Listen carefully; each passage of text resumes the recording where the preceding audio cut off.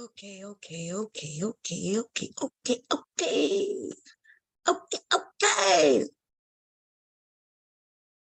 Maybe I need to start playing music when I come on, because when I'm about to talk about the Manosphere, some music always pop in my head, and it's always something along the lines of dum, dum, dum, dum, dum, dum, dum, dumb niggas, dum, dum, dum. It's always along the lines of something like that, always popping in my head. And so maybe I need to honor that thought in my head with some music, but I don't really need to do that, do I? Because, why would we honor dishonorable men? Why would we honor the, let me think about this word,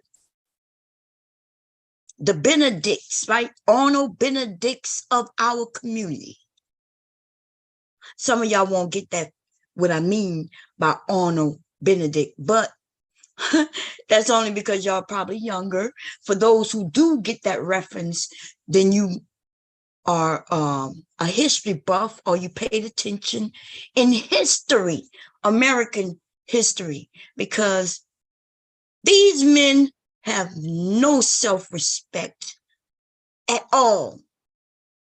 Anton Daniels, BGS, the Angry Man. I'm like, I could really go on and on and on and on.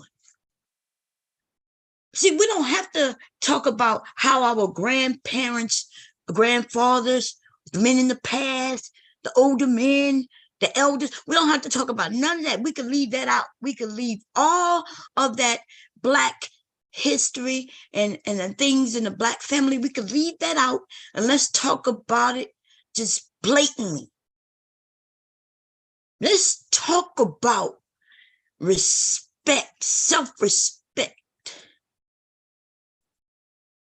from a standpoint of history, just this thing about just being a man throughout motherfucking history.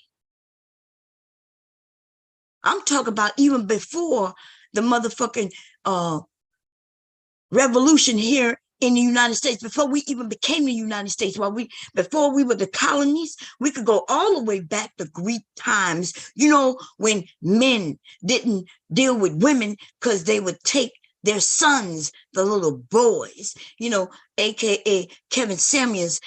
Little boys, they called them squires, and squires, they would make sure they remain quiet. Shh, don't tell. I don't want your mama, but I'm going to give you what I would have given your mama, what I had to give her in order for her to have you. The sheer motherfucking ignorance of that nigga mentioning molesting of little boys in order to make his point that men do not need women. And these motherfucking Manosphere men, that would include Angry Man, BGS, and so many others. I'm talking about Bernard Riley, motherfuck all these niggas. These niggas stood still, and they stood firm in that, yes, we would rather have sex with our little boys than to have anything to do with women. The sheer motherfucking disgust. But let's leave that alone, because this isn't about the dead, the very dead, the very, very motherfucking dead at this point, Kevin Samuels. They get mad, someone's gonna come around and say, oh, you disrespectful to the dead. Fuck that nigga when he was alive, and fuck that nigga now. And he got exactly what he deserved. And no Black woman gave it to him. The universe paid him in kind at the very young age of 56 years old. He was getting paid in kind way before that, though, if you even listen to any of his life story. He's been battling something with his health since he was a very young man. But okay, Benedict honors, let's get to that. So, you know, throughout history, there's always been this thing, especially with men, of honor, you know, in all types of cultures. There's cultures where the men will kill themselves in honor. In case of dishonor, they kill themselves to make sure that their family remain honorable. Women allow their fathers or their families, but mostly the fathers, to sell them to other men. You know why women allow that? In the name of family honor. All over this all over this universe, all over this earth, right? Because I can't speak for the whole universe, but here on this thing called earth, all over, there is different types of how should I say it, different types of belief systems, and all of them, or most of them, have something to do with what is considered honorable. And honor, it surpass your life. See, because where you may do something that's disgraceful and dishonorable, in order to make sure that doesn't push off to your family, that would be your wife, your children, your sons, you would absolutely suffer the consequences on behalf of your family and you know, and their future. But the Black man here in America, though, the ones who stumbled across these Benedict Arnolds, well, they don't care about honor. They don't care about their family members. They don't care about their wife, and they don't care about their fucking children. See, that's why, you know, see, the difference between the white manosphere and the Black manosphere, as far as most of us women are concerned, and I'm talking about mostly all women are concerned, is even though we may get with a man who fuck us over, we may get with a man and marry him and have his children, and he may cheat on us, he may beat us, he may do all kinds of shit. You know, the one thing most women could put up with that, as long as this man is taking care of his children. That's why you'll find women, white women, getting beat and all kinds of shit and still staying in place, because she cares about the children and the well-being of them, and she knows that this father is going to make sure that the children are okay, even if she has to get the brunt of his abuse. But ergo, let's move forward to the Black manosphere. The Black manosphere who wants something called submission. He wants to abuse us while announcing that he don't give a fuck about his children. Oh, so you don't care about the children? Oh, okay, well, listen. You don't care about the children, then why would I be here and allow you to abuse me? Why would I submit to you? Why would I care if when you come home that you have a warm meal? Why? I wouldn't, and I shouldn't. These men want to be able to mistreat us, and they don't give a shit about the children. And since they don't seem to understand, I'm going to explain it to them today. You don't care about the children? Oh, you mean when you come home and me and the children are at home and you've been out working all day, right? And you don't want me to feed the children. I got to feed you first. You've been out all day. We can't eat until you get home. And that makes sense to you? Okay. So let's be clear.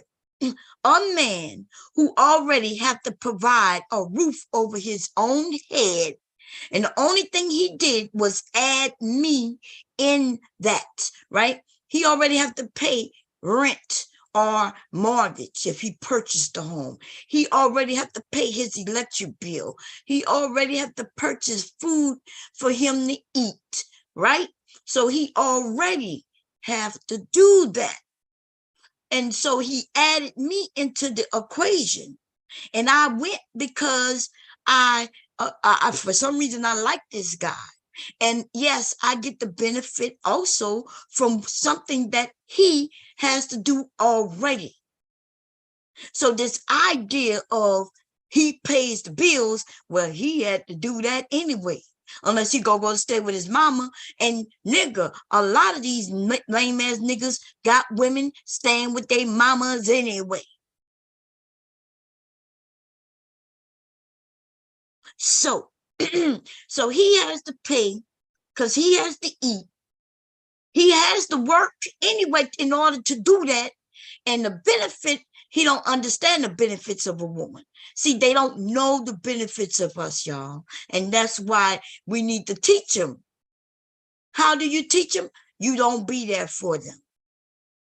How do you teach a man who disrespecting you and making it seem like that in which you provide is worthless? Then you don't do it. You show him just how worthless it is. If my husband was one of them people who complained about everything I did and made it seem like I wasn't doing nothing in everything that I do, well, then I guess you have to teach him. You have to teach him you don't do it anymore. And when he come home and there's no food there, then I guess he realizes just how valuable what it is that you do is. He knew it was valuable when he decided to make you his wife, though. Ladies, do not let these men trick you.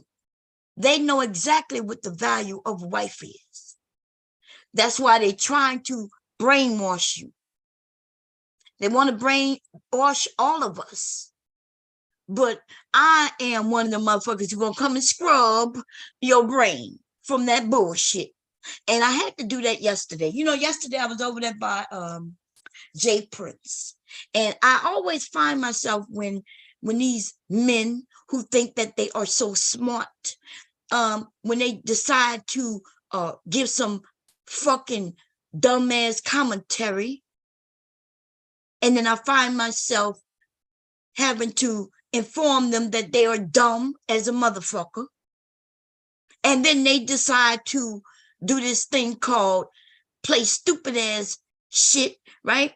And as long as two or more of them agree with the dumbass shit, then the dumbass shit happens to be the reality.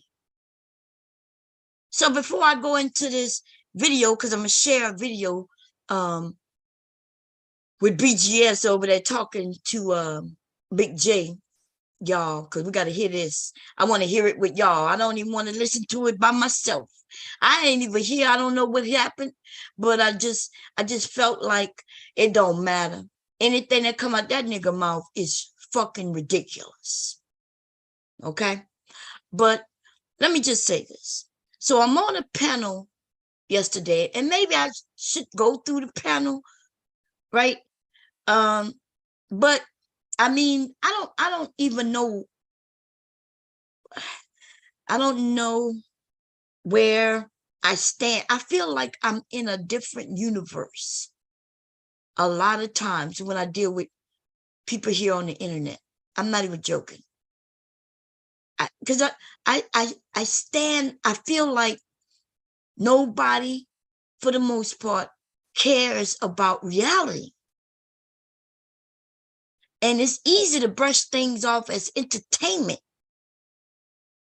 But like I said a couple of days ago, entertainment can easily become your reality mentally, because the way the brain works, you hear something so many times, if enough people seem to agree with it, then people, if you don't know whether it's the truth or not, people tend to go with where everybody else seems to go with it. But y'all know these niggas are not educated, so why would you do that? Why would you do that? I find myself in that predicament every time, but that's because I'm among the same dumb motherfuckers. The same dumbass niggas get on the panel. And then even when they disagreeing with themselves on the panel, check it out. They could be one, they disagreeing with each other on the panel. I may get up there and I'm agreeing with one of them, right? Because one of them is right. But as soon as I agree with the one, the two of them band up to disagree with me. And then there I am, right? I'm there fresh for the killing. At least that's what they think. They think I'm there. See, remember, I went up there to agree with one of them. But as soon as I agree with one of them now, because they had no women on the panel to beat up on, there I am. Now, so I went up there to support one, and the one I was supporting, he turns to the other, and then they both start telling me I'm wrong. And then I said, wait a minute, I was agreeing with you. You think that matters? That doesn't matter. What only matters is these men are not here to have honest fucking conversations. They're not. They're not here for that. They're here to beat up on you, ladies. So when I decide that I'm going to smack the fuck out of them, then that's what I'm going to do. And wherever I take it, how low I decide to take it, y'all ladies, y'all just calm down, be cool, because I start seeing that I may start trolling these niggas like super hard. And then the women start, oh, she don't speak for us. No, I do not speak for your dumb ass. Because if you don't understand what's going on, then you just as stupid as them niggas. You see how that worked? So yesterday, was it yesterday? No, it was the day before yesterday. It actually was yesterday. I'm sorry. I had a doctor's appointment, so I couldn't go to sleep. So I'm a little. So it was yesterday morning. It was early morning when I got on the panel. Maybe about 3 a.m., right? I'm on the panel, and it was just a basic little conversation, nothing too big. When I go over and I say hi, I get invited to the panel because, I understand people up there tired. They want to keep everything going. I have no problem doing it. I have fun over there by J Prince. Anyway, so the conversation was about, relationships.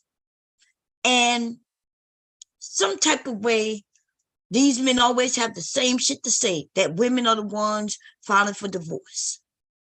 So I was telling them that they don't understand what love is. And I had, before I could even go into what the definition of love is, which right now I'm telling you the definition is respect. It's absolutely trust and respect.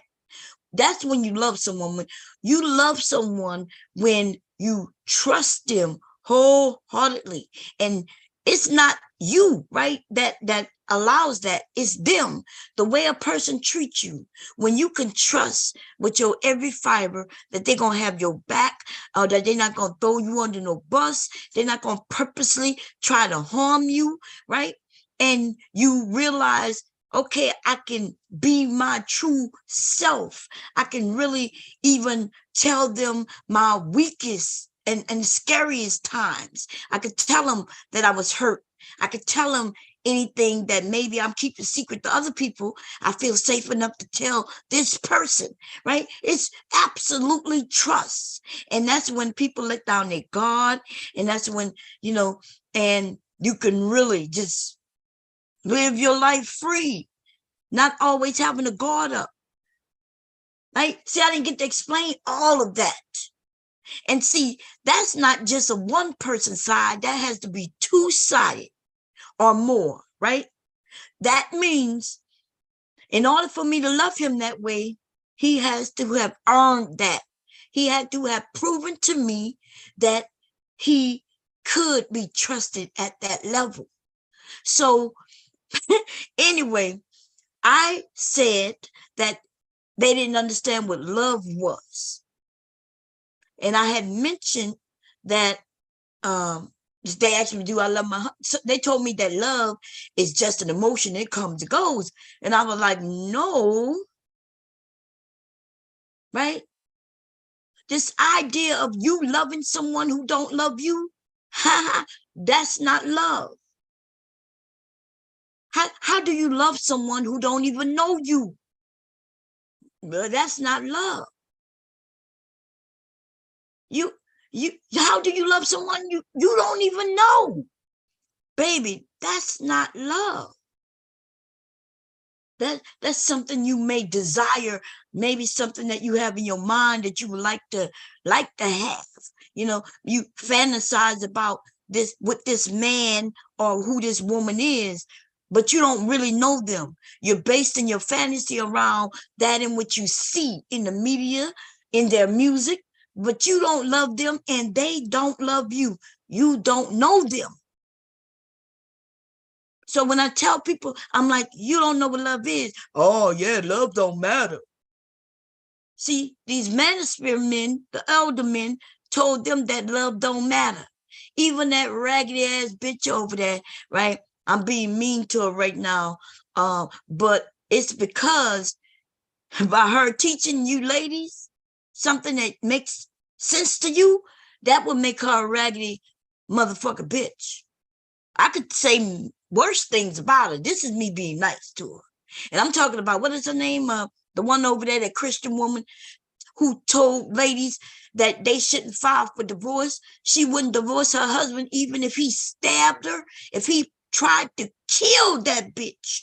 She tried to tell you black women that you supposed to stay married. She out of her motherfucking mind. And see, they call me wild. See, I'm the wild one. But I'm the one married though. I'm wild. Yes, you know what's wild about me? The fact that people ask me stupid ass motherfucker questions, and then you don't like my answer. Now see, but most of the questions I get asked on the internet, my husband has never posed to me. So if you ask me something and I've never gone through that, like I've never had my husband say, well, you know, what if I tell you you can't have a Facebook account? What you gonna do? And you see, and that's what those the type of questions I get asked. Like, but Bob, what if your husband decides that you can no longer dress the way you dress? And I'm thinking to myself, like, they're asking me questions that I've never even faced. And so I give you an answer and they don't like it. The answer is, I would have never been married to a man who thought that he was my daddy. Now, in the beginning of my marriage, though, just like my husband didn't know how to be a husband, and I didn't know how to be a wife. And this idea is that, are you a wife before you're a wife?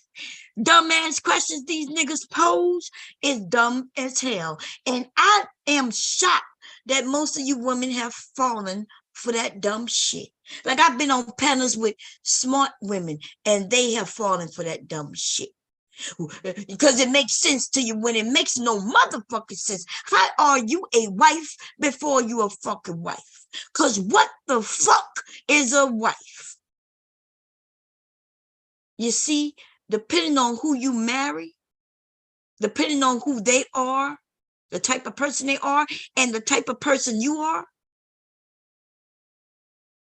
until you know who you are and who you're dealing with, you don't know what type of wife they require. Who do they think as a wife? Who are you as a wife? Like, what the fuck? Unless there's some plain definition that says, In order for you to be something called a wife, you need to be this, that, and the third. Like there's a long list, and everybody have come together and said, okay, yes, this is a wife. And everybody, for the most part, or let's say the majority of people across the board, because language isn't just in a particular neighborhood or in a particular state or in a particular country, right? In those who speak English, there is a dictionary, and for the most part, everyone has agreed that these words mean this. Whoever makes the decision. Because I know I've never, in my 53 years of being here on earth, I've never been asked, what do you think this word should mean? So I'm saying that for English speakers, there is a whole entire motherfucker books on what words mean. We not only know what words mean, but we know what the opposite of words mean. We also know what words that are similar mean and those words, right? There is something called language in America. And then there's these things in other countries as well. But you know, even in other countries, did you know that even though we pronounce words or say words differently, the words still across the board mean the same thing? The wife in America pronounced as wife, right?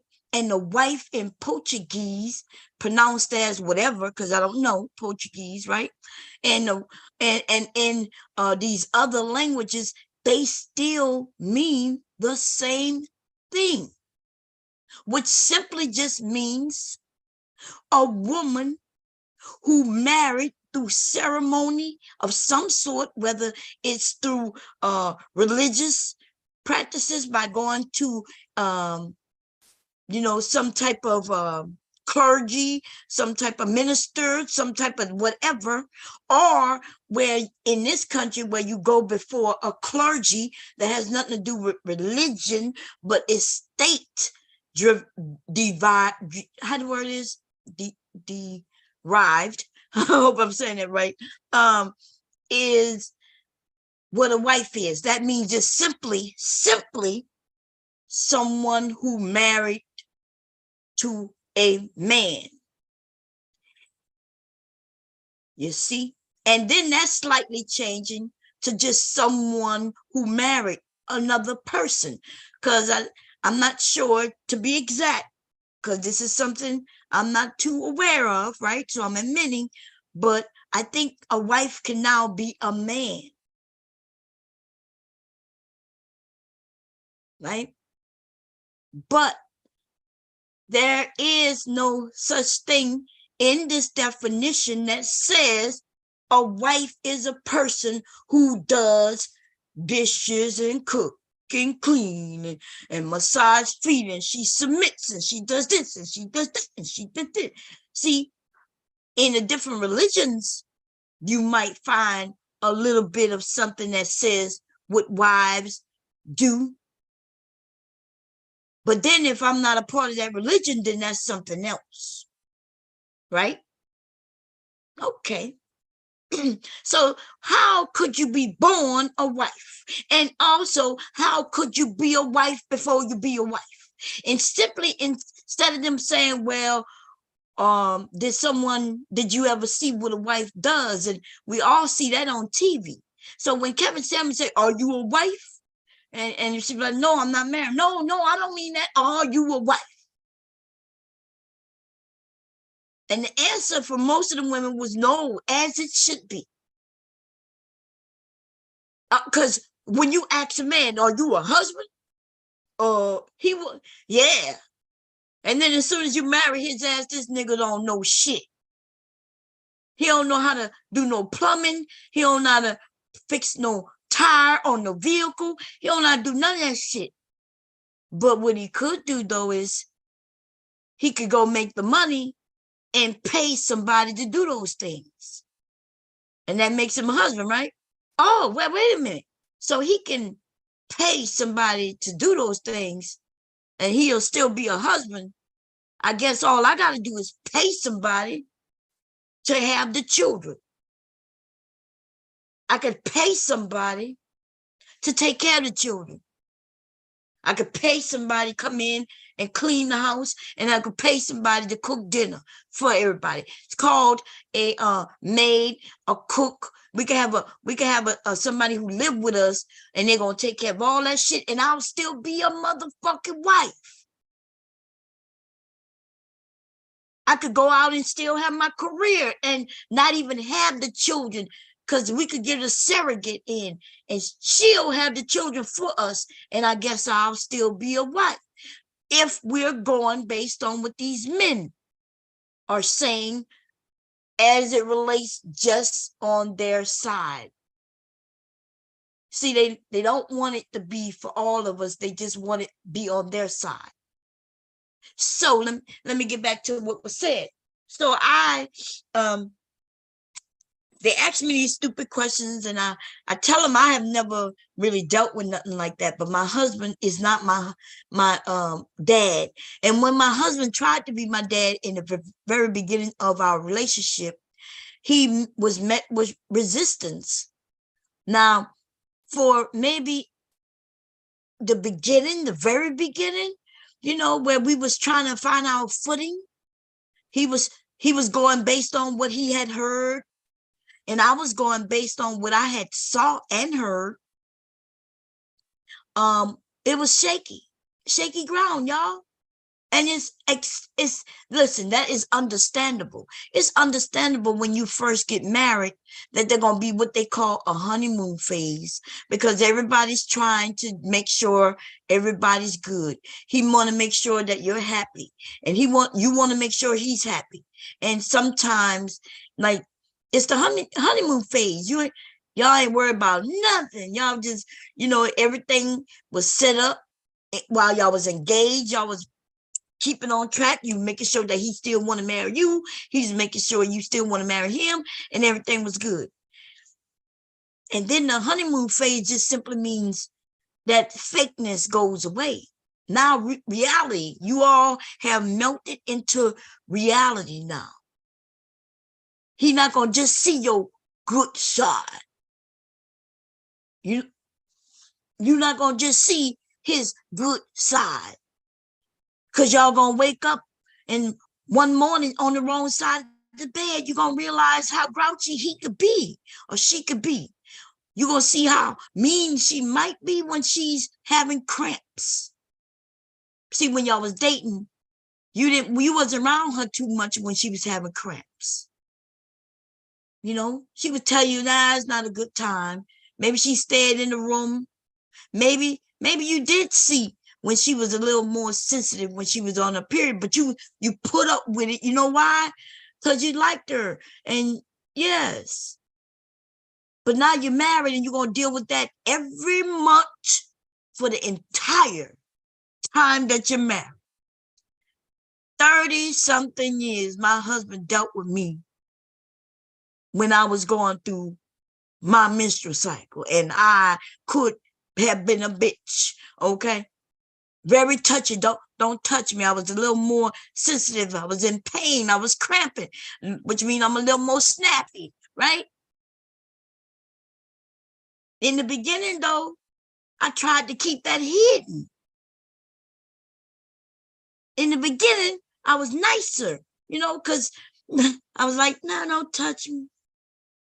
Stayed away. But eventually, he wanted to know what's going on.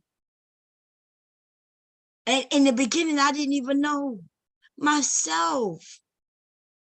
I didn't always know that I was just grouchy around that time in the month. It took years for me to realize that, damn, I do snap at him. And then I started correlating and figuring out, why am I snapping at him? You know what I mean? Because he started to inform me, like, shit, every month, there's a time when I start snapping at him. I'm like, really? Yeah, I know to stay away from them at certain times. Like, for real? Huh. You know when I learned that? Marriage counseling. And the marriage counselor is the one that said, well, do you recognize when that's happening? He was like, yeah. I was like, when? He was like, yeah, when you going through that time of the month. I'm like, really? And you know, the goddamn counselor said, well, you know, a woman goes through this and that and that and this and this and this and that. And so I was like, what? And he was like, what? And then now, and he became more understanding, and I became more aware. I became more aware that I'm a little more touchy, a little more snappy, a little more mean, quick to just go off when I was on my period. You know, but I did not realize that, and we was damn near 20 years in the marriage. See, today we got the internet. You have lots of people like myself and other people telling y'all and giving y'all the information. So maybe if you find yourself that happening, or you find your wife doing certain things, that you may say, damn, yeah. Way before you get 20 years into a marriage. You see? But anyway, back to that conversation. The guys then decided to say that, yeah, women want to be in control of everything. Because I simply say, hey, if hubby's at work and he's supposed to be home at 5, and then I wake up or I look up, right? Because I might be sewing, I might be online, I might be doing something. And I look and say, damn, it's 7 o'clock. And I look at my monitor and see hubby is not downstairs. And I might say, let me give him a call. And when I call him, he say, oh, yeah, I'm with the boys. I said, okay. You know, the men was making it seem like I wanted to be in control because I called him. And I said, well, all I did was call him. Like, he usually get home at 5. That was my scenario, right? My husband usually get home way before 5. That was the scenario, though. Scenario is he usually home at 5. It's 7, and I call, and they went straight to me trying to be controlling. That, you know what them niggas never thought about? Accidents happening. All kinds of shit happens. Somebody could have been in a car accident, stranded somewhere, and me calling may be the beginning of me trying to saving somebody, right? Maybe he could be in the middle of an accident. They don't know who he is. I call and police answer and say, yeah, accident happened. You need to get to the hospital. No, they ain't think about none of that shit. The only thing went straight to the motherfucking niggas' minds was that I was trying to be controlling. See, that's how I know they ain't married. But I could have sworn one of them said that he had been married, but he divorced. And I clearly understand why that nigga is divorced. Because somebody online told these niggas that they get to do what they want when they want, and there should be no questioning or nothing from a woman. All we should be is their helpers, their helpmates is the term them niggas and them dumbass bitches provided to you all, and y'all will eat that shit up. A woman is just a helpmate. You know what that means, though? That means you're the help, baby. You're just the help. And just because they put the word helpmate, the word mate on it, don't make it no much better. You the help. And y'all ass eat that shit up. Yeah, I'm supposed to be the man's helpmate.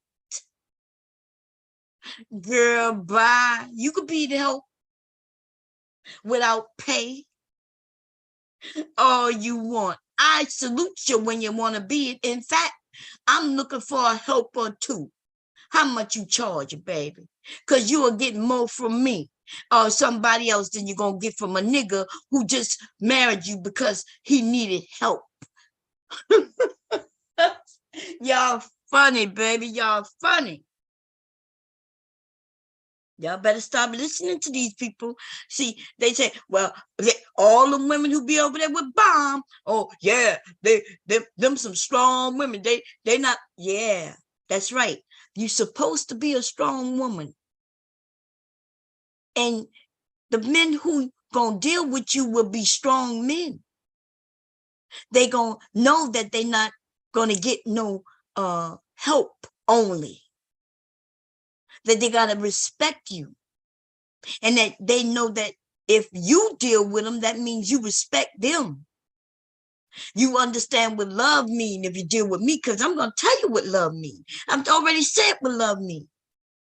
I'm a fine example of somebody who loves someone, because I love my husband. And I'm not even joking. I don't love him when he's rich, because he's not rich. He's never been rich, and I love him. And if we become poor, like I told you all that I remember me being in a shelter and I loved him then, yo. He wasn't making no six figures and I loved him. What the fuck? My husband was making no six figures when I was having his children. I wasn't always a stay-at-home mother. In fact, even when I was a stay-at-home mother, I still worked. Y'all do know that, right? Because I say it all the time. I worked on the internet. That means I was bringing in money. So these niggas, right? They always got something to say. Oh, you gonna be the reason these women, you gonna have these women. Nah, see, I'm not a woman who gonna tell you women that you need to be enslaved by men. I'm not also gonna be the woman who gonna tell you that you can't have fun. Then they'll lie and say that when I'm answering a question about me, they're asking me the questions and I'm giving them the answers. And then they'll lie and make it seem like I'm on here trying to get women to be on Instagram or OnlyFans. And that has never, I've never sat over here and told women to go be on OnlyFans. But if I did, though, you know how many people I would have over here? Because you know what? I would teach you how to make money. And I'm these days, you're making good fucking money. See, back then, y'all, we talking a couple of hundred a week, 3, 4, 500 a week. And today, we talk about $10,000 a month. That's how much them women are making on OnlyFans. That's a big ass difference. And the truth be told, if it wasn't for my kids and shit, man, I'll be making money. I decided that I'm gonna be a grandmother. I want to be a grandmother, so I'm gonna be a grandmother. I'm trying. It's tempting as hell, because I think I could be a better grandmother if I was making, a 7 figures. I think I could be a better grandmother. I don't know. Sometimes I'm all in my head and I be trying to think, damn, I'm not making no money now, but if I go over there, I can, you know what I'm saying? I could pay for their college in a year. And Leak is only 4 years old. But that's not me, right? But these niggas be pushing lies on women. And listen, you watch them do it to me, and I watch them do it to you. And that's all they want to do. They are the motherfucking niggas who really are the worst kind. And I'm not joking. Benedict Arnold, right? Benedict Arnold was a traitor of the worst kind. That's who Benedict Arnold was. That's who these black men are in the black manosphere space. And the thing about it is, they push it off as because they make money that is good. But these niggas have no honor. They'll sell their mamas, their wives, and we watch a lot of these black men sell off their fucking children. They do not care about their children. And I'm going to tell you, these black men are not respected nowhere. They know you have no honor. Zero respect. Anton Daniels have no honor. BGS, they have no honor. These motherfuckers, all they talk about is what they want, but they don't give nothing for it. And they are against the weakest person that's closest to them. And that is their children and their fucking women. Their children and their women. They don't give a fuck even about their sons. Like even in other cultures, they will sell their daughters, yo. They sell their daughters for the sake of the family. So they'll sell this daughter because in order to feed the rest of the family. If they only have daughters, yes, they're going to sell their daughters for the sake of the family. If they have money, then they don't sell their children off. They would sell this daughter so the sons, the mother, and everybody can eat. And that is thought to be honorable in their culture, though. Only a raggedy ass nigga in our culture would go over there and buy one of them women and turn her into his wife. You dumb, stubborn ass nigga. And then she don't get to get anything much better except her family was able to eat. Right? Her family was able to eat. And now she got to deal with this nigga who kind of portrayed himself to be one way, but he's another. Just so she could come to America, though, which is a good thing. But then she is with this man who really couldn't afford her. The nigga put her on layaway. And now she living the layaway lifestyle in America. And she got to go to work. Her family, sorry that they sold her to him. Right? Because now she got to produce kids for this nigga. And she trying her best not to produce any children. See them women in Korea, when they come over here, when they marry these black men, they are not having children for these men. The only way they having children is when that man, like let's say he's a military man, because that's mostly who end up marrying those women, right? When it's a black man. When it's a black man over there, he got the worst one. They won't even sell a woman to this black man unless she's already been used as much as she could be used. So he already got the bottom of the barrel. They do this for several reasons. Like for this woman, she may have gotten pregnant a couple of times by other white men. In their culture, she's now less worthy. These black men don't know, though. They don't care, right? White men look at him and he don't want to deal with it. Black men, on the other hand, don't give no fucks because anything other than what looks like them, they think is valuable. Oh, anyway, I'm gonna leave that alone for now. Me and my husband gonna have a conversation about that. He and I already talked. We're gonna talk about the career, his time in career, and let him tell you about that.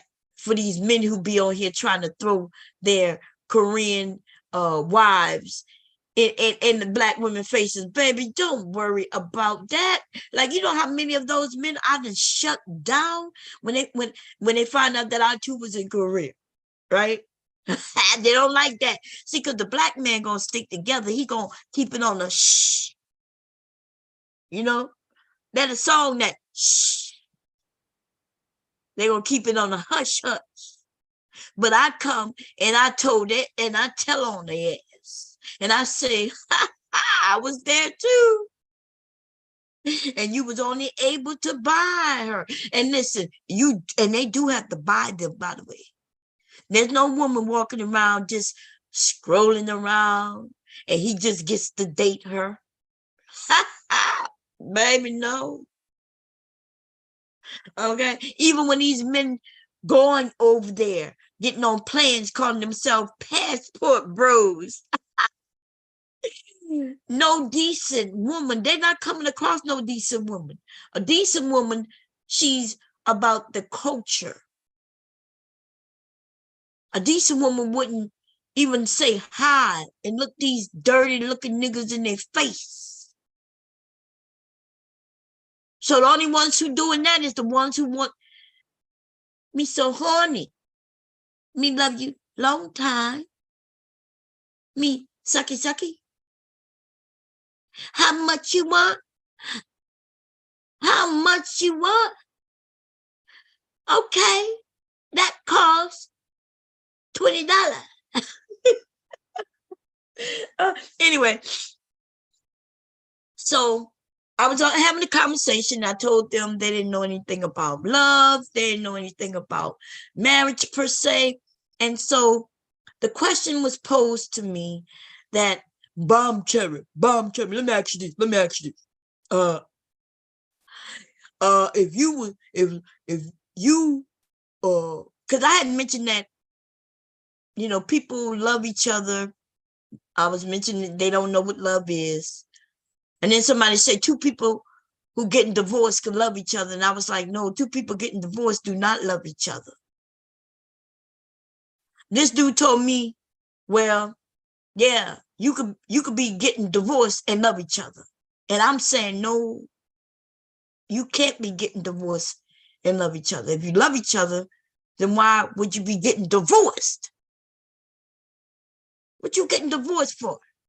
And then he's like, well, I got a baby mama, and you know I wouldn't want nothing to happen for I got love for her. And I said, dude, what you talking about? He said, well, I don't want nothing to happen. I wouldn't want nothing bad to happen to her.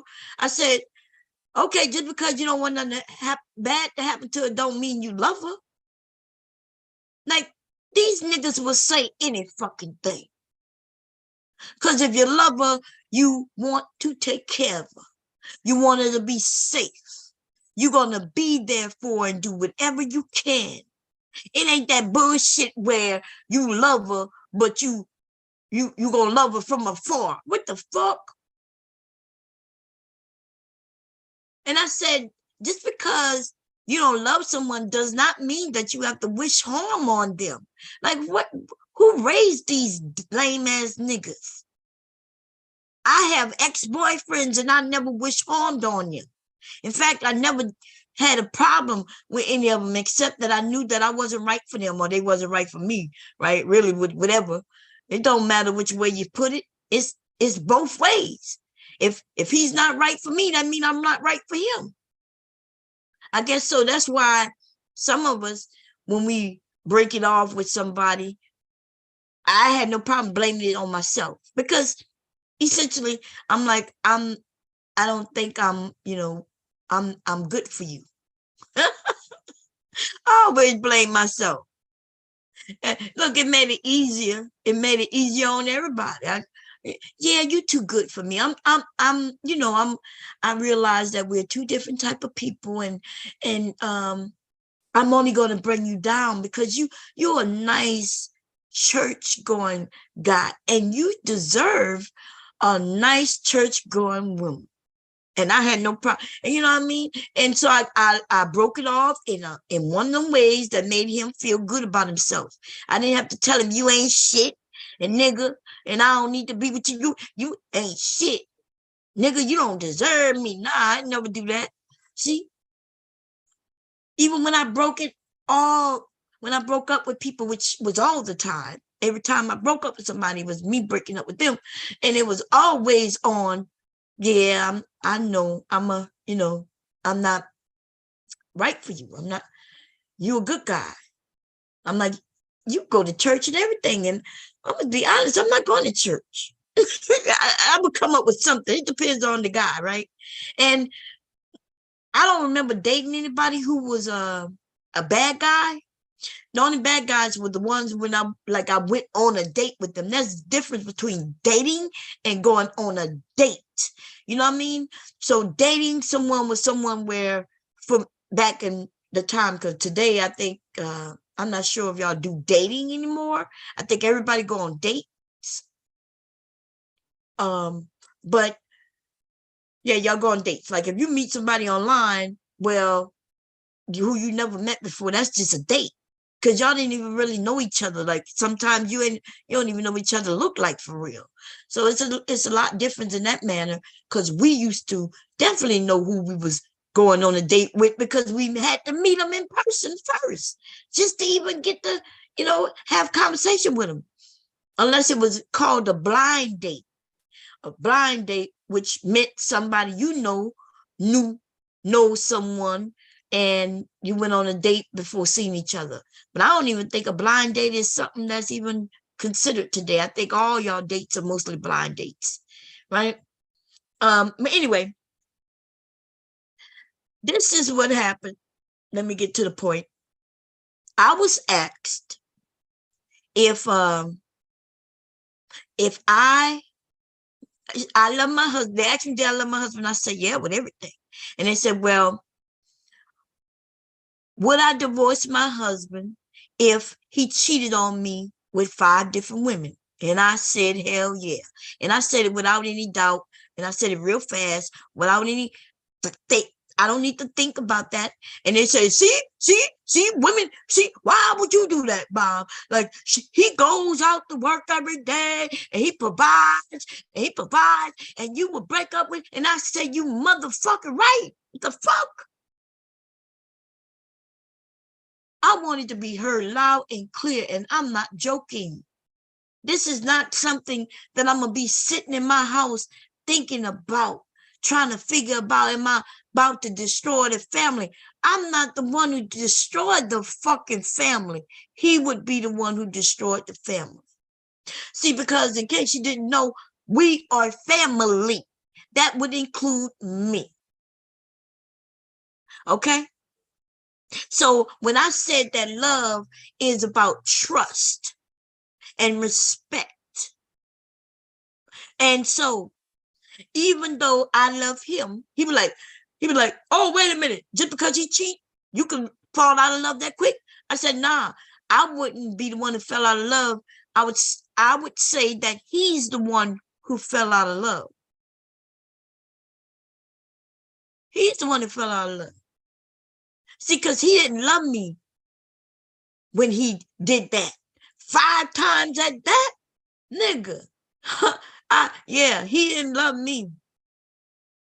He didn't love me. He didn't honor me. And he's untrustworthy, which means I no longer trust him.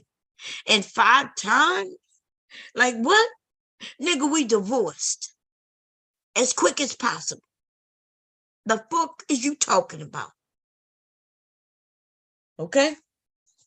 Oh, no. See, you women, y'all the ones. I said, yeah. You see? And that's why y'all got the high divorce. I said, oh, so it's my fault? He cheats. He breaks up the family. He destroys the fucking family, you dumbass nigga. He destroyed the family. The fuck y'all think this is? You think it's going to be some trust going around? You think when he come home from work, after I find all this shit out, we just going to sit down, have dinner like nothing happened? So what? So we supposed to what? Do what? that you think he want to hear art, we're going to be arguing, because that's without a doubt. We're going to have the discussions, and it's going to be bad. Because the more this person love you, the worse this shit going to get. I don't think you men want to brainwash women into thinking that it's okay for you to cheat. Ladies, and y'all, if y'all fall for that shit, y'all got to be dumb as rocks. This nigga said 5 times. Now, let's say he said, because I have said in the past, like if hubby cheated, it's not that simple for, for you to be getting divorced. For me, it depends, right? I'm talking about me. Like, let's say I found out today that hubby cheated 10 years ago. We would have some discussions about it and all that shit. We could get over that, right? Let's say though hubby cheats today. Oh, he gonna go through a lot of hell. The fuck? These niggas not only want you to be okay with it, but then they don't want you to bring it up no more. They want to be smooth sailing. The only way we will be able to get through it today is that he gonna put up with a lot of shit from me, from the woman. See, but the men are the ones who can't take it. They do the thing that destroys the family. And now she being petty, it always coming up because, like, he don't want to be accountable for what he's done. Like, for instance, you think if hubby cheat, I find out, and then I don't kick him out or nothing, right? We still going through it, but we're going through it. You think he can not come home from work? You think he could go and say, well, oh, I'm hanging with the boys, like, nigga, you ain't got the freedoms no more. That's some shit you got to earn. Lost all of that trust. He can no longer just get off from work and go hang with the boys. No, he know he better bring his ass straight home. And if he 5 minutes late, he better tell me exactly where them 5 minutes was lost at. Oh, there was an accident. Look, he better call me while he's on the highway behind that accident. I'm gonna probably be home a little late. I'm gonna be home like 2 minutes late, but that's only because there's an accident on 95 right now. Yeah, and so I'm on my way. He would get treated like he's a child. And that's why y'all don't like. Y'all don't like that. I wouldn't like it neither. But when you act like a child, when you're not trustworthy, and you're proven to not be trustworthy, and yet you claim you want the marriage to work, then you got to deal with the repercussions. You deal with what you got to deal with until she feel good enough to start letting that shit go. If you got to go through marriage counseling or whatever. But let's say hubby decides, I find out, we argue, and then the next day he said, well, I don't want it to end. We're going to work through it. And I say, okay. And he got to go through the argument, every time I throw it in his face because of something. And then he tell me he don't deserve for it to be thrown in his face every day. He gets to do what he want to do. Then when I find out it blowing his face, he going to then tell me how we going to handle it. And I got to abide by how the way he want me to abide by. You got me fucked up. He gonna deal with it the way my emotions want to deal with it. And if I decide to throw it in his face every day for 2 years, then I guess he gonna have to deal with it or not. And if he decide not to deal with it, then bye-bye.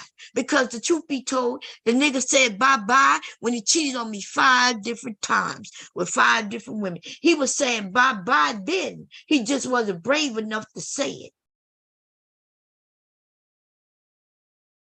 You see? I bet you he was telling them bitches, them women, that he had already told me bye-bye. See, the thing is with men who cheat, y'all don't just lie to the woman you cheating on. You lie to the woman you cheating with. You're not even brave enough to handle yourself and conduct yourself like a grown-ass man. Women ain't got to lie to the man she cheating with and say, yeah, I left him. Because she ain't got to lie to him and him. She might, if she lying to her husband, she ain't lying to this other dude. You men will lie. You lying to your wife. You slept with that one and that one and that one and that one. You leave a whole trail of fucking destruction.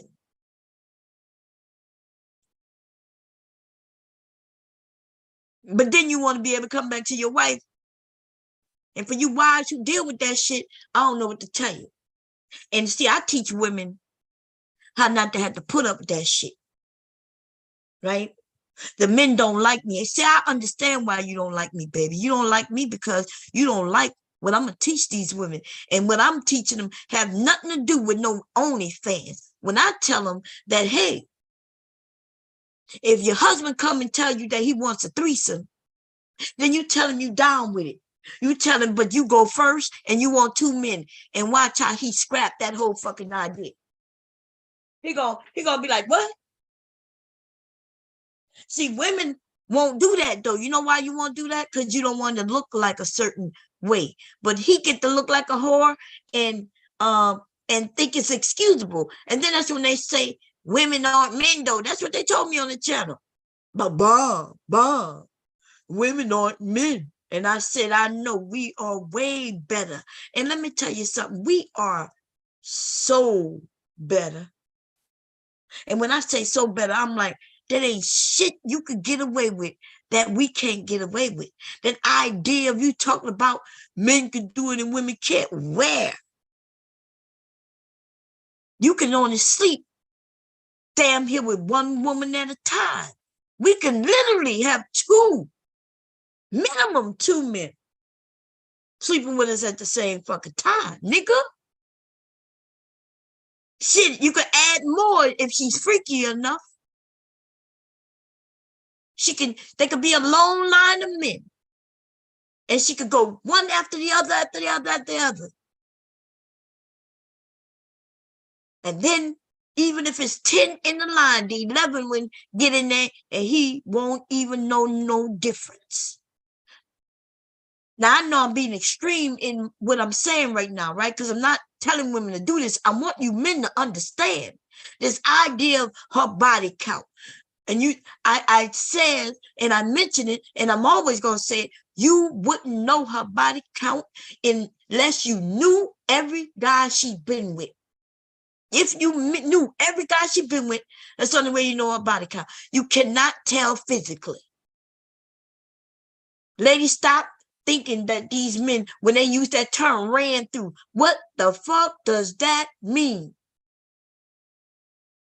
Because women, our bodies are made a certain way. We have fucking babies, 10 pounds and up, big ass motherfucking heads and shoulders coming out like linebackers. And these niggas think that we get ran through. When they say that term, they're using that in order to get you in a mental state where you feel like, yeah, I don't want to be ran through. These niggas don't want you just simply because you want to be the good girl. In fact, you gonna be the one they gonna use and abuse. You the good girl. When he realized you the good girl, you ain't giving no pushback. You ain't giving. Most of these men gonna run right over you. Some of you already know you the good girl, and you messing with this dude, and this dude had no problem getting you pregnant. As soon as he realized you pregnant, he walked out that door. A nigga would not dare walk out the door on me. I would beat and bust a nigga in his head. What the hell? Like, I know y'all know there used to be shotgun weddings, right? Oh man, listen, that shit left with the parents, but that doesn't mean that you as an individual woman cannot bust a nigga in the head. You let this nigga know, oh no, I'm not the one. If you get me pregnant, we gonna have some consequences. Let them know you still believe in shotgun weddings, but maybe not a wedding, but nigga, you gonna take care of this child. I had girlfriends who, when she got pregnant, she wanted to act like, well, I had a girl, I used to say, hey, did you tell him? Like his family wealthy, right? right there. I know exactly who this people is. She knew because we met these guys together. Like she done had 2 children for this same guy, and she never wanted to let his family know that she had his babies. He never want to have nothing to do with it. I'm like, girl, what is you doing? Oh, well, you know, I'ma just take care of it myself. Girl, like she was 19. I'm like, what are you talking about? I'm like, you need me to go whip that nigga's ass and knock at the door and tell his family for you? Oh no. I'm like, well, what you gonna do? See, my family though, see, my dad wouldn't put up with that shit. So that meant I wasn't gonna put up with that shit. I would have had to deal with it myself, because if my dad deal with it, he gonna kill somebody. If I deal with it, I let this nigga know, look, me busting you in the head, that's the least of your worries, nigga. We got to do something. Because my daddy's not gonna play this shit. You know what I'm saying? They done already met my dad anyway if they was dealing with me, you see?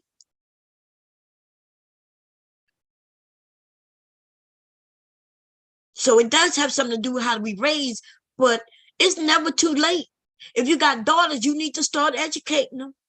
They don't need your daddy to be there. You let them young ladies know that whoever they deal with, because see, we cannot control these men, but you can let them know from the jump. If I get pregnant, what we gonna do? And if this nigga ain't got no answers, that'll make sure that he gonna always wear that protection, because we all know both of us can be persuaded to take that condom off. And we talk about real world situations.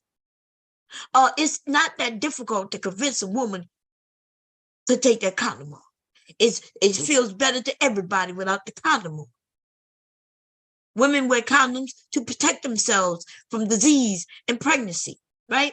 Once she start trusting you, y'all could go to the clinic and make sure you're good with the diseases. But pregnancy, she still got to worry about that. That's a conversation women have to have. What if I get pregnant? You put him on notice that you are the type to think ahead of time, young lady, when you ask this man, what if I get pregnant?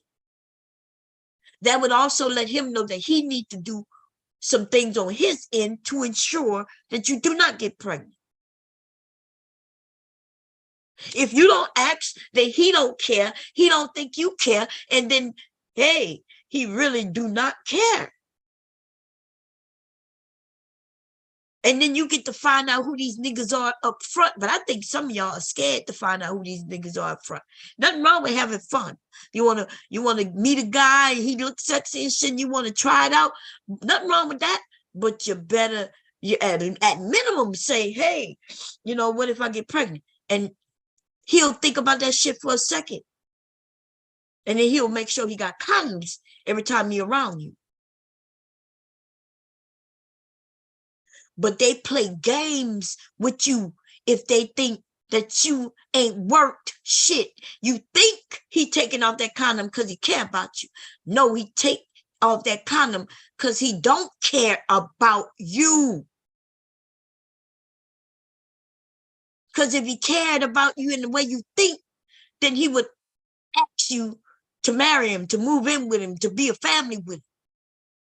That nigga don't care about you because he sees that you don't care about yourself enough, because you don't want to ask the hard questions. It's not even fucking hard to ask a nigga, what if I get pregnant?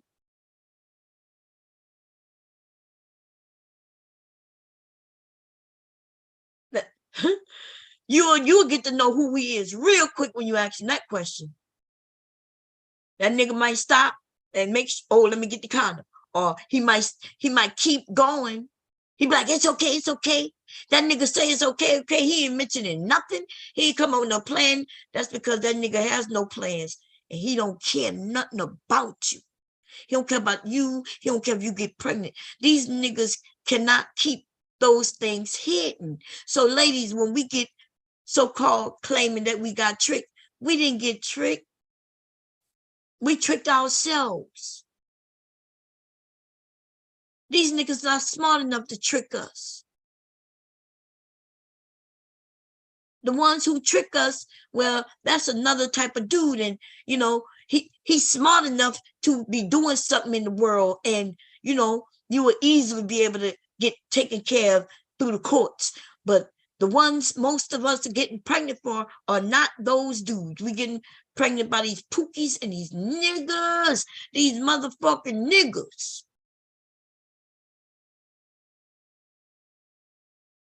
Because these niggas have no honor. A nigga tell you that it's all about the money. Some of these bitches, they just like it. See, you selling everything. They don't listen. All they think about is, I got some money. They spread lies to you. They got some money. I'm going to tell the women this. I got some money. The men going to give me money because I'm shitting on the ladies. Even though I'm a woman, I'm going to shit on them. They'll claim they got problems with women.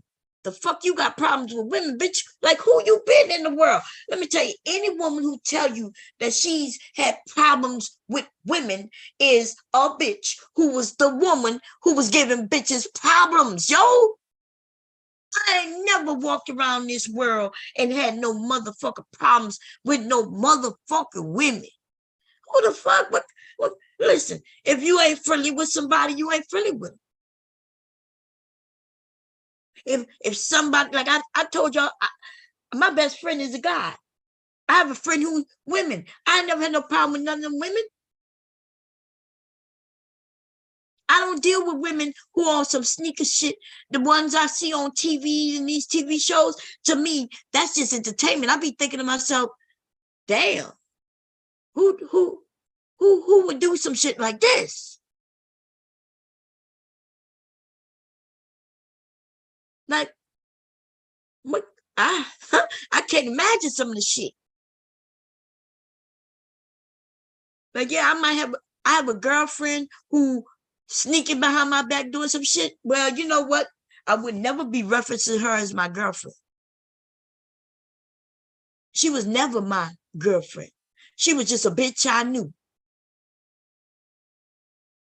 She's just a bitch I knew and who maybe I like hanging around, because I did have a friend. But I used to like hanging with her, you know. We would go, she would get in my car with me, and when I wanted to go to New York, you know, I knew somebody who would ride with me. But other than that, shit, that's it.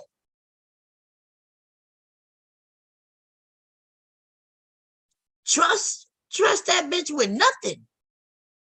Anything I gave her is because I gave it to her. I never gave her nothing and expected it back because I knew I wouldn't get it back. You treat people the way they are and how they come to you. But nope, some of y'all want to live imaginary friendships in imaginary world. Y'all motherfuckers want to be Barbies in Barbie land and shit, and y'all think everything gonna be cool. But you know, I'm glad they put out a movie called Barbie and Barbie land, but everything didn't always be cool. You know, they realized that it just, the real world will come and smack you right in your motherfucking face and punch you in the eye, bitch. You will be a Barbie with a black eye fucking around in the real world, baby. Dressing in all pink and shit with a black eye. Y'all better grow the fuck up. I feel like sometimes I'm having conversation with niggas who are like little boys, but they grown ass men though. They be 30 plus years old. Talk about, well, I'm just 30. Nigga, you was a old nigga. There's always younger people. Yo, some of you, when I started talking to you, you was in your 20s. Now you're in your 30s. But guess what? If I go on another program that I'm on, when I'm talking, they are young teens. They're younger than you, and they think you are old. Yeah, of course they think I'm old, but I promise you, they don't think I'm older than you. They think of me and you as the same age. These motherfuckers not saying, well, yeah, but you're old. To me, they're telling you old too. And they don't make it seem like, oh, well, you're old, but you're old. No. Young people look at you as old when you're like 30 years old. I remember being in the military and meeting the guy who was 30, and I was thinking, damn, that nigga old. 30 seems like that seems like that's so far away when you're 19. When you're 16, you be like, God damn, that's my grandmother's age. Right? So you niggas who in your 30s, baby, you old to somebody. The difference is though, you're old and dumb because you still have no life experience. You should have life experience by the time you're 30, but you niggas play video games through all your time in which you should have been out getting experience. The only thing you know how to do is play Halo and shit like that. Grand Theft Auto. You motherfuckers think that if war broke out, you really be a good candidate because you've been shooting them guns with your fucking Twitter fingers, nigga, while you was playing the motherfucking games and shit like that. That's it. You niggas, all you know is porn and fucking video games. So you like a old young nigga. You like a like it's ridiculous. Your thinking and the way you think is simply like a teenager. When I on these panels with niggas who like 33 years old, it's like I'm talking to a 16-year-old. The difference is I give 16-year-old respect in which, because I know they have no understanding yet. They still live with their parents. I'm on panels with niggas 33 years old and they still live with their parents. Now listen, living with your parent is not the bad thing. I'm talking about the fact that you don't even go outside, nigga. You won't even go outside. Like you live with your parents. You should be doing a lot of traveling. You should have a good job. You should have money saved up if you're not traveling. But no. You niggas got the video games. That's what you spend your money on. You're not even bettering your life while living with your parents, nigga. Hold on a second here.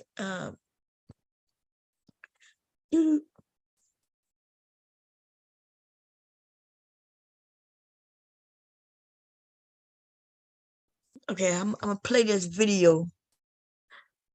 The nigga asked me, was mad at me because I wouldn't let my husband cheat. Man. And then they tried to switch the whole conversation up. So now if hubby wants to open the marriage up, I'll be like, yeah, we could do that. Shit. We've been married for 30 something years, right?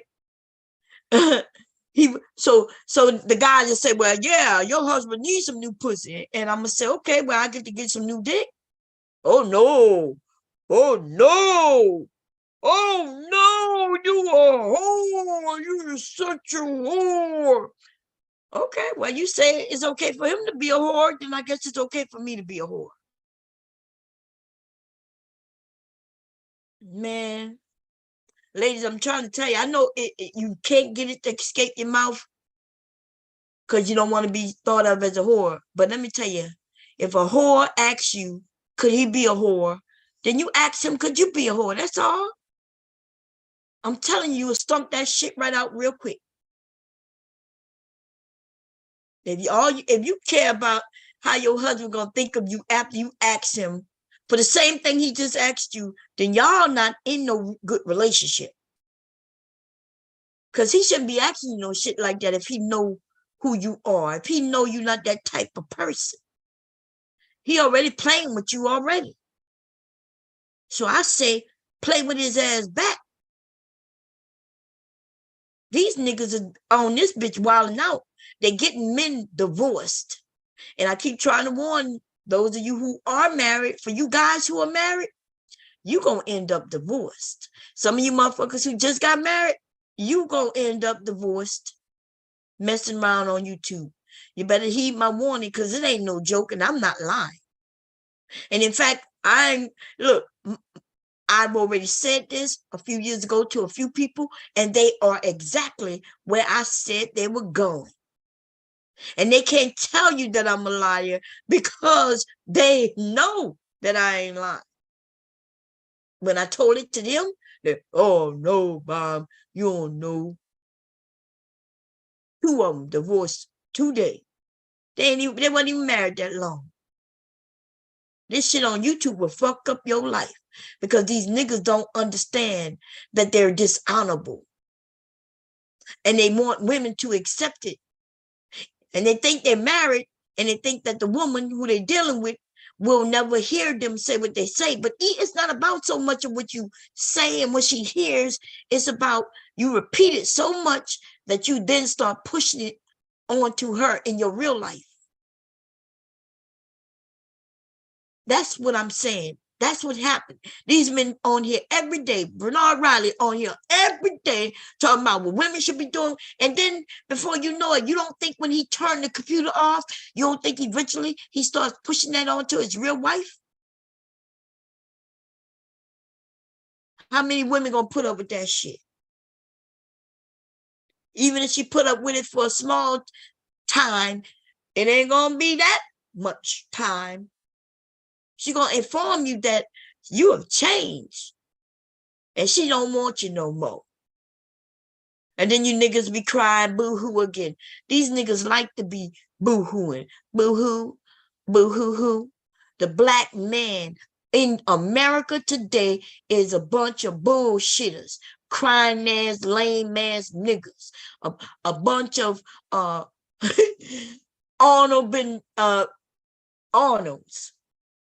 Just a bunch of motherfucking women having, no children having, wanting little girls having. Like I could name it and name it and name it. It's just ridiculous. The shit they say. Anyway, let me get to where I want to get to because I have to. Let me see. I'm not sure if it's on here or not. Nope, that's not it. There's something I'm working on. Here we go. Okay, y'all. So thanks to Big J, this will happen on Big J because I hadn't seen it yet, but I know BGS came over and I want to see how they went down since he is one of them, master manipulators, and he's also AKA supposed to be master teacher of these men. Okay, so let's get into it, baby. Let's see what had to be said. I feel bad that there's so many men out there that is taking away the respect that women have from our men because of men like that. And what I don't understand is, how do you think that you could keep talking about your women, talking about your women, talking about your women, and simultaneously gain respect from them? BGS keeps talking about this respect thing. I don't respect him as a man. I've never met him. I could just hear him talk and know that I would never garner any respect for him, not even as a human being, because he's not a respectable person. This is why many men are getting the results that they complain about. They have no self-love. They have no self-respect. They have no sense of care. Sometimes it's funny because I just be like, these men be talking like this. Nobody would want you. I'm a plus size girl. I wouldn't want none of them. So you think that these girls with these tight bodies and these big booties want you with that attitude? And then you get mad and talk about their weave because they don't want you. You got to work on yourself. But some of these men are lost causes. What I heard, they were agents of chaos. They don't, how you said in the beginning, what you preach, what your videos was about, that's what my videos were about. They were about gaining self-respect in the community before a relationship. We shouldn't even be Okay, my computer may turn off. If it does, I'll be right back, y'all. Hopefully, it doesn't turn off. Here we go. talking about relationships. We can't even respect each other. Some people don't even respect themselves. And we talking about getting in a relationship. So yes, we would love our men to be in power. We would love it.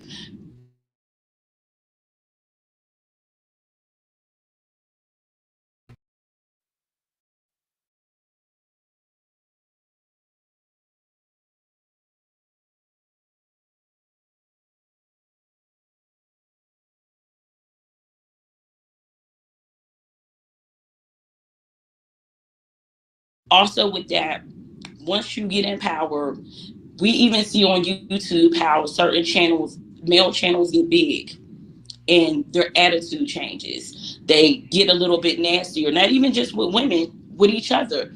Men will go on each other once they start making money on YouTube. Oh, how much money you make? You ain't got this. You driving this. You driving that. Don't no woman want nobody like that. So now you in power, and this is how you act with your power.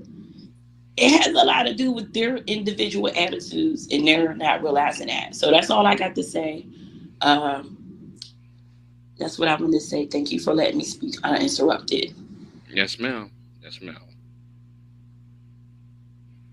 So I guess the master teachers here on the panel. That's what they call me.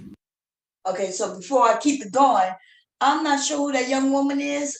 It says Femi, Femi, and she is correct 100%. While the men disrespect the women, they then want us to respect them, and they think that makes sense. And the first person I came to YouTube and heard with this bullshit is the man who they call the master teacher. And let's be clear, they gave him that term because he was teaching them best bullshit. Okay? So, and that's, you know, he sounds like an elder. He has a great voice, right? Most women would have no problem listening to a man with his voice until you start listening to his words. And so I ran into, he used to have a woman's, it used to be a woman's panel, like on, I'm not sure if it was Friday or Saturday. I think it was Saturday, maybe, right? It was one of those days, either Friday or Saturday. And it would be for women. And the reason he was able to get away with that is because of his voice. Now, once I saw him, well, that was another thing, but it didn't matter what he looked like to me because it was what he says. You know, it's what he says. And I found that with one of the first conversations I had with him, I pegged him as a liar because he was talking about women's sizes. And I was like, well, I'm a size, you know, I was like, he was like want a woman who was like size 6 or below. And I'm like, well, at the time I was telling him that I was a size 9 because he told me there is no such size 9. Like, I was like, what? Like, I told him they don't understand. Men, why are you talking about things you have no understanding of? He told me there's no such thing as a size 9. I was like, what do you mean there's no size 9? He said, no, my friend, I think he said he had a friend who was like a designer and fashion, and there's no size 9s. And I'm thinking to myself, dude, even if your friend is the fashion designer or working with clothing or whatever fashion designer, he knows something that you don't know apparently, because you are telling me, a woman, that there is no fucking size 9. He's talking about there's 10 and 12, but there's no size 9. I'm like, there's a size 1, there's a size 2, 3, 4, 5, 6. I never really heard of size 5 for real, but I've been in a 7, I've been in a 9, I've been in 11. Like, so I guess they only think there's even numbers. And that's what he told me. He was like, there's only even numbers. I was like, no, that's not true. And that was my first time running into Angry Man too, because what happened was that woman Kendra D, not Kendra G, Kendra D happened to be over there because I ended up showing them myself. You know, I was like, well, here I am, right? I showed the video. I said, and this is a size 9, right? I'm like, this is what I wear now. This is size 9. And he was like, you know, the men was watching my videos and they changed everything about how they was talking to me, because that's what men do, right? They'll call you all kinds of names and everything until they see you, and if they find you attractive, then they change on how they talk to you. Now, so that's what happened. And Kendra D didn't like it. So she was in a chat. Now the men are talking to me, reasonably. They listening to me. I'm listening to them. We having a conversation. And she liked when they was attacking me. But then again, men like the way you look. There's some women who then start hating you based on the way you look.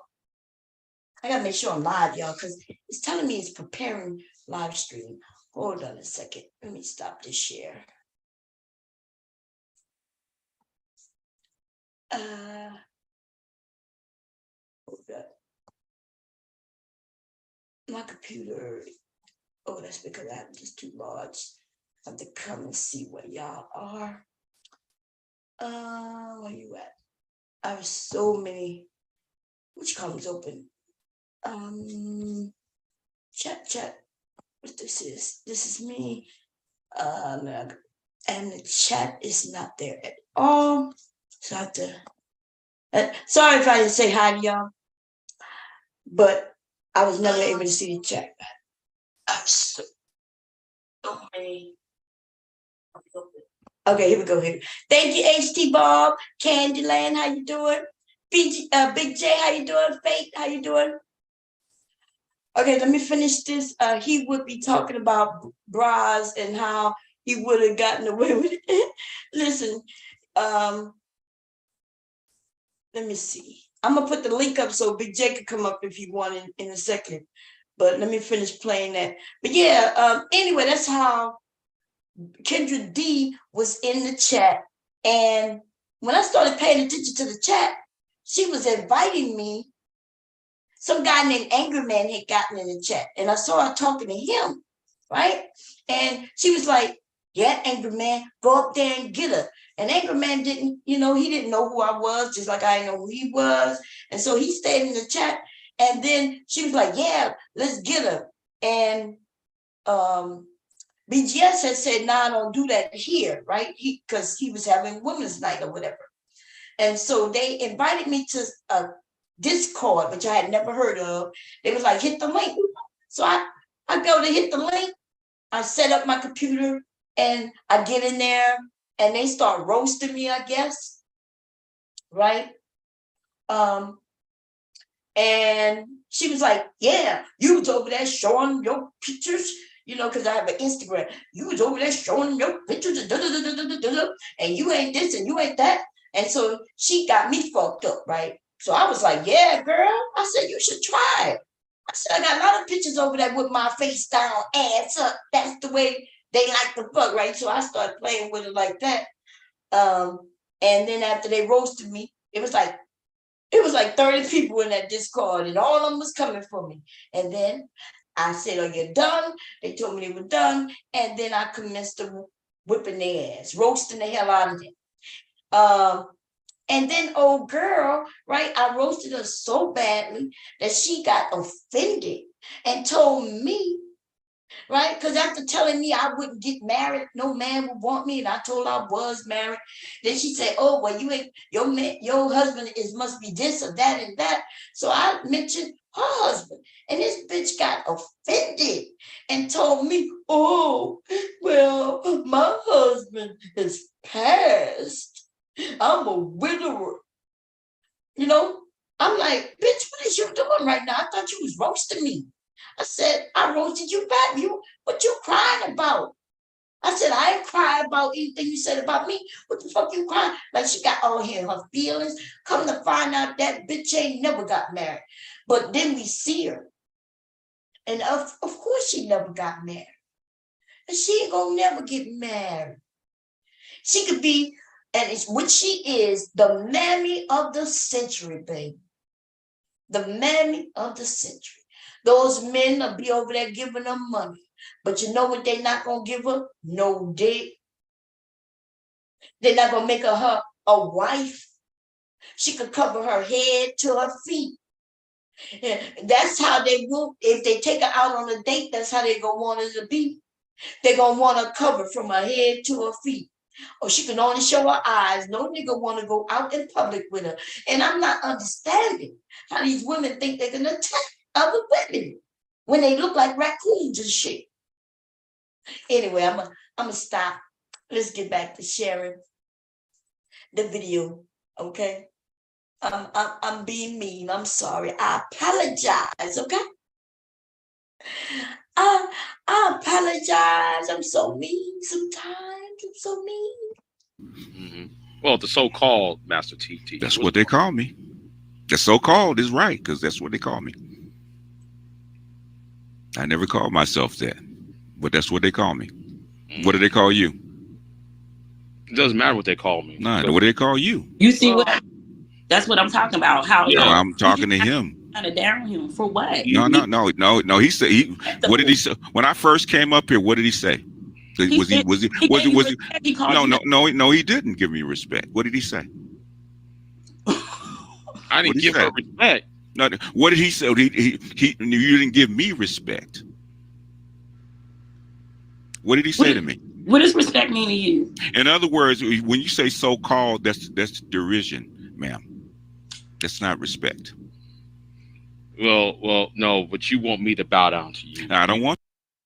Okay. Did y'all hear? So Big J say BGS up here, the master teacher. He said the so-called master teacher. He said, yeah, that's what they call me. He said, I never called myself that, but that's what they call me. Now he's mad. I guess when Big J said the so-called master teacher, he's saying that was disrespectful. If they call you a master teacher, that's why it's a so-called master teacher. You are not a master teacher because you've not been deemed a master teacher by anyone who could give you that title. And so I guess he don't like the fact that he said he's the so-called master teacher. But just because you don't like it don't mean that it's disrespectful. See, but that's what these niggas, like this man does. Switch up words, try to make it seem like it's something that is not. He said that you are the so-called master teacher. That's exactly what you are, the so-called master teacher, nigga. Unless you could show us something that shows that you are literally and have been deemed by somebody with some official anything, motherfucker, where it says that you're a master teacher, then I guess you're not the master teacher, and you are there on YouTube, a so-called master teacher. That's not being disrespectful. That's being truthful. But here we go. I could care less whether you bow down to me, like me, or dislike me. I could care less. I said that from my very first video in the black sector. I don't care. Mm-hmm. I'm a Gnostic. I do not care whether you like me or dislike me. And half the people that such me don't like me. That's from the very beginning. Yeah, but it seems like every time when somebody talks to you, there's always somebody like Edward. Like Edward. Trying to cover up for you. Cover up for me how? Like a panel like this, right? Uh-huh. You can have a one-on-one, and as soon as somebody back you into the corner, it's either him, Charles Faulkner, whoever the case might be, will come over there and try to save you. And normally people come up on panels when there's a lot of people because they don't want to be with me one-on-one, including you. What? Oh my goodness! I've been one-on-one with you. You always get back down into a corner, don't you? You go back. If it's still up to go back and look at any time we've had a one-on-one interaction. Because you can't defeat the law. Now let me ask you this about abortion. Do you know what a DNC is? Yes, I know what a DNC is. What is it? What is it? I'm not. We're not gonna play. No. What is a DNC? You look it up. It's I forget what it's called. But they used to advertise this in the 70s when I was a teenage kid. Y'all heard what just happened? He said, "Do you know what a DNC is?" Now, the term DNC could mean a few things. When I hear DNC, I'm thinking of it from a woman's perspective, right? So, but that's besides the point. He asked him, did he know what a DNC is? And he said, what is it? Right? He said, yeah, I know what it is. He said, what is it? And then he said, nah, we're not here for that. And then he says, nah. And then he said, well, a DNC is, and then he don't know what it is. Let's hear it again, y'all, just in case I confuse y'all with the, because I'm talking about what BJ said versus what he said, right? They're going back and forth. But I'm essentially saying that the guy who asked Big J, did he know what it was, and asked him to confirm what it is, he himself admits that he don't know what it stands for. Okay, let's hear it again. Let's see if I can back it up a little bit. Okay, here we go. You look it up. It's one-on-one with you. You always get back down into a corner, don't you? You go back. If it's still up to go back and look at any time we've had a one-on-one interaction. Because you can't defeat the law.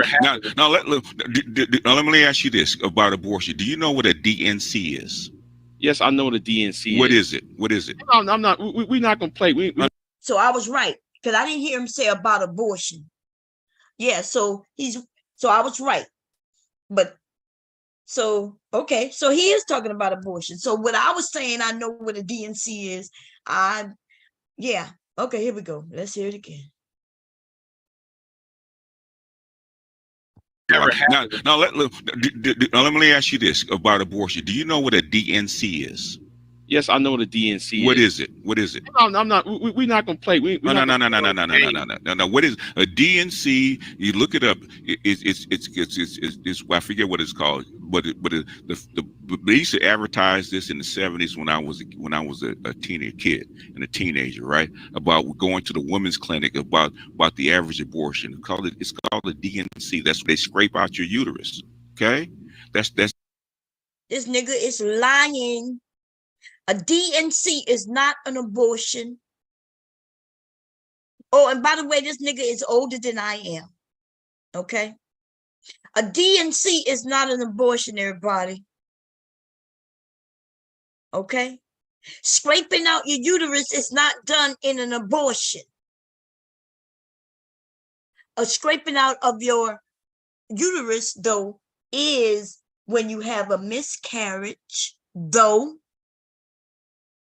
A DNC, that is where, let's say I was pregnant and I have a miscarriage, but I started having infections and cramping and things like that because of the infection, cramping because of the infection.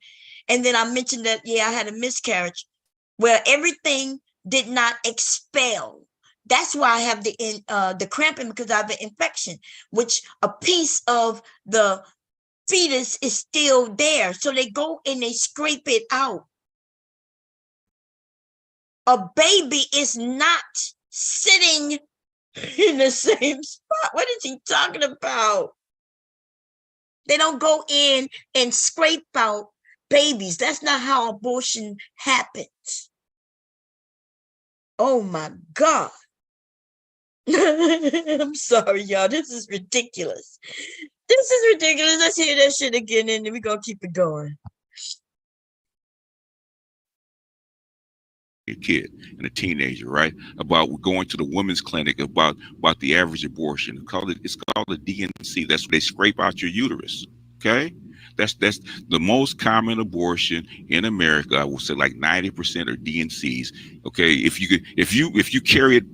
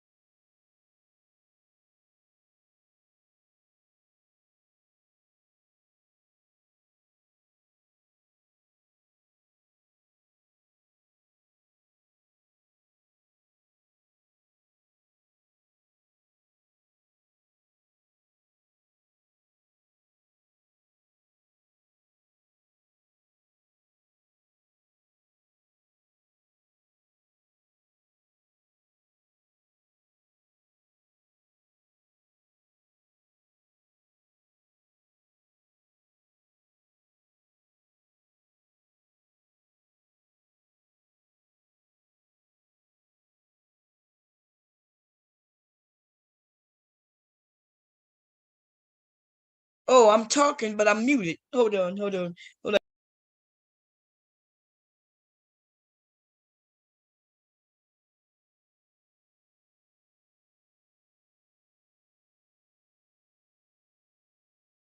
Damn, I don't think she could hear me. I gotta find my phone. I probably was muted. I was talking. I'm sorry, y'all. I was okay. Did y'all hear what he's oh Lord, let me back it up a little bit. We're gonna hear it again. Because I was over here explaining that he don't know what he's talking about, lying so much. Most abortions today happens with a pill, right? They give the woman a pill. They send her home and everything expelled itself. Then, depending on how far along she is, though, if she's farther along, then she has where they go in, they inject something in to make her start having contractions, have some contractions, and they suction the baby out.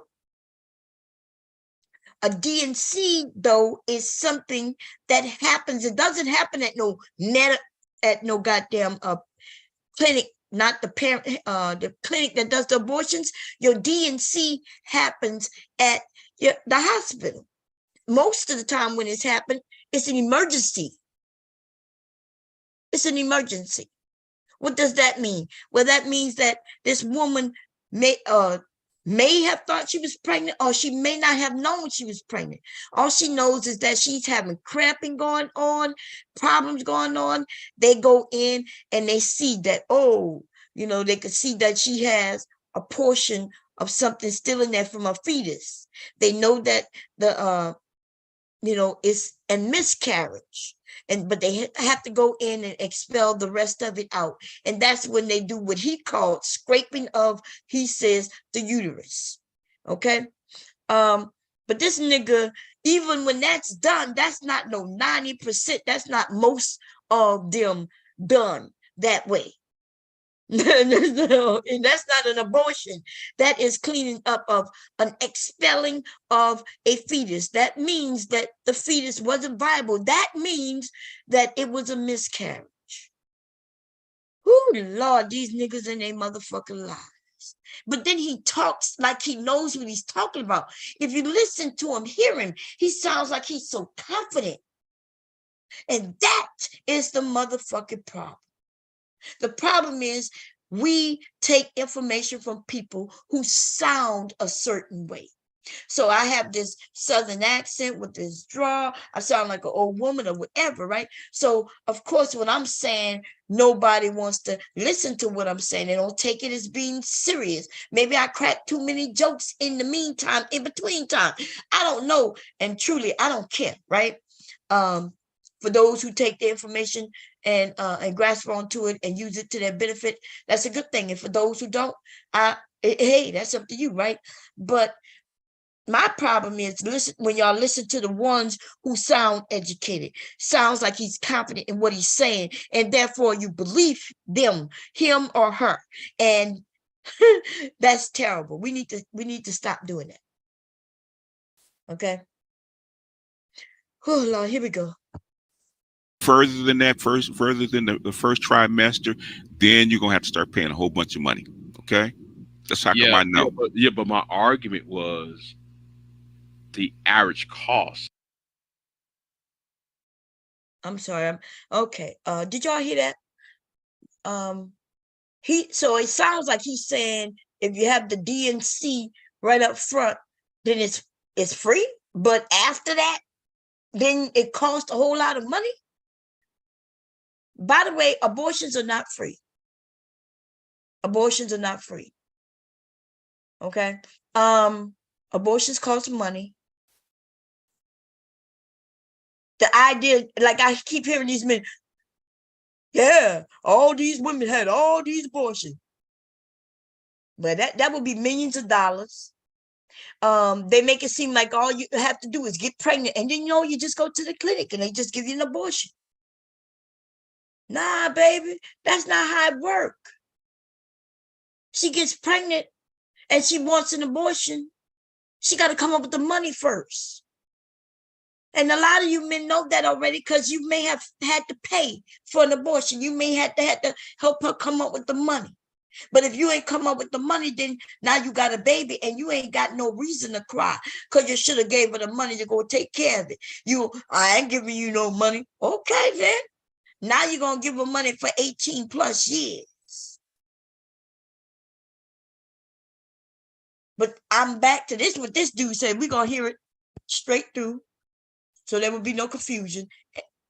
The first trimester, then you're going to have abortion. Right, about going to the women's clinic, about the average abortion. It's called the DNC. That's it's I forget what it's called, but they used to advertise this in the 70s when I was a teenage kid and a teenager, right? About going to the women's clinic, about the average abortion. It's called the DNC. That's where they scrape out your uterus. Okay.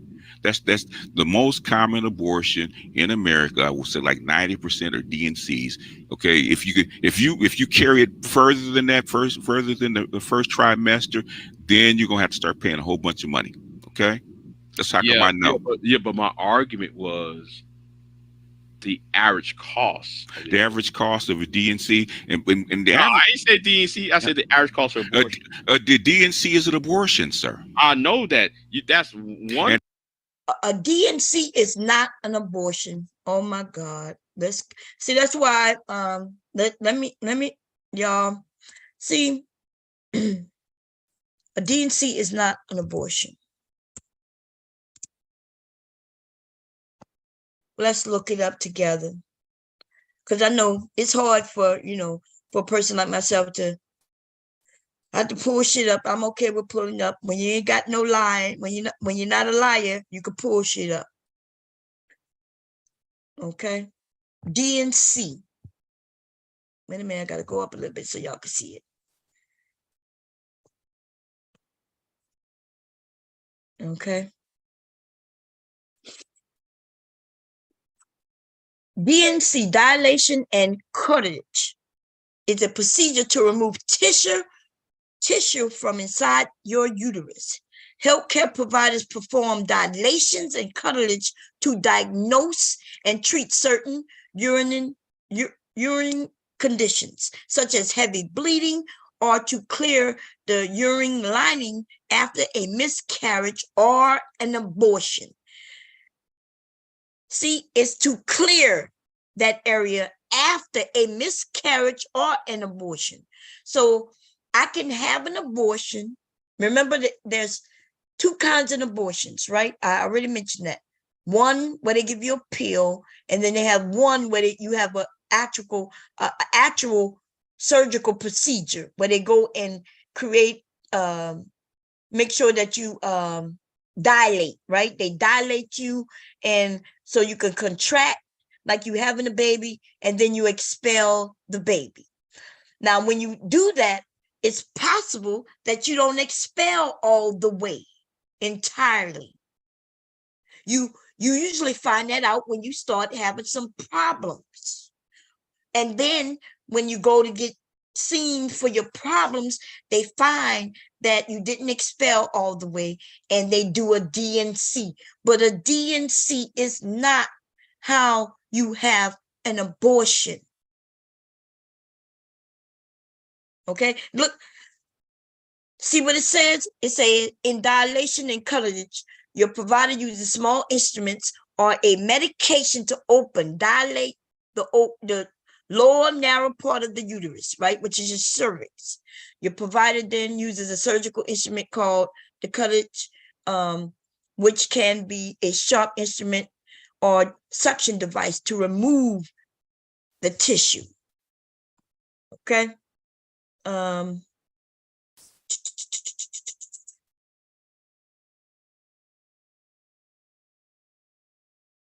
Let's see. An abortion. Let's look that one up.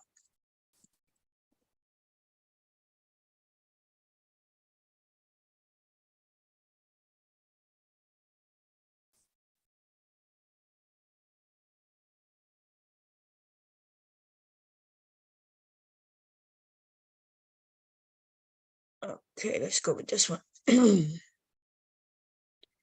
Abortion is a termination of a pregnancy by removal or expulsion of an embryo or fetus, right?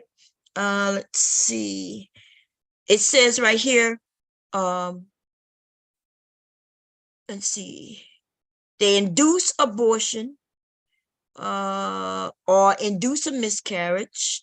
The word abortion. I'm trying to find where they kind of give you some, because they didn't add it to this shit, man. Modern methods use medication or surgery for abortion. They got some drugs that give you, but where is the one? The most common surgical technique involves dilating the cervix and using a suction device, right? The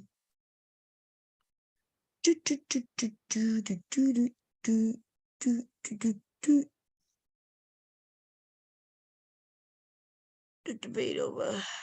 Man, they saying a lot. They didn't add it to. Okay, so induce and spontaneous. So they even calling. I'm not sure if y'all know, but they're calling the spontaneous miscarriage as an abortion. Y'all see that? See, they changed the terms of these things. Y'all see where it says miscarriage, also known as a spontaneous abortion, is an unintentional when they remove the fetus. God damn, man. They're changing things so much. The medical abortions are those induced by pharmaceuticals. Medical abortion. That's what I was talking about earlier. They give you a pill. Okay.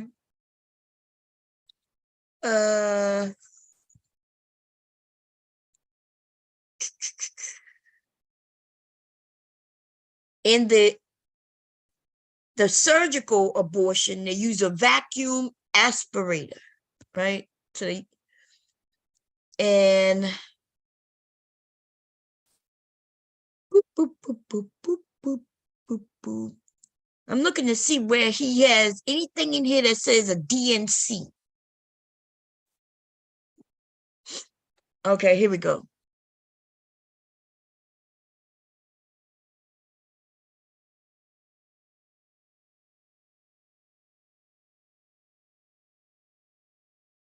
Okay, so it says here, MVA, mini suction, EVA, right? So they got an MVA, they got an EVA, and then they got the DNC, right? Now the DNC is where they suction everything out, but the DNC alone isn't the abortion. If you have an abortion, you have a MVA or a EVA, right? These are the things that's the procedure into which they end up, how should I say this, making you have a miscarriage. I guess that's the way you can put it. I could put it, or I don't want to say kill, y'all. I'm trying not to use that word, but the DNC is just a removal, right? So if I go to get a DNC, that's just removing whatever's there. But an abortion is more than, they don't just go in and just remove this viable fetus. Okay? They don't go in and just, it's not as simple as opening you up and just removing it. No, they have to make this viable fetus unviable, right? So how should I use the word? Let me see if they use the word. I don't want to use the kill.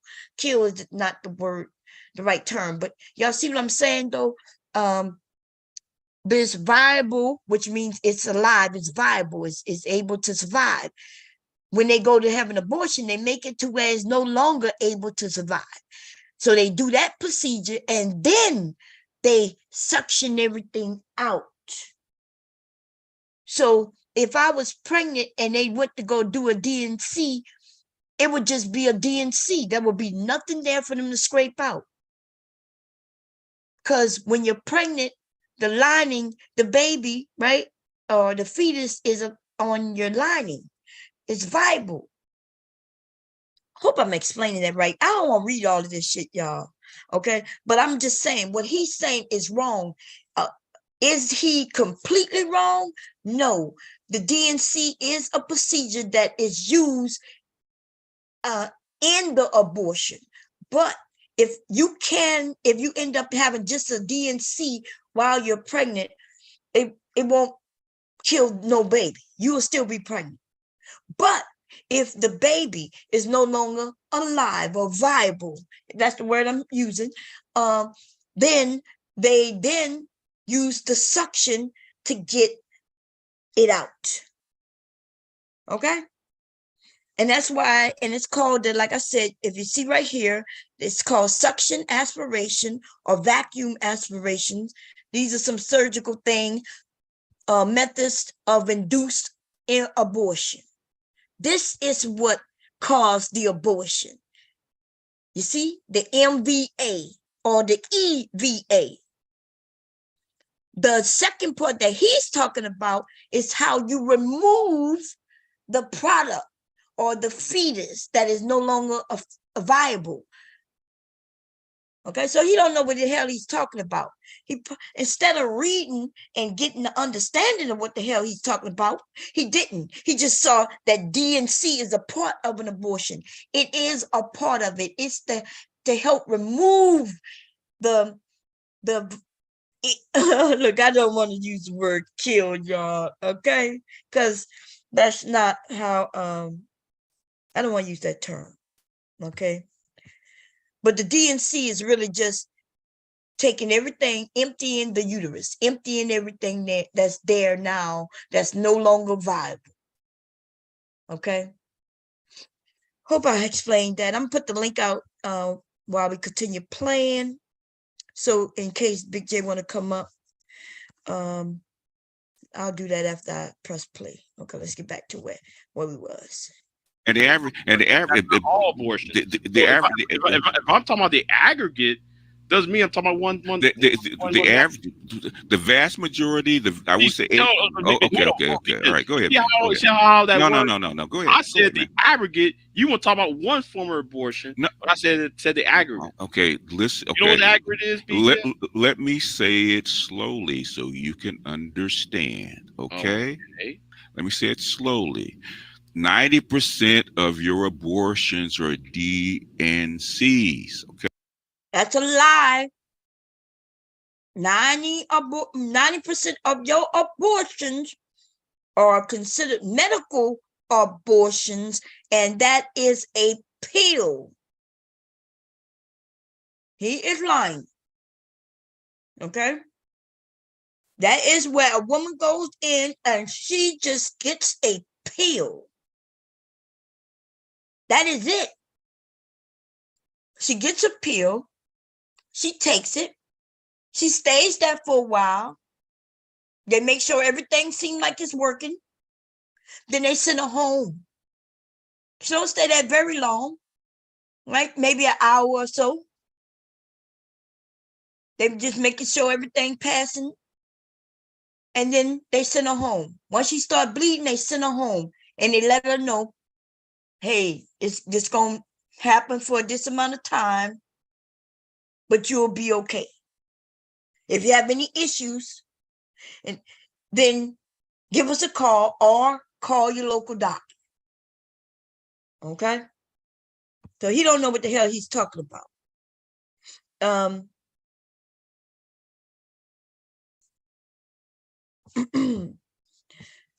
Oh, Jesus.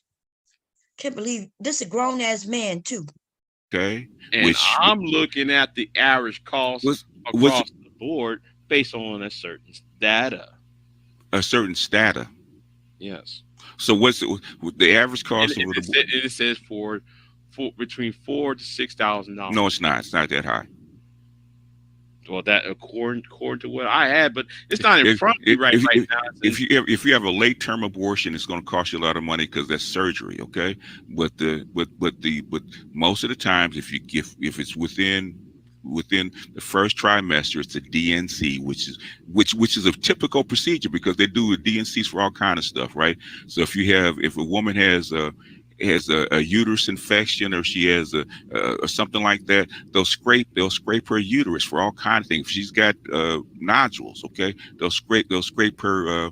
They'll scrape her uterus. It's the DNC. They do this all the time, but think that's the quickest way to get an abortion. It's the DNC. Okay. Now, what else is on your mind, BGS? No. You wanted me to come. You said I was afraid to come up. I didn't want you to come. No. You said you said. Asked. No. Well, since it's that simple, BGS, I want you to come. Do I need to put out an invitation or something?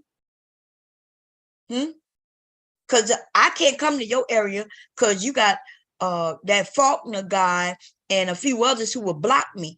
But I have a question for you. Everybody hit up BGS and say, Bomb Cherry, I have a question for you. You ain't going to pull up on me and talk about no woman issues. You was never able to talk to me about no motherfucking woman's issues and be right. Okay? You're wrong right now. You're talking to Big J, and so Big J probably don't know much about abortion, but the things that I've heard Big J say, he's right.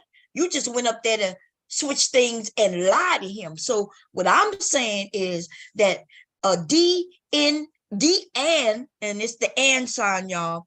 Look it up if you want to. DNC is used for helping to expel whatever's there.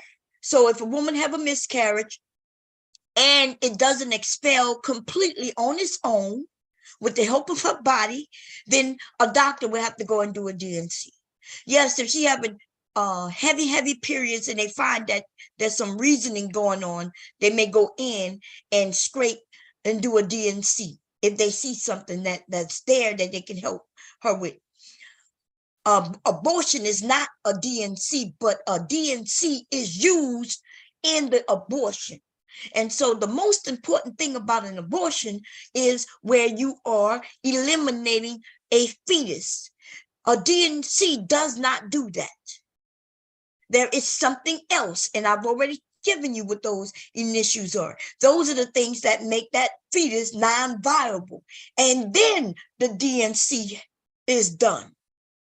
So an abortion is not a DNC, y'all. If that was true, then why am I having an abortion just because I'm having heavy periods and they go do a DNC? Huh? No. If I was pregnant and I still needed a DNC, which that could be a case, I could be pregnant and still have a DNC done and still remain pregnant because they didn't do anything to harm the fetus. Oh, Lord. These men need to stay out of our fucking issues. This grown-ass motherfucking man, about 60 years old, acting like he knows things that he don't know. Anyway, let me see. Does he stay up or does he? No. Okay, go back and look at it. Okay. When the last time you had your prostate check, BGS? Ooh, what was it? A couple of weeks ago? Hold on. You requested the. He said he had a prostate check a couple of weeks ago. That's a good thing. And for you men, listen, I'm going to say this to the women and the men. So I'm going to start with the men. If you have anybody in your family who have had cancer, then let your doctors know. Y'all need to stay in contact with your doctors at least once a year. And you need to start getting your prostate checked early on, right? Because if you're running your family, women, if there's people in your family who've had breast cancer, cervix cancer, bone cancer, any of those type of cancers, you too, before you're a certain age, should be getting checked. You need to be getting your mammograms. I've been getting mammograms since I was in my 20s. And that's because I had a cousin, like cancer running my family highly. I'm talking about the women on my mom's side of the family, almost every single one of them had some sort of cancer, bone cancer, breast cancer, intestinal cancer, you name it, they've had it. I had a cousin with breast cancer when she was like 16 years old, 16, 17. she ended up with breast cancer. So when it's in your family like that, they require you. So they've been having me do mammograms twice a year since I was very young. Then since COVID, I only went once, and I need to go back. I haven't done the thing yet. But anyway, take care of yourself. Okay. Now let me put the link out while we hear this. Let me put the link before I press the play though. Let me see whether gotta find the chat. I think you're here. Okay. Make sure y'all check yourselves. Even you dumbass niggas, you too. Take care of yourself too. Because these men ain't gonna tell you, okay? They don't give a shit. The urine infection isn't going to be scraped, but an idiot. They have meds for infections. Yeah, they have meds for infections, but if what's in you is the cause of the infection, then they have to go and take it out. Okay? They have to go take it out. But I see what you're saying. Did I pin that? That dude said he's really thinking a DNC is the abortion. But if the DNC is the abortion, but the DNC isn't an abortion when you're not pregnant, does that make sense? It don't make sense. How soon do you need to have this set up so that you can start your own business? What you talking about, Carlos? How you doing? Anyway, let me did I pin it? I did pin it. Let's get back to it. Okay. Y'all let BGS know that Bomb Cherry would love to have the conversation about abortion and DNCs and women's bodies and women's sizes and all of that. Come and talk to me about that shit, and let's see if he can tell me I'm wrong. Tell him next time though, before he come over here, he better read and have some understanding to what he have read before he come up over here. Because even if I don't know it right off the dome, then we gonna research that shit while he's here. Because if you got the time to come up and have the discussion, baby, don't have no problem when I pull shit up on you. Because if you're gonna educate me, you better educate me with the correct information. And that's what some of you people need to start requiring of people who just start talking to you about any goddamn thing. Because we all could be wrong. Okay, I'm learning that more and more every day because, Lord, I was looking at, I was last night while trying to fall asleep because I was sleepy as hell, right? I couldn't go to sleep yesterday because I had a doctor's appointment. I was looking at YouTube and some history that they've been finding since 2008. They have been finding things like dinosaurs and shit. Bones of dinosaurs, y'all. I just learned this morning that dinosaurs used to be in the water. Did y'all know that? Those whales used to walk on land. Whales used to walk on land, baby. Motherfucking whales and some dinosaurs used to be in the water. So the dinosaurs used to be in the water. And how did they find that shit out? Because they found bones of whales over there in Africa, in Egypt over there, or in that where all that sand and shit is. It used to be lakes and shit over there.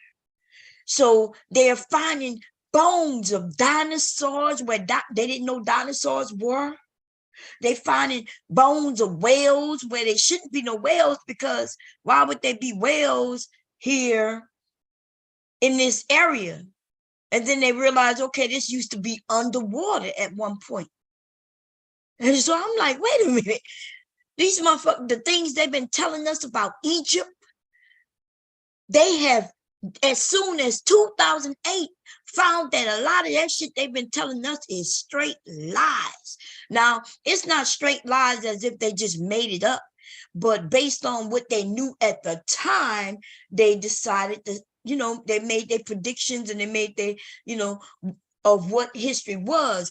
But the more and things they find, the more they realize they were wrong. So there were dinosaurs underwater. They had a dinosaur that they say had a tail, right? And then these motherfuckers is finding all kinds of shit. I'm like, God dang. I had never heard of this before. Okay.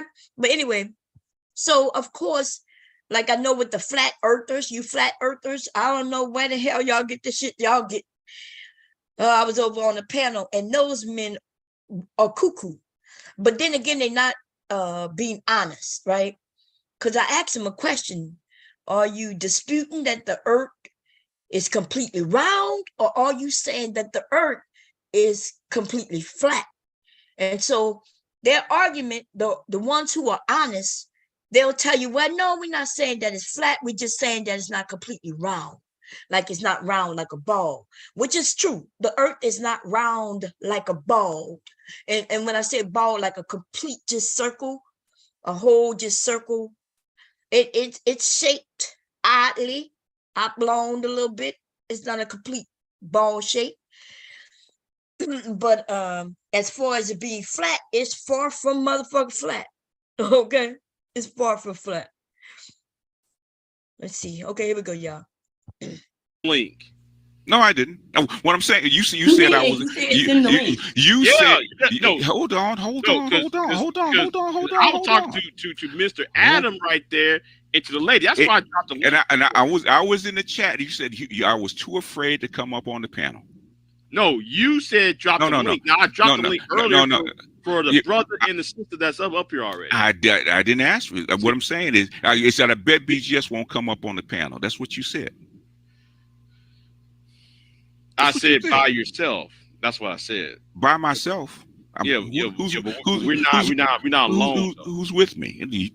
You're in charge, man. I don't run your panel. I said for one-on-one. Didn't I say for one-on-one? We've done one-on-ones before. We're not one-on-one over here, right at this point. It's man. Shut up, man. Please get out of here. Okay, you can't hold up to scrutiny. That's your problem. Hold up the scrutiny. You can't hold up to any kind of scrutiny. No. I dropped the link for Adam. Yeah. Okay, now they're arguing about who the link got dropped for. But this is what I'm saying. I don't know what they're arguing about right now, and even none of my business, right? What I would say though is this: that everything that BGS got on this panel and said about the argument in which they were having about abortion and DNCs is incomplete. Is wrong. Okay, it's incorrect. And I don't know what the original argument was. I'm not sure what Big J was saying, and BGS came up to dispute, because I've only started listening since BGS got there, right? And BGS is the one who brought up the DNC, which we all heard. So it's like he think he's educating Big J on something. Now, whether he's educating Big J on something or not, I don't know. But what I will say is what he did tell Big J is incorrect. Okay, so is a DNC a part of an abortion? Let me be clear about this. The portion when they go to scrape everything out is called a DNC. You could have a DNC for many things. It's usually when a woman is heavily bleeding and they see that there's a problem. Maybe she got some polyps or something. They think they can fix it by doing a DNC. Then they will go in. If she has an infection, because maybe she had a miscarriage without even knowing she was pregnant, and all of it did not expel. The expelling of that fetus is called a DNC. But that is not called an abortion. So unless he is saying that when you have a miscarriage and they go to get it out, that is an abortion, then okay, see, now he playing, right? Because the fetus has already been it's not viable. That's the word. It's not viable, right? So they go in and do a DNC to expel what did not expel naturally. Doing an abortion, though, they have to do something before they scrape it out. They're not just scraping this viable fetus out of her through a DNC. That is not what happens. Okay? And therefore, a DNC is not an abortion. I hope that cleared that up. I hope that's as clear, because that's as clear as I could get it without reading all of that stuff word for word, which I do not have the time to do. Okay? I really get nervous when I start reading, y'all. And then I read so fast. Look, I don't read out loud very well. Please. And I don't want to do it anyway. Shit. Okay. But if I need to, if anybody needs to be educated, I'll give you the link. All I looked up was D and that's and, right? That symbol and C. If you want to, you could put D and C. Yeah, it should come up. Let me see if I put in just D and C. Let me see what comes up.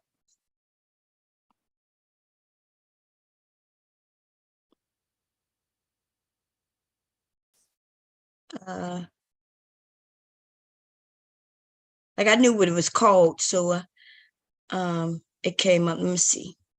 See, I knew it was a D and C procedure, but if I put in and C, yeah, and if you put in D and C, you'll see it come up. Okay, so yeah, and then y'all go look up that shit yourself. If you don't trust what I'm saying, go and read that shit yourself. Okay,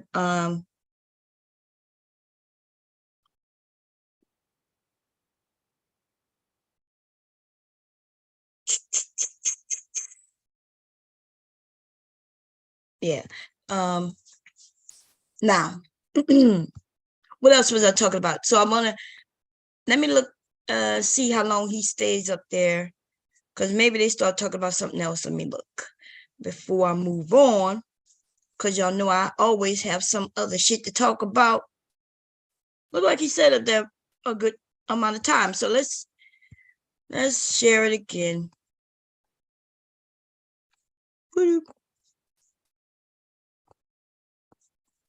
We might have to fast forward. Came up here. Okay, I don't want to hear. Then though you acted because you saw. There would be a cause for black men and women to actually sit down and have a talk. They wanted to have a discussion. That's what the table was. Oh, how are women? It was in 2015. Go talking right now. If you're deflecting, okay, you asked me a question. And I'm asking you a question. No. You asked me a question. I'm answering your original question. Okay. Your original question. In fact, Obsidian came on about a month ago and actually said the exact same thing I'm saying. They actually admitted it. That's exactly what he started. Okay. Well, let me. That was not. Is Libya and China and Africa was actually correct, right? And he said that. I'm gonna go back. You're in charge, man. I don't run your panel. I mean, I said for one-on-one. Didn't I say for one-on-one? We've done one-on-ones before. We're not one-on-one over here, right at this point. Oh man, shut up, man. Please get out of here. Okay, you can't hold up the scrutiny. That's your problem. Hold up the scrutiny. You can't hold up to any kind of scrutiny. No. I dropped the link for Adam. Yeah. Adam came up here. The other lady came up here. Then though you acted because you saw these women. I ran a women's panel for 2.5 years. Women I know. That doesn't impress me. And you know what's so funny? Hold on. You know what's so funny about that women's panel? What? Every time when you start that women's panel, Edward had to be the first one on the panel with you. It was so comical. So BGS for women. So every time you watch it, what? And before any woman hits a panel, no. Actually, I start with my host first before anybody else comes up. Big J, the point is that they're obsessed with women. They are, all of them, especially BGS. Obsessed with women. Obsessed with women. Why am I obsessed with women? You obsessed with women because women have a particular power, and you know it. You're a Gnostic. You know that women have a certain power, the power of creation, the power of creativity. Everything you have is built on women.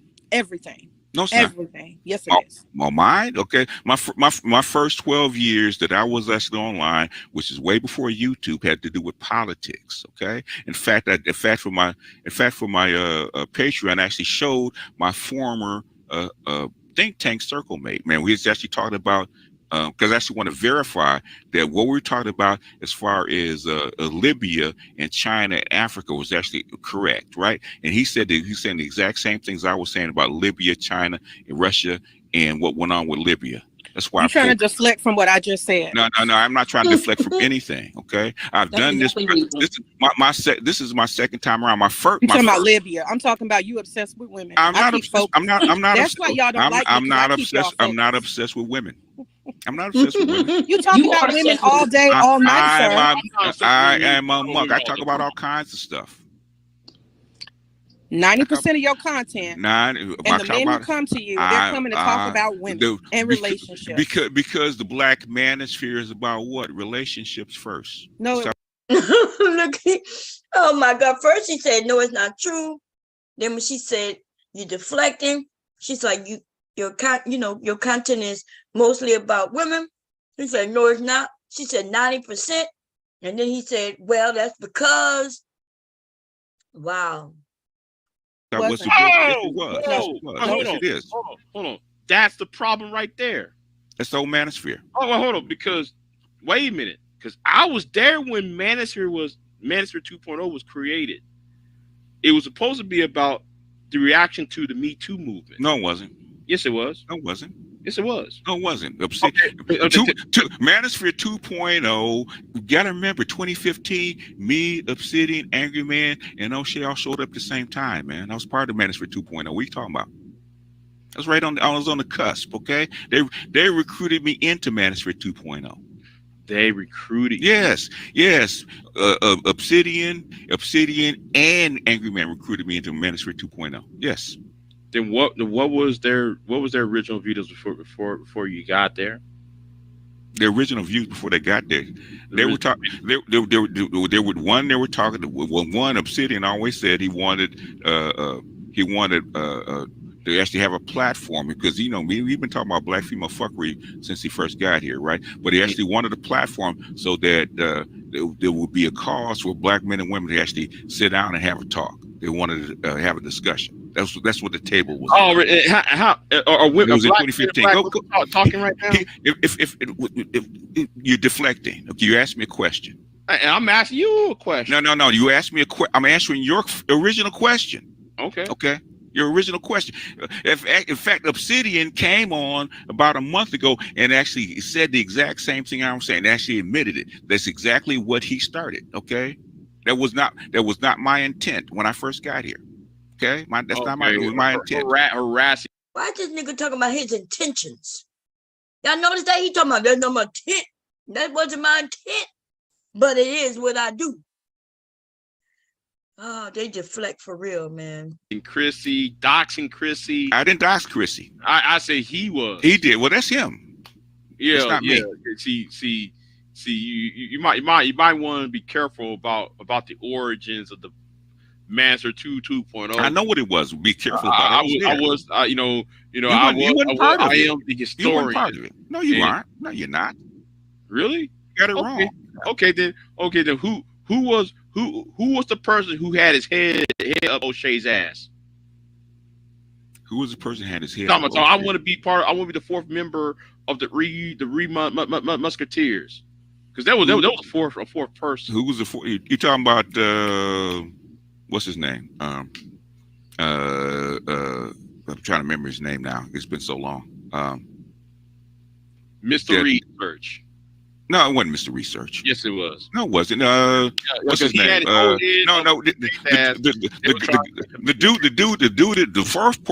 fourth person, if you want to call it the fourth person, was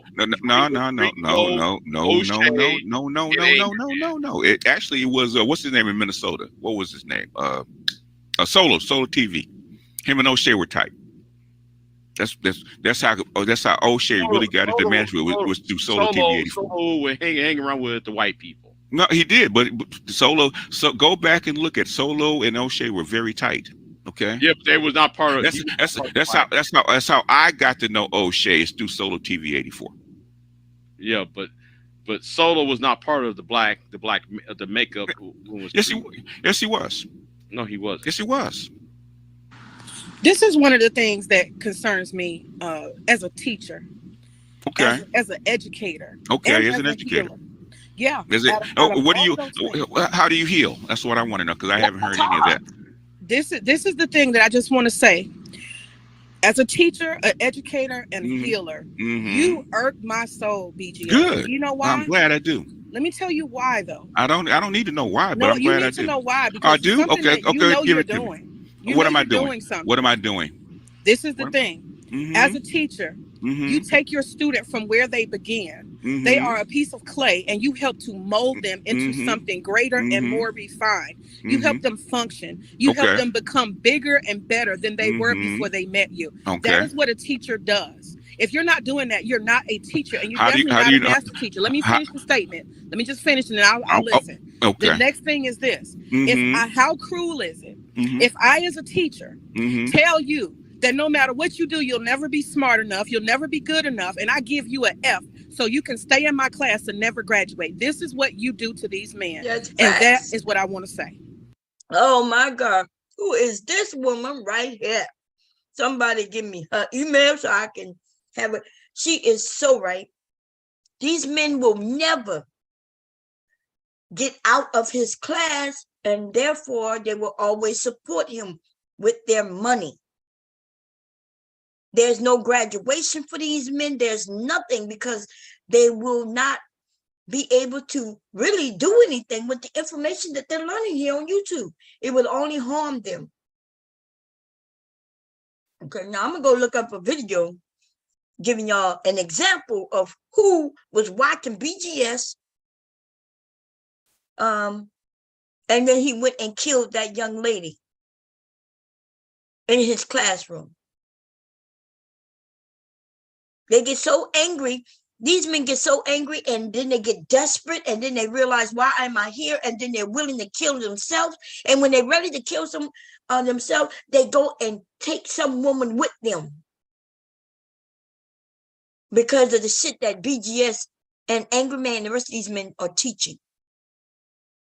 We got a man over there right now. For last week or two, that nigga been talking about black women spreading disease. And so now you got a group of black men who not even living in that area, thinking, yeah, these women ain't shit. These women ain't shit. They ain't nobody. We don't need to be around them. But then when they realize that they need a woman, they get angry and upset. So they decide to take a woman out, and he's going to take himself out.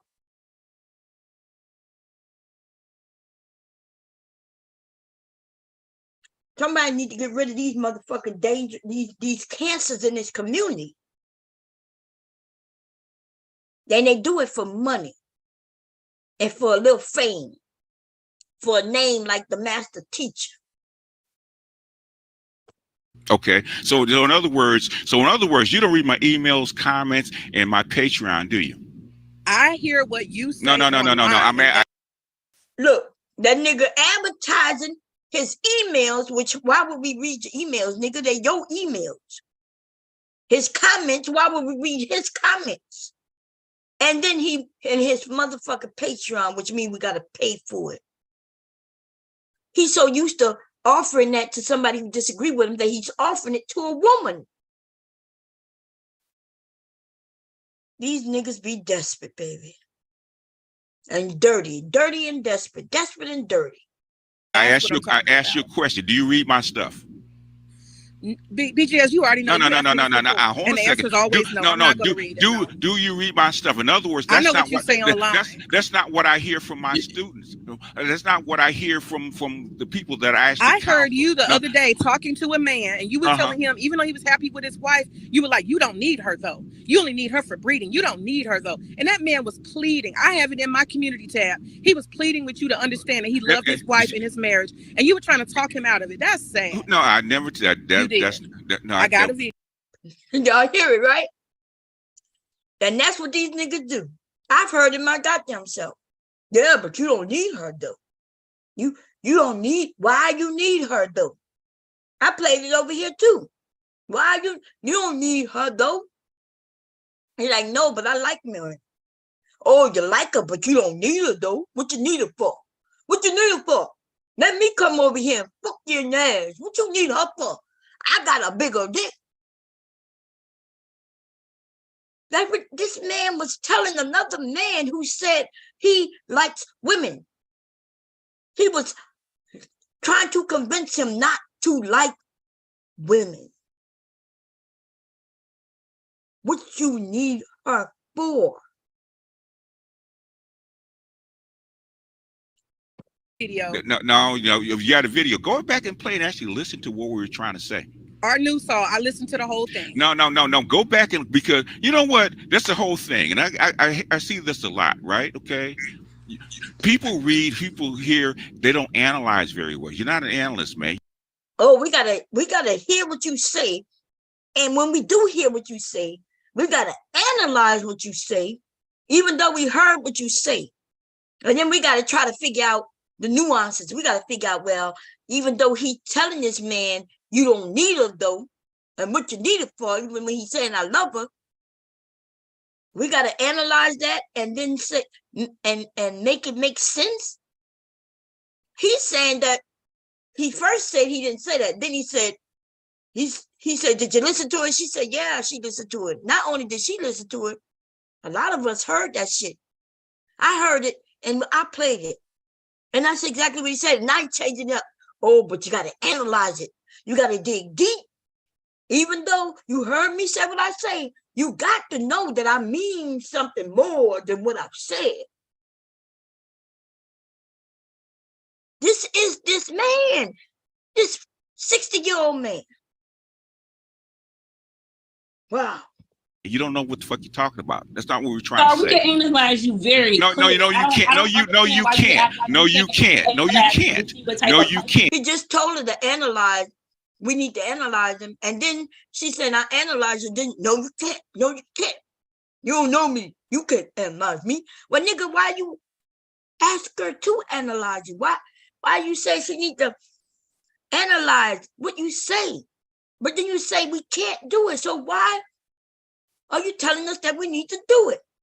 And why, if you're the teacher, why should anybody have to analyze what you're talking about? You're supposed to be blatant with your students so they could understand what you're saying. How are you going to tell us that we can't? We're both. Please. What type of person am I then? Look, now he going personal. What kind of person am I then? You're a person that nobody loves, sir. Nobody loves you, and you're so upset that nobody loves you. You spill your hate on YouTube. You think that we can't tell that? Really? I think she's correct. She's correct. Okay. He is correct. You have been an unlovable man, and you haven't found a woman to love you, and you don't want any man to have a lovable woman. That's what it is, BGS. You know what? I'll tell you this, right? Tell us we're wrong. Tell us we're wrong. Don't talk. Tell us we're wrong. I'll tell you you're wrong. You know why? Because my ex from high school, who's been that nigga went all the way to high school, been married twice. Okay. High school. Nigga with the this nigga is 60 years old, and he went to high school. From high school, she called me on my birthday to tell me that she loved me still. Oh my God. This got to be a joke. This nigga said a woman from high school over 40 years ago, damn near 50 years ago, called him out the blue on his birthday to say, I love you still. And that was the closest thing that he can think of. Like, I would have been like, oh, well, no, my husband in the room, he just told me he loved me. He's still with me. He loved me. I've been like, well, you know, my sons or my daughters or, you know, I have family and friends who love me. I wouldn't have to go all the way till in high school. So these ladies, y'all are right. We all know it and see it. We see it in his talking points that he's not loved, right? And even if he was loved, he don't accept it. He wouldn't know what it is. He wouldn't know what to do with it. That nigga said somebody called him on his birthday. And they probably didn't call him. Probably was a messenger message. And it's just like, oh, I remember you 40 years ago. You know what? I still love you. She don't really mean that she really love you, though.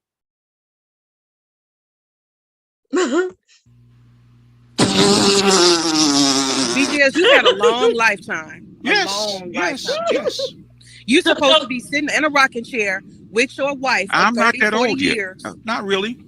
So did you tell her, oh, you want? That nigga say he ain't that old yet. A rocking chair. Nothing wrong with a rocking chair, baby. I want one. You know what I mean? To play around in your 20s now, you back and you want me? No, I know. She called me. I didn't call her. She called me. I didn't call her. I understand that. I said, did you tell her? You played around in your 20s. No, I didn't. I don't have to tell her anything. Okay. She knows why we broke up. Nobody loves you. A girl from high school just nobody loves you. You have no proof of that, babe. None. We do have proof. It's none. It's in your aura. No, you don't. No, you don't. It's in your aura. Where's the lifelong love? Where's the woman who's been beside you by your? This man sounds just like these young men on here with that dumbass shit. You don't have no proof for that, man. Even though we could go and pull up the stats. Well, you don't know if it's because of this or if it's because of that. And we're like, it says it right here. But you don't have any proof for that, man. Oh, man, they pull out all kinds of shit that they have no proof of. But we have to prove everything we say. Thick and thin. That's the proof right there. That's not necessarily proof, baby. You don't have that, sir. I don't have to have that. You don't have a wife. And that's why you're so angry, because you don't have I'm not. Who says I'm angry? You're angry. Everybody can tell you're angry. You're angry, baby. I'm not angry. What are you talking about? You are angry. You're elevated. You're aggravated. I hear you. aggravate women. That's why you don't have. I don't have. I'm a monk, baby. I gave that up. Okay. He gave him I up. could go back and you say, I'm a monk, I gave it up. And you men follow him and you call him the master teacher. He just said he's a monk, he gave it up. And he's trying to convince you to give it up too. And if you ever saw a picture of him, he didn't give it up. It gave up on him. And some of y'all don't need to be following this man. Like nobody should be following this man. This is a nigga who in real life, he follows others. Online, he got you niggas following him. Y'all following a loser. In real life, this nigga is a loser. And online, y'all done made him Superman. Y'all done told him he's a master teacher. While the nigga is over there looking at a show called Sincere. What's the name of that damn show? Insecure, I'm sorry. And breaking that shit down. Because in real life, he couldn't break nothing down. He don't have no stories of his own. I come on here with stories of my life. No matter whether people agree with it or not, it's still my life and I lived it. And I live it. I still live my motherfucking life. And these niggas ain't living no life, baby. They living through TV, movies, TV shows, TV game shows. They living through other basketball players, football players, and rappers, male and female, and they talk. That's all they could talk about is what somebody else is doing in their fucking lives, and you never hear what they're doing in their lives. There's a big difference between a nigga like him and a bitch like me. That nigga ain't got no stories in his life. And it's sad. And it gotta hurt him. Because I guess if I was a woman of my age, who I am a woman of my age, but I had no life experience, and I can't, sit down and just remember shit like I can remember. It don't matter what. Like when I'm 90, I'll still remember. I remember all the shit I did and how much fun I had and how much, maybe some shit that was painful.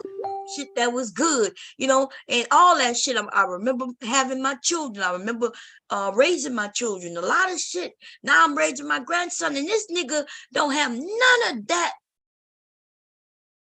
None of that. He gonna die alone. Like Kevin Samuels was telling you how he was gonna die when he was just talking it out to another woman. He died exactly how he told that woman she was gonna die. The universe is something, baby. It's something. I could go back and get all of them if I really wanted to. You can't get no one. That's why you're here now. Wait, hold on. Yes, I can tell my personal stories, but it is what it is. Okay. Wait, hold on. So I gotta ask this question then. Have you been married? Nope. What? Close, but no. Oh my God. I remember him telling me that he was married at one time. He even mentioned having daughters. But you know what? I never believed him. I remember being mad because this nigga had said something about his daughters was for the streets. That she went and changed her clothes and her mama let her, and she was for the streets. She was a thought. He called his daughters a thought. I'm not lying. And that's when I stopped fucking with him, period. Like, there's certain things that people do, and I just stop. I ain't got nothing to do with it. I feel like, okay, there's no need to even get on panels to have discussions with you because you ain't shit. And I don't want to be associated with ain't shit motherfuckers. When people at certain levels, I be thinking, okay, that's too much right here. I don't want to be associated with you. No need to have no conversation for real. Right? And now I hear him admit that he ain't been married. Let's see if he got some kids. Let's see. He told me he was living. Now, you say you can get any of these women at any time. I could go back. In fact, the last one I had, I could go back and get her if that's what I really wanted. And you are a father, right? And a grandfather of 5, yes. Right. So in fact, I got to help my grandson do his homework. So he was a single mama maker. He ain't never been married, but got some children. Yo, I'm not lying. This dude said he was married. I remember that shit. Because these are niggas who started talking about single mothers. When they came at me with that shit, I was like, I'm not a single mother. He was making it seem like he was a goddamn father and a goddamn husband at one time who got divorced. But now he's saying he ain't never been married. Oh, Lord, it gets worse. Work tomorrow. Okay, so how can you and the people who follow you, like that bitch ass nigga AJC Red, I got on his ass. Why is he a bitch ass? Okay. Because how can y'all complain about black single mamas and y'all have children and y'all not married? I don't complain about black single mamas. Other people do. I mean. Okay, if you the thing is, you don't understand the argument. You take it.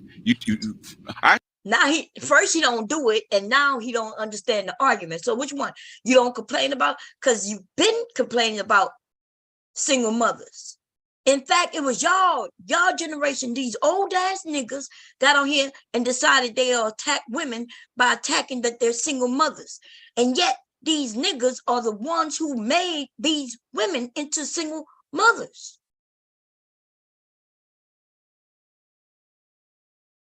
See, if a man who had children and he is there with his children, with his wife, if he's talking about single mothers, okay. If he said, hey, it's a problem, I'm gonna get up there and say, yeah, you're right. The problem is with the man who left. And most of the men who were there with their children, they say, yeah, you're right, it's his fault too. The ones who say that it's just the woman's fault are the single daddies who left. And he had to come up with some reason why he left. Well, she wouldn't listen to me no more. So I figured she'll do it on her own. She wouldn't listen to me. She wouldn't listen to me. Nigga, you should have had a daughter if you wanted a motherfucker to listen to you, or a son. Motherfuckers want to have grown ass women who they sleeping with, listening to them like they children. Hey, Shante. Hey, what's up? How you doing, sis? All right. Girl, you hit this fool. Yeah, he did say he was married. He did. I know that nigga said he did say that. He said he was married. I was like, now you ain't never been married, but you talking about somebody else. I know, girl. He lying ass niggas, girl. Oh, girl, I remember that nigga saying he was married. He admitted it on here. He had never been married. Yeah, now he admit that he ain't never been married. Then he got 5 kids. Then you talking about somebody else. Ain't that something? I don't know if he said he got 5 kids or grandkids, but he did he say 5 kids and a grandkid? He got I'm not sure. Sound like he said you got any kids, and sound like he said he may have said 5, but I thought he said I think he said kids and grandkids, 5 of them. I'm not sure which one is 5. Maybe 5 in total. I'm not sure. But it don't matter. He probably don't take care of none of them. It don't even matter. I wouldn't even. Dudes sitting up here listening to that. I can't believe it. Yeah. No responsibility for nothing they do, and these men are listening to these men, which means they're telling the men that it's okay if you don't have any responsibility. Just let them take care of it. Yeah, and then you know he started lying, and you know he be lying because he started stuttering. Don't you hear him start stuttering? Yeah, and when somebody says something, he'll start stuttering like Yeah. Oh man. Okay, here we go, y'all. I say, black. BGS, we can I please talk to him? Can I please talk to him, and then I'll talk to you? Okay. All right. Okay. Is that okay? One at a time. Is it okay to talk to one person at a time? Okay. But you don't like to speak one at a time. You like to interrupt people. Because all 3 people are talking to me at one time. Okay. Go ahead, BGS. Go ahead. Restate the question, man. Now, because I was interrupted. Okay. Twice. How can the issue with black single mothers is a problem, and this whole idea I don't want to be a stepdaddy, and comments like I don't want this, that she better have no kids, but then when you look at the men who's saying it, they got kids. They're not, and they never been in a they've never been married. Okay, whatever. Okay, I'll because if I ask you a question, you're gonna deflect, right? I have said that the contract that we used to have when I was coming up in my 20s and parts of my 30s was different than it is now. Okay, back then, and I've said this on many occasions, that it was an understanding. If I took your woman and your children, right, I was guaranteed a certain amount of respect and deference from that woman and the children, and also from the father of those children, right? He lying. What is this contract? He lying. Yeah, he lying. Yeah, what kind of contract you think somebody was signing with him? He making it seem like there was a contract signed, and if he take this woman and her children, like as if he coming in and with a contract, and then the dad's supposed to sign and say, yeah, here you go, and he gonna say, well, look, I'm gonna take care of this woman and your children, but everybody got to give me some respect.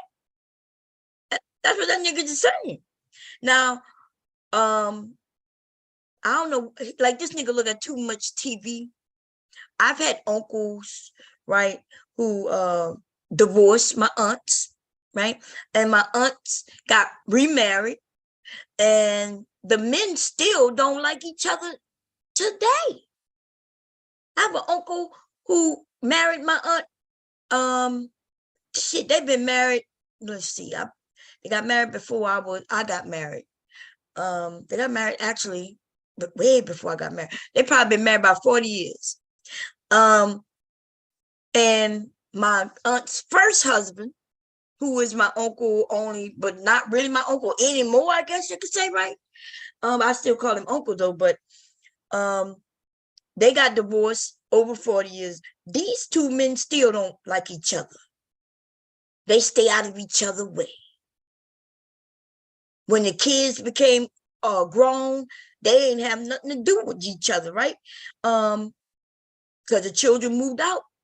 How does this nigga think that just because a man takes on a woman and some children, that this other man gonna sign some agreement and respect him? And like I said, he lying because he lying because he was there. I mean, and yeah. I'm older than you, so he was there, so he lying. I think he older than you. Yeah, he's 60. Yeah, I think he, if he's not 60, he close to 60, but yeah, I know he's older than me. He might be, yeah. I think he's 60. I think they say he was 60. Okay, but he's just sitting there lying. He a monk now. That nigga said he a monk. You gotta be more careful. Here we go. Issue, and I've done this because my ex had other men.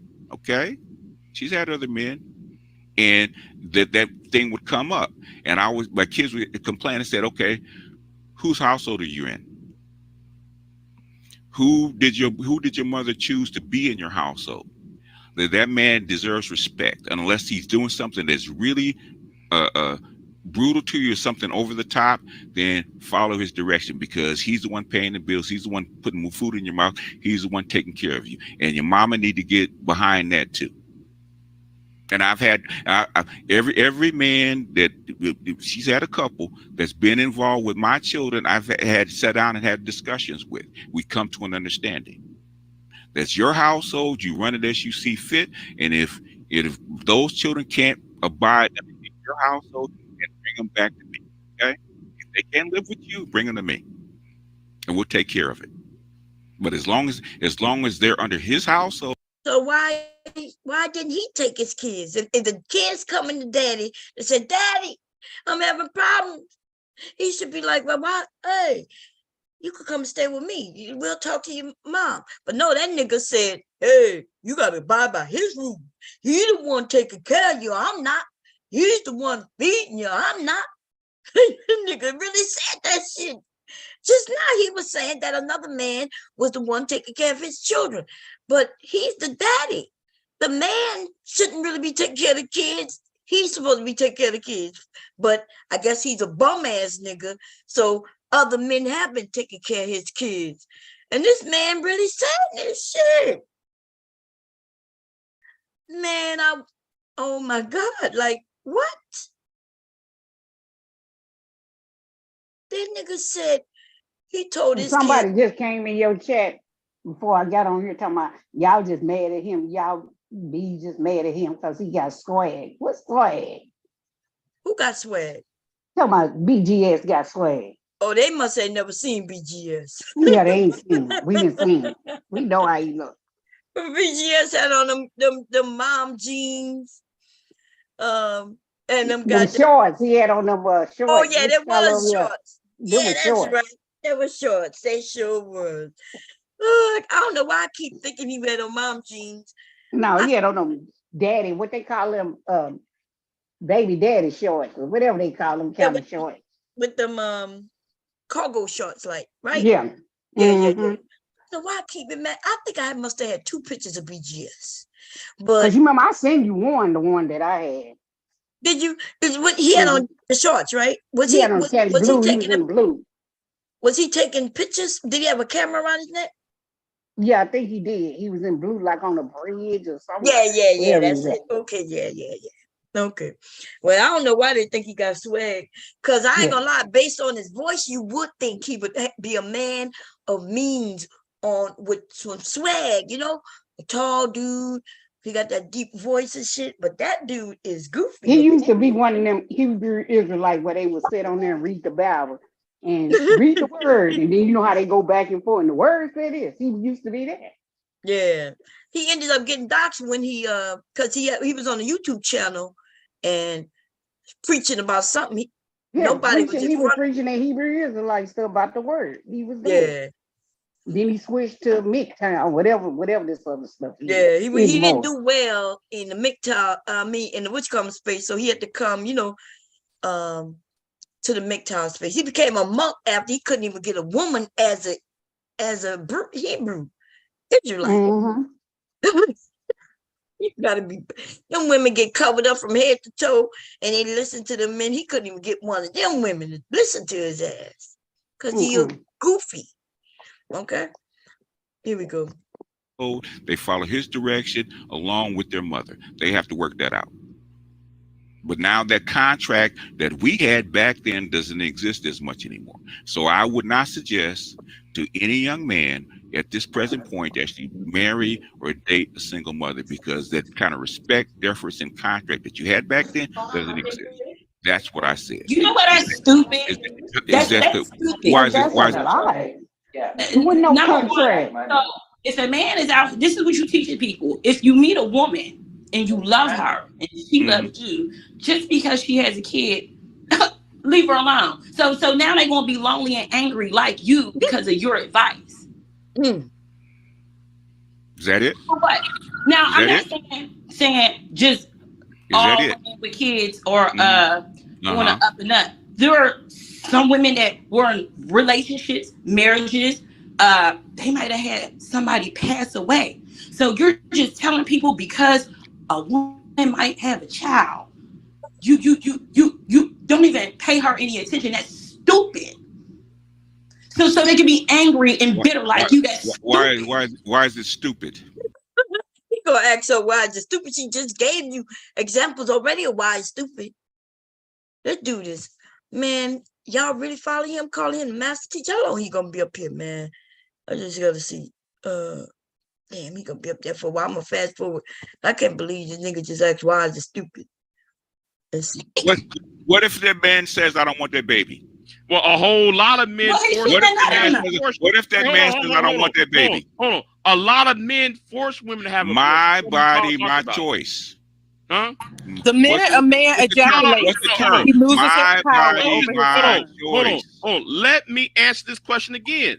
So BGS is trying to deflect. I ain't deflecting. Why are men who got children already are complaining about black single mothers when there are single fathers? I don't complain about black single mothers. Big J, you have a point. Your point is clear. I don't complain about black single mothers. So now he's talking about what he do. See, he was answering for everybody. The man, I tell men not to do this. And then when they ask him a question, he go, well, I don't do that. Yeah, but the men you teach him to do those things, but he don't do it. That's his answer. He personally don't do it. Here you go. With that all the time. What did it have to do with the? Because Russell Wilson married a single mother. Okay, we're not talking about Russell Wilson. I told y'all they always talk about. They love talking about Russell Wilson and Sierra, baby. They love that shit right there. Even though that worked out fine for Sierra and Russell Williams, right? Russell Williams not complaining about shit, but they are these men. I have no he got all two at the same time. Argument that yes, it does. No, it doesn't. I've never complained about a single mother. I never complained about single mother. No, you're being they're being delusional. I talk about saying what I would do with the guy that's delusional. No, you're being intellectually dishonest. How so? Because let me answer the question one more again. Okay. How come answer the question? These Negroes on YouTube who like to shame, blame, and explain about women being single mothers, but when you look at their background, they got children and they are not married. The guys. So how can you be a single father? Even though you never. The guys that complain about single mothers don't have children. Yeah, yes, they do. Oh, they don't. Yes, they do. Oh, okay, no, okay. Let's. Y'all hear this shit? Now he lying outright. He knows these guys have kids and they complain about single mothers. You got Mr. What's that dude named Mr. Welfare or whatever he call his name over there with Ramia. He complained about baby mom, and because he got a baby mom. So how you gonna tell me they don't? All these men complain about baby mama. That's their talking point for the last year now. Single baby mama. You're a single. You're a terrorist, right? A terrorist is a baby mama terrorist. Baby mama, yeah. And meaning, and he's the dad of men like that, right? They got children. He knows that most of these men have children and they're complaining. And then he's telling them that even though you have a child and you're not taking care of it, make sure you don't become a stepfather neither. And then he'll say, well, I'm not the one complaining about him. Yeah, because you a monk, remember?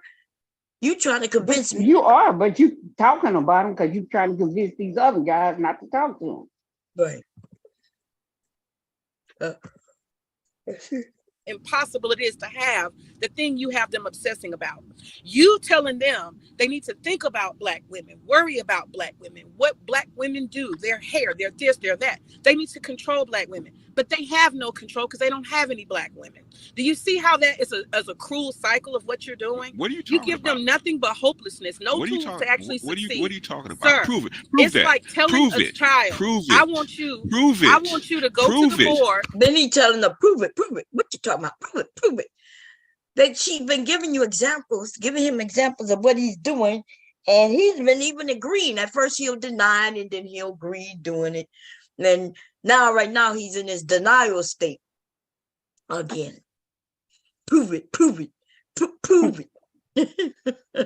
This is a grown man, baby. Okay. He's way past grown man. Yeah, man. This is sad. Sad, so sad. Hold on a second. Hold on. I would give me a second. You tell a child, go to the board and solve the equation, but you won't give them the chalk. You see how cruel you are? You feed these men hopelessness, and you paint this picture of gloom and doom. They can never, ever succeed. They can never have. And you do this all day, every day. Prove it. Hopelessness. Prove it. You're No. Your word. You're proving it now. Hold on. In fact, hold on a second. In fact, there's a guy that went into the service, right?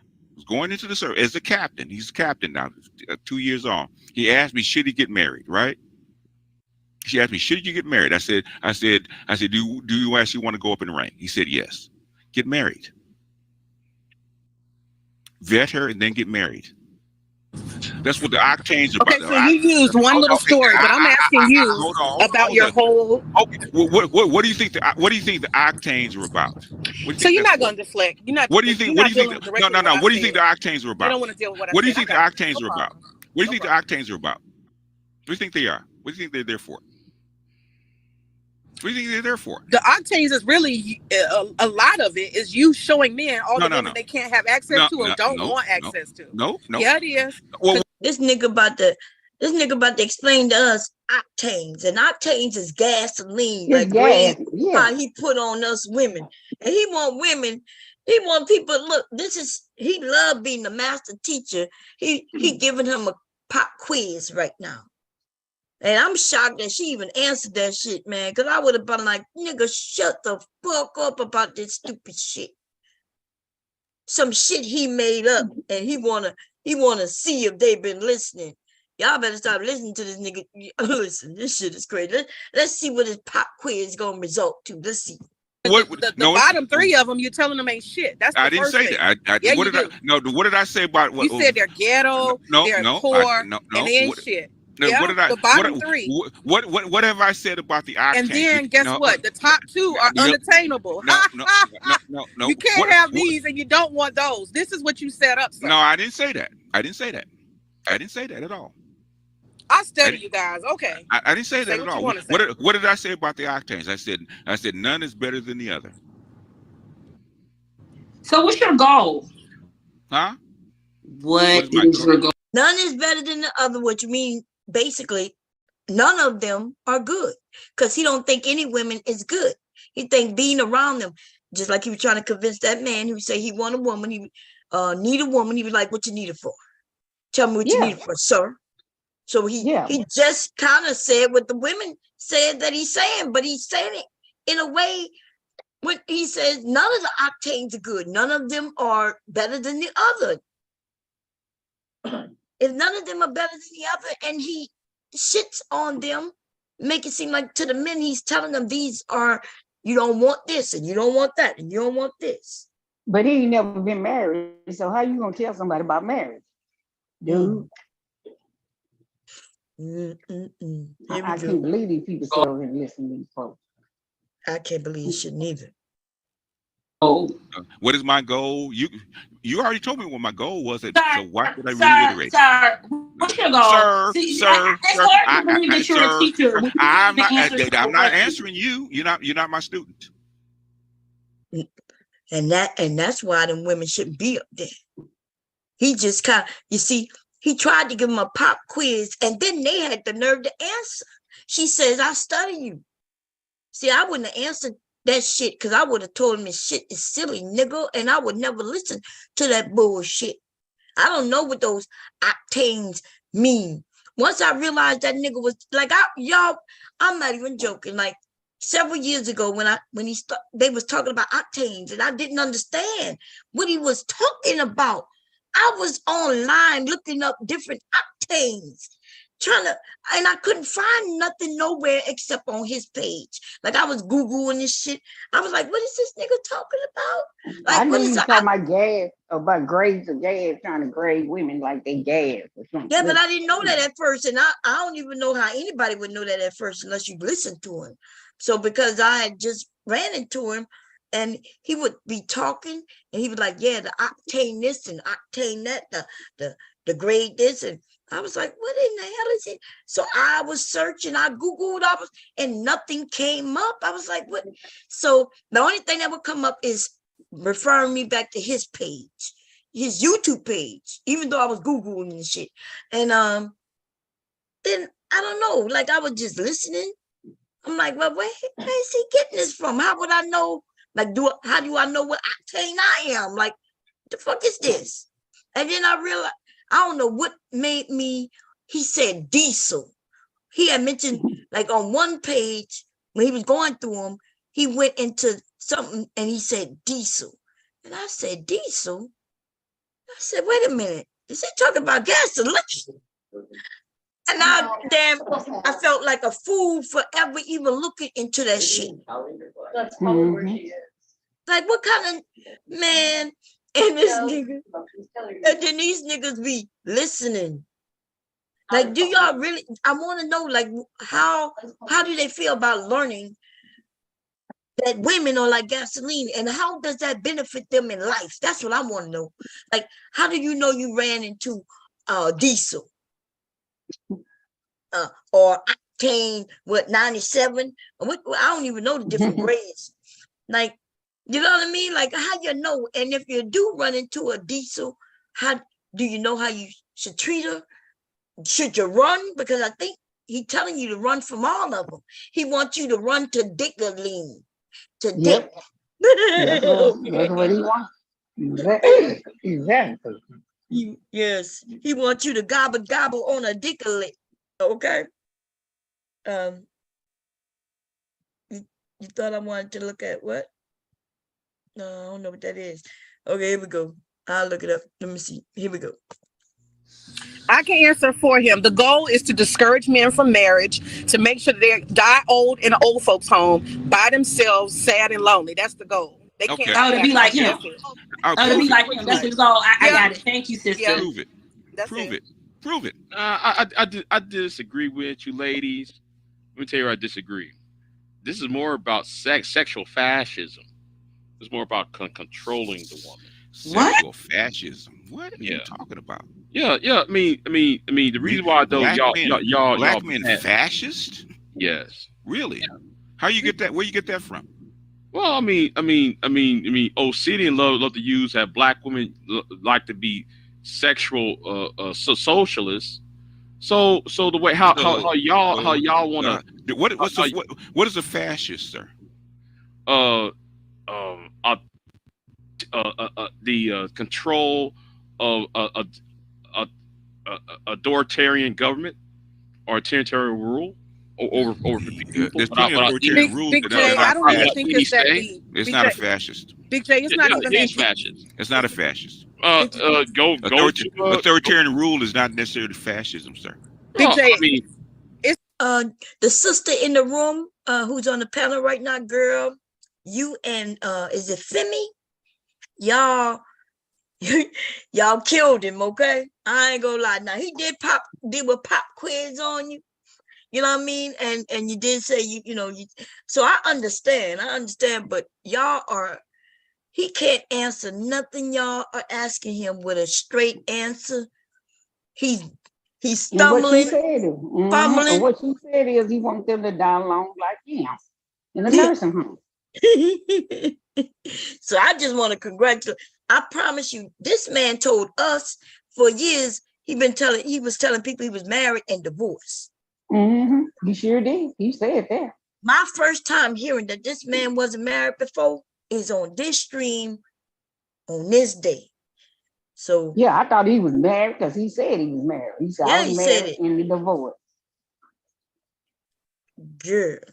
Anyway, here we go. It's not even that deep, Big J. This is all it is. You got people who put somebody on a hamster wheel. This is what you deserve, but this is what you can't have. Hopeless. Hopeless. That's the hamster wheel. Guess what? The hamster wheel of hopelessness makes money. Case closed. That's all. Where do you think the high value men came from? Right? Where do you think the concept came? This is the guy who brought up that high value. See, Kevin Samuels stole his shit from from BGS, from Obsidian, from Angry Man, O'Shea. And so when this man was talking about high value men, this is the first person I heard mention that. Where did the high value men come from? But these men are not high value. None of them. We got a grown man over there, damn near 50, still dressing like he's a young boy of 16. And that's Angry Man. That's what I'm talking about. And we got this dude who dressed like he's somebody else's grandpa.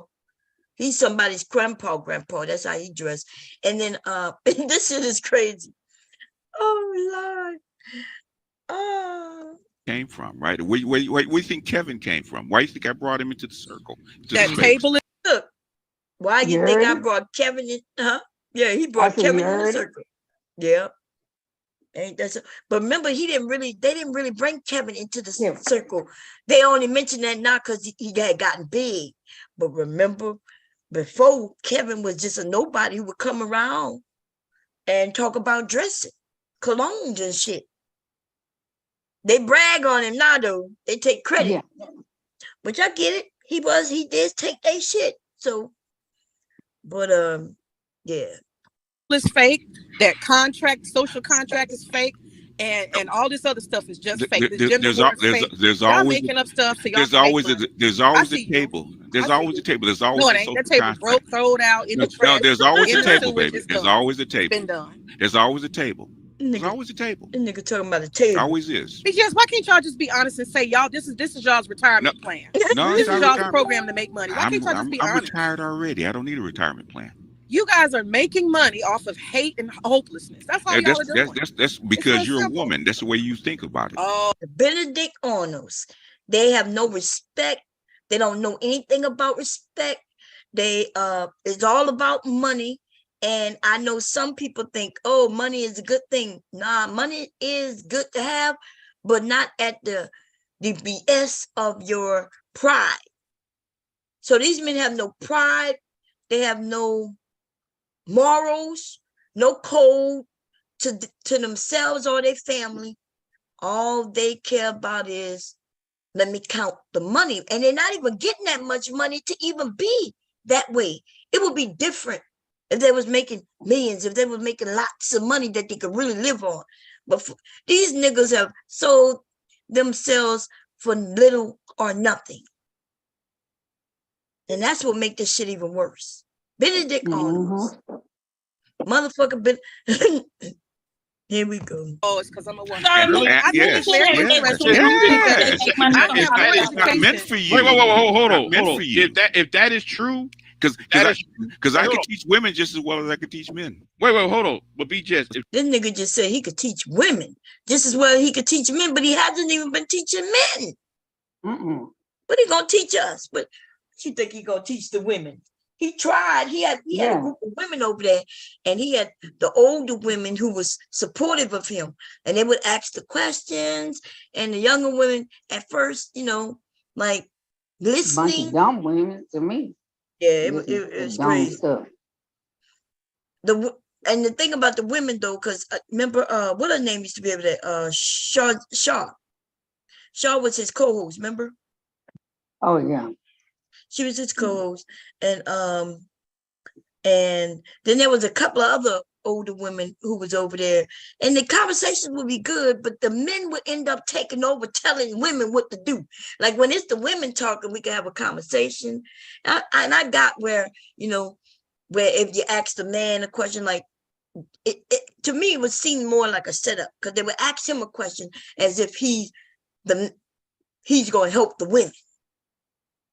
That's what it seemed like. It was like help himself. He can, yeah. So I'm thinking to myself, it's a woman's chat, but it's really the men's chat, because he would allow Faulkner to come in and all the other men. Faulkner, Charles. That's who I was going to say. Charles Faulkner come over there talking trash. And then they talk trash to the women. But it's a women's panel, y'all. It was women's night, but it really was a opening for the men to come in and beat up on the women.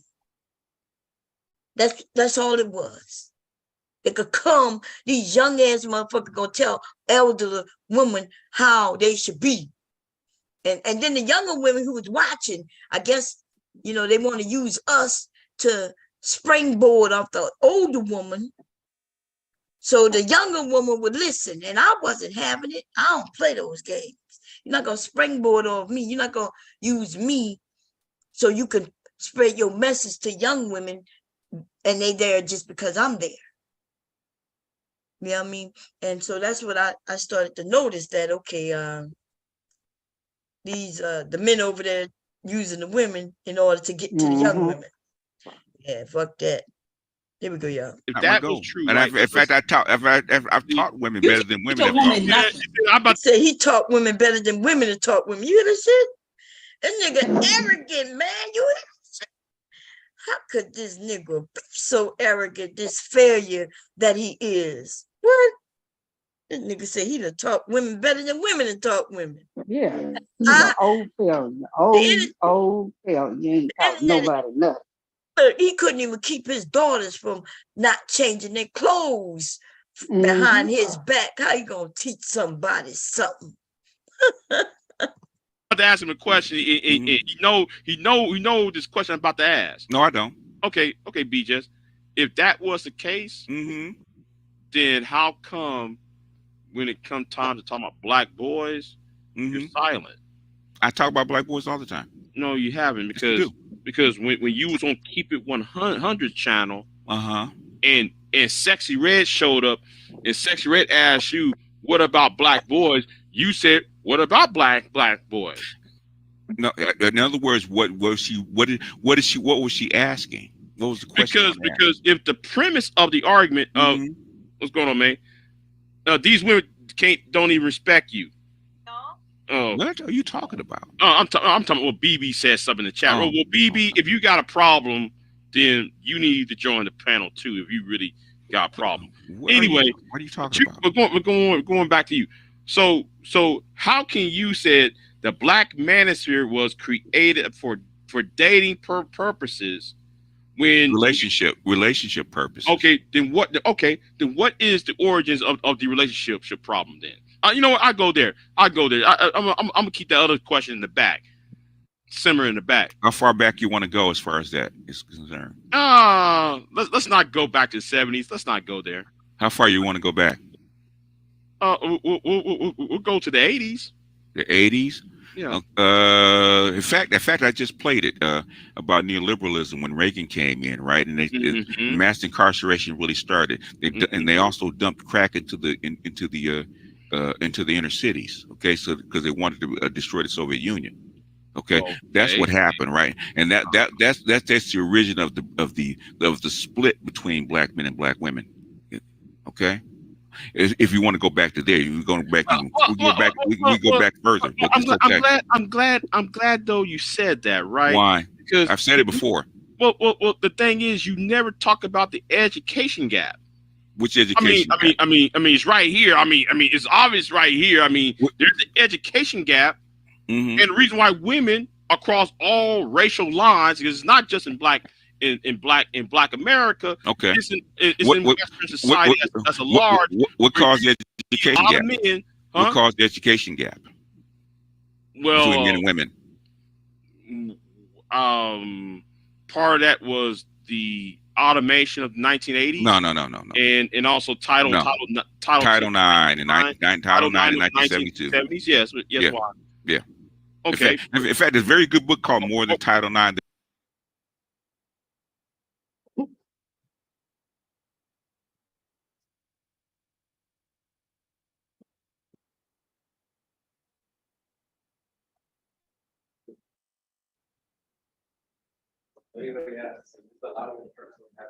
The government decides on winners and losers. All governments do. Really? Yes, they do. That's why they call them government. How again? That goes back to the point about the origins of the Black Manosphere. So hold on. Stay with me for a second. Stop deflecting. Stay with me for a second. Oh, deflecting, but you want to deflect all the time. Okay. No. In other words, the system that they set up 50 years ago that they thought would work, okay, according to what they call that's not true. Female nature.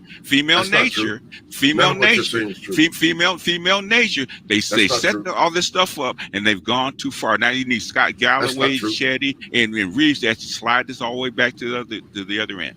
Okay. Then why is it Scott Galloway is calling y'all out? Why you think Scott Galloway got on CNN calling out Andrew Tate, calling out Fresh and Fit, and calling out the Manosphere? It is because, and this is something that I've talked about for the last 3 or 4, almost a year now. Because I actually called, right? Okay. What you have is a crisis, and it's not just here, it's all over the world. The United States, Europe, China. You cutting in and out, BGS. You cutting in and out. You might have to repeat that. Can you hear me? Yeah, I hear you now. Can you hear me clearly? Yeah, I hear you now. This is a crisis all over the world. They have to address it, otherwise the system will collapse. That's why. It's not just here. It's all over the world. That's why you didn't answer my question. Why was Scott Galloway? I'm telling you why. Y'all out. I'm telling you why. Okay. I'm telling you why. Because if they can't re-inspire boys and men to actually participate in the system, it'll collapse. That's what are you inspiring boys to do? And women, what are you inspiring boys to do? You're not listening to me, okay? What are you inspiring boys to do? It has nothing to do with me. We're talking about Scott Galloway. We're talking about Scott Galloway now.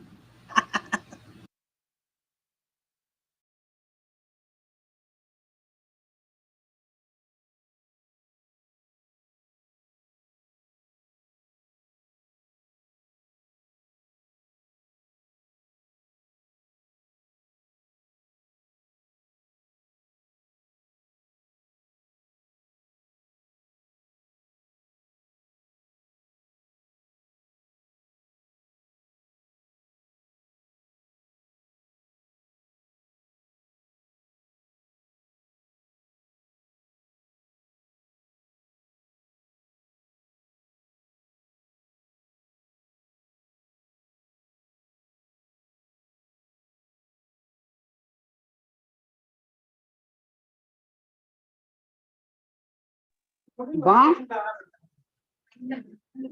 I'm talking and nobody can hear me.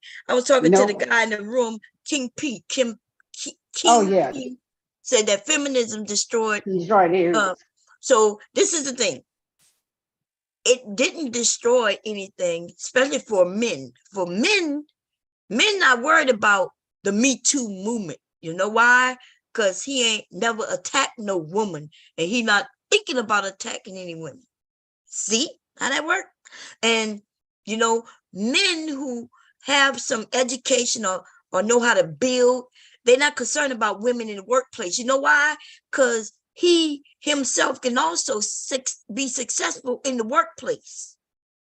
The only people concerned about feminism is men who know that they will never be able to get anything unless they have somebody make them feel good. Like you want to get you a little woman, a little lady. You want a little lady. So who gonna make you feel like you somebody when you get home, even though you ain't shit.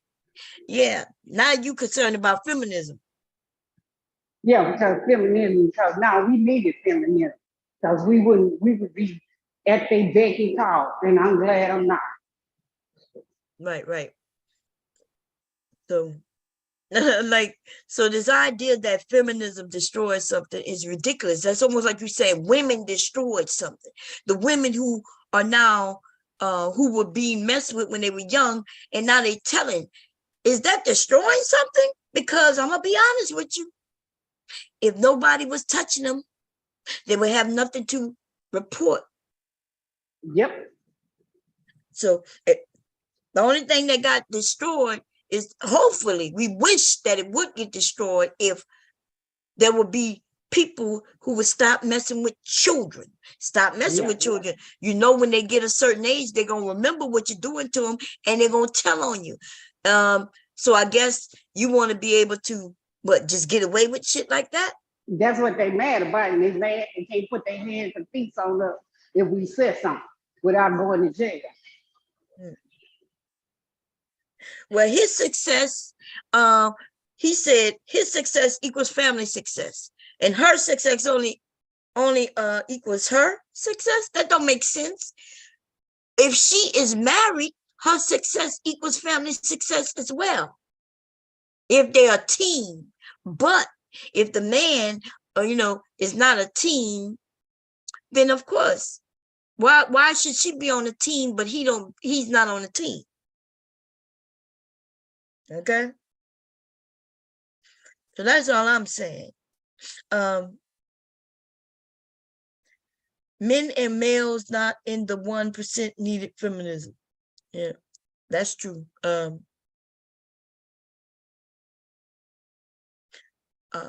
Men and males. Well, I don't know. I don't know if I read that right.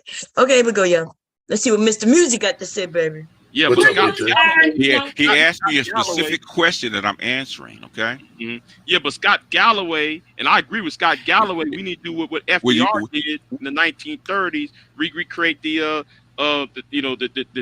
TWA and all them organizations. With the World Economic Forum says the same thing. So it's all in the same vein. But the thing is, you have to understand global politics and global economics, what they're trying to do. It's not just here.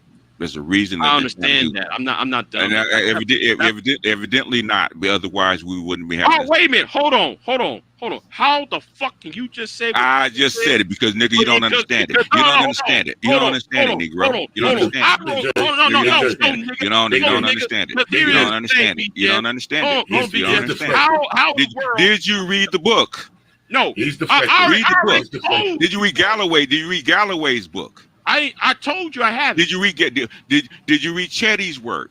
I have not read Chetty's work. Well, then read that first and come back to me, okay? Oh, I'm supposed to come. Thank you, May. Is it May? M-E-Y. M-E-Y. Is it me? May? Me? Thank you. Anyway, let me see. Following the biblical order produces long-lasting success.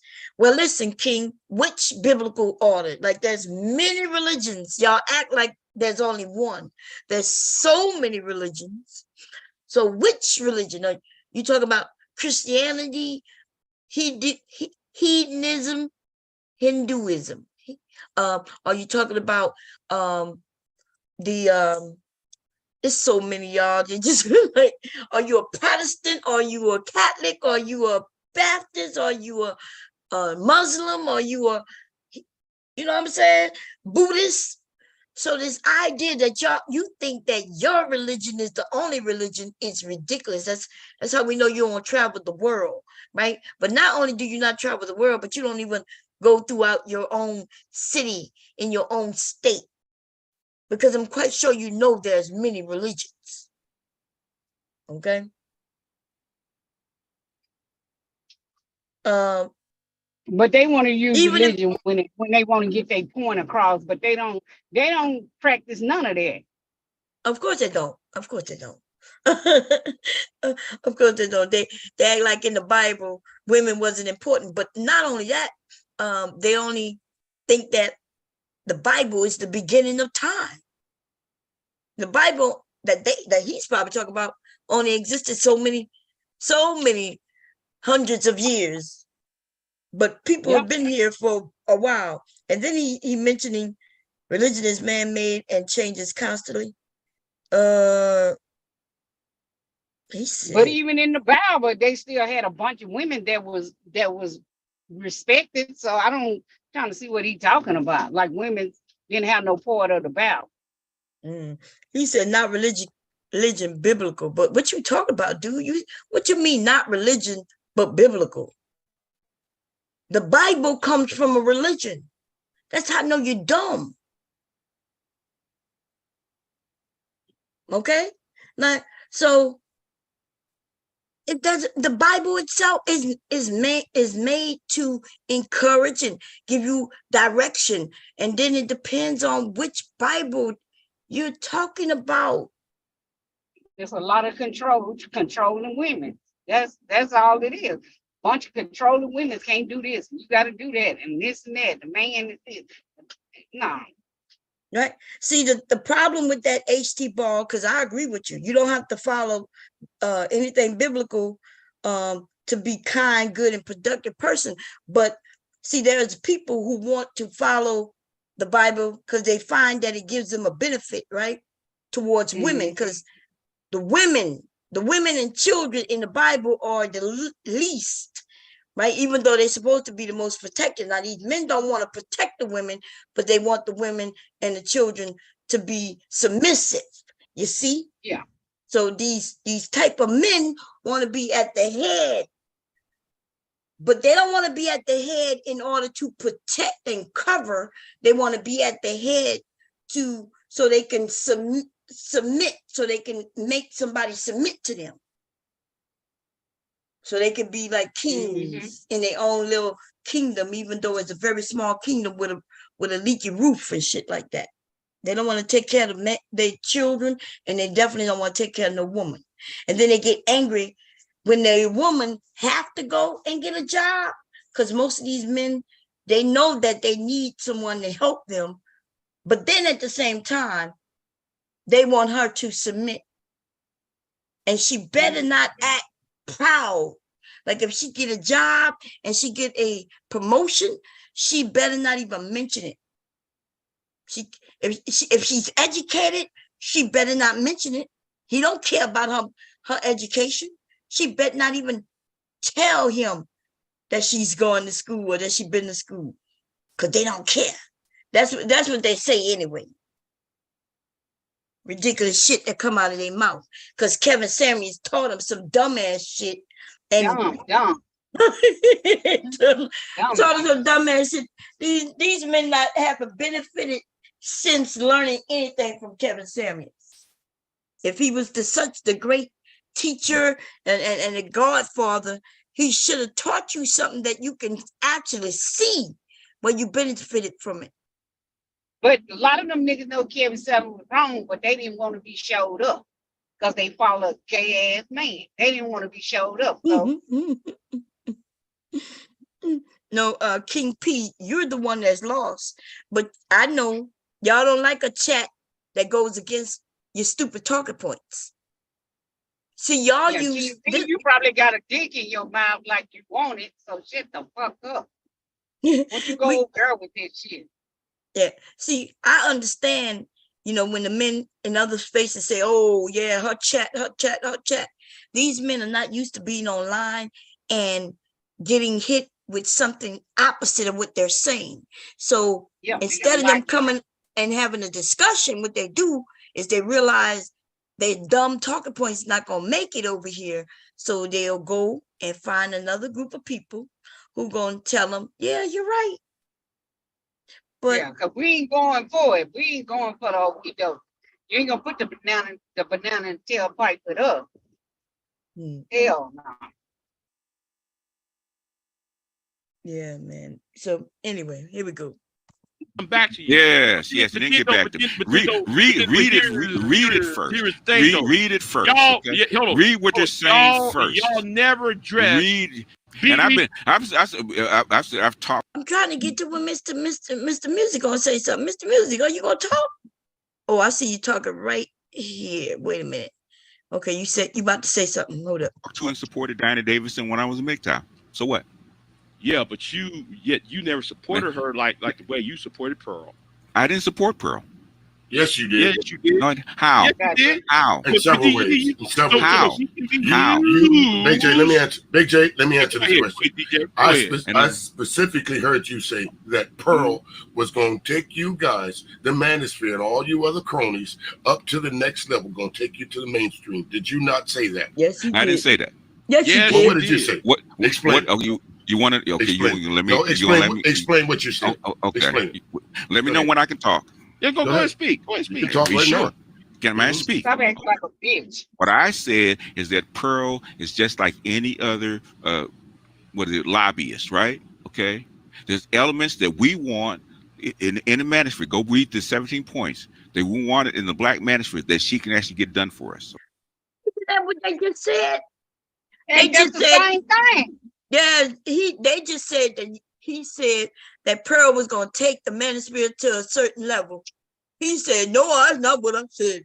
And now he's saying, yeah, that there's 7 points. And oh my God, this is how they play, baby. This is what they do. This is what they do. Now he see that they see that she ain't down. Now he want to backpedal. But at first, when she was on top, he talking all this shit. Look, here we go. So let her do her thing. Okay, BGS. You say what could Pearl possibly do for the Manosphere? And in other words, the same thing. Okay, you want to let me answer? No, because okay, go ahead and talk, man. What I'm not going to allow you to do is deflect. Remember our last meeting? No, I don't remember our last meeting. I know you don't. Yeah, you were so pissed at me at the first time that we met. You literally had to go back and do a stream on me. Remember that? No, was you sure that was me? Yeah, I'm sure. You sure that was me? You sure that was me? Absolutely, because you did. Let's get to this. I've been listening for a while. First question I want to ask you. So you mean to tell me that the education disparity at the 1980s and the 1990s was because they dumped crack in our neighborhoods? No, I didn't say that. That was one of the reasons? I didn't say that. He did say that. He said they dump crack in our neighborhoods. And he said something about some other country and all because they needed money to fight a war in another country. And I was gonna say something, but I just said, let me just let that shit ride. These niggas say anything. But here we go. That's what I heard you That's say. what you heard. No, that's what you that's what you heard. That's not what I said. Let's back up. Let's back up just a little. If that were true, say I lived in Oakland and I ran across this big old box and I opened it up and it was full of crack. Is it up to the people that left it there? Is it or is it up to me to leave it alone? And your point is what? My point is we cannot continue to say that these white folks came into our communities, dumped drugs in there, and that's why black boys have fell behind, because the only opportunity I didn't say that. I didn't say that. You have not. No, you have not. I didn't say that. Said that. You did. He did say that. He mentioned crack. Yeah, he mentioned crack being dumped in the community, and he said something about he mentioned something about because they wanted to fight Russia. I think he said Russia or one of them. You forget that people make videos of this shit. He said. Yeah, but no, I'm saying he said that on this stream. Yeah, we heard. Yeah, when Big J asked him about something, I don't know what the hell. Big J asked him something, and he asked him what time frame. He said, it's okay to start with the 80s. And he said, okay. And then he mentioned the dumping of crack in the motherfucking neighborhood. He said the government dumped crack in the neighborhood so they could win a war with somebody. That's what the nigga said. I was like, okay, god damn. Today, I never said that. I never maybe said not today. I never said that. But where said it. Where did I say that? Where? Charles when? Okay. What did I say? What did I say? Any other parent? Okay. What did I say? How about this? What did I? No. What did I say? No. What did I say? What did I say? You accused me of saying something. What did I say? Bro. No. Huh? I just answered your question. I just answered. You said. What did I say? No, what did I say? You gonna let me answer it or what? Yeah. Which one? You said on several occasions, one of the reasons there's a disparity in the educational system is of the 1984 crime bill, where they came through our neighborhoods and snatched out our young black boys. Did you not say that? I know. Well, okay, revamp to me what you said.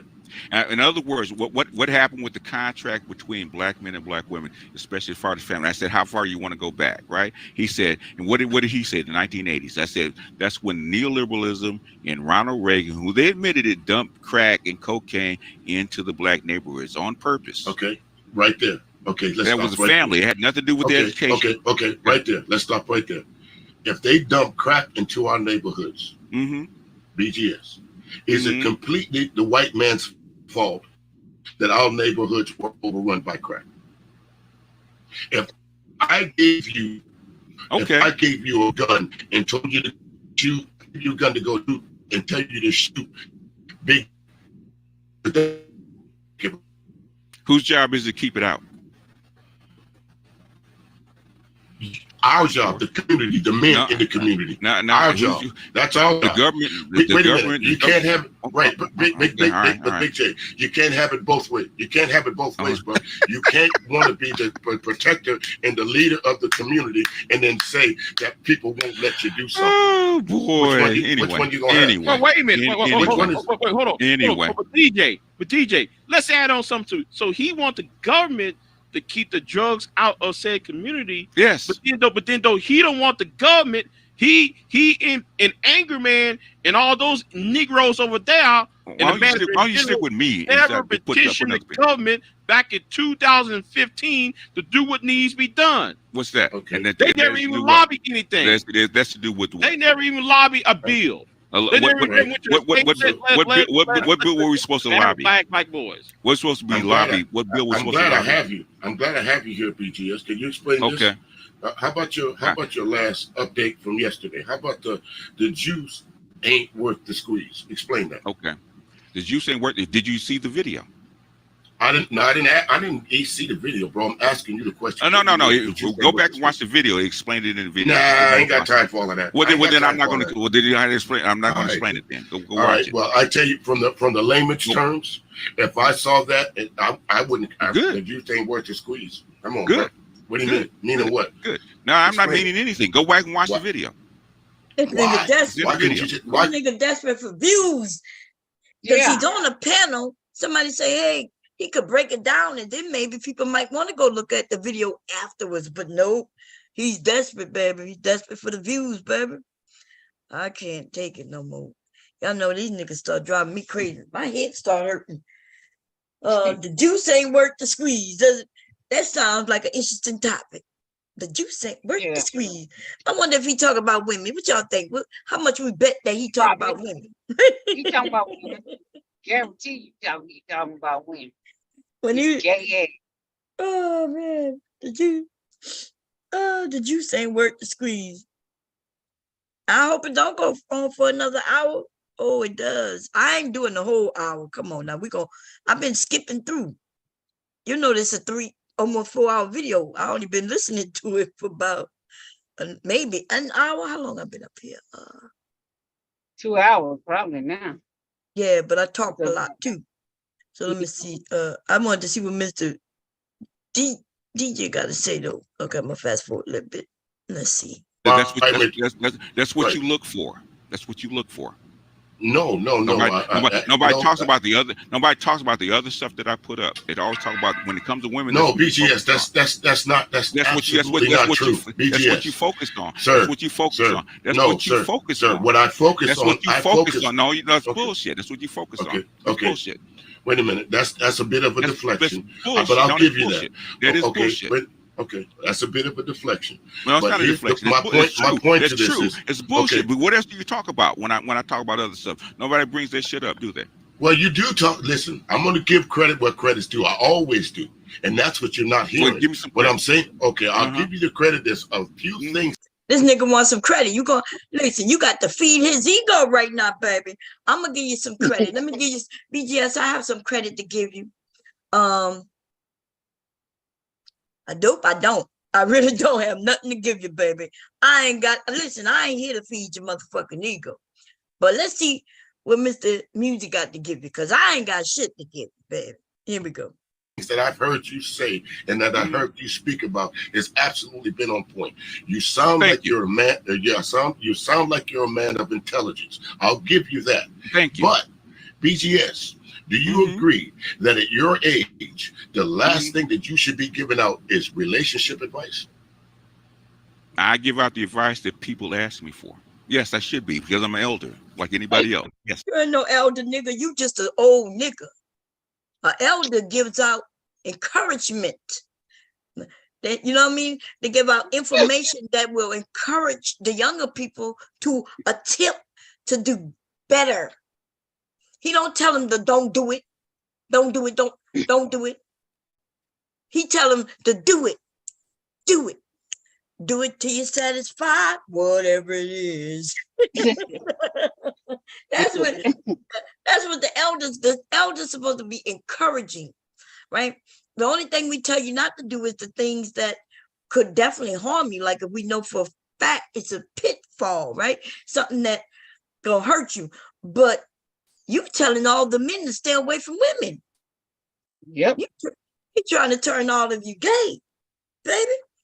And putting titles on women like Diesel and Octane. She's a Octane 97. She's a Octane 86. And I don't know what the grades of gasoline are, but oh Lord. It's crazy. Do elders supposed to give instructions? Well, I don't think young people would take instructions from elders, and that's why elders don't give instructions. So you're wrong. Okay. The only people who give you instructions are teachers, and teachers only give you instructions when you're very young, right? But when you become a young adult, then we understand that you won't follow our instructions because you want to learn for yourself. Okay, you want to learn for yourself. If I start telling the women what to do and how to do it, they would think I'm crazy. Yep. Okay. So the only thing I could do is give them some advice. I can tell them what I've done and the pitfalls I may have fallen in, or some of the things I, may have gotten into. Oh, now teachers teach indoctrination, huh? Is that what it is? Y'all niggas say any goddamn thing. And even when you realize that you said something that's not right because I corrected you, right? Then you say something else. Y'all, I was on a panel and I asked, like I kept telling the guy the difference between a nuclear family and a family, right? The extended family. Yeah. And I explained it. And he understood what I said. And then he kept saying, well, yeah, but I want to call it the nuclear family. And I said, but the nuclear family means this. And what you're talking about is the extended family. And he would not, no matter what, because I, the woman, gave him the correction. He wouldn't. And I say that it was the extended family. He kept saying, but I'm going to call it. So he wants to call the nuclear family, even though it's an extended family, It is extended when everybody around here that's extended. Not nuclear family, just the what? The wife, the kids, and the husband, right? Yes. Yeah. And so, but he kept saying that, yeah, you know, I got my wife, my kids, my mom, my dad, you know, the uncles and sisters. And I said, yeah, that's the extended family. He said, no, but so I corrected him on what it's really called, but he wants to stick to what he wants to call it. So I'm like, okay. I said, so no matter what I tell you, I'm correcting you. You just want to call it what you want to call it because I'm a woman correcting you. Because that's all it is. Because words mean things. Things are defined a certain way, right? So the nuclear family has a goddamn definition. And it doesn't meet what the definition in which he was calling it, right? It didn't meet his mother, the grandparents, and the uncles and aunts. So therefore, he was wrong. But it doesn't matter. Well, it's so thank you for telling me I was right in that situation. You know what I mean? And the idea though, I'm not always right, but damn, like I do know a lot. And I'm noticing though that a lot of these men in the Manosphere, and I'm only talking about the Manosphere men, that they are getting information from men who are not right. They sound like they're educated. Like Mr. Music said that BGS sounds educated. BGS may sound educated on things, maybe about, like the men were talking about war in the 80s. That could be true. I don't know, right? So I'm not going to get involved. I won't say that he's lying or not because I don't know.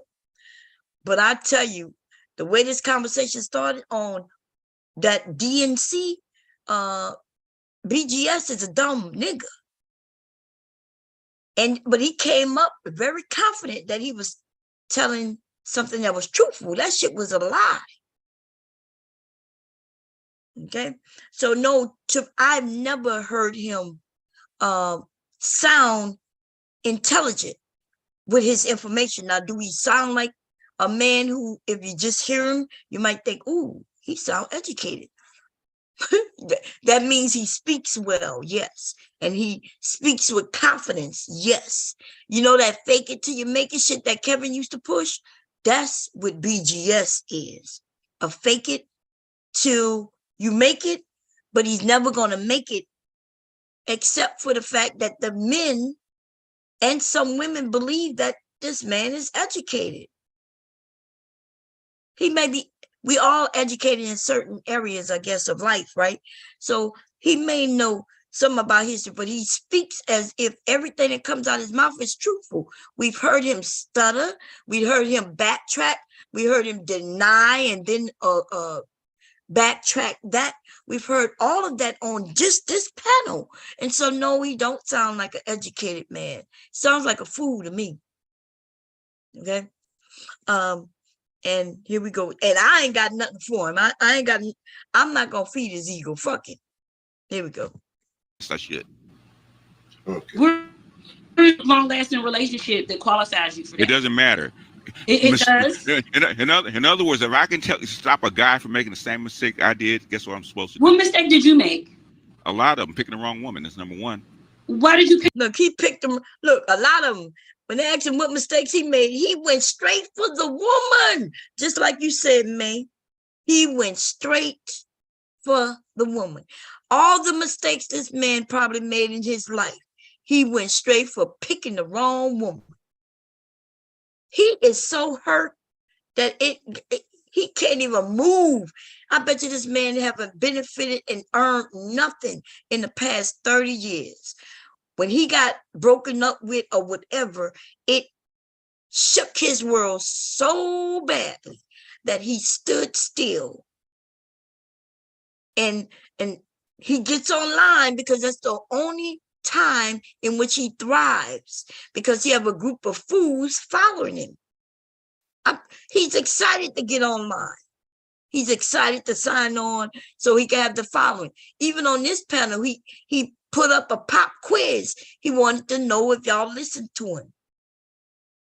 Then he wanted to know, yeah, tell me some good things about myself. That nigga said, yeah, tell me some good things about myself. Give me some credit somewhere, because I need it. I need you to feed my ego, because when I sign off, I don't have nobody to, give me any of that. Like, I don't need my ego fed online. When I shut down everything, I look around the house and I see everything. You know what I mean? Like, when I see my kids, I see my greatness. When I look at my husband, I see my greatness. When I see my grandson, oh my God, y'all, every time, that's when I've done the best. My greatest work is shown in my family. And so he don't have that though. Like, he don't have that. So he needs to come online and get called the master teacher and shit. Here we go. Pick the wrong woman. What's wrong with you? He just said you was a man. Everybody pick it doesn't matter. Wrong people all the time. You can be the smartest. Oh, wait a minute. That's right. Her question was absolutely excellent.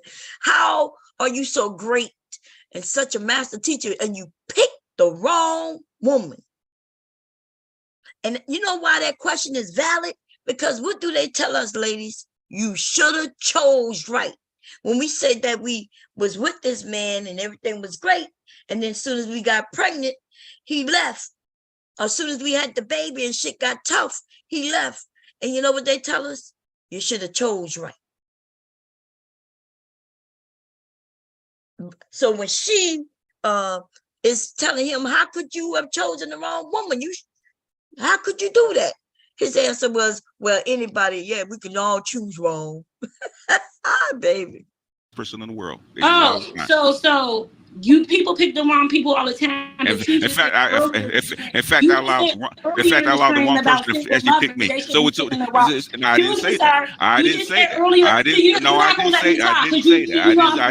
didn't say that. So earlier in the stream, you said when Big J asked you about single mothers, you said that they should have been choosing better. That's what you said. I didn't say that. You're allowed to make mistakes. How the nigga said he ain't said. He knew what she was about to say that he said before she said it. That's why he started saying, I ain't said that, I ain't said that, I ain't said that. Liars.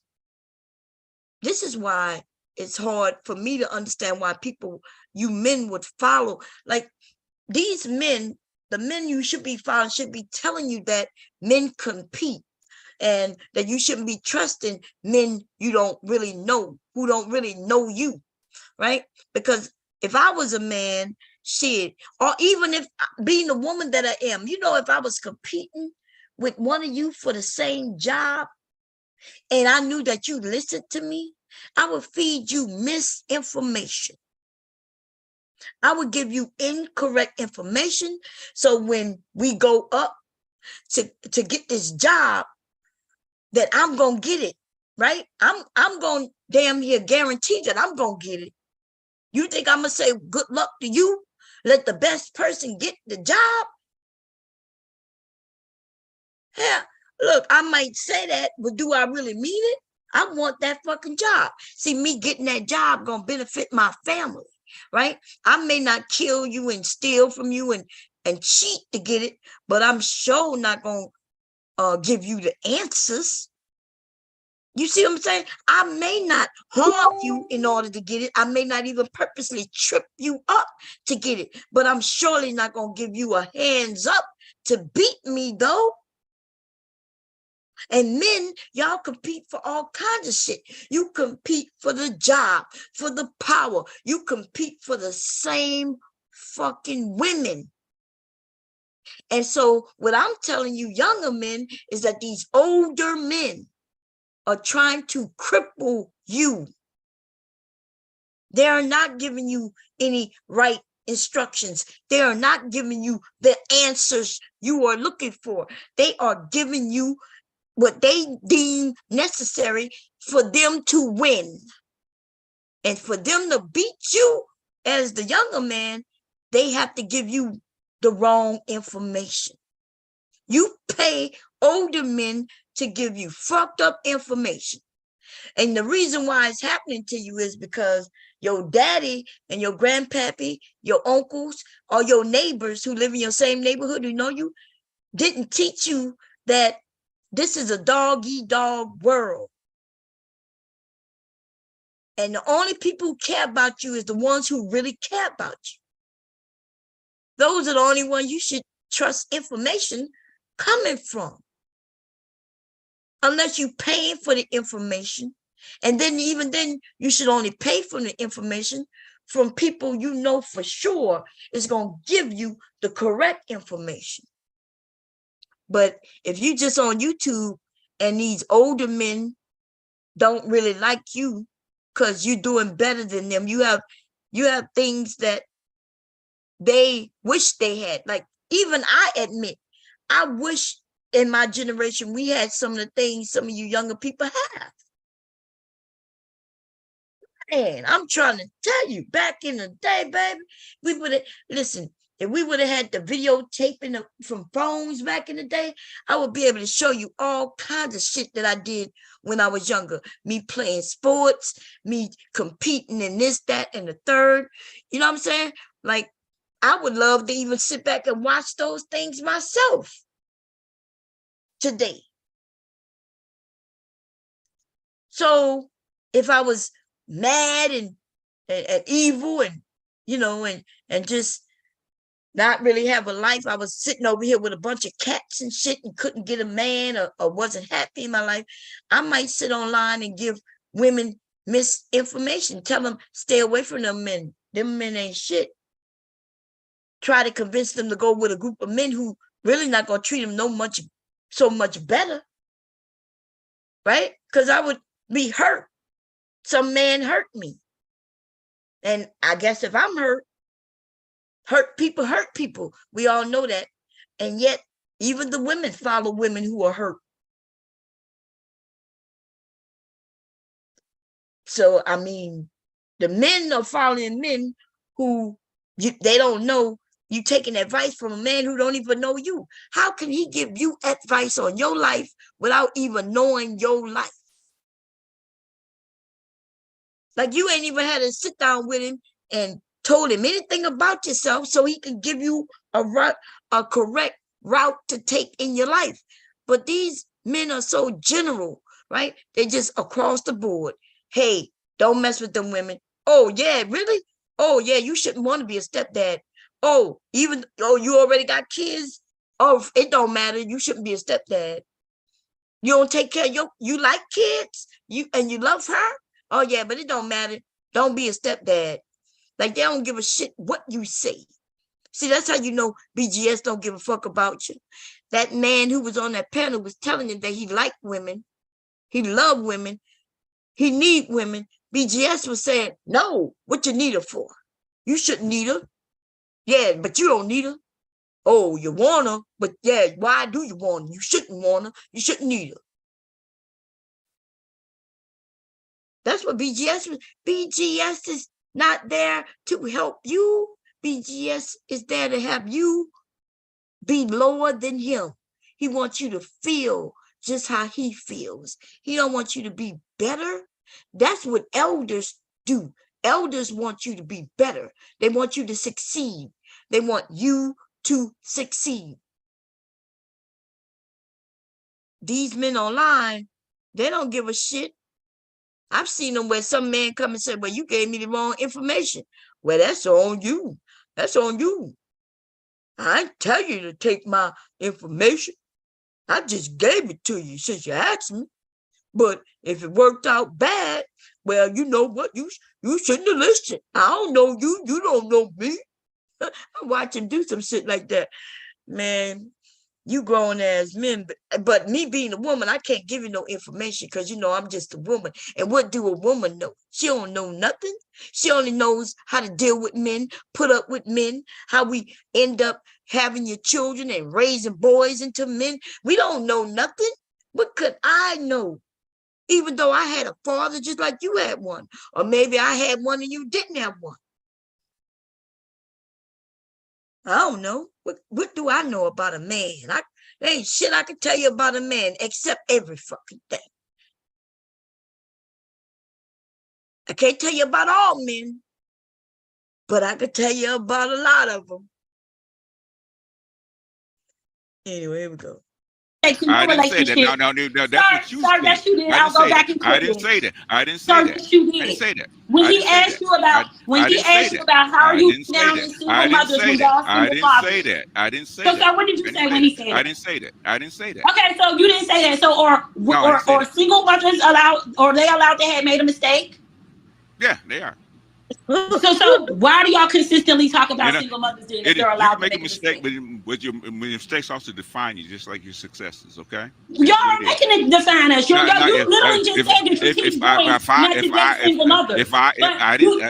You said that you teach boys not to date single mothers. Now you're telling me that it was okay for them to make a mistake. Which one is it? Repeat what I said then. What did I say? Sir. She already told him what he said, and he kept saying, I ain't said it, I ain't said it, I ain't said it. He won't let her even finish getting it out because, she's a woman.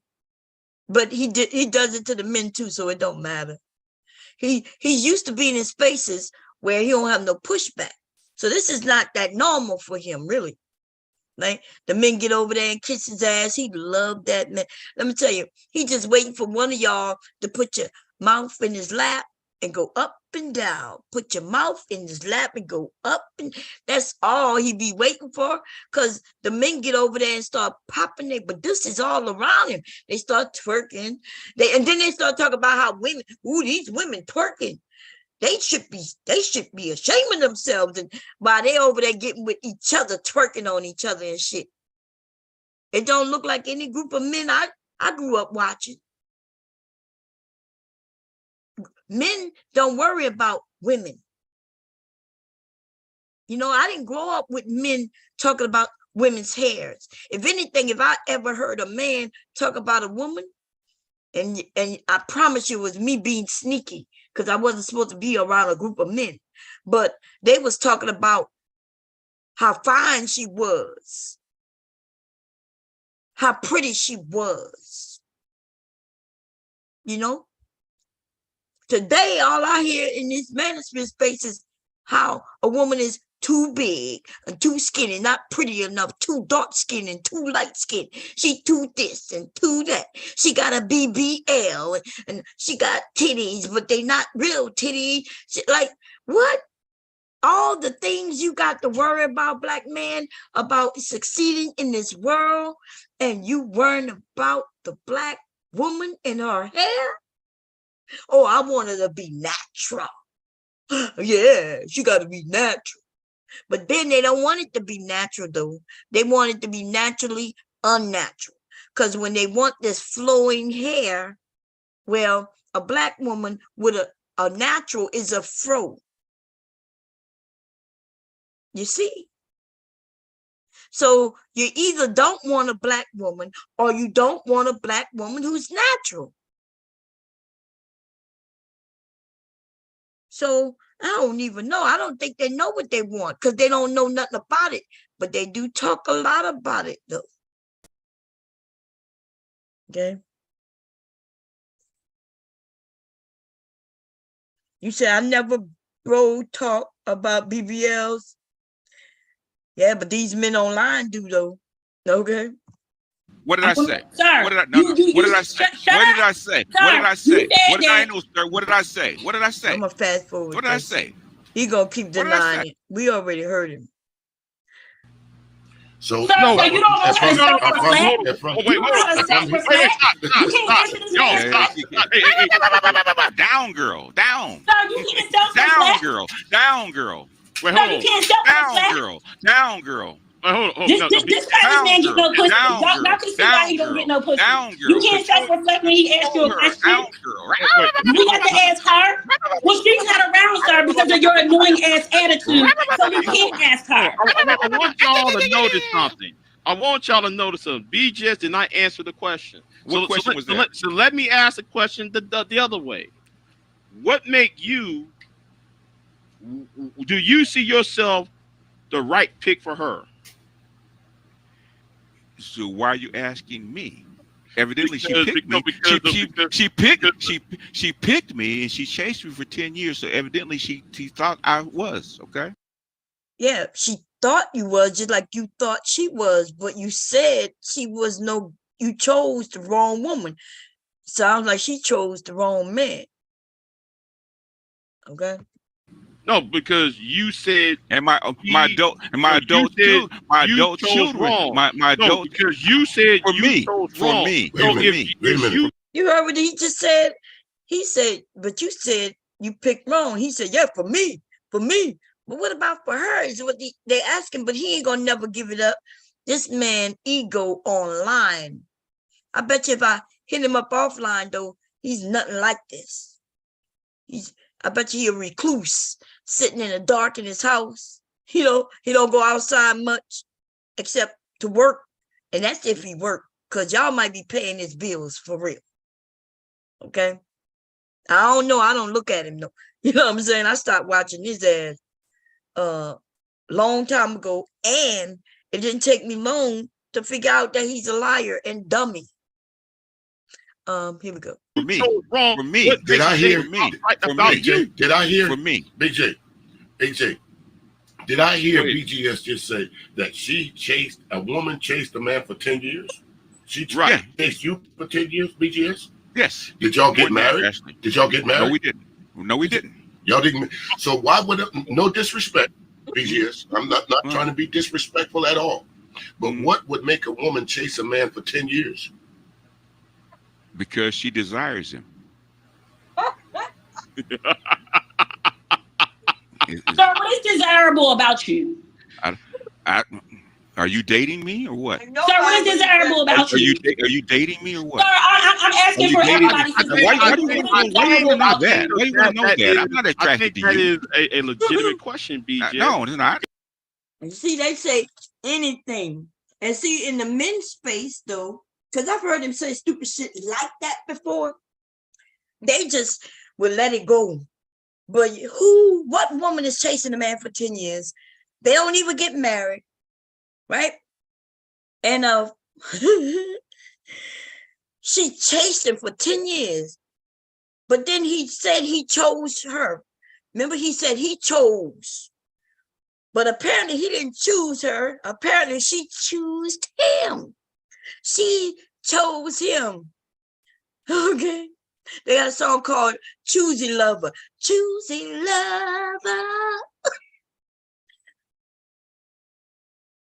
Girl, I'm so proud of you. I'm so glad you chose me, baby.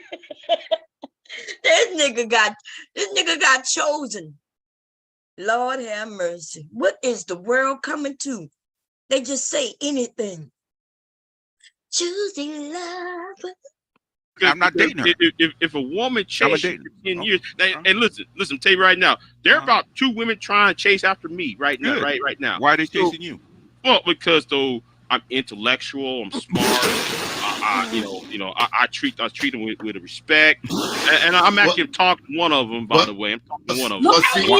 Why? Y'all hear how childish he is?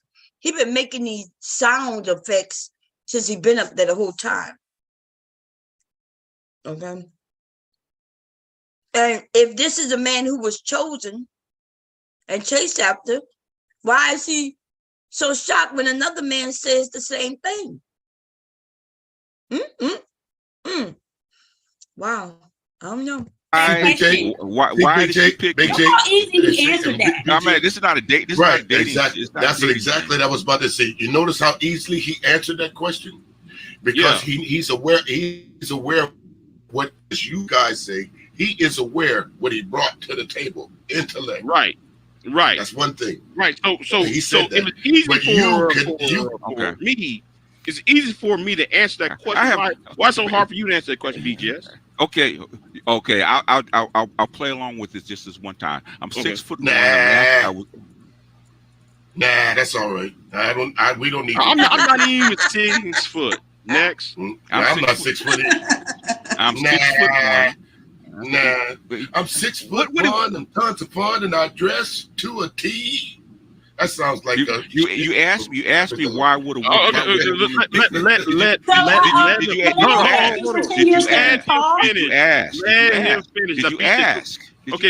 Okay, BJ. Go ahead and finish it, please. Okay, I'm 6'1". I'm athletic. Okay, with at least when I was young, right? Okay, right. I had a 29-inch waist. I had 21-inch back. He talking about what? This nigga said he had a 29-inch waist. Ladies, are we measuring men's waist and shit? I ain't never do that. Like I ain't never say, hey, handsome, come on here. I got a tape measure. I gotta see, make sure you got that waist. That waist is right. That nigga said he tall. Let's see. Biceps. Okay. Have 140 IQ. Okay. I come from a slightly elevated class from her as far as education is concerned. Okay. That's why she would pick me. Sir, what about your personality that she like? Look, we got a woman on the panel and she's asking all the right questions. See, men think that women are looking for this, but we really are looking for that. So you hear the men in the manosphere learning from men and they telling the men incorrectly. And when the women get on the panel and we try to tell them that they're wrong, they tell us, the women, that we're wrong. We're like, hey, but women, we like this, that, and third. And they be like, nah, you wrong. Like, what? So they tell me I'm wrong because I'm too old. And then they tell a young woman that she's wrong because she's too ugly. Or they tell another one she's wrong because she's too fat. Or they tell another one she's wrong because she's not a wife. Or she tells the other one that she's wrong because she is a wife. Or like they tell the women that we're wrong and it don't matter. They always come up with an excuse to tell the women that she's wrong about what women want. But the men, you listen to what the man telling you and he is wrong. These men keep talking about, yeah, she want to be tall. See, but that comes from white people, and it used to be tall, dark, and handsome, right? So if you're black, you're automatically dark. If you're tall, okay, all tall men who are tall aren't wifed up. You know what I'm saying? They're not in relationships. So that must not be necessarily true, right? Then you see women with men who are their height or shorter than them at times, which means it's not true. Lots of short men are with women, so that means it's not true. Hold on, y'all.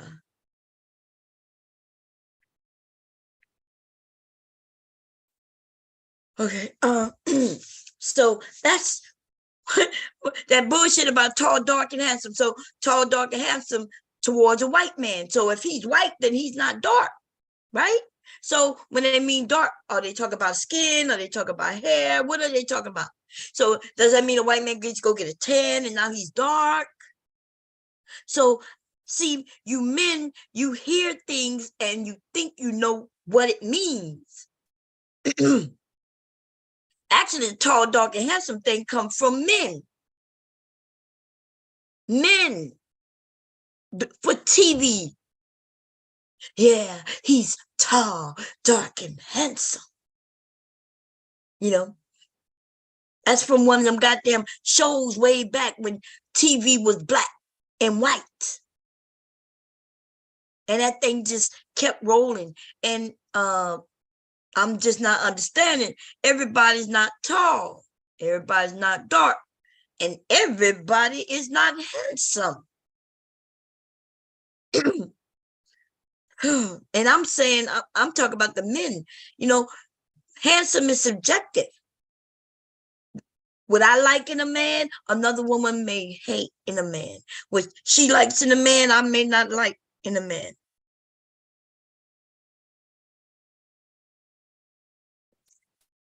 Hubbies, let me see.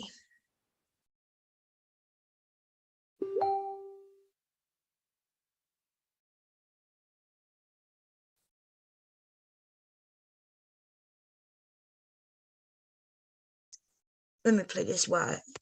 Right. Your name is stuff that other men have.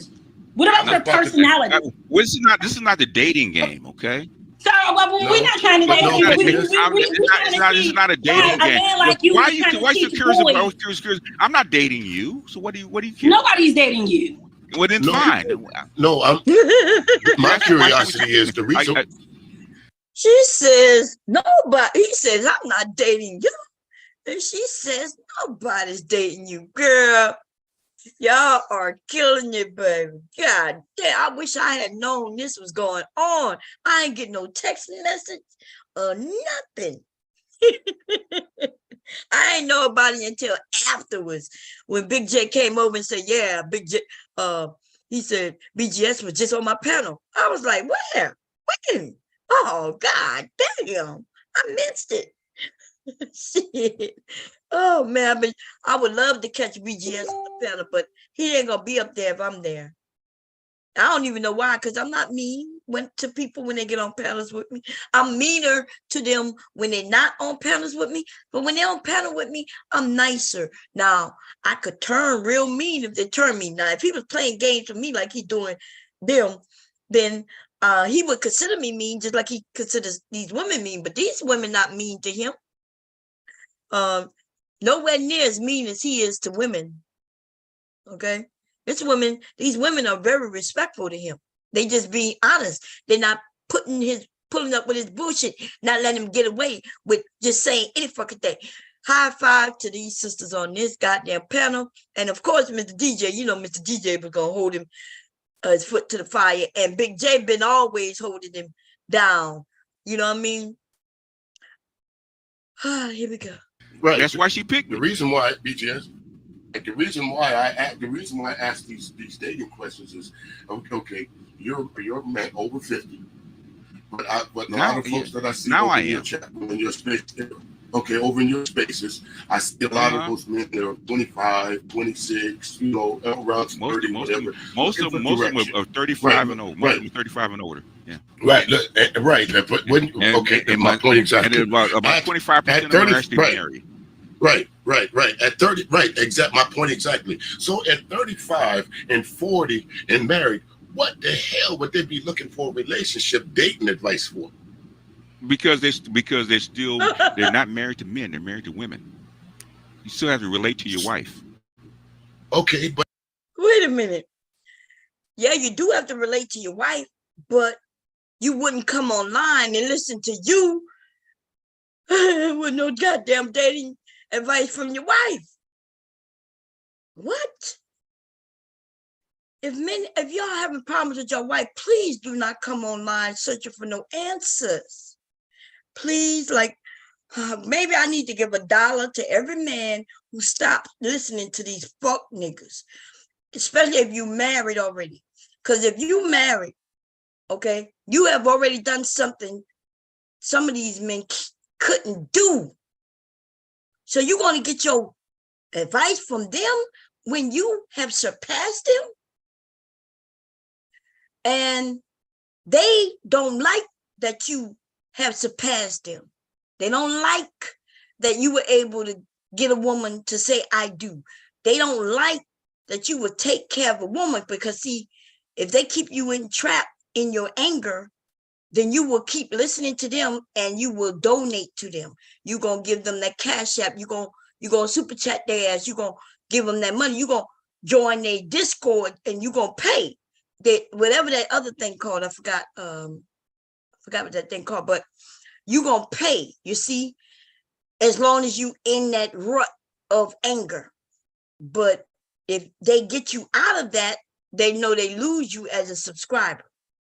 See, they don't think that maybe if they give you the right answers, that maybe they could write a book and really make some real money. No, they only know that they can get you as low picking fruit.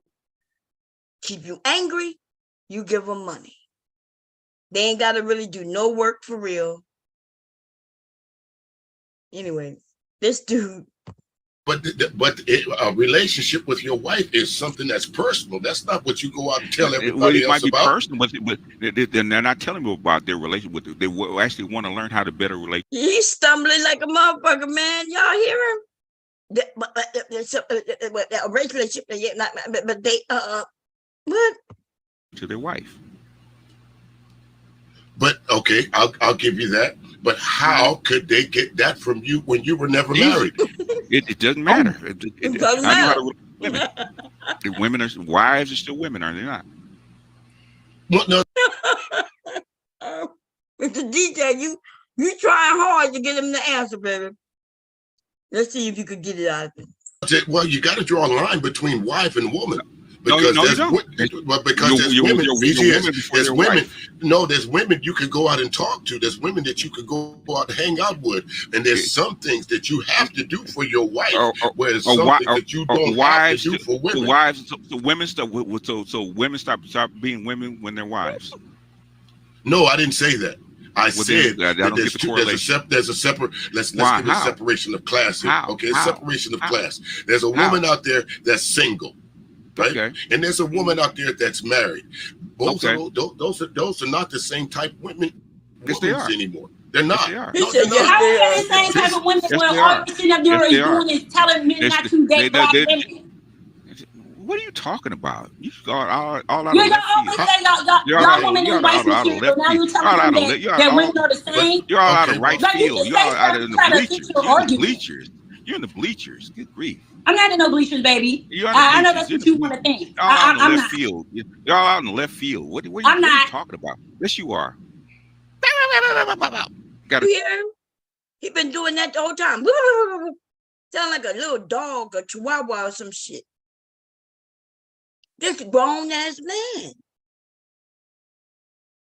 That's grown. And I'm talking about super grown. I'm talking about so grown, he great. Nothing wrong with great now. Salt and pepper I like. But I would never like a nigga like this, man. It's one of the men who, you know what I mean? Like I look at certain men. It's not even many of them, because a man is a man is a man. But there's certain men though that I just be looking at. They look like they're bums. They be holding them signs out on the street talking about they would work for food. You know what I mean? I can't even imagine him. You know what I mean? Like being with a man like that. Sometimes I be wondering what went wrong in their lives for them to be out there begging. Because, you know, black, I don't know. You know, generations are different. But for my generation, and back in the day, even though I hear people say something different, our parents and grandparents taught us to be very clean. You know, like I said, used to have the plastic on the furniture. There was rooms you couldn't go in. You had to take off your shoes. When you got home from school, you had to take off your school clothes and put on play clothes. You see all that bullshit that I be hearing them talk about, times are different and you know, and all that bullshit. Times are different. But they blaming back then, like claiming that it was so bad back then and the reason why it's so bad today. And I'm like, no. You know, but back then, when they talk about all these women was on welfare and shit, that wasn't no shit that I watched black people do. They had pride, like they were, and you know, it was like a pride thing.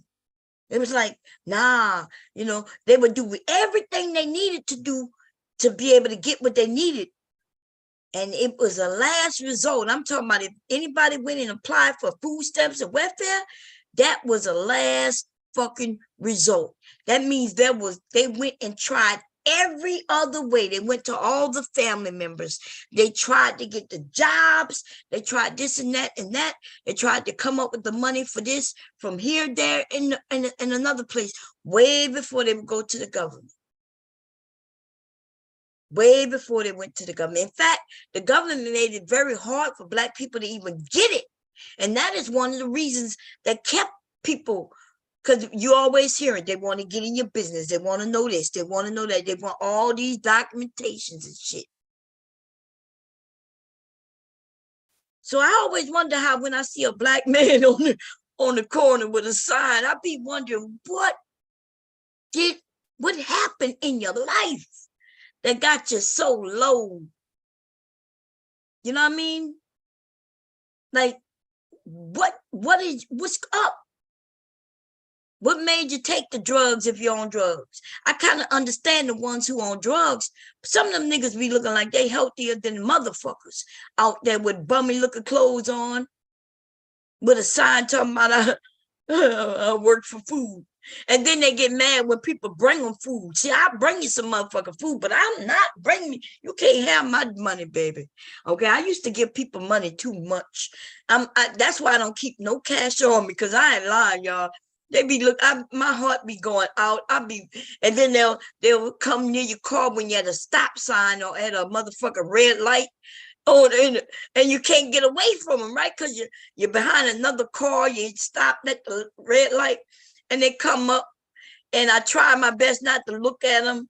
You'll be like, because I know as soon as I meet eye contact with them, I'm gonna reach over in my purse and start giving them my motherfucking money. One time I gave them $20. One time, $20. It was the only $20 I had. I didn't have no more money. I was on my way to the store. And they looked so sad, and I reached over and I picked the 20 up, and I wasn't thinking, and I gave it to them. And when I pulled off, I said, oh shit, I got no more money. I'm just a sucker, y'all. I'm a sucker. I ain't gonna lie. Here we go. You gotta hear yourself talk. No, but back to what I'm saying is, it seemed to me, okay, I was married at one time. And why are you not married anymore? Not your business. Either way, the point of the matter is, when I was now that I'm single, I understand that there's a different level of woman that I'm dealing with, because I'm not going out dealing with married women. You understand what I'm saying? When I go out on a date, this woman is single. But have you dated a married woman? I have. That's the problem. No, why? How? They didn't separate themselves from the field. What are you talking about? They didn't separate themselves. They might have gave you the idea, or might have told their husband they were married. But as far as the world was concerned, they was still out doing their thing. She was separated when I was with her. Okay, and she was divorced shortly thereafter. Okay, well, see, you got. Well, she was married when I got with her. Okay, it is what it is. Listen, BGS. When you start now we're going all out and going on all. Whoa, wait a minute. Hold. He the one who went all out in left field, right? Because he said he mentioned there's single women, there's married women. You do handle them differently because we are different, right? I'm a married woman, so I'm not even. If a man walk up to me, I don't even care what he has to say to me. On some real shit, I'm just waiting for the opportunity to say that I'm married or show him the ring, right? Which I don't wear a ring, y'all. I used to wear a ring back in the day. Okay, hubby started making me wear a ring, but I don't wear jewelry. So anyway, he's talking, and because I don't want to be rude, and I could tell he's coming over, so I don't just get rude and just say, I'm a no to the hand. I don't do no things like that.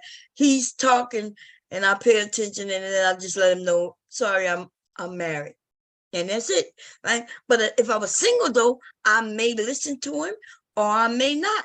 And so what BGS know exactly what these men are saying. He knows what Mr. Music is saying. See, that's the problem.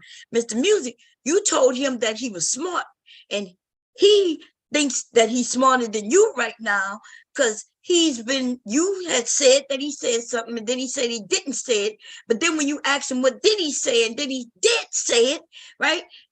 I guess he was just saying that it wasn't about school, but he did say what you said, right? When you mentioned about the drugs, because all you simply said, you said that, they put drugs in the neighborhood. And then you mentioned something about the school. And he said, nah, I didn't say that. But he actually did say that. He just didn't mention nothing about no school, right? But this is crazy, man. I don't understand. But men are a little different. I couldn't, I'll be cussing his ass out, but not me. Or just sitting back not saying a damn thing, because, whoo, Lord. Like my voice, that's the problem with you. So if I did like your voice, that's a problem. Too much energy. towards me. Okay. Too much energy. This woman is being nice to him because you know I've been accustomed out by now. Yo, I was up here first. It's okay. She was up there first. She surely was up there first. Okay, it's all right. Just like I was doing that other panel. All right. It's all right, baby. You're not the first, okay? So you go laying your head by yourself. You're not the first to be attracted to my voice. See, people say that his voice is nice, but the problem, BGS, is they might be attracted to your voice at first, but when they envision what you really look like, it cancels that out, baby. And see, she's too nice right now because he is being very disrespectful. But see, this is the problem for me. Let me tell you the problem for me. These men do this a lot, right? They don't use cuss words, but they literally disrespect you. They just don't use cuss words. And then when I cuss their ass out, they then make it seem like I'm now the aggressor. But remember, they were being disrespectful to me before I used the cuss words. Now they disrespect me the way they wanted to. And when I go to disrespect them the way I want to, they start crying and talking about my foul language. But see, I feel like if you punch me, motherfucker, and I decide to punch you the way I want to punch you, like I decide not to punch you, but I kicked you, nigga, don't be crying about that I kicked you because you punched at me first. You started the fight, and don't start whining about how I decide to fight you. And see, this right now, she's being real nice. But girl, you got to, some of y'all got to stop being nice. Like, be nice up until a point, and then you have to grab these niggas by their rusted, dusted balls and twist. Apply pressure until they no longer play with you. That's what you got to do. And she said, I was up here first. And he don't care because he want to pop his pussy all on this panel and show off and show out. He going to show off and show out. Okay? Sweetie, it's okay. Are you flirting with her, BG? No, I'm about to say that. What the fuck? Yeah, I'm just saying, I mean, are you flirting with her?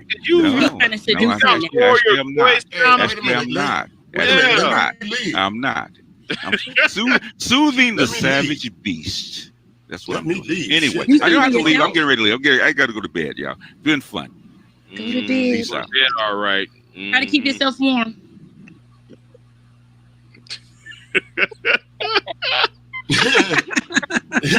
Oh my God! Oh, she got you. Don't BGS. Don't say nothing else. She got you. Oh, leave it alone. Man. Leave it right there, bro. Walk out. Just walk. She said, "Try to keep yourself warm, baby." Anyway, that was a good combo. Yeah, that was a good combo. BGS is full of shit, yo. Okay. Okay. Ooh, Lord, I got a headache. Let's go to the next one. I know that Kira put the link in the room. Anybody want to come up? Y'all can come up. No, be feminine, get the best response. Why would I want the best response? Why would I care? You said back. Oh, you want me back up? Where you want me to go? Where you want me to go? Let me see. Let me bring it back up.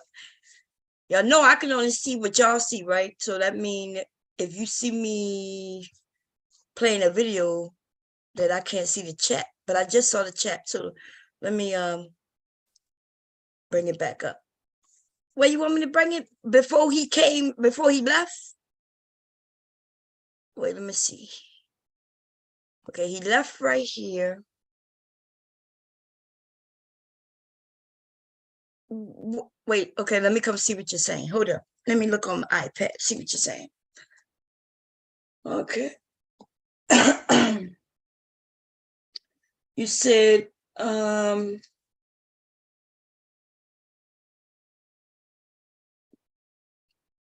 where do you want me to go?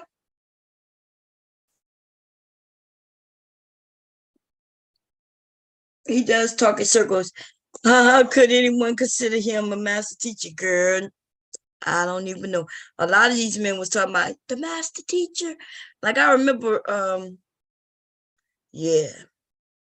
I was like, okay, if that's the master teacher, y'all motherfuckers gonna be dumb as hell. Y'all gonna fail life. Okay. Where you wanted me to go, Mr. DJ? Let me see. What part you want me to get to? I'll find it if you. His answer about the little black boys and the Manosphere. Dudes don't care about no black boys. They don't give a damn about these little black boys. Oh yeah, they don't care. Let me see. Divorced shortly thereafter. Okay. Well, see, that's you see, you got. Well, she was married when I got with her. Okay, it is what it is. Listen, BGS. When you start now we're going all out and all going on. Whoa, wait a minute. Hold on. Come on. Round and round and round we go. Where are we going with this? Well, hold on. You know something? She was married. Huh? Was she married when you got with her? Wait, was it before this or was it after this? Because I did skip. I'll be skipping around. Let me see how. But I'm saying BGX said that she was married. Whoever he was messing with was married. Was a married woman. Yeah, but then he said that she wasn't. She was only married. She got a divorce shortly after. So I guess she was separated. He said that she was separated, but I'm waiting for. Let me see what Mr. Music said. He asked him about little boys. Let's see if I can. This man get no pussy. Y'all can see why he don't get no pussy. You can't self-reflect when he asked you a question. Oh, he said you got to ask her. Oh, he said it was after that. Okay, let me go back. Okay, let's see. Divorced shortly thereafter. Okay. Well, see, that's you see, you got. Well, she was married when I got with her. Okay, it is what it is. Listen, BGS. When you start, now we're going all out and all going on. Whoa, wait a minute. Hold on. Come on. Round and round and round we go. Where are we going with this? Well, hold on. You know something? You're good at deflection. You got with her? Huh? Was she married when you got with her? She told me that she. Go ahead and answer. Go ahead and answer for me. Go ahead and answer for me, DJ. You said. Go ahead and answer. No, DJ. Ask him. He'll answer for me. No, I don't have 140 IQ. No, he's getting ready to say. What I don't have a 140 IQ. So what's your IQ? What's your IQ then, DJ? What's your IQ? What is it then? Old enough to eat cornbread without getting choked. Oh, that's about 70. Okay, it's about 70. Okay. Anyway. Oh man. Okay. But listen, tell me yours. Listen. You want to know mine? Tell me yours.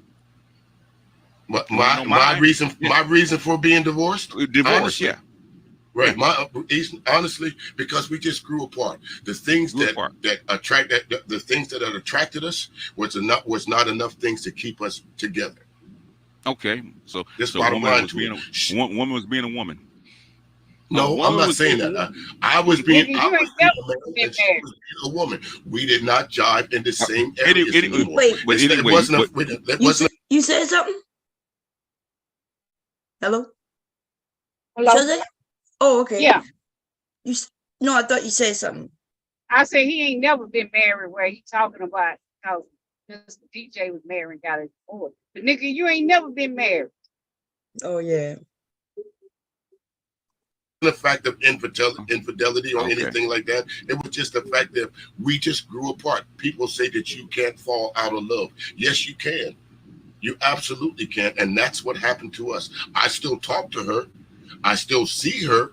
Not like that. We're still friends, but I know that we could not be married. And she knew that we could not be married. The dog knew that we could not be married.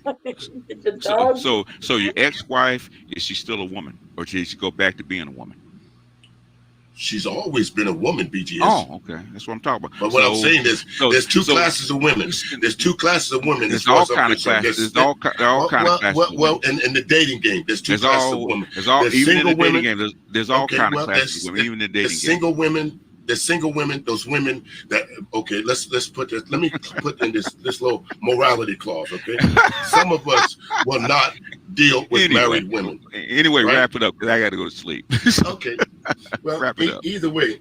It's been fun. We still but I did come up, didn't I, Big J? Yeah, this the most fun you had because you ain't got no woman to have fun with.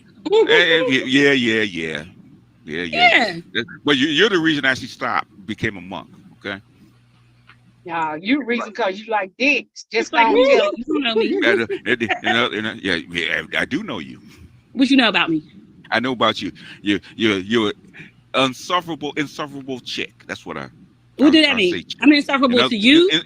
Insufferable, yeah. To most I'm men. insufferable to you, right? To most men, no. Because you're insufferable. I'm not insufferable. To most men, yes, you are. Yes, you are. But most men like you. You didn't just come up here like that. No. You've been that way. Most men like you. You've been that way. You've been that way. You've been that way. You're insufferable. You're insufferable. See, but you like my voice, don't you, sweetie? That's why you're up here. I was up here before you. And that's why you your channel. What are you talking about? You like my voice. That's the problem with you. So if I did like your voice, that's a problem. Too much energy towards me. Okay. Yo, I was up here first. It's okay. It's all right. Just like I was on that other panel. It's all right. It's all right, baby. You're not the first. Okay. So you go. You're not the first to be attracted to my voice, sweetie. It's okay.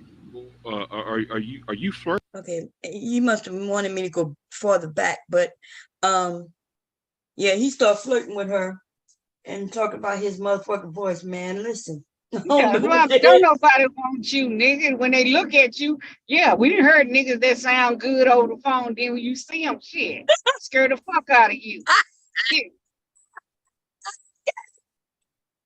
Get the fuck out of here, dude.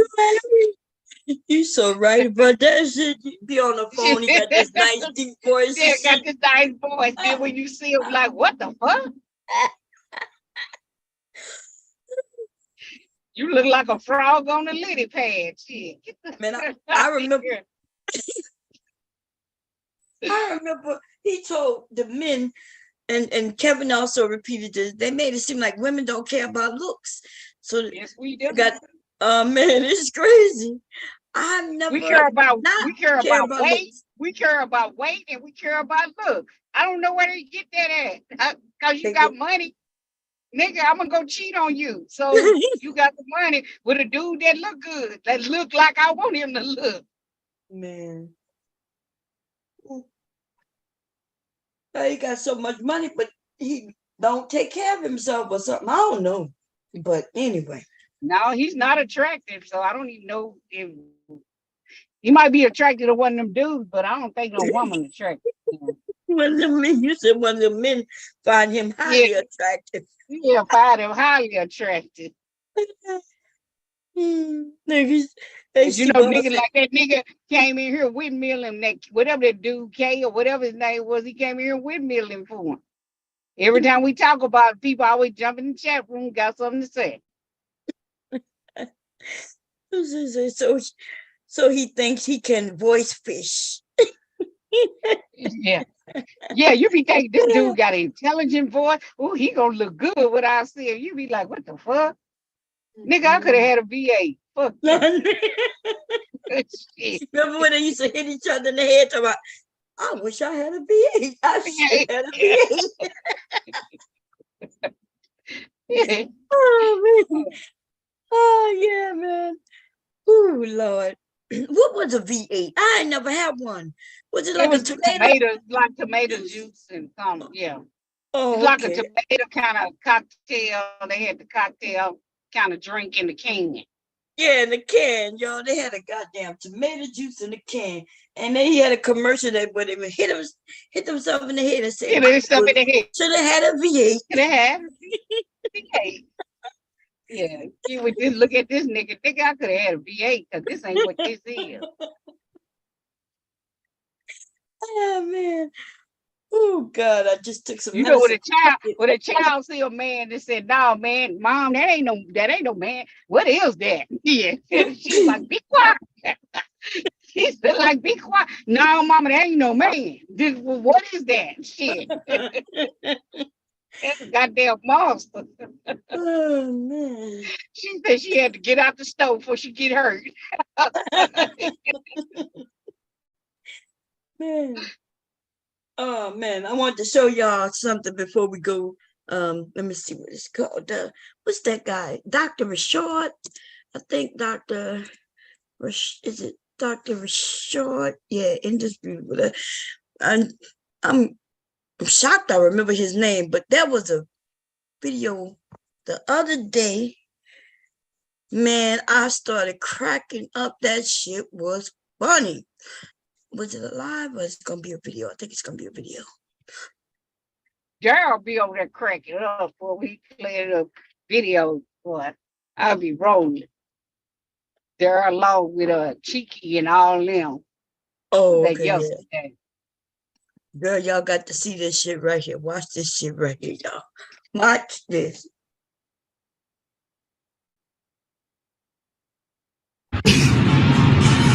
I hate moving my chair. I've been waiting on this. For what? For what?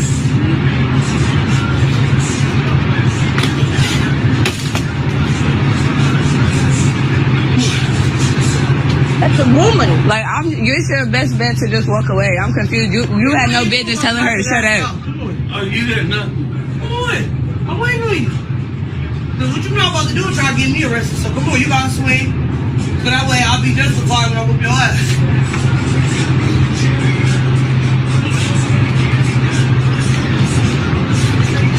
Like, literally, just walk away. Just walk away. Like, are you kidding me? Like, what the?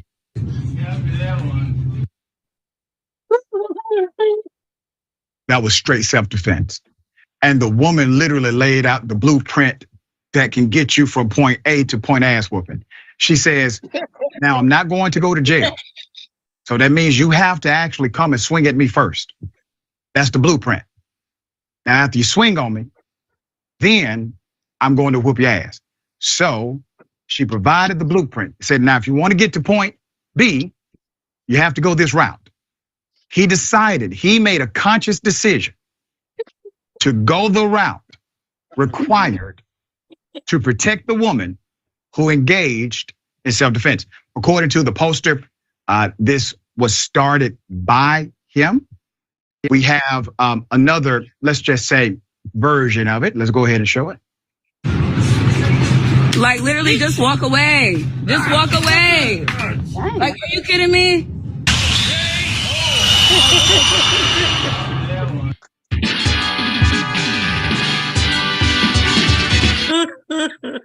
Wait a minute. Who was that got knocked out? Was it a man or she woman? had a stand. The man, that woman knocked his ass out, girl. That black woman knocked his ass out.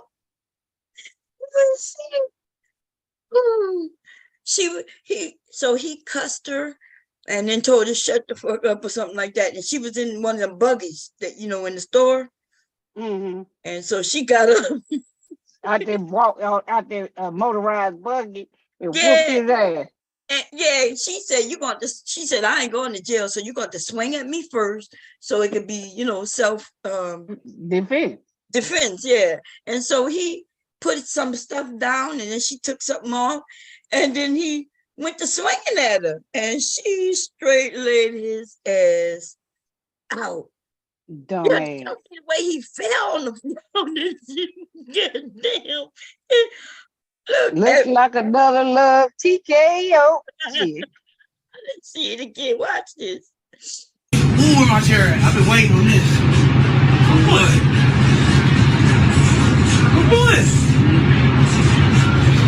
He went to put his glasses up. Well, he messing with a heavyweight contender. Like, it's your best bet to just walk away. I'm confused. You had no business telling her to shut up.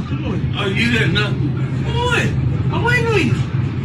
Cause what you not about to do is try to get me arrested. So come on, you gotta swing. So that way I'll be justified when I whoop your ass.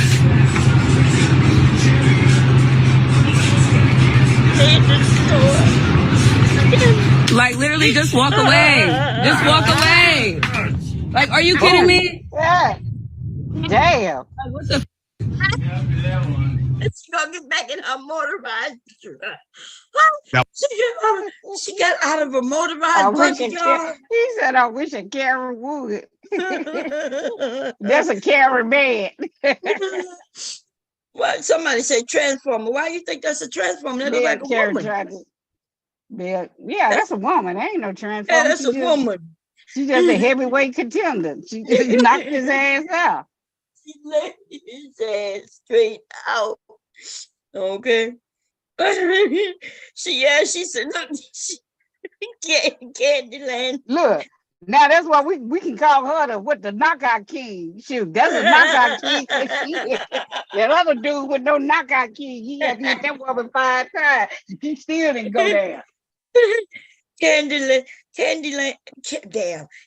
Can say, Big Mama been waiting her whole life for these reparations. She did say that. She said, I've been waiting for this. They need to quit fucking with people. You just can't go around thinking you can fuck with people all the time because you white. You're going to get your ass knocked out.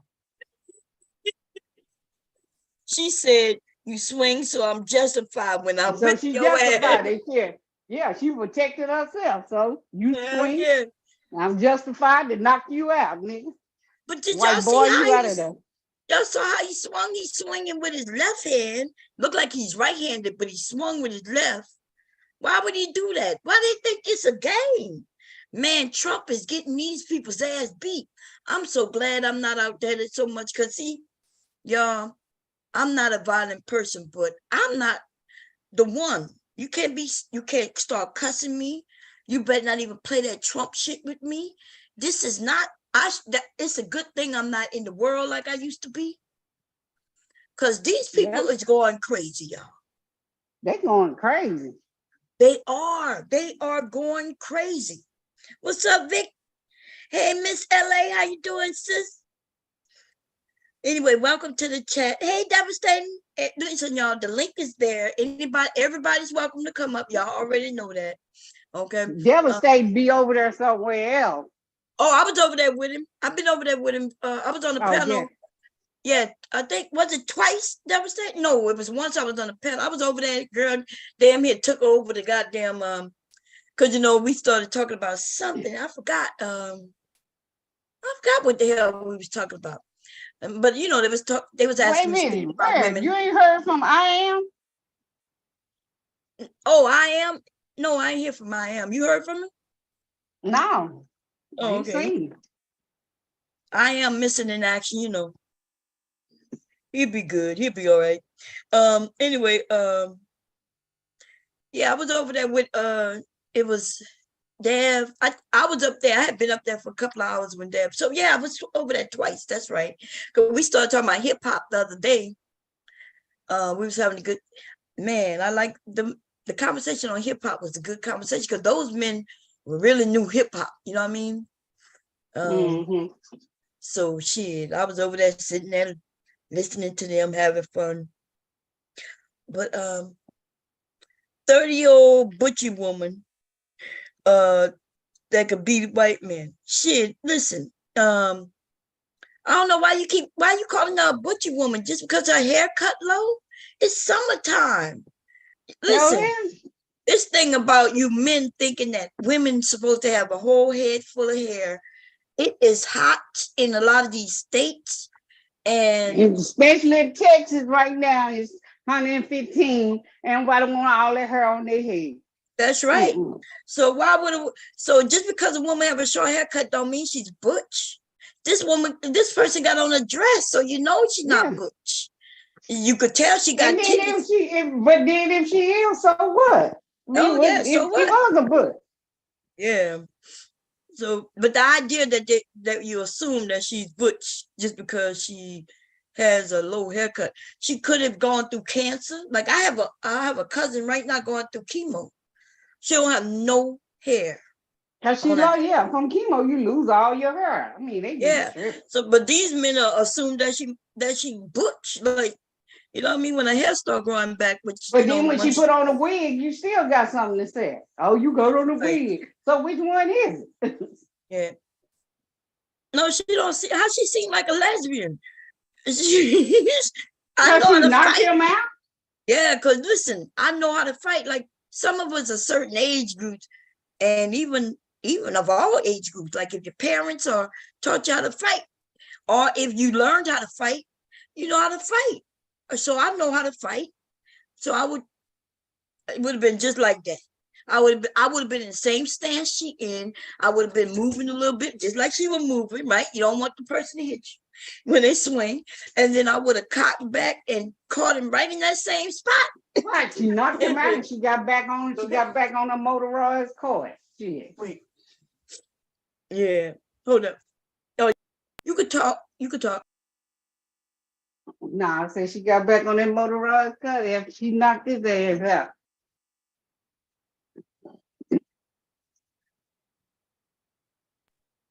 Yeah. Okay, let's see it again, y'all. Hey, Ben, you saw this fight?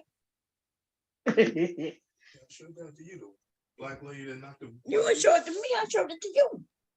Wasn't it the other morning? And I was laughing.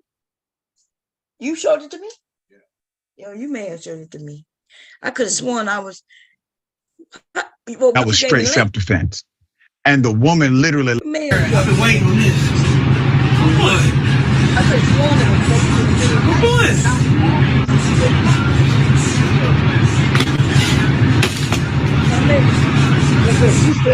You might be right. Look at her. See, like you should best bet to just walk away. I'm confused. You had no business telling her to shut up. Oh, you didn't know. What? I'm waiting on you. Cause what you not about to do is try to get me arrested. So come on, you gotta swing. So that way I'll be justified when I. Look, that's what I remember when I told you I was about to fight in my neighborhood over basketball. And they were trying to jump me to three. I told them the same thing. I was like, "How old are you?" I asked her how old her daughter was. I said, "Cause she got to be at least 18 now. Cause I don't want to go to jail. We gonna fight, and then we can all go to our homes, right? But I don't want to hit no child, and then you start complaining that I didn't hit a child." Look, all the conversations, all the signing of the contracts, the verbal contracts was you got to call your daughters because if she's less than 18, she's about to get her ass with the rest of you. Okay. Mm-hmm. And she was like, "Hey, I need you to swing on me first because I'm about to whip that ass and I don't want to go to jail." You know, these kids are aggressive now. So it don't matter. Some of these kids, you have to whip their ass because they sit there and whoop your ass. That's why I couldn't be no school teacher. Oh man, here we go. I would not have no job. Oh, I know. I've been coming across a few videos. Them kids are roughing up the teachers. They rough. You take their phone when they know they're not supposed to have their phone. Okay. They want to fight. They want to fight. But they whipping their parents too. Yeah, I remember one girl went up there to get her daughter from fighting these three girls. Why they jumped on the woman? On the mama. The mama was trying to stop them and they jumped on the mama, whoop it on her. She should have shot all three of them bitches. That's what I see. Look, I see this says at Tariq Nasheed. Look like Tariq had this video. It right here say at Tariq Nasheed. Okay, here we go, y'all.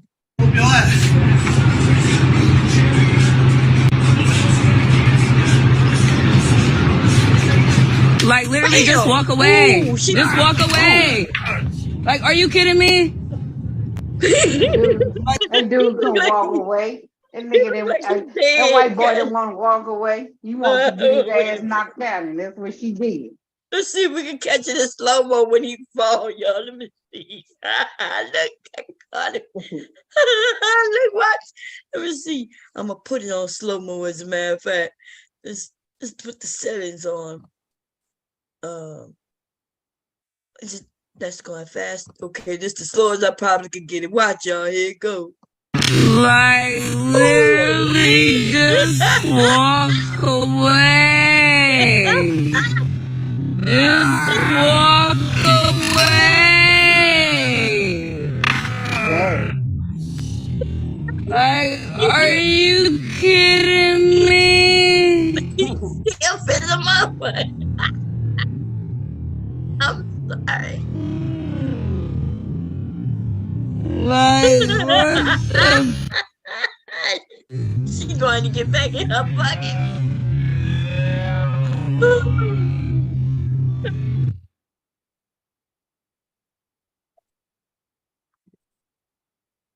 She gonna get back in her bucket. She got on slippers and everything. She done whipped his ass with Jesus slippers on.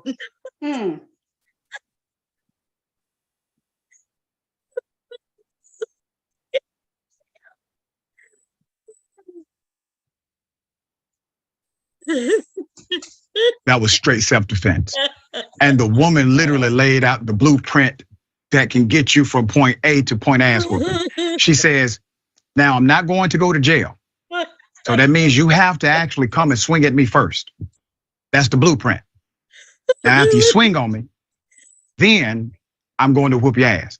So she provided the blueprint. Said, now, if you want to get to point B, you have to go this route. He decided, he made a conscious decision to go the route required to protect the woman who engaged in self-defense. According to the poster, this was started by him.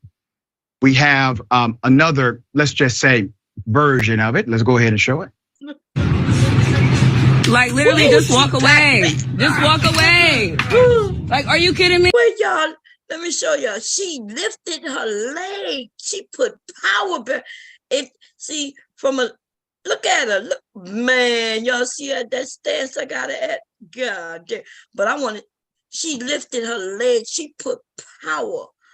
Let me see if I can. I'm gonna slow it just at that spot.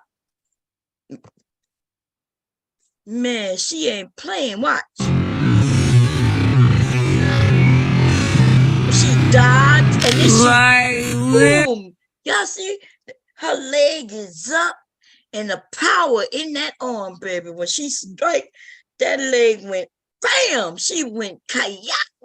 She almost punched and karate chopped him at the same time in his temple, baby. That's a knockout right there. Boom. Oh, Lordy. Literally just Is that her shirt? It looked like she got on a hat or something. I said, look like she got on a hat. A hat? Wait, let me see. A hat on her head. Oh, let me see. Let's see. Nah, that's just her. She died. Like, literally just walk away. Look, the lady in the background was like, walk away, while he was getting punched. She was getting knocked out.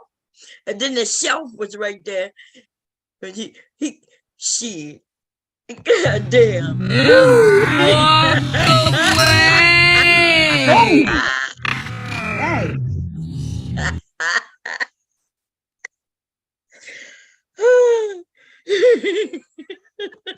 Like, are you kidding me? Look at him, yo. And then wait a minute. Alpha Omega said, yeah, you probably won't never see any other races of women doing that. The man try to hit her. What's she supposed to do? Let him hit her? Y'all be on some fucking bullshit. This man is attacking her. She should have knocked his ass out. What you mean, other race of woman? He came up there gonna hit her. Well, I don't know why he said no other race of woman. We see all types of race of white women doing bullshit. Yes, they fighting, they pushing, calling police on people. But I don't know what Alfred don't know what the fuck he be talking about. You know that already. Okay. Yeah, just be talking some bullshit. All I see is white women. They call them Karens, and Karens are getting their ass beat and fighting and messing with black men and white men and black women and other white women. And this motherfucker gonna talk about you don't see no other race of women doing this. Well, what do you see then? Because you must have your eyes closed. Yeah, like she ain't supposed to. Shit. And then this other King P, no, that's not true. Other races fight, but most just ain't that big. What you mean that all, you act like they ain't got fat ass white women. I see fat ass white women in Whole Foods all day long. What the fuck you talking about, dude? Get out of here with that. Like, just dumb. Y'all dumb as fuck. Man, you can't be a man at your own house, but you got to come on here and troll. You bitch ass nigga. Candace Land, I think she changed her name because Candy Can said, did you forget about the Alabama and the folding chair? You forgot all the white women. Yeah, she should have got a chair out and whooped his ass with it. Like she had her chair right with her. Yeah, you forgot them white women jumping on that black man. You ain't saying, oh, the other races of women would never do that. Yeah, you didn't give a shit about them white women. Bitch, your mama dumb because she had you. She should have swallowed your bitch ass. Get the fuck out of here. TT Town said, did I say TT Town? I'm sorry. T-Town said, today in society, everybody can get it. Everybody. What? Man, y'all, you know, everybody's a little angry. I was looking at something yesterday. It had me crying, y'all. If I show y'all the video, I'm in tears. The shit is sad. The fucking police are doing, there's 98, I was about to say 89, a 98-year-old woman who died because the fucking police went in her house to search it because I think she got a grandson who's a reporter and put out a report in the magazine or paper, whoever he writes for, right? He put out an article about a restaurant. The restaurant went to the police to make a claim, and these fucking illegal cops and shit got involved and decided to bombard the reporter. But they didn't just do the reporter at his home. They went to his grandmother's home, 98 years old. And she's yelling for them to get out. And the next day she died of a heart attack. And they said, yeah, she died because they harassed me. And I watched that video, I started crying. Like, I'm thinking these people they can do whatever they want. Because, see, they are immune from anything happening to them. Now, even though you sue them and get some money, it's going to take you years of fighting to even do that. Most Black people are not even going to fight it because we just figure we glad we survived it. You know what I'm saying? So the white people, though, they'll fight it, some of them. And some of them do, some of them don't. These people it's bad out here. I saw another video right after that with a man who is deaf. And they ran up on him and it was telling him to put his hands behind his back. But he didn't understand because he's deaf. So he kept doing his hands, trying to tell him he's deaf. And then they claimed he wouldn't listen to him. So they went to go and abuse him. And he's constantly trying to sign. And, you know, when deaf people can't hear, so when they're making sounds, it's kind of loud. And they just tell him, yeah, give me your hand. I should be saying, give me your hand. And he's trying to say, I don't understand, I'm deaf, you know, things like that. And they're, give me your hands. And they want to put his hands behind his back. But they want to ask questions at the same time. Yeah, just like with dementia, these people that have dementia, they don't know what you're doing, and somebody 70 some years old, 75, you gonna tackle them down and do all this stuff like that on an older woman. You know the woman's old and she got dementia. She don't know what you're talking about. Put your hand behind your back.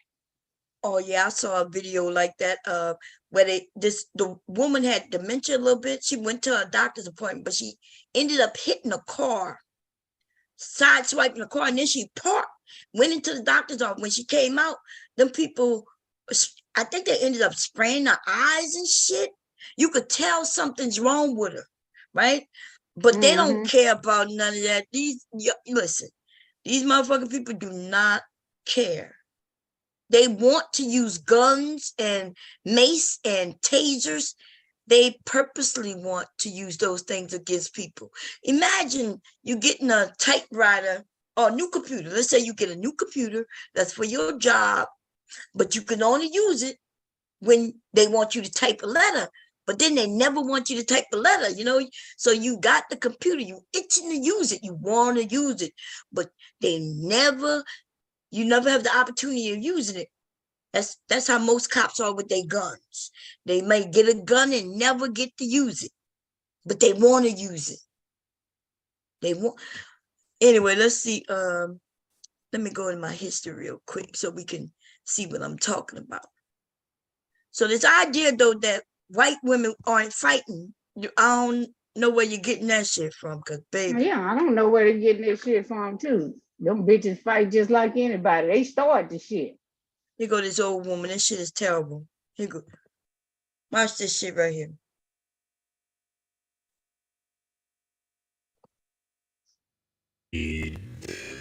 I remember Patrick said that he thought it had been underreported that not only did they search the newsroom, but they searched this 98-year-old woman's home. Well, here's the video footage. But first, I want to thank the sponsor of this video, Factor. Not do no sponsorship.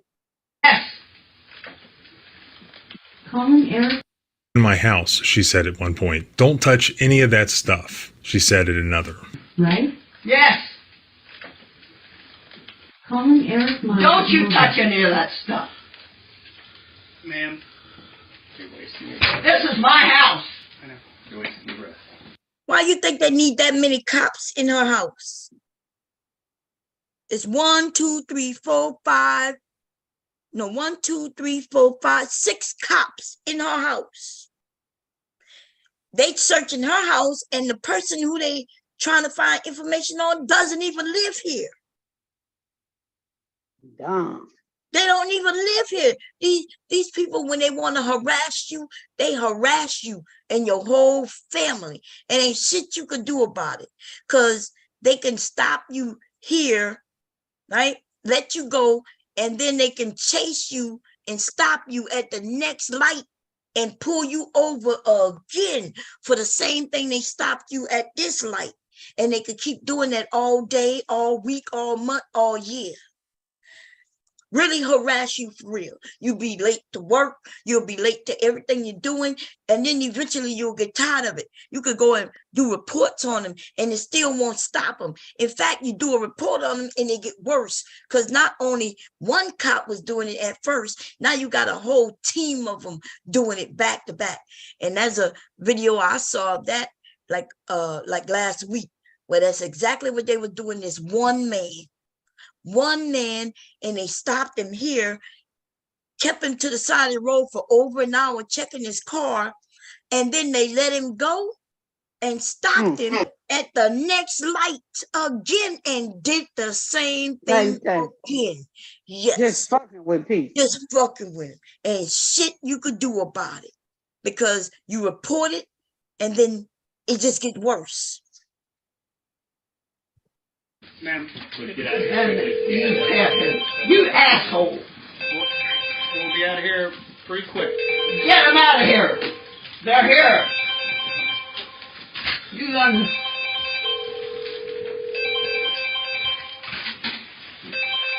So she's an older lady, so she has something in the house where when she want to make phone calls, she use her voice. So she asked the phone to call her son. And so it's ringing. He don't answer. So it goes to his voicemail. But she asking some of them to get out. Why? Most of them are just standing around. Y'all don't see. They got one in the back there. And they got these two right here. They got two by the table by her computer and shit. But why they got all them cops in there? For one older lady. Yeah, don't make sense. Your mother love you. You love your mother. You're an asshole. Police chief. The raids of the newspaper and the homes of Myers and also a city council member happened on August 11th after a local restaurant owner accused the newspaper of illegally accessing information about her. Joan Meyer died a day later, and her son said that he believes that the stress of this raid contributed to her death. You're the chief? Oh, God. This woman died the next day. The next day. And they didn't show the part how they came in because this is a raid. So we only see from her camera view. You see that camera view is her inside view from her, like indoors, like the cameras I got downstairs. I want to see their view. I want to see how they went in their house, but they stressed this woman out and she died the next day of a heart attack, y'all. Get out of my house. You're Patricia. Get out. Stand outside. You can stand outside that door and you still see them. I don't want. She's telling the ones who not doing nothing that, especially that one, the chef, I think she said, you get out. She said, you could stand outside and watch them. So why all of them there? She's no threat. And they just there to stress her out. That's what they're actively doing. You in my house. I don't want you if you do not take them. What? We're not passing along this car. That's a business cost router. It has no light. What? Leave a message after. Is there another one downstairs, another computer? Thank you. We never went down there and he stayed up here the whole time. Well, that was yeah. What's he doing over there going through the papers? How many computers do you have in the house, ma'am? I'm not going to tell you. Get out of my way. It's all right. I want to see what they're doing. Well, they're working. I don't care what they're so you doing. can go on through if you want. What are you doing? Those are personal papers. Ma'am, those aren't papers. They're electronic devices, which is what the judge said that we're supposed to take. Okay? You people. The coroner's report shows the cause of death as sudden cardiac arrest. You don't have to be a rocket scientist to connect the raid to her sudden cardiac arrest 24 hours later, said Bernie Rhodes, attorney for the paper. You can see just how upset she was. We're exploring all of our options, which include a wrongful death lawsuit. Eric had reportedly left the home to go to the newspaper offices, which were also raided that day, along with the home of Vice Mayor Ruth Herbal. Police seized computers, phones, and other equipment in connection with the identity theft investigation. As we discussed before, just days after this raid, the Marion County prosecutor withdrew the warrant, citing insufficient evidence, ordering that all items were to be returned.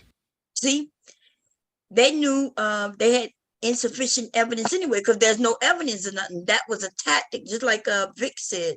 There was another video, let me see, one with that man, because I ended up leaving a message on it. It should be in my history. Let me go back to that. That shit, the one that I'm about to show had, so I was crying about when I found out that woman died. That's so bad. That, she passed away the next day, 98 years old. And the fucking police decide to just be evil, and the next day your granny's dead. That is so fucked up. Yes. But let me show you another one I cried about. This one right here. Now I know some of y'all gonna think it's his fault, but these motherfuckers need to be sued, and these dirty motherfuckers, y'all. Now let's listen. I'm gonna be fair. Oh, he ate all this.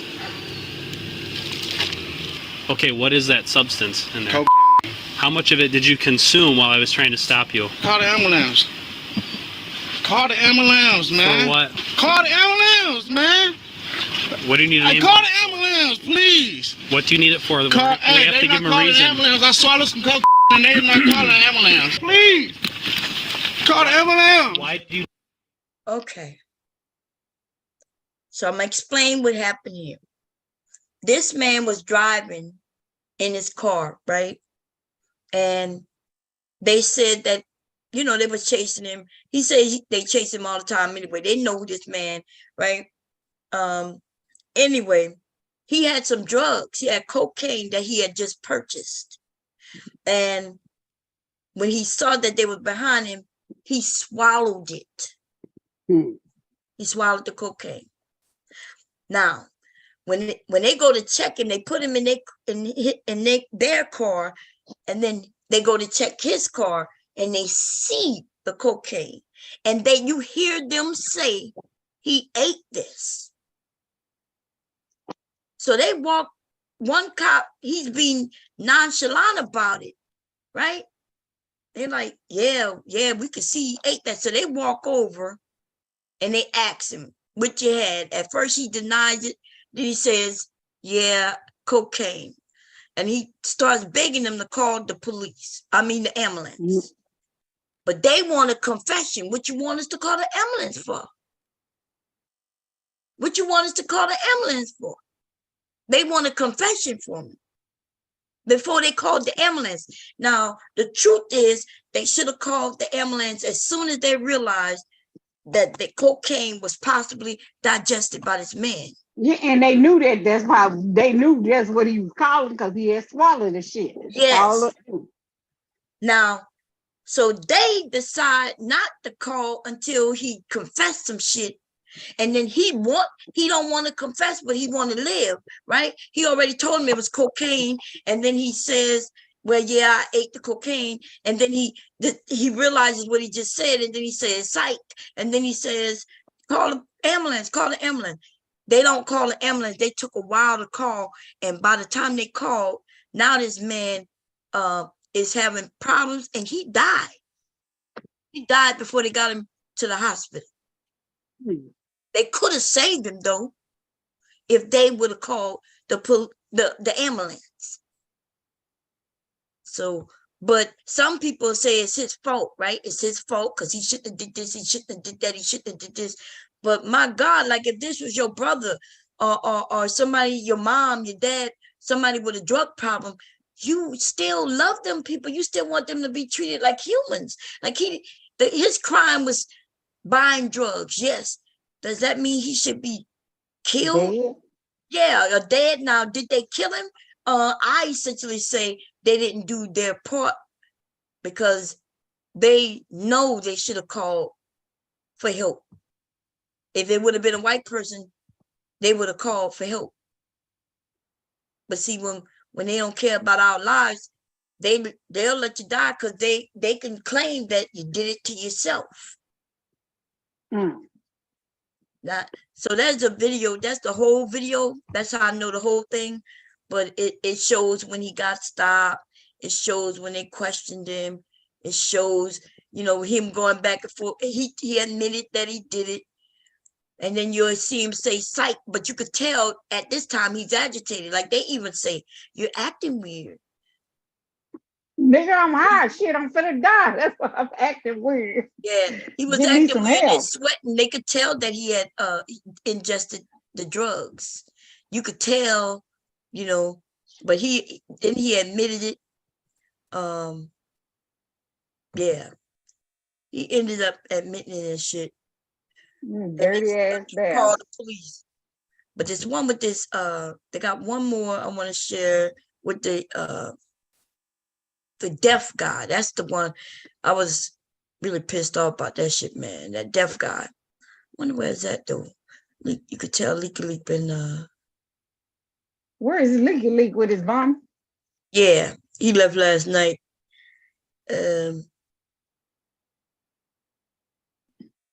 Let's see.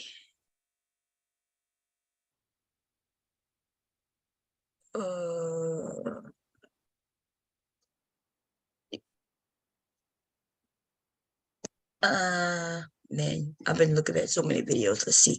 Between me and Leaky Leak, look at do.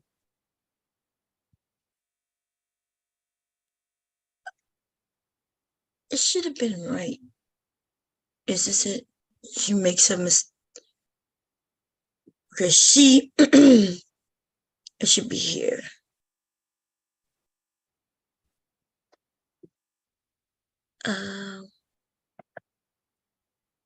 Oh, yeah. And they arrested this 10-year-old boy, y'all, for peeing behind the car. And then they had this guy asked 2 black men to sit on the back of the bus. Did y'all see that? That shit was crazy. Nobody else was on the bus. He told them he wasn't gonna leave and go unless they got to the back of the bus. 2 black men to get in the back of the goddamn bus. Ain't that some shit? Yeah. He should have been fired. Man. Yeah, he should have been fired. Yeah, you saw that one? No, I didn't see that one. I said, you telling me, I said he should have been fired. Yeah, whoever that was. Let's see. And them goddamn, what you call them? Let me see. I'm looking for this. I was so tired. Let me see. Deaf man. He was deaf. Is this him? No. Papa will continue your boy for urinate behind a mom's car. At first, the cop was gonna let him go. We'll listen to that one real quick. They were about to let him go, but then other cops came, and you know when the other cops come, they decide to just arrest him, and they took him. Let me see where that one at. I just saw it. Here you go.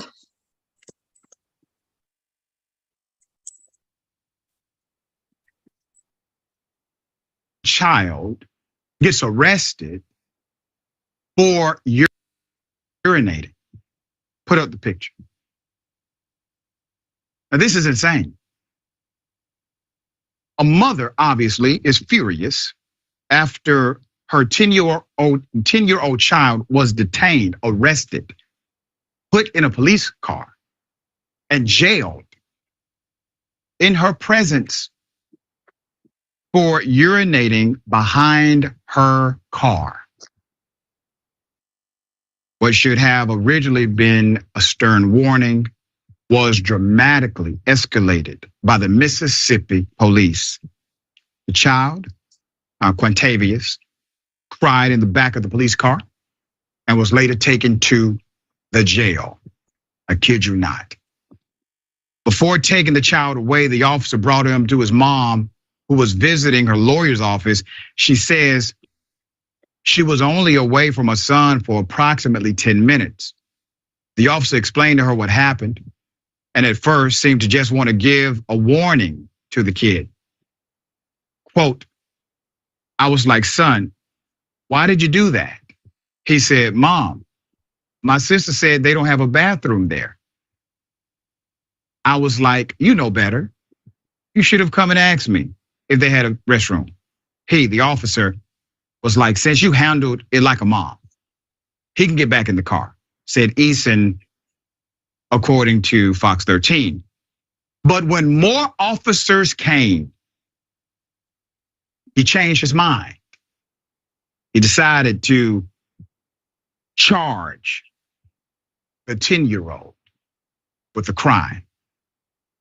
While his mom was filling out his release papers, Quintavious had to be away from her.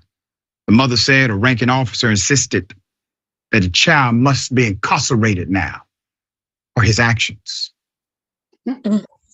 Because of this incident, like many parents of Black children, she now fears the officer's unreasonable acts may result in a bad relationship with the police and her son in the future. Put up the picture. You see, this is how the us and them philosophy, belief system, the values expression starts. A child gets arrested, charged, jailed in front of his mother, doing something that adults do sometimes when they gotta go. He's a child. He cannot form mens rea. So let me break this down. The reason why this arrest is so unlawful is because no one would presume that a 10-year-old can form mens rea, which means a mental capacity to know what you're doing is a crime and to engage in criminal conduct anyway. It is a prerequisite in virtually every jurisdiction with most laws. I'm just speechless right now. Why would you arrest a 10-year-old kid? She asked. Shut the fuck up, Al.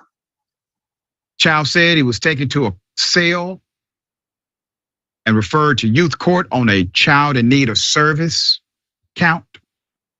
The mother said this is the type of incident that could traumatize a child.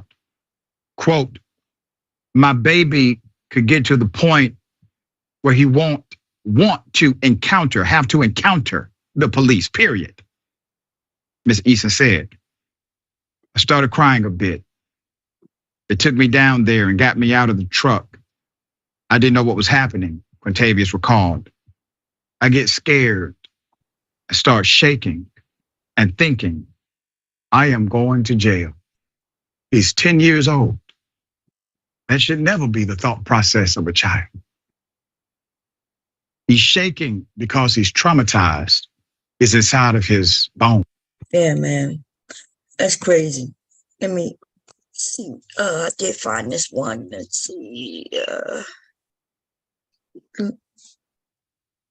But you heard this nigga talking about his two sides to the story. What, two sides of child peeing, you gonna take him to jail? It ain't gotta be no two sides. No motherfucker just rapes him. Yeah, man.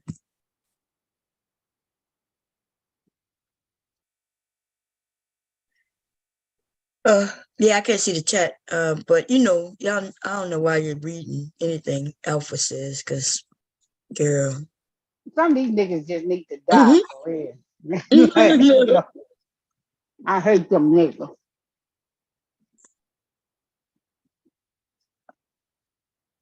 Y'all been around all these stupid Manosphere so long till y'all just stupid as fuck.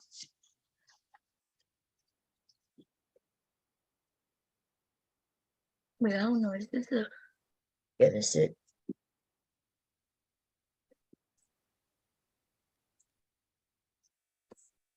Is this it? Yeah, they tasered this deaf man.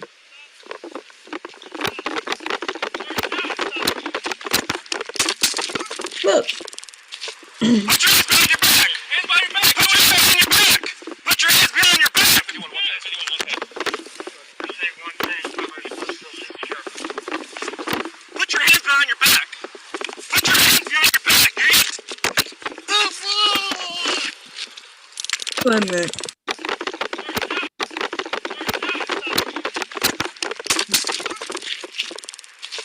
Put your hands behind your back. Hands behind your back. Okay, did y'all see what happened? What did you see what just happened? Mm-hmm. What? I'm looking at because you know I'm looking at on the TV where they grabbing the boy, telling him put your hands behind your back. Right, but yeah, so there was other cops. There was cops already on the scene. The cop who was driving, the one whose camera we're watching through his camera, he the one who pops up out of nowhere, brand new, and shoots his taser at that man. See, that's how these cops get in trouble. They may have been 3 cops there already talking and trying to figure it out. And then some strange motherfucker cop pops up and decide to take over as if the other cops don't know what to do, don't know what they're doing. See, there's always one of them who want to use their gun, their taser, their mace. You know what I'm saying? Yeah. Instead of him getting on the scene and seeing what the other cops are saying or doing or what the issue is, no, they just pop up and just boom. So this is the guy who we watched drive up, but there was other cops already there. So let's see it again. Here it comes. See, this is the guy.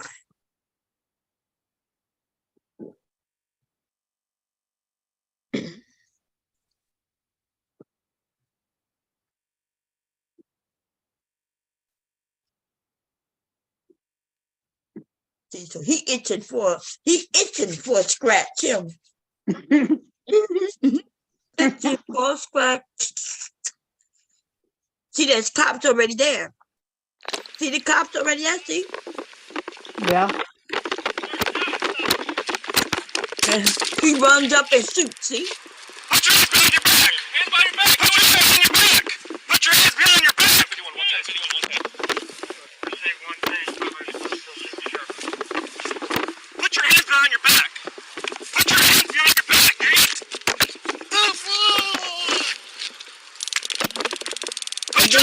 And you hear them? These people gonna get sued like a motherfucker.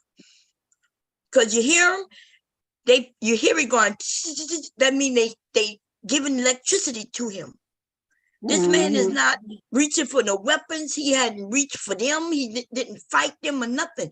Just because he's not listening to them is no reason for them to shoot a taser. That is against the law. They committing a crime. The police are committing a crime. They cannot just shoot you with no motherfucking taser. They got to have a valid reason. And just because you not listening to them is not a valid reason to taser you. Okay? They could come and grab you and pull you and put the handcuffs on you. Yeah, but they not supposed to be tasering you or shooting you with guns or macing you neither. Behind your back, hands behind your Look, back. Do it now. and they keep doing it. Okay. And somebody said, okay, but the other one's still putting juice in him. See, that's what happens when you got too many cops, but one of them is a little too aggressive. One's take aggressive action, the other one's got to back him up. So now they all three of them started tasering him. So he got 3 of them tasering him. And one of them, he already knew he was deaf, see? When the one pulled up and shot him with the taser, the other one was already talking it out with him, trying to figure everything out when this dude popped up. There you go. Put your hands behind your back. Put your hands behind your back, sir. All right, grab his hand. You hear he's saying I'm deafer, and somebody saying put your hands behind. They saying okay, I'm a deafer, and they say put your hands behind your back, sir. He just you can tell the way he talked that he had deaf. I mean, he was deaf. Yes, they heard what he said. Yeah, they heard what he said, but do you see what's still happening though? He says I'm a deafer, and he says okay, and he says I'm a deafer. He said okay, put your hand behind your back, sir. And the man keeps saying I'm a deafer. So what is it that they don't understand? Him saying okay and put your hands behind your back. What the fuck does that mean to a deaf man who can't hear you say okay? Put your hands behind your back, right? They dumb as fuck. They're like, okay, sir, put your hands behind your back. You ain't gonna know what you're saying because he deaf. Dumb. Right. There you go. That look, I said that in the chat over on this video, and motherfucker gonna talk about, yeah, but they told him to put his hand behind his back. And I'm like, but he's deaf. He don't know what you're saying unless you right in your face. He's deaf. He probably can't even. Some of them can't even read your lips. Hand signs. He doing hand signs saying I'm deaf.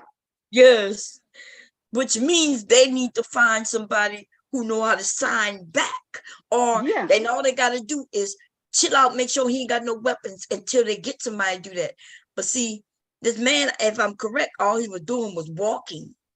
And I guess when they tried to stop him, and because he didn't follow orders, they attacked him. And that's what these motherfuckers are not here to serve, protect, and serve you. They are not here for that. And people need to get that through their mind. They're not your friend. You don't answer no questions from them. You don't do nothing. Look, listen to them, follow their orders, and but you don't give them nothing for free. In fact, you just go straight into I have a right to remain silent. And that is it. Okay, here we go. Stand up. Stand up. Stand up. Stand up. So what you think he thinks they're saying? He's telling us, he's saying stand up, but his hands are just going like this. And that doesn't mean stand up. So how would he know what they want? Because he can assume that him doing his hand like that means stand up, but suppose he didn't move to stand up, and then they shoot him and say that they told him to stay down. So I don't know why they don't understand that if you don't understand sign, then you cannot communicate with a deaf person. You can't think that just because you push, saying stand up, like, doing this hand wave up, that means stand up, because it doesn't mean stand up. Oh my God. Roll over. Grab his hand. Just see, you don't know. Get on your stomach. Turn around. Just have him stand up. I think it's cooperative. Let me see your hand. See, when they moved him around, he only know they mean move him around because they moved him around. Right? And then when these cops get food, they keep fitting getting food because they doing crazy shit. Yes. Watch what happens. They want to grab his hand, but then they want him to talk because they're going to ask him questions. Like, what the fuck? You deaf. Hands. Let me see your hands. Look, they talk. You don't see, y'all, they put him on his stomach, right? And now they talking to him from behind. He can't even see their lips. He don't even see no movement, don't know what they want, and they're angry because they put him on his motherfucking stomach where his face is facing the ground, and now they're talking about give me your hands. And when he don't give them their hands, they want to tase him some more. Yeah, this gotta be the dumbest group of motherfucking people I ever seen in my life. Watch. Dumb.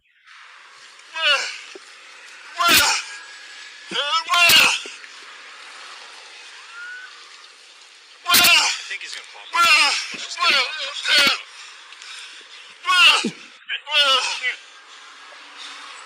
So one of them is going like this, so he sit back down, but the other one is doing like this, with his hands up, like give me your hands, but he can't see him. One telling him get down, the other one is telling him get up, and instead of them coming together to say, look, this man can't hear.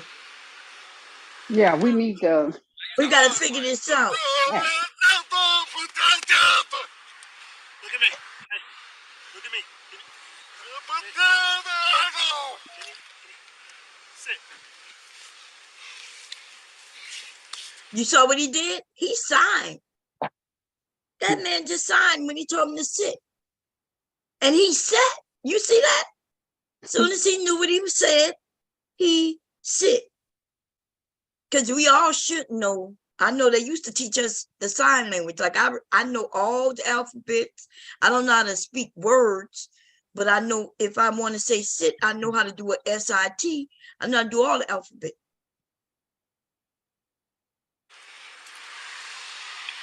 Myself and Baker 3 are at McCoy's. The other officers are going to be in front of DPN.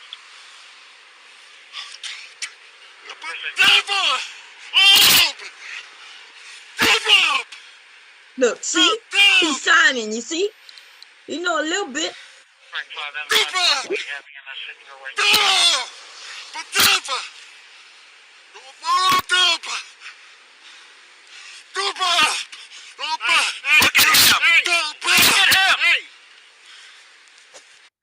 Hold it.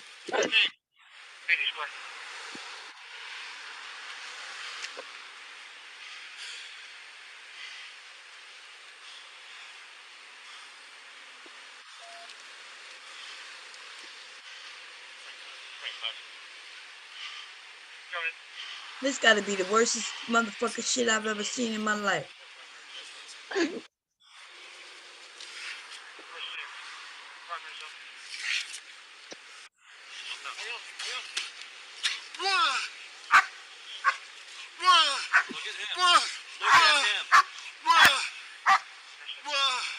at him.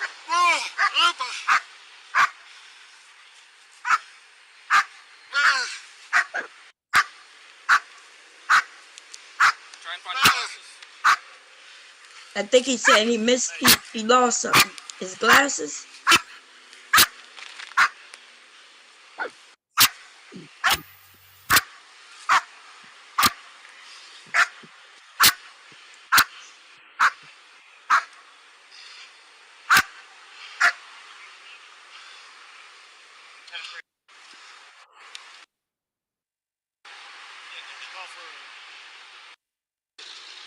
even know where I can find it.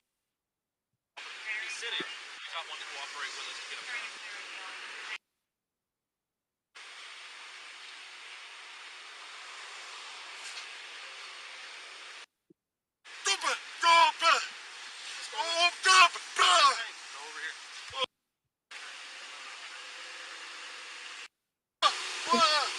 Look where all our dollars go, baby.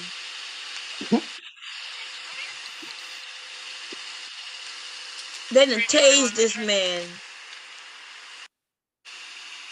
Look at that. Ooh. You got it. Oh my God, y'all. Y'all see? So when they tase you, y'all, these little prongs go in your skin. Yep. And you got to get a medical person to get that shit out. I didn't know that. At first, I thought it was just something that they that kind of attaches to you, because it used to be where it's something that kind of got on you, but now it goes into your skin. And you didn't see where that woman just checked it out. He's in pain. What? You see it? Y'all see it right there? And so it shoots and goes in your skin. And watch. Ooh, and she pulls it out. And it's usually a couple of them. This should be all of them. Yeah, we found one in front earlier.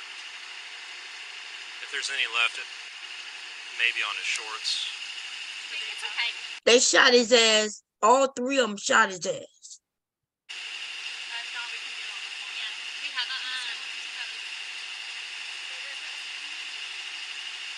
Now they trying to treat him like he's human. They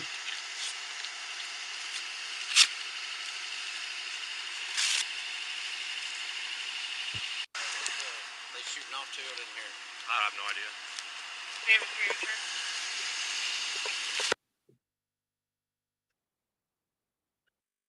Look, they got the sound all hidden. You see that, huh?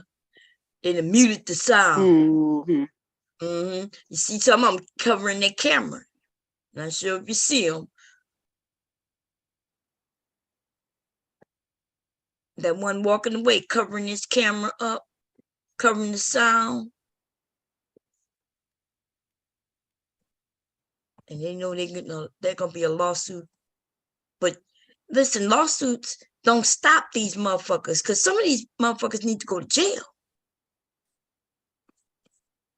That shit had me sad. I didn't even watch the whole thing until just now.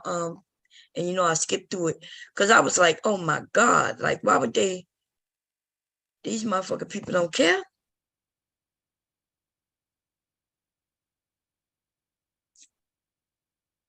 He go another guy, deaf driver. He was driving. Did you see that one right there where you got the one on there where they said the dude, they arrested him for having a cane and he was blind? Oh yeah, they was claiming that it was a gun. I don't know if that's on here. Yeah, it was on the side where you was at, where you was showing that it was on the side. Oh, like okay. The next one coming up. Let me see if it come back up. Oh yeah, is this it? Yeah, yeah. Did you see it? I think I showed it. Dude, he was coming from the court. Yeah, there said massive. What's that? Said mass. Just had. It says cop arrest blind man for having a cane. He was on his way from court, y'all. I think he had court duty. He was walking from court, and they saw something in his pocket. If this is the right one, I think he was a vet too. I think we my description to get your set of handcrafted Kamikoto. Like me? Okay, yeah, that's it. Oh, here we go. Veteran James Hodges while crossing the street after jury duty in Lake City, Florida. Mr. Hodges was carrying his cane, which he sometimes used to help him navigate while walking, in the back pocket of his jeans. And according to Deputy Godey, she initiated the stop because she believed it was a firearm. Hi there! What's this in your back pocket? I saw you walking it. The navigational aids. What's the problem? You a tyrant? Yeah, I am actually. What's your name and date of birth? I don't have to give that unless Yes, I'm sir. I was investigating. You have reasonable. Do you want me to put you in handcuffs right now? Yes, sir, I do. What is your suspicion? It looks like you're carrying a gun in your back pocket. I'm stopping to make sure you're carrying it properly. You don't have you ensured that it's not a firearm? No, you keep turning so I can't see it. You don't have to be to me. Well, you're being one to me. No, sir, I'm doing my job. Am I detained? Yeah, you are. What's your name and date of birth? It does not matter. Yes, sir, it does. Do you have a crime? Would you like me Call to your put you in? supervisor, He's right please. here. All right. After Mr. Hodges displays. Y'all see what happened, right?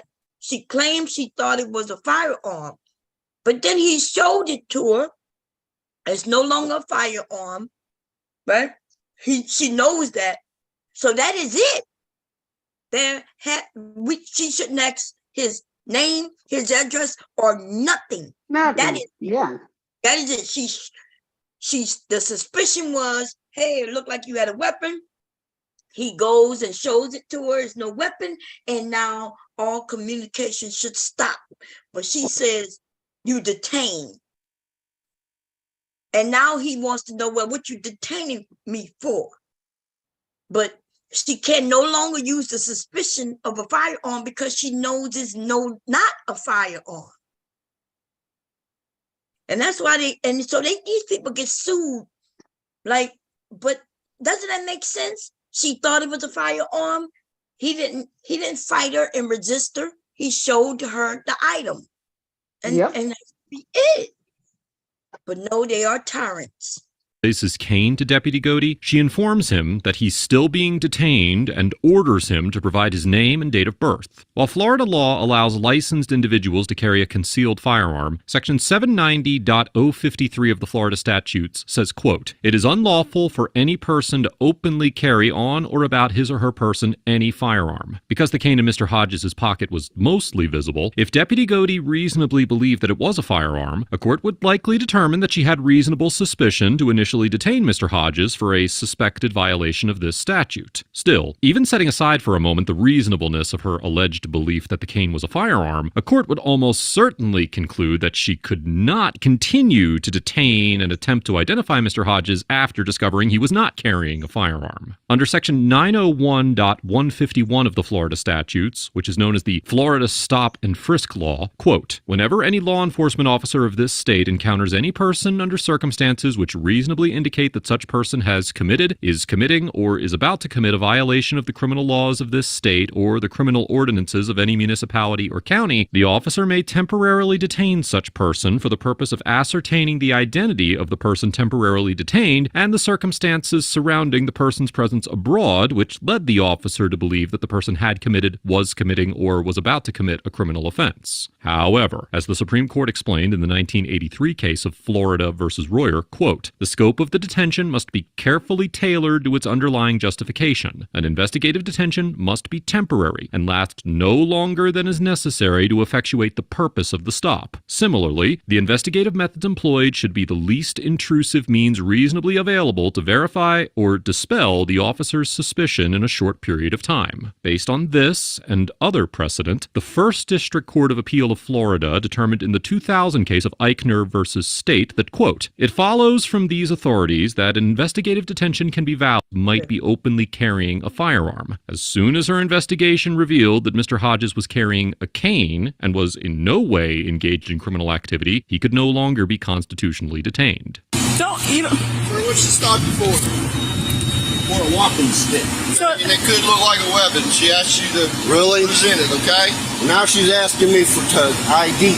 Okay. I don't need the ID unless there's reasonable articulated suspicion that I have committed a crime and committing a crime or about to do a crime. Sir, and her suspicion was that you were armed, okay? And she's asking you for your ID. Well, now she has verified that I am not armed. Okay. So there is no problem. Do you have your ID or not? I do have my ID, but you don't need it. Okay. Okay.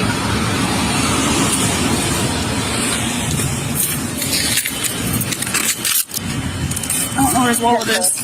Where's your wallet at, sir? I don't have a wallet on me. Okay, where's your ID? Where's your ID at? Pocket. Which pocket? You are not allowed to search me. pocket. They go in his pocket anyway. That's why lawsuits happen. But they do it, and they're gonna do it again. It's no punishment. You know why?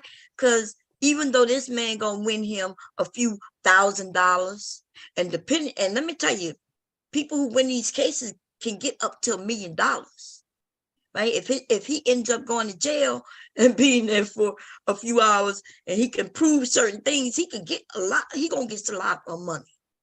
Okay, Black people be leaving the money on the goddamn table without grabbing it, because I don't know. Seems like y'all don't know how to find your lawyer or some shit. But there's a lot that you just gotta find a constitutional lawyer, one who deals with the Constitution, with the laws of our state, and our nation. But see how they going in his pocket? They don't have no right to do that. They have no right to even detain him at this point, and they know that. But they do not care. And that's why they call tyrants. They are doing whatever they want to do when they want to do it. And this is her supervisor, but he should have asked for his supervisor, because she's brand new. Should have asked for his supervisor. Okay? Because he should know. But they don't know no laws. These are just police. But how do you make sure to defend our laws in the Constitution when you don't even know the laws in the Constitution? That's some weird ass shit, huh? Yeah. They just think, but they don't become police officers so they can learn anything. They just become police officers to control people. That's what they do.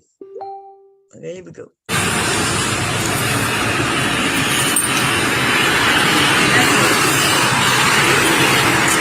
Let's do this one. Here go the actual story, I think.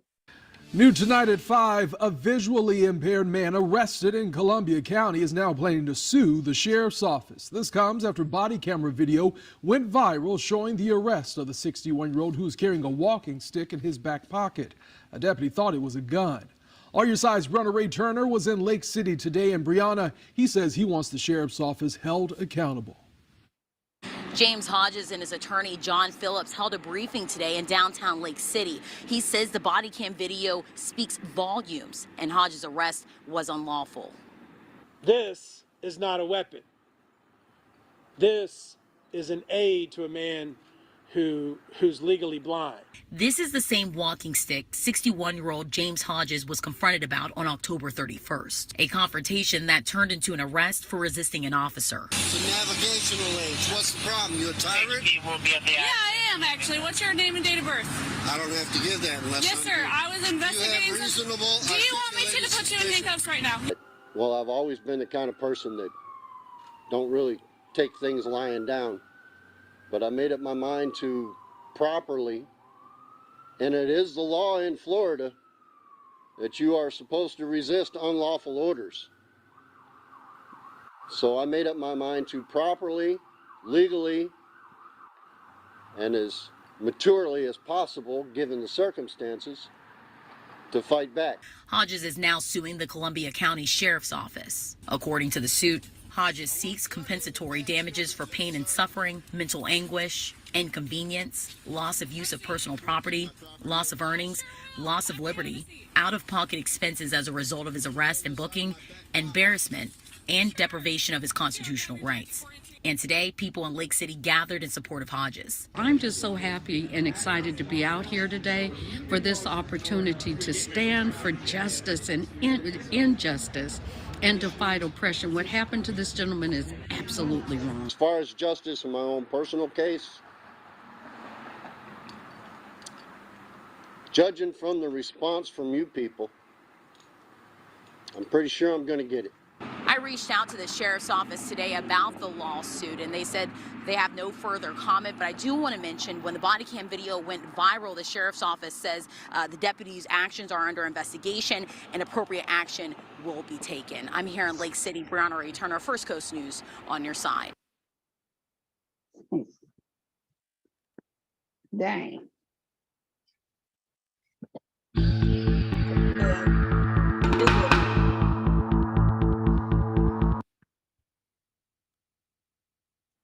Mr. Fendler fails to acknowledge their presence and continues walking. The manager stalls for a moment. It should also be noted that Mr. Fendler was listening to music through Bluetooth headphones inside his helmet. Shortly after entering the store, Mr. Fendler was briefly approached by one of the managers, but Mr. Fendler fails to acknowledge their presence and continues walking. The manager stalls for a moment, and approximately 1 minute later, he approaches Mr. Fendler from behind, but he is ignored again. Mr. Fendler continued shopping for another 10 minutes, and after checking out and stopping at a bench inside the store to organize his backpack, he was confronted by several officers of the Sahuarita Police Department. Bud, you got some ID on you? Hey. Hey. You have some ID on you? Hold on, man. What's up? You have some ID on you? Yep. No problem? Yeah, management's been asking you to take your helmet off while you're walking around in the store and you're just ignoring them. What are you talking about, man? You think I'm talking just to... Dude, do me a favor, take your helmet off. You're not going to speak with us with your helmet on. Okay. At this point, the officers have initiated an investigatory detainment, and Mr. Fendler surrenders his identification without question or protest. The legality of wearing a helmet inside Walmart is irrelevant. The real issue at hand is whether the officers have reasonable suspicion to believe that Mr. Fendler is trespassing, and given that the manager who called 911 said that they had asked Mr. Fendler to leave several times, it is likely that the officers would be within their authority to detain and investigate him. As with many states, citizens in Arizona are required to state their name if a police officer suspects them of committing a crime under Arizona Revised Statute 13-2412, and Mr. Fendler would have been required to state his name if he hadn't peacefully surrendered his ID. It is important to note that Mr. Fendler is detained because this is when his Fourth Amendment protections come into play. The Supreme Court has dedicated many rulings to developing a legal framework that distinguishes between lawful and unlawful arrests. And over the years, the precedent has become more formalized and developed. In the 1968 case of Terry... Okay, so y'all know I love them because they're going to tell us the laws. If y'all don't look at these, audit, y'all make sure y'all look at them, because even if you don't care about the case involved, they teach you the law and also teaches you how to read the law, right? And how to go find out what different things mean in the different states. But this man was offered a $250,000 settlement and he rejected it. So he was walking around in the store and the manager, I guess, was talking to him, but the problem was he couldn't hear. He never even acknowledged it. It wasn't like he looked at him and told him F you. So the manager don't even know if there was any acknowledgement, right? Don't we all walk in stores? I walk in the store with beats on my ears. Yeah, that's what I'm saying. I can keep earphones in my ears, so I want to hear what you're saying. Right. And well, like, why would I know what you're saying? If I'm not committing any crimes, anything, right. I'm walking in the store, he went in, shop, paid for his shit. And by the time the police come, he's packing it so he can put it in his backpack so he can leave on his bike, right? And now they asking for ID, but they're going to place him under arrest for trespass. And trespass, by the way, they cannot arrest you for trespass unless they've already trespassed you. And what that means is, if they trespass me now, like if I'm in Walmart and they tell me you did something, you got to leave now. When I leave, that's it. They can't call the police and then trespass me on the spot and then claim that I was trespassed, so they got to arrest me. Trespass means they trespass you, you leave, and you're not supposed to come back. If I come back, I could be arrested.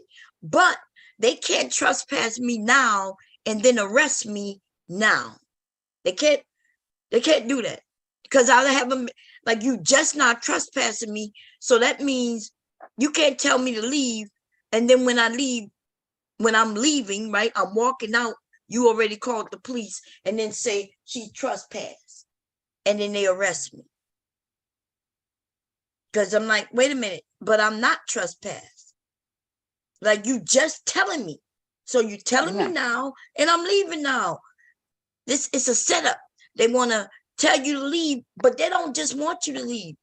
some of these evil, dirty, racist motherfucking people want to have you arrested. You see, but that's not how trespass works. You have to notify me to leave. And when I leave, that's it. I leave, I'm done. Yeah, Okay. but if you telling me, hey, don't come back in here, then I walk back in here, leave, and then come back, then I'm trespassing. Right. That's right. Not you tell me I'm trespassing, I'm just leaving out of here. I'm leaving out there. So they stupid as hell. So that's what happened. Yeah, so even though he never been trespassed, because remember they got to tell him. They got to tell him. They got to know that he heard them tell him and everything. Like that guy, he could have waited. He could have followed him, waited until he get his attention and waved his hand like they did. Remember they walked up to him and then I think one of them touched him on the shoulder. That man did that, right? But they trespassed. So anyway, but not only did they trespass him, but then they arrested him. For no reason. For no reason, yeah. I think them policemen like to get sued, them police department, because they be having the dumbest shit. Yeah, man. Taxpayer money, steady suing. She's suing. And look, he never acknowledged, he never saw them. Why would he see him? He walking in to go get his shit. Right? And then the guy gonna say, I followed you halfway throughout the store. But what was he doing? Because you followed him through the store, but what was he doing? Let's see. Yeah, he wasn't doing nothing. He just didn't want him to have his helmet on. That's what he's saying. Let's play it a little bit. I couldn't find a basket. Fendler was unaware of the manager's presence. Without questioning any other witnesses, reviewing any security footage, or getting Mr. Fendler's side of the story, the officers began their questioning by assuming the manager was being truthful. The officers also allowed the manager to interrogate Mr. Fendler in the midst of their investigation, which only added to the escalation of the interaction. Mr. Fendler continues to answer questions, and for a moment it seems as though he may get the opportunity to explain himself. Let me ask you something. What's the purpose of keeping the helmet on? It's just faster to get to work, man. Like I said, I'm on my way to work. Where do you work at? Work at Jim Click, right there. Okay. So you walk through the store, what'd you buy? I bought a sandwich, a Gatorade, 2 peaches, a scrubber, I think 4 pens, a toothbrush. And he answered. So you just kept everything on here. I couldn't find a basket. You keep the helmet on, you walk around, I do that, grab all this stuff. I go to other Safeway, I go Fry's, except for when I go to the bank. I mean, he knows I know because I ride, he rides. Yeah. It doesn't take much effort to take it off, put it back on. I mean, it takes maybe like 5 seconds, 10 seconds if that. It doesn't, man, but I've never had any issues where it was like, take it off, or a sign saying that you need to have it off. And like I said, that's why the manager asked you to take it off. Like I said, I didn't hear him. I had music playing throughout the show. You didn't see me? I'm standing right in front of you. I saw you there, and then I saw you talk, but like again, you have a headset on, so I can't put my hands on you to get your attention. I was standing right next to you. I didn't. Just like I'm standing here with the officer. I didn't see you come next to me. I stood right in front of you, just like I'm standing here. I said, I need you to stop and listen to me. You totally ignored me and kept walking. I got associates that were upset and concerned because you're walking around with a backpack, with a helmet, nobody knows who you are. Yeah, but I made a purchase. I'm concerned about the safety of my associates. So you see what he like, yeah, associates are worried because you're walking around with a helmet on. So and he got a backpack on?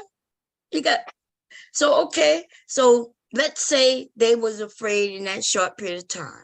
But in this point right now, he bought his stuff. He's out the door. Why would they arrest him, y'all? Like, okay, he explained, hey, I didn't see you. I'm sorry, I had the ears on. Hey, I made a purchase and everything should be good. Can I just leave now? And nope. No, okay. You're an argumentative person, and I am not the person you want to argue. And then he's saying you argumentative. When is this man arguing? He's just answering his questions.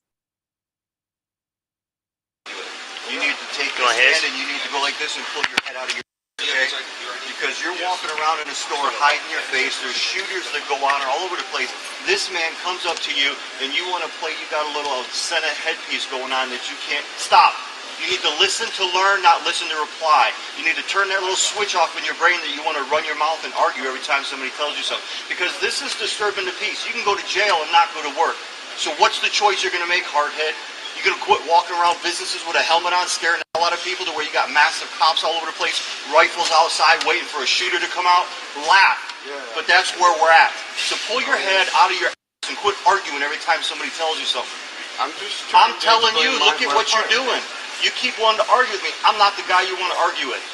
Wasn't trying to argue. That's why you keep talking. Stop talking. Okay, fine. Cool. This is Officer John George, and his. You see how they want to talk? So, wow. He's telling him that he's laughing, but if you don't know people, some people have a giggle, a little smile when they get nervous, right? Of course, this man don't want to go to jail. Why would he want to go to jail? Okay, but this dude, that power that he got, and he stands in front of this man who answering every question. They asking him a question, he's giving them an answer because he's innocent.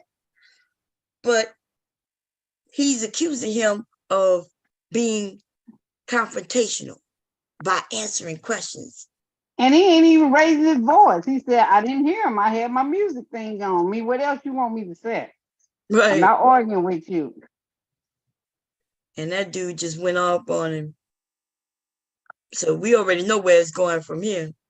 His emotional outburst did nothing to progress the investigative intent in Mr. Fendler's detainment. In fact, it hindered the officer's ability to build a complete contextual narrative around the accusations being put forth by the manager. Not only was Officer George's reprimand unprofessional and uncalled for, but it also violated Mr. Fendler's First Amendment right to free speech. In the 1987 case of Houston versus Hill, the Supreme Court held that citizens have a right to voice their opinions to or near police officers, whether or not they are in the performance of their duties. Mr. Fendler was detained when Officer George ordered him to stop talking, which essentially amounts to a government official depriving a citizen of free speech. There are also implications of Fourth Amendment violations associated with Officer George's conduct as well. In the 1983 Supreme Court case of Florida versus Royer, the court recognized that, quote, the scope of the detention must be carefully tailored to its underlying justification, and that, quote, the investigative methods employed should be the least intrusive means reasonably available to verify or dispel the officer's suspicion in a short period of time.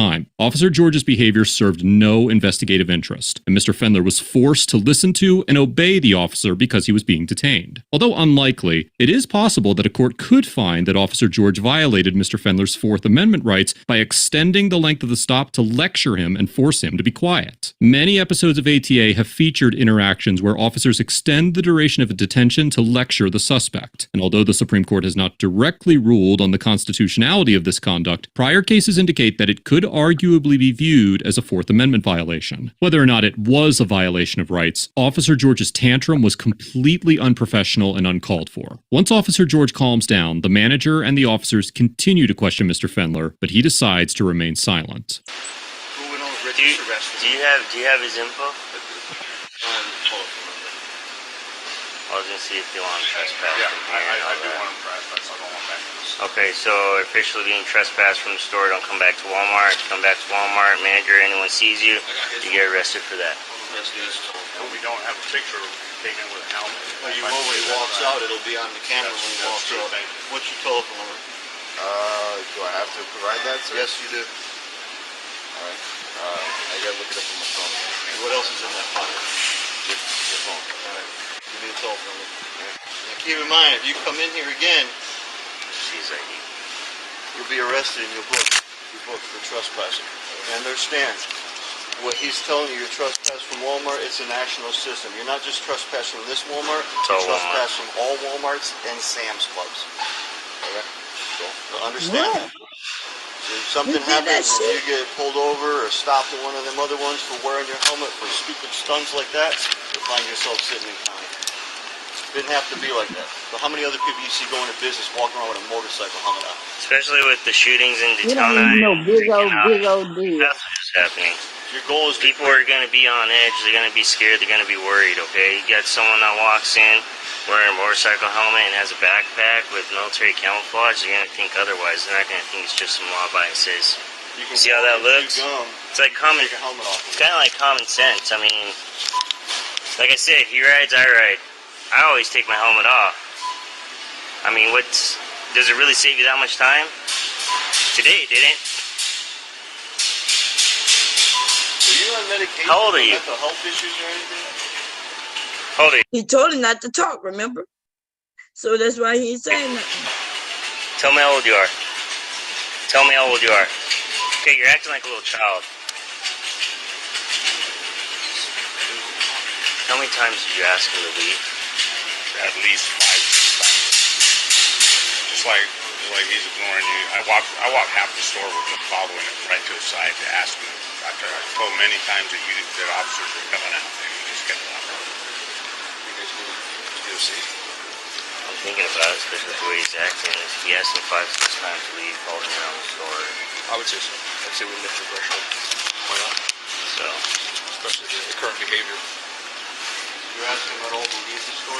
5 or 6 times. Walk right next to him, just like we're walking right now. You're under arrest for trespassing. Mr. Fendler was arrested, charged with disorderly conduct, and taken to the Pima County Adult Detention Center, where he was detained for 17 hours. Following the encounter, Mr. Fendler's charges were dismissed, and he went on to file a lawsuit claiming that he was illegally searched, falsely arrested, maliciously prosecuted, and publicly defamed by the department. According to the Green Valley News, as of September 1st, 2020, both the town of Sahuarita and the Sahuarita Police Department deny any wrongdoing and have moved to dismiss the lawsuit. A judge has yet to rule on the dismissal, and Mr. Fendler's lawsuit is still ongoing. Overall, the Sahuarita officers get an F for neglecting to conduct a that shit, man. Crazy. That's them tyrants for you, baby. That's them tyrants. That's crazy. I know that's right, Mr. DJ. Crazy, y'all. I mean, you got this man, then you tell him to shut up. Then what did they arrest him for? What did he wasn't even raising his voice. They arrested him because he wouldn't answer any more questions because remember, he told him to shut up. That's right. So he stopped answering questions. He even pointed at him when he was like, and he was like, remember, because when he was answering questions before, he told him to shut up. Confrontational. Yeah. Man. So I wonder, $5 million lawsuit from one officer. Let's see what this happened. Let's see. Man, I'm telling you, be winning the constitutional laws, y'all, is a lot, y'all. I'm trying to tell you, people win a big money. Do you know how to work here? Oh, Turn around and put your hands behind your back. Remember we saw this one? Did you? This is when this guy drove up, right, on his bike. But before he parked here on the bike, he went to a car. And a white woman said that this man was looking in a car, but he actually went into the car. He opened the car, went in the car, got some things out of it, and then got on his bike and parked right here. And instead of these cops asking him questions, man, here we go, y'all. Let's see how this shit went. about topics ranging from politics and public his motorcycle to work and parked on the back by clicking on the link in the description. Thanks again to YouGov for sponsoring this episode. On June 24th, 2019, 52-year-old Mark Domino drove his motorcycle to work and parked on the backside of the parking lot. Mr. Domino and his wife both worked at the same retail store in Clarkston, Washington, and his wife drove their car to work. And now you see, because I've had this happen, y'all. You know, like hubby at work, right? And I have something in his car. So I take my car and I drive to his car at his work. And I just, instead of me going in, I just go to the car. I open the car, grab what I want to grab out the car, and then get back in my car and leave. And somebody sees me. And they call the police. They want to know what I was doing at that car. I'm like, what car? Somebody said you was at so-and-so car. Yeah, that's my car. What you mean that's your car? I thought this was your car. Yeah, that's my car too. Anyway, his wife and him work at the same place. He drove his motorcycle, but here we go. And parked on the opposite end of the lot. After Mr. Domino's shift, he went to his car before crossing the parking lot to ride his motorcycle home. As Mr. Domino was looking through his vehicle, a citizen parked nearby, Jody Brunel, noticed him, believed his actions to be suspicious, and called 911. Police and fire, this is Mallory. Hi, I'm at the Clarkston Walmart right now, and I just saw a gentleman stop and get in 3 different doors of a car, looking around, and I kind of watched him to see if it was his, and now he's walking clear away. Okay. I couldn't see if he took anything. Okay. Officer Chris Lors from the Clarkston Police Department arrived shortly after the call and confronted Mr. Domino. How's it going, man? I'm Officer Lors, Clarkston Police Department. Put your phone down for a second. What do you got in your pocket there? Is that just something hanging off your backpack? What is that, a hanger? What are you doing with that? Is this your bike? Look, you see what just happened? He told him to put his phone down. And he said, what's in your pocket? Oh, that's a hanger. And then he just took it off of his body. The fucking nerve. That's what happens when you're a boy. When you're a boy or a gal, right? They think they could just touch you. He took the hanger off that man's pocket. He asked him, what is it? Oh, it's a hanger. What you gonna do with that? And took it right off his body. I can't fucking believe it. I can't. And confronted Mr. Domino. How's it going, man? I'm Officer Lors, Clarkston Police Department. Put your phone down for a second. What do you got in your pocket there? Is that just something hanging off your backpack? What is that, a hanger? What are you doing with that? Is this your bike? Yes. It's your bike? You got ID on you? He took the hanger off him and then threw it to the ground. Did you hear him? First he told him to put his phone down like he a boy, like he a little boy. What the hell you telling me to put down my phone for? He's a whole grown ass man. Why do you need my ID? Because somebody saw you looking at cars, so I'm here just checking to see what's going on. You got ID on you? Yeah, I do, but did I do anything? Yeah, I'm figuring that out right now. I'll take a look at your ID, though. You don't need my ID unless I did something. Okay. Unless you're taking me in for something like that. Turn around and put your hands behind your back right now. Now! For what? Turn around and put your hands behind your back. Now! For what? Before we get started, 108, pick it up. please review these. You're gonna obey me, or you're gonna go on the ground. Why do I need to obey you?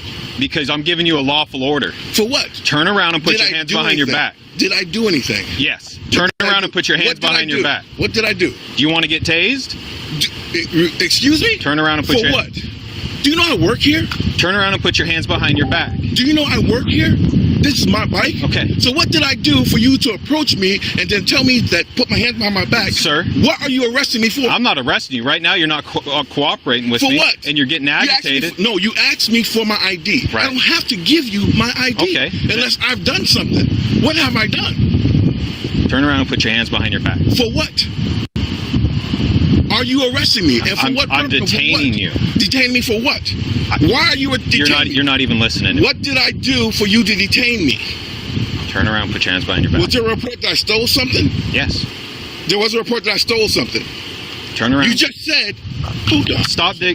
The Supreme Court has long held that officers may acquire reasonable suspicion through an anonymous tip, so long as the tip provides enough information to justify a stop. In the 1983 Supreme Court case of Illinois versus Gates, the court held that a totality of the circumstances test must be applied to determine whether an anonymous tip is sufficiently reliable to provide probable cause to issue an arrest warrant. In the Gates case, the officers did not personally witness any criminal activity take place, but the court held that the anonymous tip in question was reliable because officers could verify several events predicted by the tip. 7 years later, the Supreme Court held that an anonymous tip was sufficiently reliable to provide reasonable suspicion so long as the tip accurately predicted several key details in the 1990 case of Alabama versus White. In the White case, the court explained that, quote, if an informant is shown to be right about some things, he is probably right about other facts that he has alleged, including the claim that the object of the tip is engaged in criminal activity. The Supreme Court has upheld this notion as recently as 2014 in the case of Navarrete versus California. All of these cases were based on the notion of an anonymous caller, and given that Mrs. Brunel was not anonymous and provided an accurate description of Mr. Domino and his actions, it is likely that the Clarkston officer did have reasonable suspicion to make contact with and identify Mr. Domino. All that said, Officer Lors made no effort to de-escalate the encounter or engage in a productive dialogue with Mr. Domino, and instead began accusing him of stealing and ordering him to comply. As Officer Lors reaches for Mr. Domino's hand, he resists, and a scuffle ensues, which results in Mr. Domino being tasered multiple times before eventually being subdued and placed into handcuffs. Once the officers place Mr. Domino into their patrol car, they search his bag and make contact with Mrs. Brunel. Are you Jody? Yeah. Okay. Do you have your ID with you? I do. I'm over here. Okay. Pay close attention to this part right here with this white woman, yo. Because these motherfucking police, you're going to see the regret they have in a few. Mom. Okay. Is that the male that you saw? Okay. Can you get me video? Male that came to this bike, everything that he did. He's an employee. We've got a witness that saw him going into cars, and we just fought and tased him. So right there. That bike, male come to it. Where did he walk? Which cars? The car that he got into was clear on the other end. Okay. So you saw one male walking from all the way over there? Clear over to here. And that's the male that we talked to? Yeah, I watched him. Okay. He got into 3 doors of that car, and then he just walked away and came clear over here. So I thought, well, that's not right. Okay. Watch what happened. But the woman came over. Can you start looking at that for me? Yeah. The woman came over and was kind of pissed, saying it was his car registered to him. Y'all heard that? Did you hear what that woman? Did you all hear what that woman just said? Dang. Did you hear what she just said? Watch. She called the police. But watch what she about to say. Right. Okay. But the woman. Yeah, I watched him. He got into 3 doors of that car, and then he said, I watched him. He got into 3 doors in that car. It was one car. It wasn't several cars. But watch what she says. She says a woman. Watch. And he just walked away and came clear over here. So I thought, well, that's not right. Okay. But the woman came over. Can you start looking? But a woman came over, and watch what she says. Looking at that for me? Yeah. The woman came over and was kind of pissed, saying it was his car registered to him. Y'all heard? She said, so he went to a car. He got in 3 doors in the car. He didn't take anything. And then he walked clear over. But then a woman went to that same car and said that it was his car. In his name. That means his wife. His wife eventually went to that car, and this woman must have said, that man, there was a man at this car, and she said to her, this is his car. She just told the police that, and they didn't listen to what she just said. She said, well, apparently a woman came to the car and she said that his car is registered to him. And they not listening. And that guy right there, he knows who that is. Because he the one who walked up and said, oh, yeah, he's employed. He works here. But they don't care about that shit. Because I'm talking about the police don't care about that shit. Watch this. But you say it's your car. 19's on scene with the RP. He's going to try to blame it on that woman. Because he not listening to her. I'm Brad Peters' mom. Okay, I'm Chris. Hi, Chris. Just so you know, everything's being recorded. Oh, okay. He did not listen to her. He gonna want to blame it on her, but it's really his fault because he was supposed to go up to that man, have a conversation with that man, tell him what's going on, and let the man say, "Oh, that's my car." Right, but he the one who did wrong, But he gonna see, because nothing wrong with this woman. The woman, she saw something suspicious, so she called it in. Right? If it was my car and somebody was breaking in, I would want somebody calling in too. Yeah. And then when she tried to tell him just now, she was trying to say, well, somebody came and said that it's his car too. He didn't hear that. He not listening to her. He don't give a shit. They didn't already tased this man. They didn't already tase, and they're gonna try to set it up when he realized some shit in trouble. So what did he say when you? How many? He wouldn't say anything to me. How many cars did he look at? Just the one. Just the one. Just the one.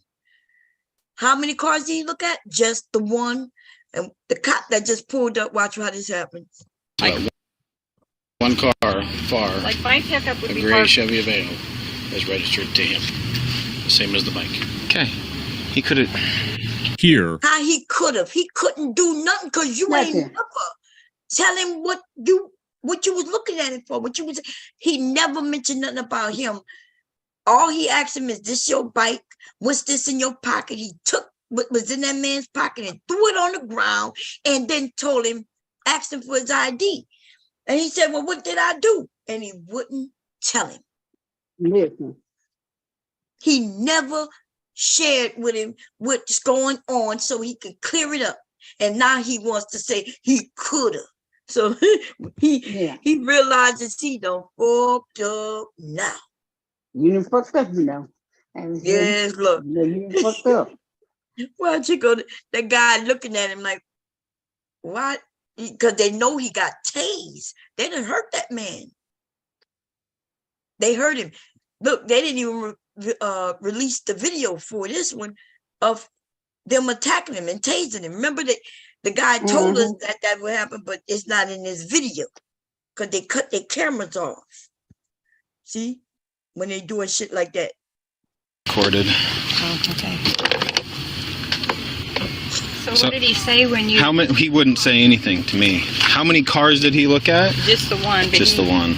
Like one car, far. Like my pickup would a be gray parked. Chevy Aveo is registered to him. The same as the bike. Okay. He could have. Here, Officer Lors suggests that Mr. Domino could have explained. That man got $5 million. Did he? Yes, he won $5 million.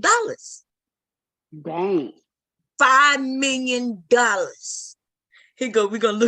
I want y'all to know. Because I know some people in the chat, some of these nigglets, right? They'll be like, yeah, but he should have did this. And he should. I want you to know that he won $5 million. He used to work at Walmart, him and his wife. But I bet you he don't work there no more, baby. Okay, so here we go.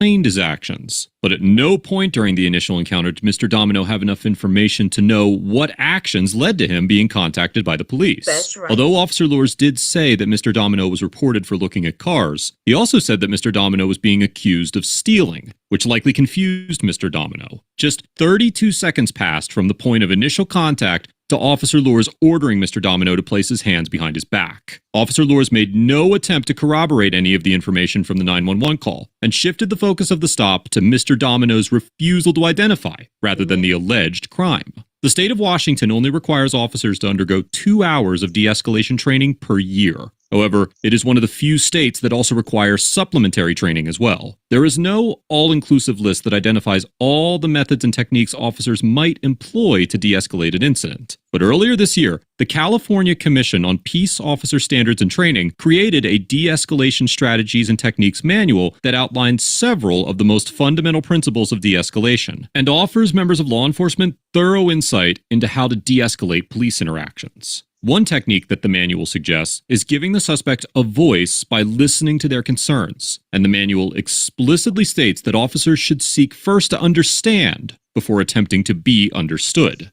The manual also highlights the fact that there are many levels of control outside of physical control, and that while a lack of control can get an officer hurt, over-control, especially when not needed or justified, can cause hostility or draw a complaint. The manual goes on to state that physical control or force used for expediency, in most cases, should not be preferred over the use of skills and techniques of de-escalation that might otherwise take more time, but achieve the same desired result. Officer Lors' immediate reaction to Mr. Domino's passive resistance was to gain control by force, which ultimately evolved into a physical altercation. At no point did Officer Lors make an attempt to understand Mr. Domino's perspective or offer him the opportunity to explain his actions. If Officer Lors had taken the time to give context to why he was contacting Mr. Domino, then this interaction likely would have had a different outcome. Hey, Fern.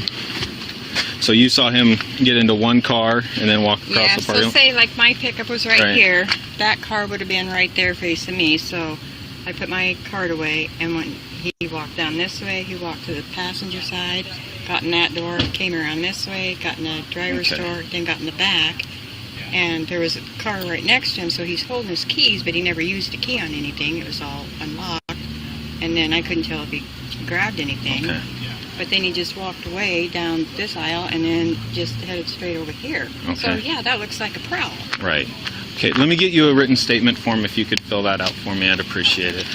Just wouldn't talk to him?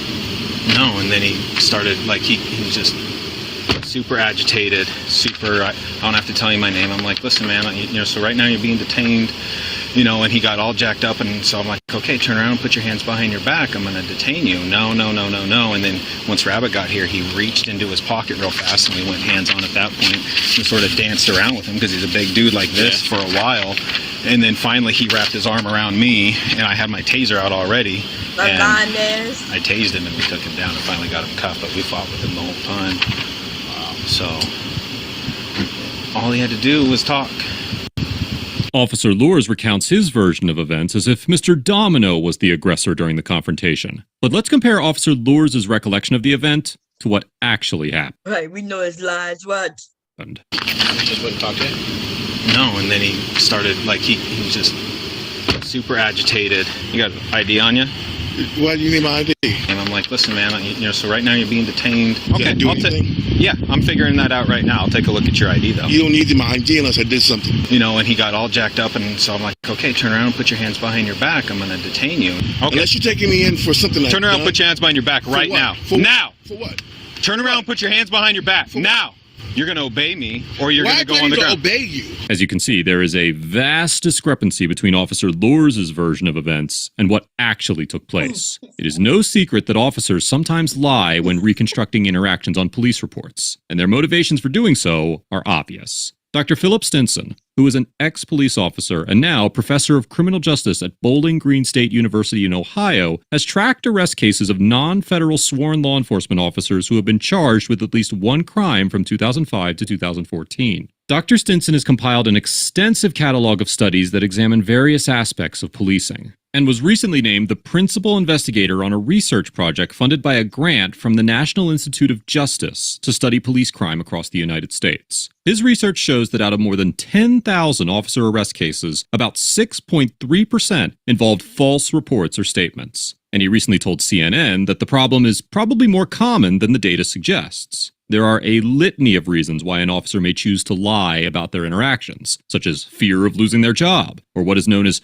noble cause corruption, which is the idea that the ends justify the means, and lying to secure an arrest ultimately makes their communities safer. There are repercussions for officers who lie on their police reports, particularly when those reports are submitted as evidence in a trial. Washington Code 9A.72.020 states that a person is guilty of perjury in the first degree if in any official proceeding he or she makes a materially false statement which he or she knows to be false under an oath required or authorized by law. And officers who testify that their report is accurate and are proven to be lying can face prosecution under this code. Officer perjury is often difficult to prove without irrefutable evidence. And even in the cases where it is proven, securing a conviction can be challenging, given that prosecutors often work closely with police officers in their community. There is no doubt that Officer Lors exaggerated the circumstances surrounding Mr. Domino's detention to the other officer. And the other officer states that Mr. Domino could have provided a simple explanation and resolved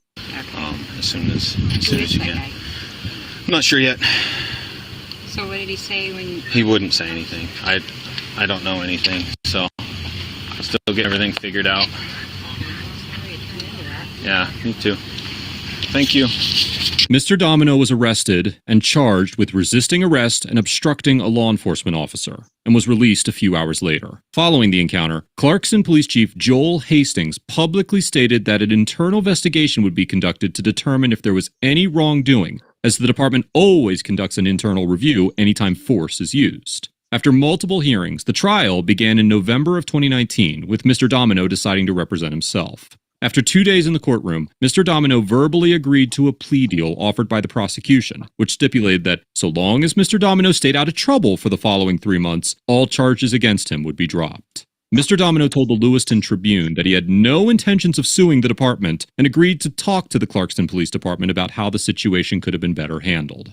Mr. Domino later rejected the deal offered by the prosecution and decided to move forward with the case, along with filing a $5 million tort claim against the city. Overall, Officer Lures gets an... Look, they try.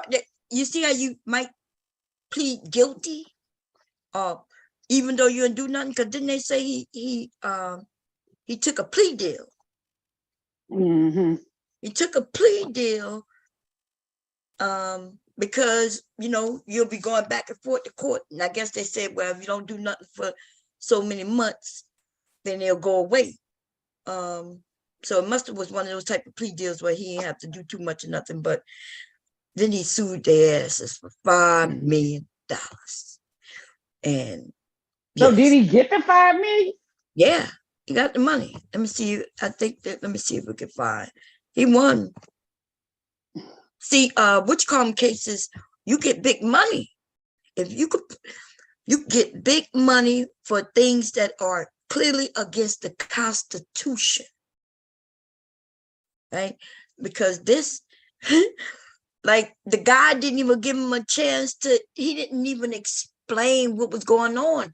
So then, remember, they didn't even arrest him for going through a car. Remember, they was called for him going through a car, but he got arrested for resisting arrest.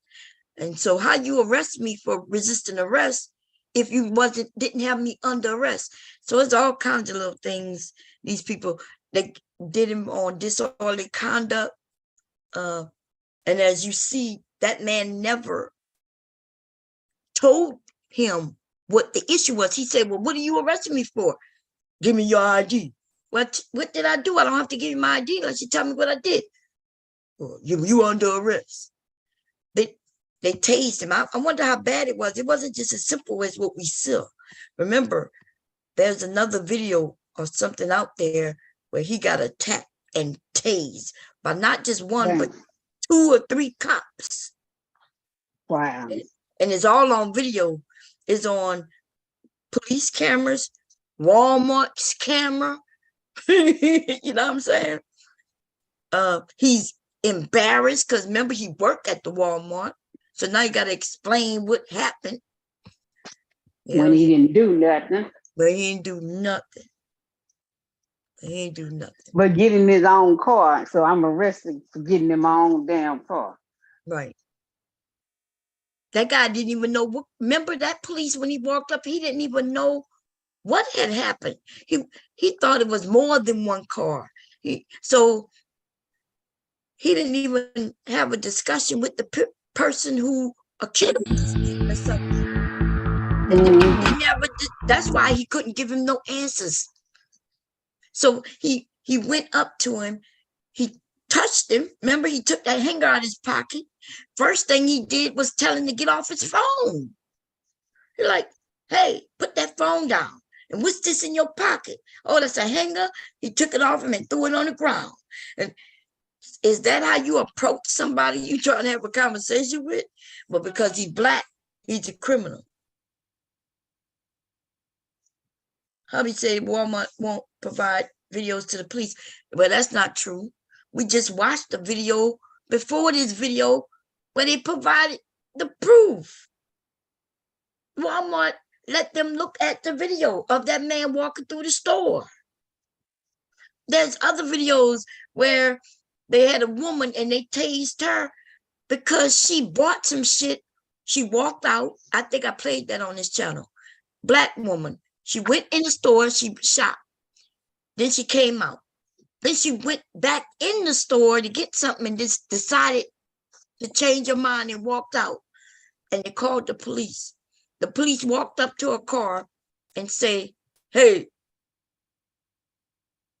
you stole some shit. And she was like, I ain't steal nothing. What are you talking about? Give me your, she said, I got a receipt.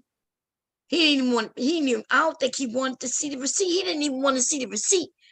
So she was like, look, I'll walk back in with you. No, get out. You under arrest. She was like, for what? I got a receipt. And she had a child in the car. Black people in the chat, like especially the men, it was the men, who come over. It's her fault because she should have just did what the police say. And we're like, look, this is not a police nation. What the hell people think? Just because somebody is a police officer does not mean you have to do everything they say. You have rights. That's the reason of being an American. You motherfuckers need to go move in where they got a dictatorship. Go to Russia, not China or some shit, where when they ask you something, you better answer. But here, you don't have to do that. Okay? So I'm just saying. And yeah, so they most definitely give these police the videotape. They let them come in, they let them see the tape, and yes, they do give it to them. Because that woman sued as well. They tased her in front of her child. And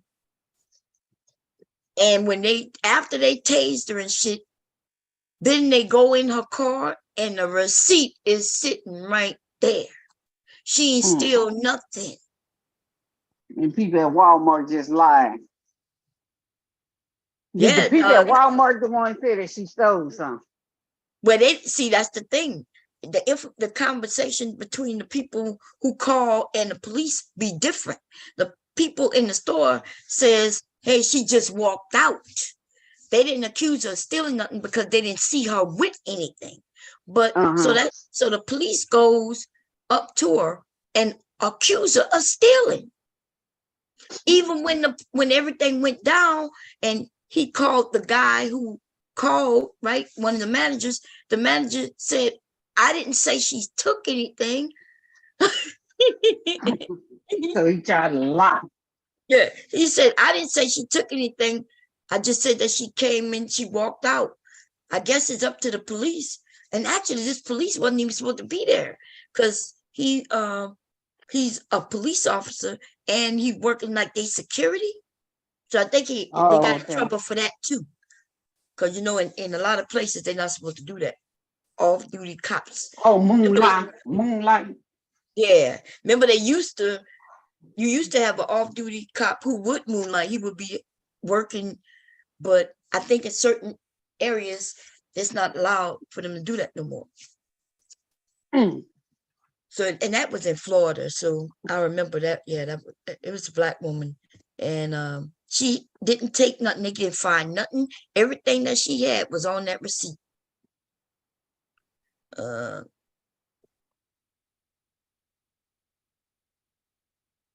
Let's see what this guy lost.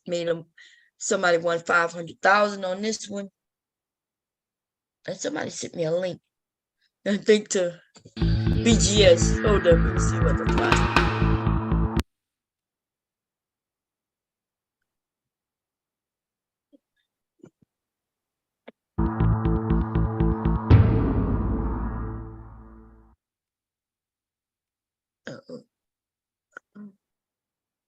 Keep hitting it. Welcome to Audit the Audit, where we sort out the who and what and the right and wrong of police interactions. This episode covers interfering, implied consent laws, and DUI blood draws, and is brought to us by Orenbus's channel. Be sure to check out the description below and give them the credit that they deserve. On July... Okay, what up? They have me, Jimmy. How much? You're not telling me. Okay, let's see. I think Queen made a video, y'all. She shared it with everybody.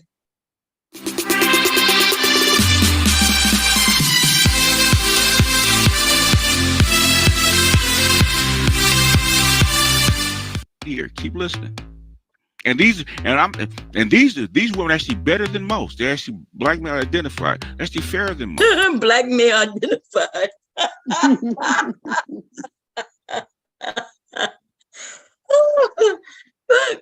He's saying they fairer.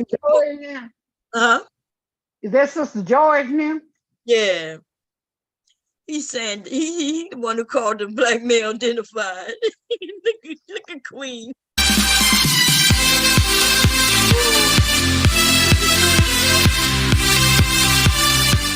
Here, keep listening.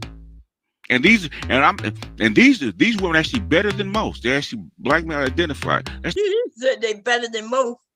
He said they better than most because they black male identified. Oh my God, but that's not it. It's not done. Watch this. She's fairer than most. But just listen. And these are some of the best. These are some of the best. Put it this way. These are some of the best. I'll say this. These are some of the best women, black women that you'll find. Listen to what comes out of their mouths. 4 minutes and 45 seconds later.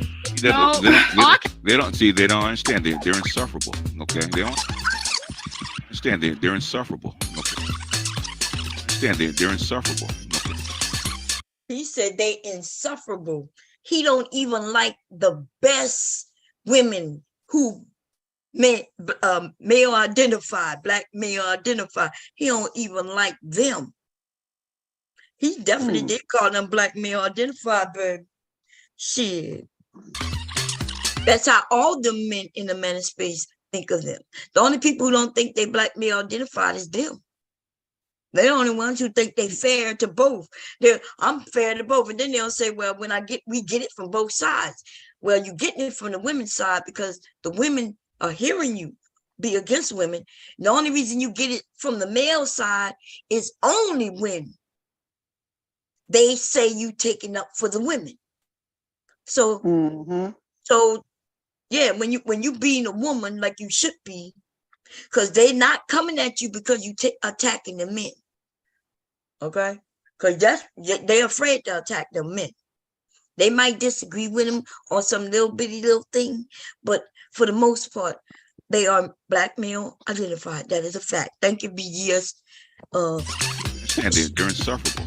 Okay, they don't get it. Stand there, they're insufferable. Okay, they don't get it. Now, one thing Queen ain't got to do is lie to kick it. He was smoking. And here's the proof. Timestamps in the description. Queen ain't got to lie to kick it. Please. She said she ain't got to lie to kick it, baby. Okay, let me see. She said she put it in the description. The original screen. Let's see. The screen where. Okay, here we go. And she says 35, 34.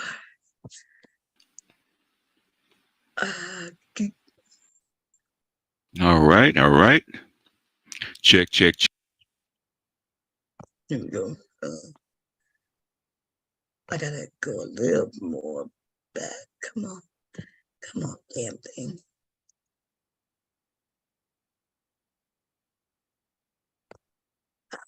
My computer tripping.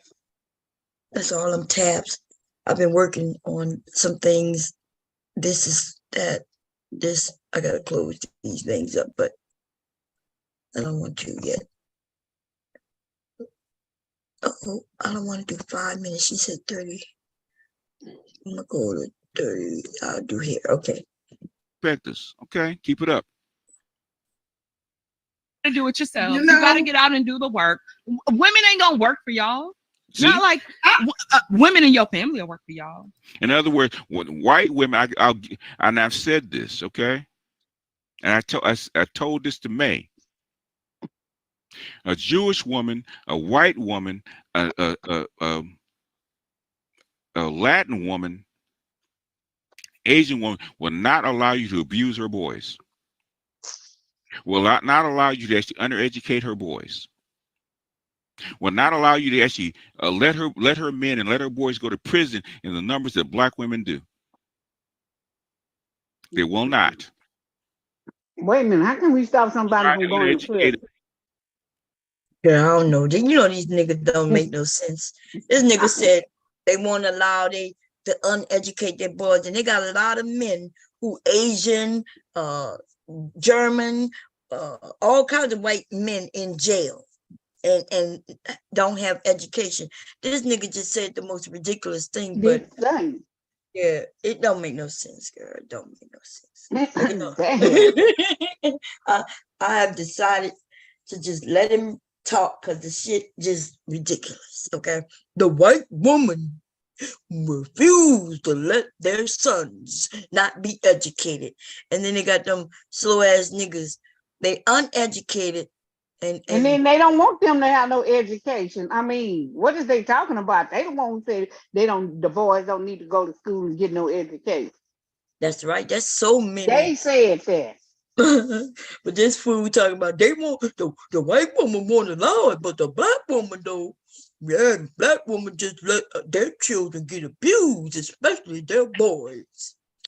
Yeah. A Jewish or Asian woman's son and see what happens. That's unleash a tiger. Okay. Tiger. They won't allow it. But black women at all levels. When I talk about just at lower levels, even the elite levels, do not care about their sons. Low level contempt and hatred of black men on display right here. Keep listening. And these women actually bet. Need to take a list of these dumbass niggas. I always know that Prime VA 757 is a dumbass nigga. He been a dumb nigga for years. Okay. Let me see who else I recognize. The rest of these men look new. Except Prime VA is the only dumbass. Yeah, the rest of these men are fairly new because I don't recognize really any of their names. Let me see. They Archer. Boy. Yeah, you know Archer ain't shit. We know him, right? Archer. Yeah, we know him. He ain't shit. Yeah. He the crybaby, right? He the one who. But he the one who said black women need to be murdered when they don't obey. Girl. So Archer ain't shit. I recognize him. But for the most part, BGS got a whole bunch of dumbass new motherfuckers over there. And just so he could destroy their lives. Okay? Why he's saying dumbass shit.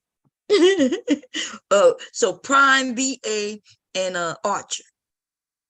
The rest of these people, I've seen them before, but they new. You know what I mean? Like in the last couple of years since COVID and shit.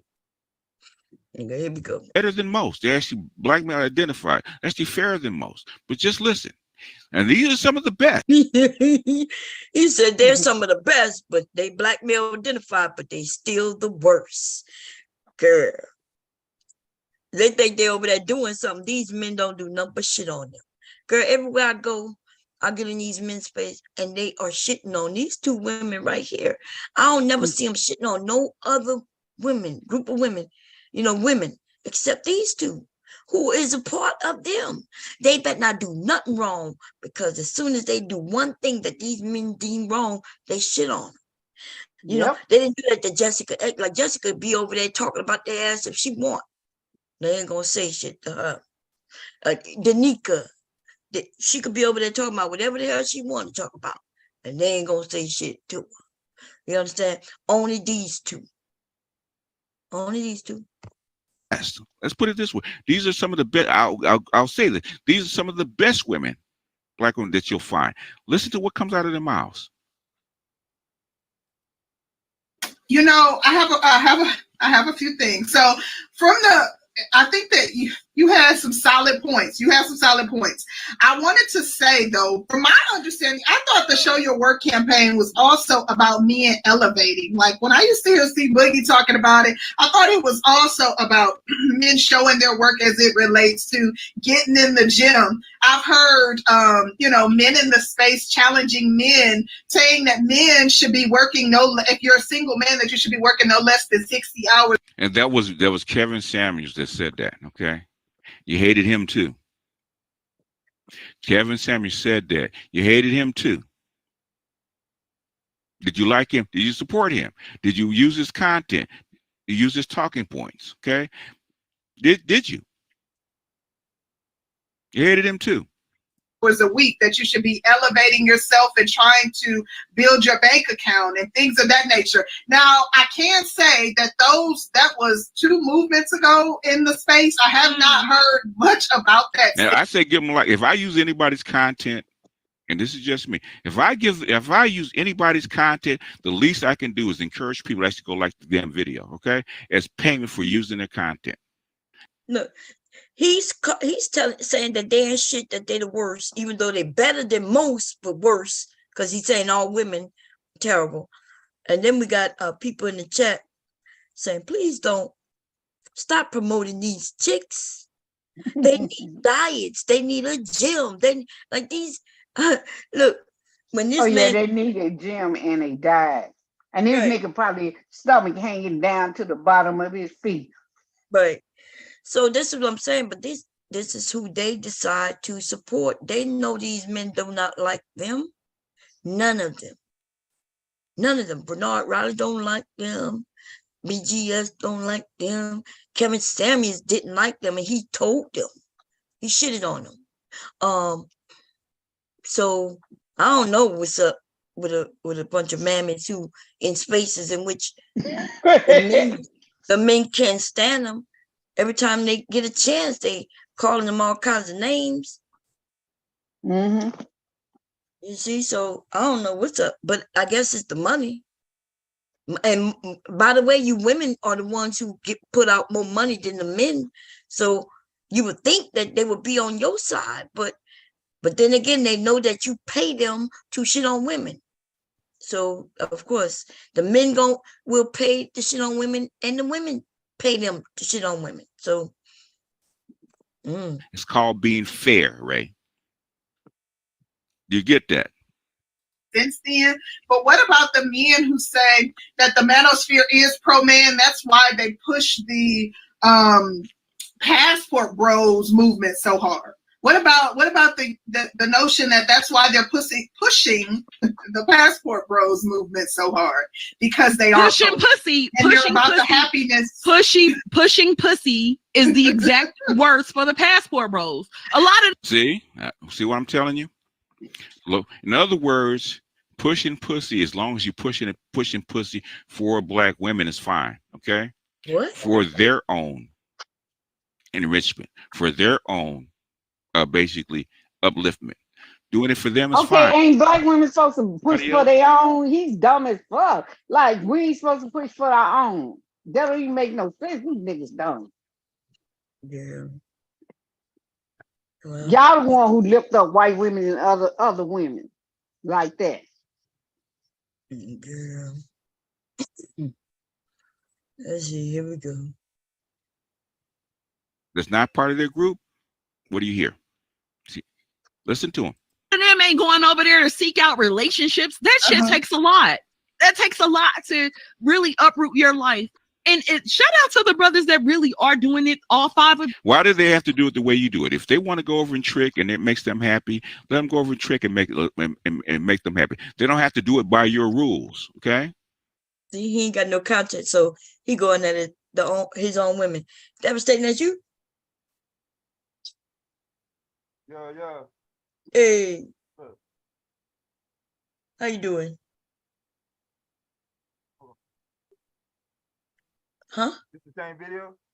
I had left and came back. I stepped out and I came back. Oh, I don't know. You left how long ago? Now we done watched 100 videos. BJ was up. Yeah. Oh no, this whole different video. Yeah, we watched that video. Well, you had something to say about that video? Nah, I was trying to figure out. What how Big J was doing a topic and he just came up. He was talking about him. What he said. I don't know how that started. Because I looked, I fast forward until when I saw BGS get up there. Oh, okay. So I don't know what he was talking about, but yeah, I knew he ended up talking about the abortion, you know. Yeah, I heard the part when he said he don't mess with women no more. He said that nigga said, I'm a monk. Yeah, because though no woman wants you, that's why you ain't messing with her. Yeah. What up, Miss Sade? You don't say you're a monk. What's up? You been dealing with that heat? Yeah. I'm it's hot in the it's motherfucker. 118 degrees heat index right now. Where I'm at. Yeah, this heat ain't no joke over here. Shit, I can't even touch my door to my house. Shit. I can't touch the rail without burning my hand. That's what I'm saying. Shit, fuck all that. I can't even look outside. Who these women up there? Why you got them up there? Oh, I was looking at BGS. Remember, Sister George came up the other day. Remember when I was going in? Yeah. And Queen had told her that the men in the Manosphere called them male identified, and I think she said that wasn't true. So she posted it up, and he definitely did say that they was male identified, and that they terrible, because we all terrible basically. But that's what a man who's gay would say. And I'm talking about he gay. He ain't had no woman pussy. He didn't have some pussy shit. That's what he ain't had. He ain't telling them the truth. Yeah. He ain't had no woman, but he had a nigga with a wig on. Yeah. I just left a with a white man with a dress on, like a short sundress, like a flowery pattern, no stockings, footies, and some heels.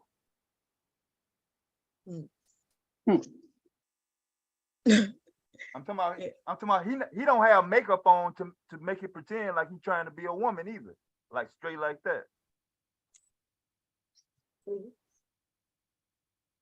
Yeah, they he probably queer. So I know y'all get confused, but no, I wasn't confused. I just make sure I got the fuck out of there.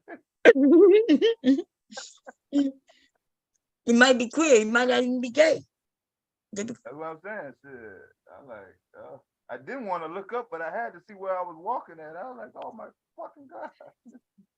Why you didn't want to look up? Because I knew that the face wasn't gonna match what was. But I mean, it wasn't gonna hurt you if you see him. Yes, it did. Yes, it did. He said it hurt his eyes. Yeah. You men be sensitive. I mean, you know, I think I was on a panel. What panel? I forgot where it was. I be on so many goddamn panels. I ain't gonna lie. God damn. And the men were saying, you know, that was I over there with you? Maybe. I don't think so. I don't think we talked about gay over there. I think so I was somewhere and the men was talking about if their daughters was in the bathroom. I may have been over there by you. I don't know. But yeah, that do sound like some shit they were talking about. Yeah.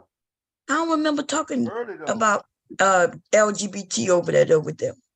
No, that I think that came up before you came in. But yeah. That did come up though. The bathroom, man, yeah, that did come up. I wonder. I've been so many places, y'all. It could be. But anyway, the guy was like, if his daughters was in the bathroom, go in there and get his daughter. Yeah. That was over there. That's right. Yeah. He mentioned, and I was like, oh yeah, you sure did say what you gonna do, like, yeah, you know, because you're gonna get the police called on you. Like people going to the bathroom. This idea that there's some men, you know, who really dress up the part is trying to do that just to get to girls in the bathroom is so ridiculous. You know, because the truth be told, there's nobody watching bathrooms. Like there could be somebody, a man or woman could walk in any bathroom that they want to without people even noticing. The only way people notice is if they're in there. Like if I'm in there and some man walk in, you know what I mean? But it's not like they securing bathrooms. It's not like a bathroom police is at the door, making sure that only men go in this one and only women go in that one. So, if you want to watch your kids, I guess you need to be at parks and things with them. You know, people should watch, the men should watch their kids when they're not watching their kids. You know, you allow your kids to ride their bike up and down the street without even paying attention to them and expect them to come in at a certain time. And you don't even be knowing your kids been missing for hours until it's time for them to come in. First time I started getting in trouble. Like all the way up until the time I started learning how to ride a bike with the training wheels. I rarely got a spanking or yelled at. But as soon as I learned how to let that motherfucker stay up without falling over, shit, I was gone. I think I got in trouble every fucking day that I got back out. Let me see what this. Go ahead and finish the video. Okay, hold up. Never care about the black men. They want us to do. They want no. Y'all got to do it yourselves. Thank you. You got to do it yourself. Exactly. You hear that? You hear that, black men? Coming out of a woman's mouth, and she's fairer than most. Okay. What have we said? What have I told you from the very beginning? Right? What have I told you from the very beginning? What has Doc told you? Dr. T told you? What has Dr. Gigi told you? They're not going to help you. They're not going to help you. They fight you over your children. They're not going to help you. They're there to keep their self elevated. You're a step stool for them. I've been telling you that. But the thing is, guess what? Y'all don't listen. Oh, if we just talk to them, talk to the sisters, get along with the sisters, be a better man, earn 6 figures, blah, blah, blah, blah, blah. They'll learn to respect us. Okay, keep it up. To do it yourself. You got to get out and do the work. Women ain't gonna work for y'all. See? Not like women in your family will work for y'all. In other words, white women, I've said this, okay, and I told. I don't want to hear what he got. You always see him comparing black women to white women. To white women all the time. But he can't get no white woman. And if he did get her, if he could get her, she wouldn't be a nice looking one. Now, let me find. She'll be a bussy boy. She'll be a bussy boy. Yes. What's her name? That nigga like booty. He like the booty warrior. If I want you, I'ma get it. You can do it the easy or the hard way. Yeah. Trying to find a video I left off the other day. Kira put it in the chat. She did, but whose show was Priscilla on when you were doing that the other day? Yeah, that's why I'm about to finish hers, Priscilla one, but I gotta find it. Let me see if it's in my history. I may have clicked it when Kira put it in. Yeah, it was her show, but it was on and she had that guy up there. The doctor? That Illy, whatever that dude name. Wait, did I? Kira gave it to me. She did. I don't think this video isn't available anymore. When I clicked the Kira put it in she put it up somewhere. Oh, I think she just put it. Let me see. I think she just texted to me. Let me see if she did. She says in YouTube chat. Okay, I'm coming. Let me see YouTube chat. Thank you, Kira. Y'all know Kira keep me on track, baby. Okay, so we're gonna get back on the track. On the track. Oh, is it gone? That's what I'm saying. I said it ain't available no more when I clicked it. I don't think it can't be it unless she just took it down. Who put it up? The Queen Maker? Yeah, it's the Queen Maker. Can you play it, Kira, from your device? Can you play it? Oh, she may have taken it down. Can you play it, Kira, from wherever you? Yeah. We can't play it. Oh, she can't play it? Yeah, we can play it. Video isn't available anymore. I thought I saw it earlier. She must have just taken it down, huh? Somebody said he was 65. They beat him, black in his eyes, and handcuffed him, screaming stop.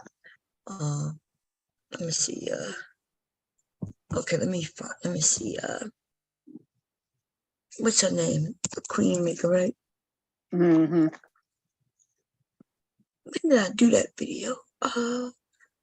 Yeah, legally it'll be taking out my history because of him. He be playing the videos back to back, man. It'd be a lot of them. The day before you came over to Cuba. Is Liz? Oh, wait a minute. Kira put it up again. She said she got it. Oh, okay. Look in there. She just put it up. Because of him. Let's see. And she are they saying that? Okay, yeah, that's it. Well, the sniper Holly Berry is half white, so shit. She should pay for some white spouse child support. I don't give a fuck about no Holly Everything Berry. will be fine. Oh yeah. Okay, let's see. Oh Lord, yeah, I gotta go way back because this video is funny, y'all. She gonna be bringing up shit. Here we go. Man. Number 2, family versus broken family. And then number 3. Let's go back. Oh, you talking about the dude right there, Ali or whatever. Okay. Is that his name? Yeah, I don't know this nigga name. This nigga Yeah, dumb. Ali. That nigga, he a bitch. And look, this nigga walking around acting like he this high, sophisticated man. And this nigga got some woman pregnant and he not even taking care of the baby. Fuck out of here. Man, listen. These are the type of men they think they could just get on camera and they're gonna act a certain way, but they ain't shit. And but what tripped me out is that the women be believing them. That's what Daryl said. How y'all gonna talk about baby mama when you're a baby father? Right. A whole baby father. Brand new baby father, too. Like a baby just born baby father. Ass nigga. Okay, now listen, we got 73 people. We got 73 eyes out here. We need to have at least 73 thumbs up on this thing. So discuss, and then we'll try to get through each one of them. What I don't want is deflection, though. If we get to a point where let's try to get through it without, so we can get through everything, because the last show we couldn't get through nothing. So I don't want that to be the case this one. Okay. I understand. Okay. So let me. I respect your platform. I'm not coming here to disrespect you at all. I'm here to have a discussion. I'm not here to. Okay, nigga, you kissing the ass too much. Goddamn. Just be like, okay. I think it was the fan. Oh, okay. All right. Cool. Okay. So you said one thing that I definitely want to hit on. I don't teach women to prepare themselves for a man. That is not what we do. Okay. Now men, everything that they do is predicated on trying to get a woman or get near a woman. That is not how women operate, though. And patriarchy flipped it to make women operate like that. But when you're trying to be the best version of yourself, it is for yourself and not for anyone else. So when I'm developing women for self-actualization, I'm developing them to be in tune with who they naturally are as an individual. And if a man approaches her and she ain't what he want, she is not to change who she is to cater to him. If he don't want her the way she is and who she is in her total being, then he's not the one for her. That makes sense? It makes sense if she's a woman of high regard and a woman a principled woman who has a certain expectation, and he didn't meet that. And so when we have relationships, do you feel like the man should have expectation of what a woman should be as well too? Well, he can have whatever expectation he wants, but what he can't do is go and get a woman who is on her thing and tell her that she has to change to be what he wants, because he might like how she look and he might like how she smell or whatever the case may be. But he don't really like who she is. So I want to make you fit because I like your body and I like all this other stuff, but I want to change some things about you to make you fit what I want. I don't teach women to do that. Either you like her for who she is or you don't. Mm-hmm. So you don't. What y'all think about that? Because I agree with that 100%. If you like me, you like me, right? Mm-hmm. You like me, you like me. You don't then come tell me I like the way you look, but all that other stuff you're doing too much. I need you to change how you dress. I need to change how you look. How you dress in public and how you speak. Yeah, like a stripper. You gonna get a stripper, then you want her to stop stripping, but you met her. Right, ain't that some shit? Oh man. You love the fact that you dating a stripper. I'm in love with a stripper. You just and then you tell her you gotta stop stripping. And you gotta stop stripping now. Yeah, and he wanted to stop stripping because he don't want to be embarrassed. You know what I mean? So he really loved that part of her, but he don't want other people to know he dating a stripper. And so that's not about her. That's about him. If he's this type of dude who can't handle, other men as far as they telling him anything about his woman, that's on him.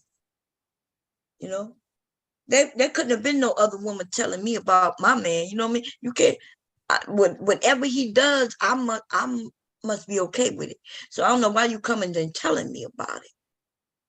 But men, some of these men, man, they let the world tell them how they should live their life and who they should be with.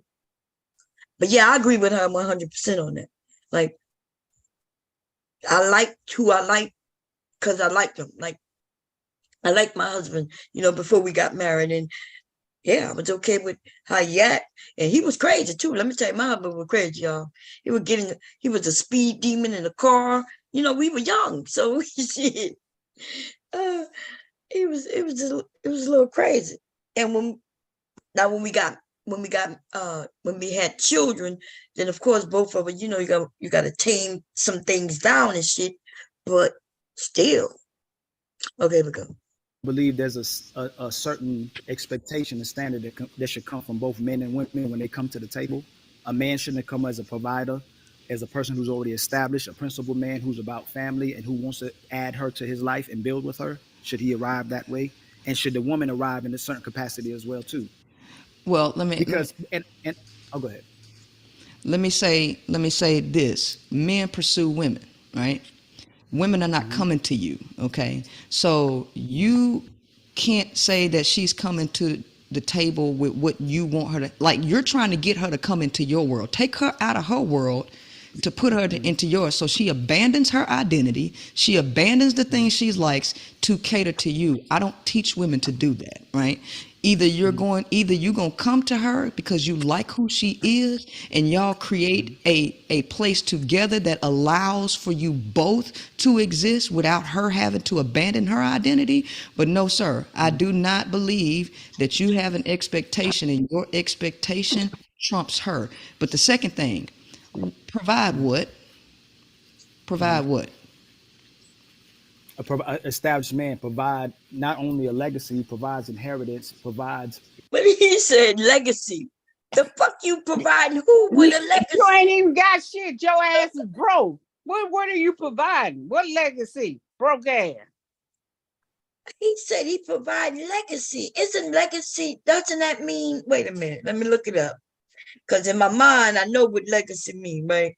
But the way he used it, I thought legacy was like I thought she helps him provide the legacy. I thought that's like your children and but maybe I got it wrong. So I'm gonna look it up real quick on my iPad real quick, y'all.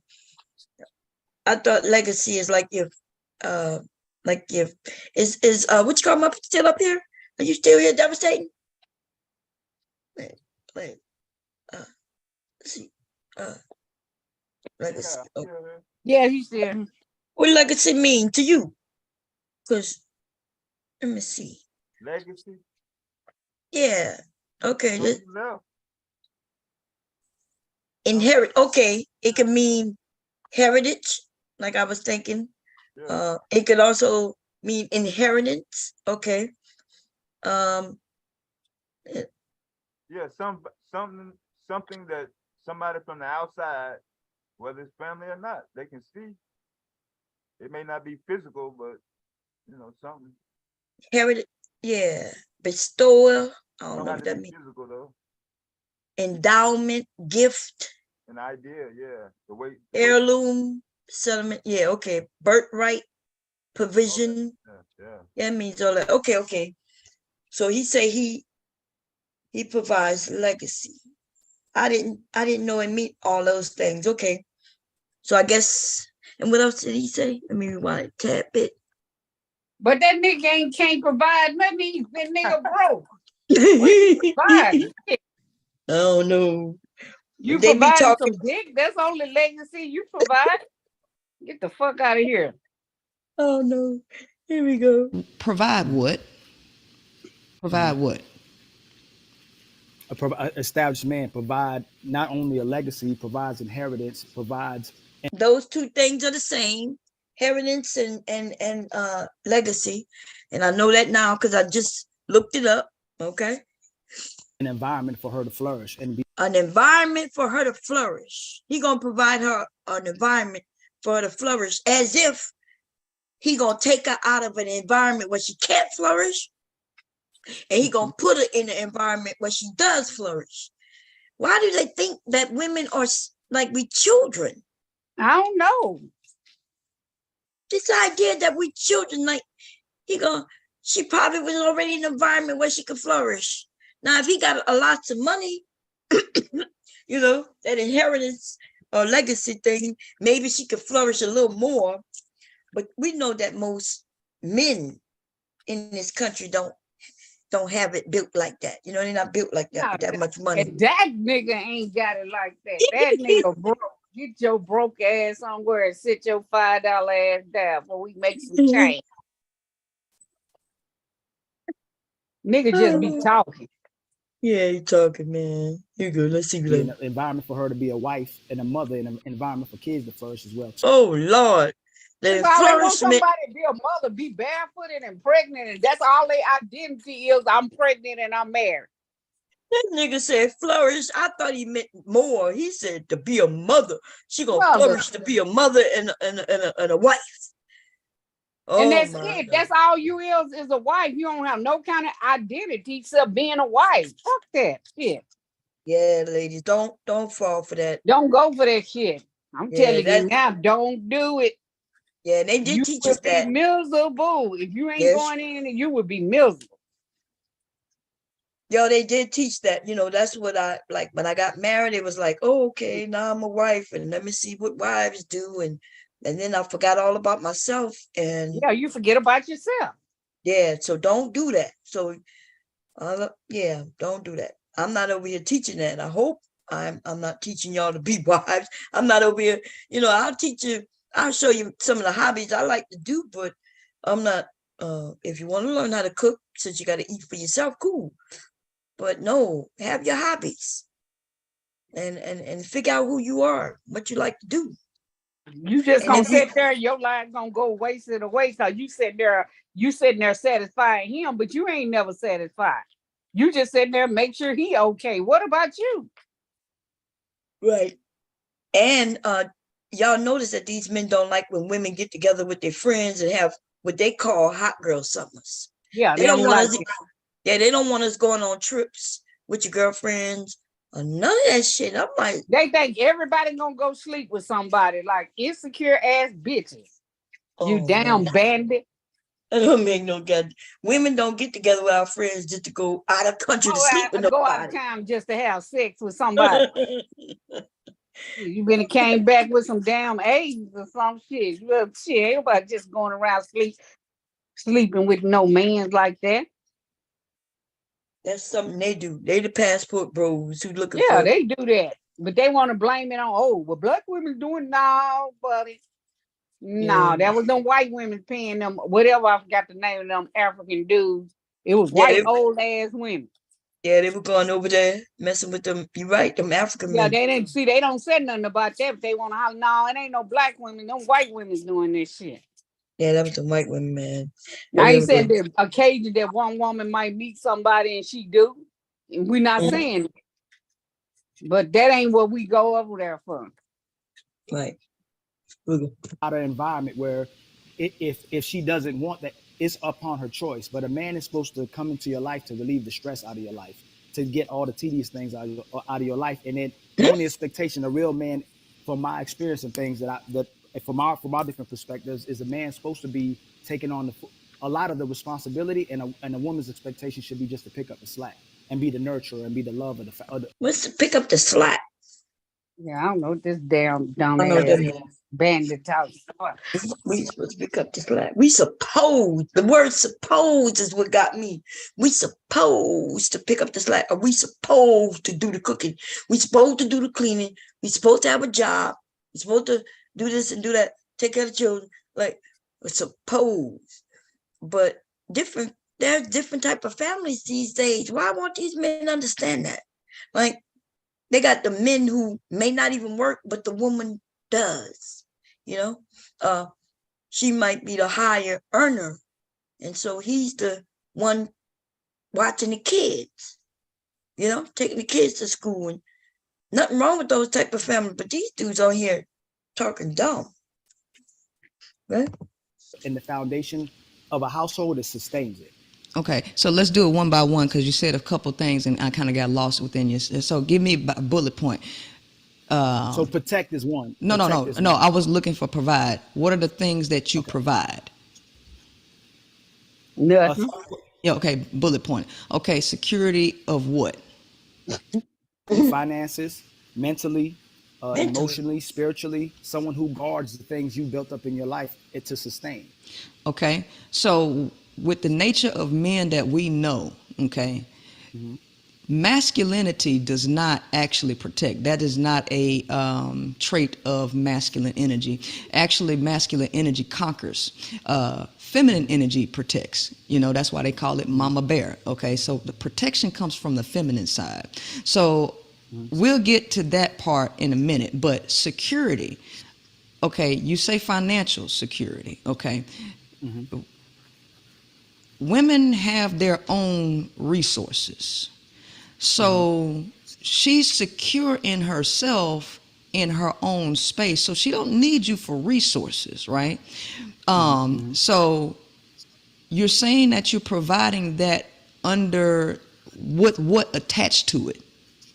With what attached to it? What do you mean by what? Right. So, okay. If you say you want a woman, or a man approaching a woman, right?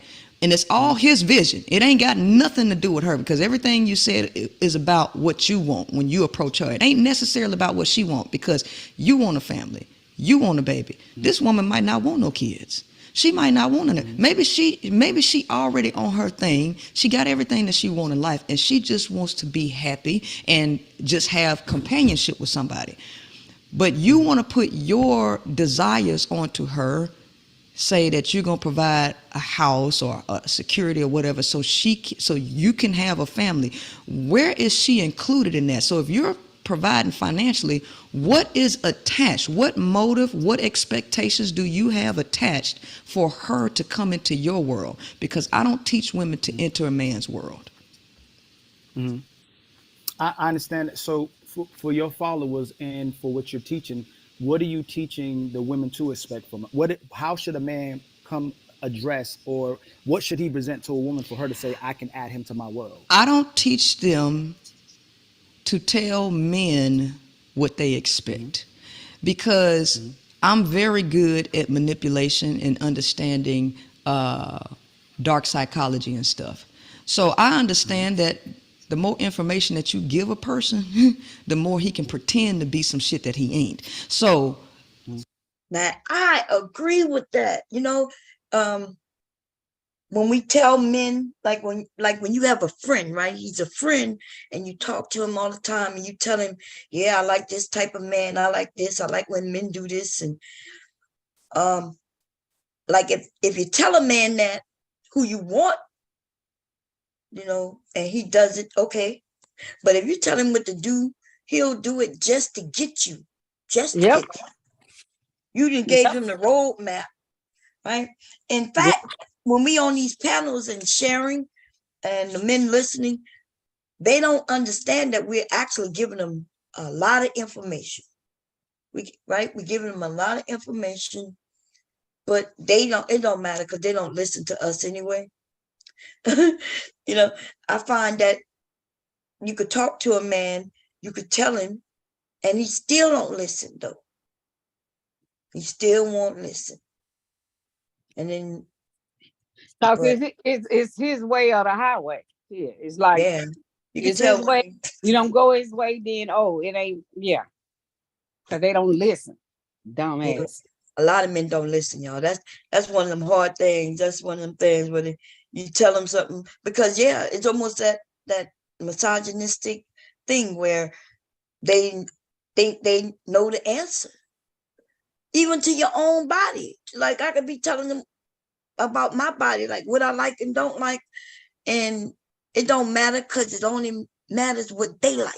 What they like. It's not what you like. They don't give It's a not fuck what you like. Right. They don't really give no shits. Because I could say I don't like this, but if he like it, then I gotta put up with it.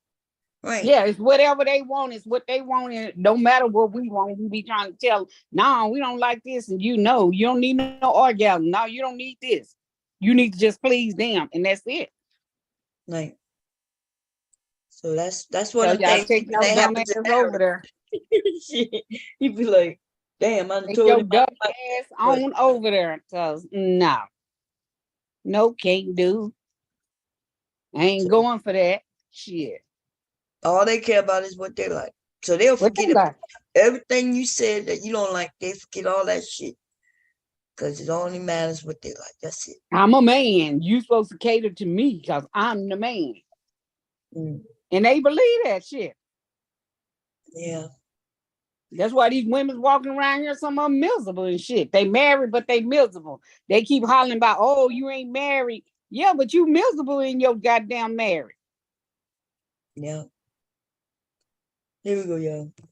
I teach them to get to a point where they have nothing to talk about with a man that will release vulnerabilities. You are either going to walk to her real and who you are without no information on what you think she wants. So when she gets up to a point where she don't need anything because she's mentally free, emotionally free, spiritually free, physically free, financially free, and sexually free, these are the 6 areas that I help women free themselves in, she will need nothing from you, nothing.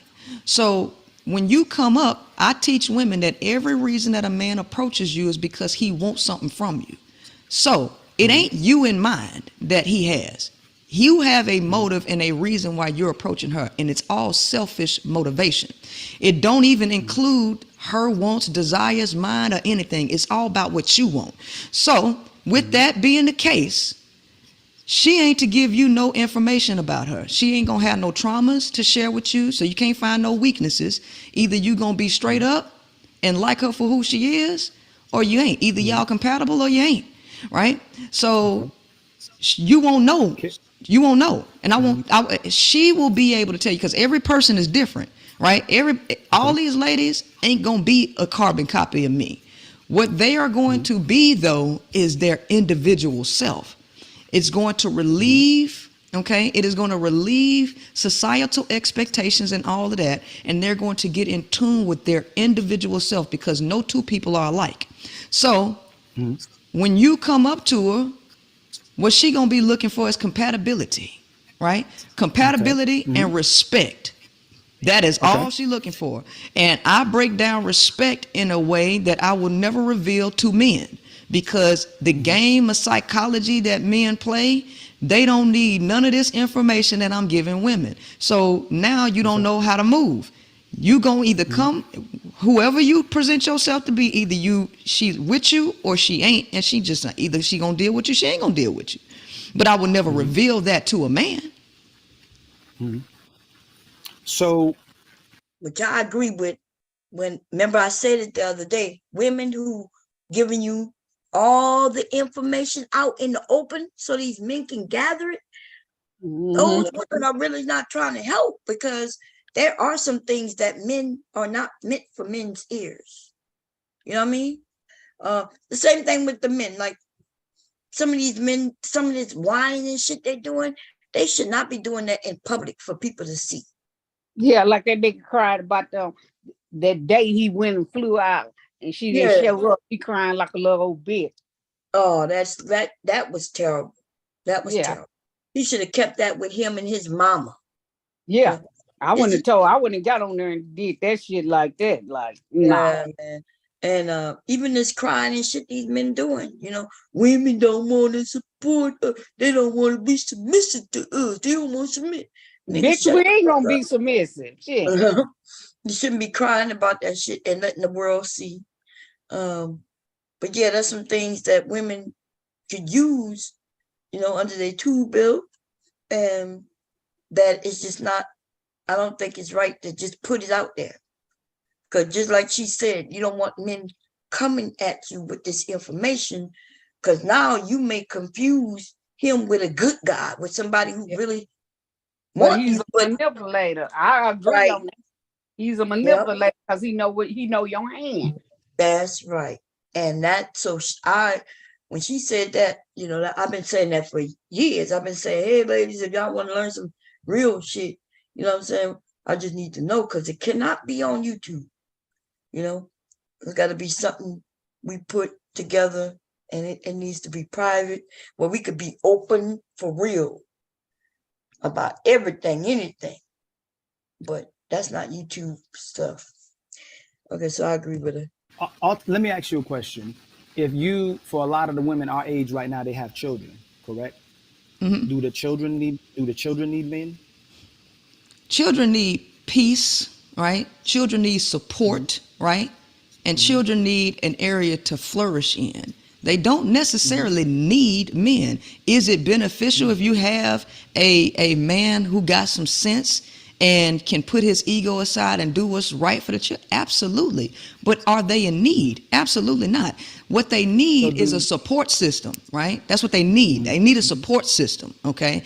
And the problem is you got women competing against each other for men, which is where the true problem is, because women are naturally communal. When you repair that, you have all of the support that you need, right? Okay. She said that women are competing for men. Women do compete for men, but she's saying that we naturally don't. But the only time we don't naturally compete for men is if there's no men around. Yeah. But if there's men around, we do compete. We do compete, yes. It don't mean that we fight. Like, we don't get in no ring and fighting with no fists and shit. But different women compete different ways. Like you like a dude on the job, you gonna come, and the other woman like him, she gonna come with this or that. So you are competing. Yes. So she's saying that women, when there's no men who get involved in the mix of what women do, we can be really nice and work together. That is true. we'll do it for each other and for the children. I think, remember y'all, it was a few of y'all had mentioned being like, what's the name of that show where the women live together? Remember, it was a show with the white women living together. And that was even a black one. Oh, Golden Girl. Yeah, the Golden Girls. And so there's the Golden Girls, and what's the one with Khadijah and them with Living Single. That's right. Women can come together and live together as long as everybody have their own space when needed, but they can get away when it, from the group if they have to. And I could foresee that. I could see if something happened to hubby, I end up, with some women, where we all just, I don't know. Yeah, I gotta think that one through a little bit. Yeah, I can't be around no women like that. No, I gotta think that one through. That's what I'm saying. I think I want to be by myself. It's just gonna be me. I'm good with now. If I gotta live in the studio, we can go hang out and all that shit like that, and but I'm going to my house. I'm not gonna do all now. Yeah. I had to rethink that one too. Just like I told my good friend, now we'll stay friends longer. You stay over there where you at. We'll be friends. I'm good. Yeah, I agree. Because niggas started getting on your nerves. You know what I'm saying? So little stuff. So I said, nah, we'll stay friends forever like this. Nope. I'm good. Yep. Yeah, I think I gotta rethink that one, y'all. Some of y'all might, be able to live with other women. I don't know. I think I probably live with other men before I live with other women. Yeah, I can. Yeah. And and even then, I just want to live I think I live by myself. Maybe with the kids or grandkids, maybe. Yeah. But no. Yeah, my son. But that's it. I can't do it. Motherfuckers, like I said, Bomb, you can't get the motherfuckers out your house. I don't want that shit. Fuck that. You tired? You know how nigga because this girl, this Mexican girl working with me, right? I call her my work daughter, and she had some friends staying over there, but I think they done moved out because the girl done moved the boyfriend in, like all kind of bullshit like that. I said, well, I'm glad you got out there because you would have had to evict her. Yeah. She done bought the boyfriend in. They ain't said nothing like you can't even walk around naked if you want to because this nigga's in the house. And that's some shit. Yeah. You let her say bring the boyfriend in there. Like, what kind of shit is that? I said, I'm glad you got that shit out there. I'm telling you, don't do it no more. Yeah, it's hard when you want to help people, but helping people could get you in a whole lot of trouble.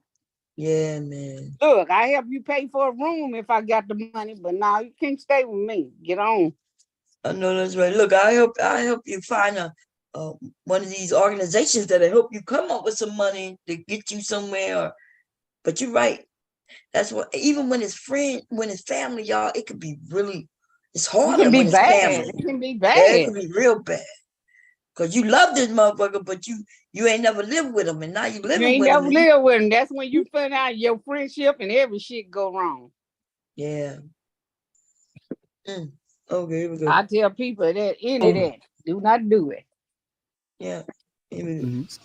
I don't teach women to look and wait for no knight in shining armor because every single guy thinks he's above average. Every single guy that comes to me believes he's the exceptional person, okay? So, like I tell my supporters, right, with standard deviation curve, I wasn't planning on putting it. Can you see the screen? Like, can you see? You looking? Screen? Yeah, you can see, like, are you looking at YouTube? How you see it? Because I'm looking at you. I'm just on the computer. You're just on the computer. Okay, so you won't be able to see me put nothing on this.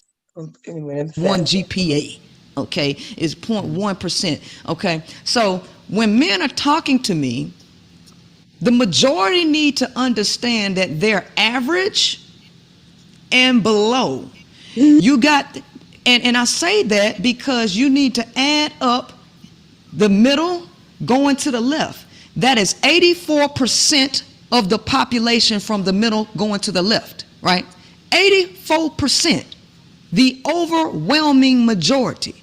So the overwhelming majority of guys who get in my face and try to act like they are B and A students and exceptionally high A+ students who ain't never missed a question a day in their life, they can miss me with that, right? So 13.6% of a population might be the B student men, right?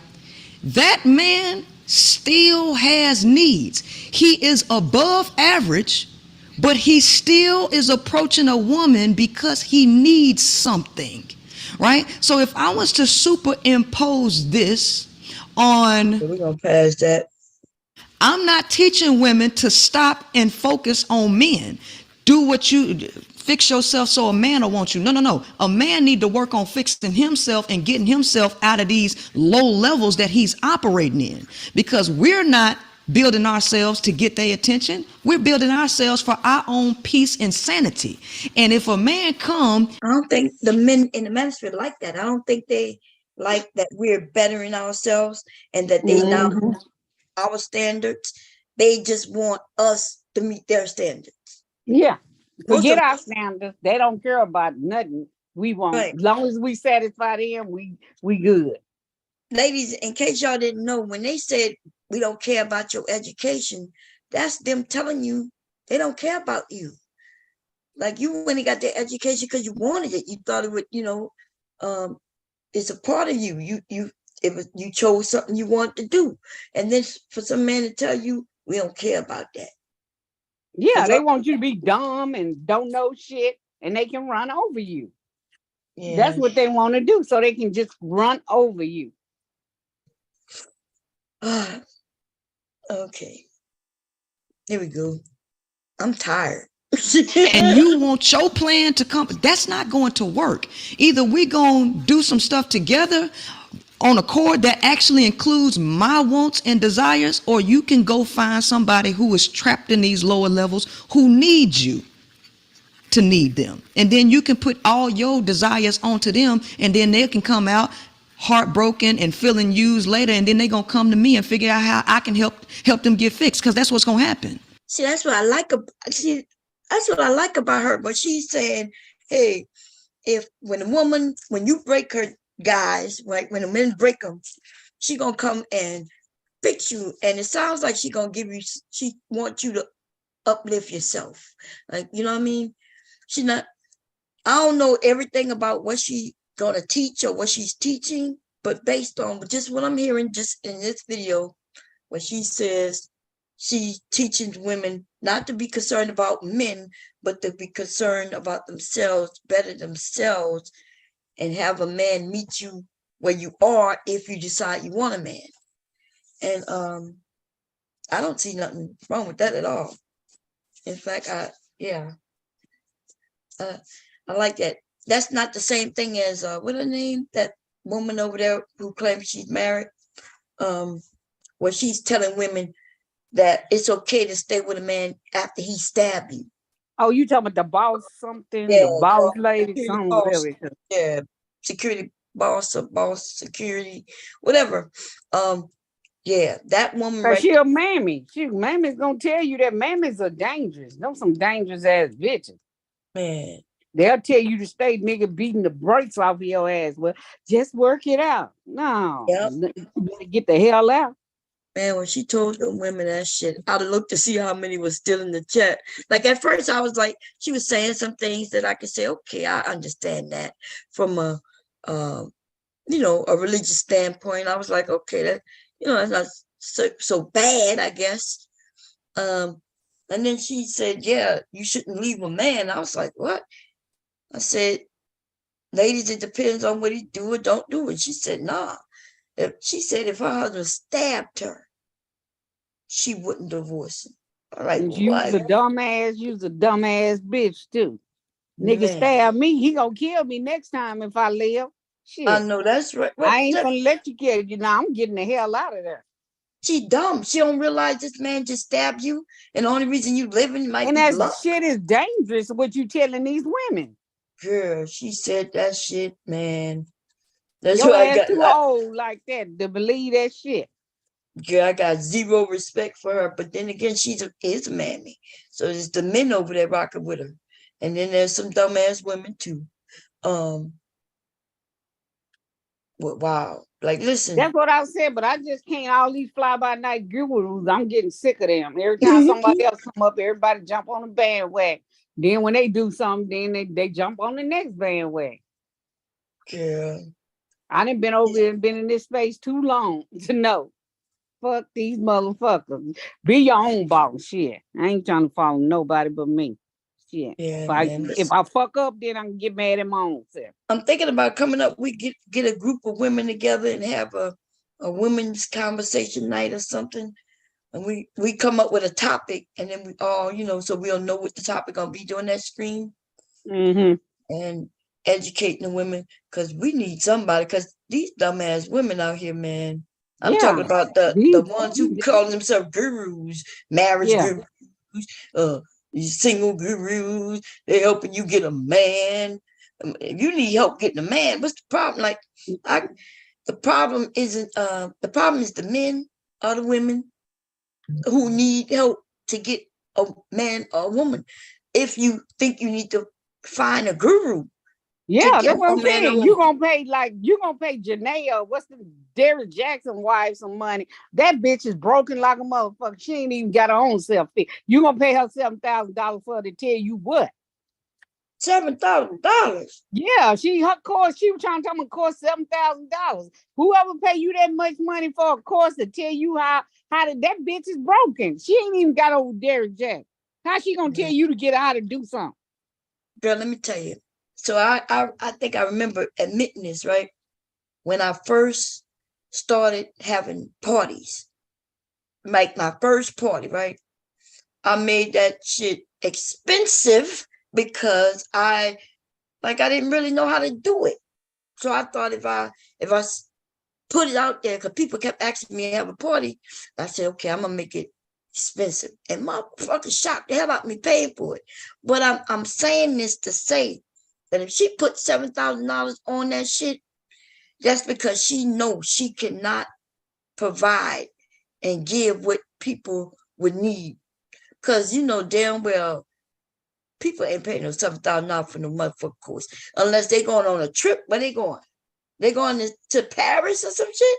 Yeah, she was charging. I think somebody paid that shit. Like, you was crazy as fuck. Girl, listen, that's fake as fuck, girl. Yeah, I think her and Derrick Jackson still together and they scheming up something. See, they want to see these motherfuckers. Because I said, how you gonna listen to a bitch that's broken? You know the bitch is broken. Yeah, she ain't got no what counseling she didn't have that you got to go counseling for a long time. Your head fucked up. So how you gonna tell me how to do something when you couldn't even do it? That's what I'm trying to say. You couldn't even do the shit. This woman said she had 2 and 3 different counselors at the same time. That's how broken she was. Yeah. Did you see his interview? I seen some of it, yeah. Yeah, I didn't finish it all, neither. I gotta finish part 2.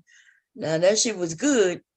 Her interview was good too, but it only shows just what you just said, that she's broken as fuck. She broken. Like, how can y'all, what is the fuck is y'all, you gonna pay somebody some money that is broken? There's nothing they can tell you. But you heard what that man said, they were making 7 figures over there. Yeah. I was like, God damn, what the hell? And then she didn't want to get that shit up because the lifestyle you living in a nice house and you got this kind of car, you got this. A lot of women don't want to get that shit up. So they sit there and take the shit. She knew what Derrick Jackson was. Yeah, she knew. She ain't just found out that he was a womanizer, he was this and that. He been there. Right. She admitted that he was that when they were just dating. Yeah. So she can't she could complain about it, but I guess what I'm saying is she sounded like she was willing to put up with it because of the finances. Or maybe his looks. Maybe it was just his looks, but girl, when he told things on her that she even didn't come out of her mouth. Did you hear when he said, well, she had abortions and some miscarriages? I was like, what? I was Cause like, she never said she had no abortion, did yeah, she? she never said that. Nope. She did say there was some pregnancies, right? Uh-huh. And she, I guess it could have been abortions and miscarriages, but she did mention some miscarriages. I think she said there was like a 1 or 2 miscarriages, but she never used that word abortions. And he sure put that shit out there. He was like, But I wonder if she did have abortion or he just said she had it. no, Because, she I probably don't did. believe none of these manipulating ass motherfuckers. Because they'll manipulate the fuck out of you. Yeah, no, but he wasn't putting bad things out on her. So yeah, he said some was abortions, and he said some miscarriages. He said because they wasn't really, they wasn't. But don't you think she would have said she had abortion? No, like would you? I don't think a If lot I'm of gonna be women would honest, admit.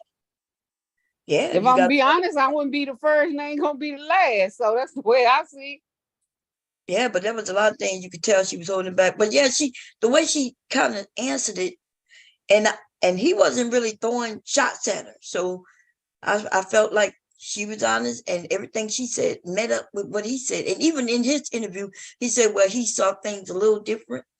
And because she had mentioned women coming in, and he was like, she would be leaving while another woman coming in, or one coming in, leaving while she coming in.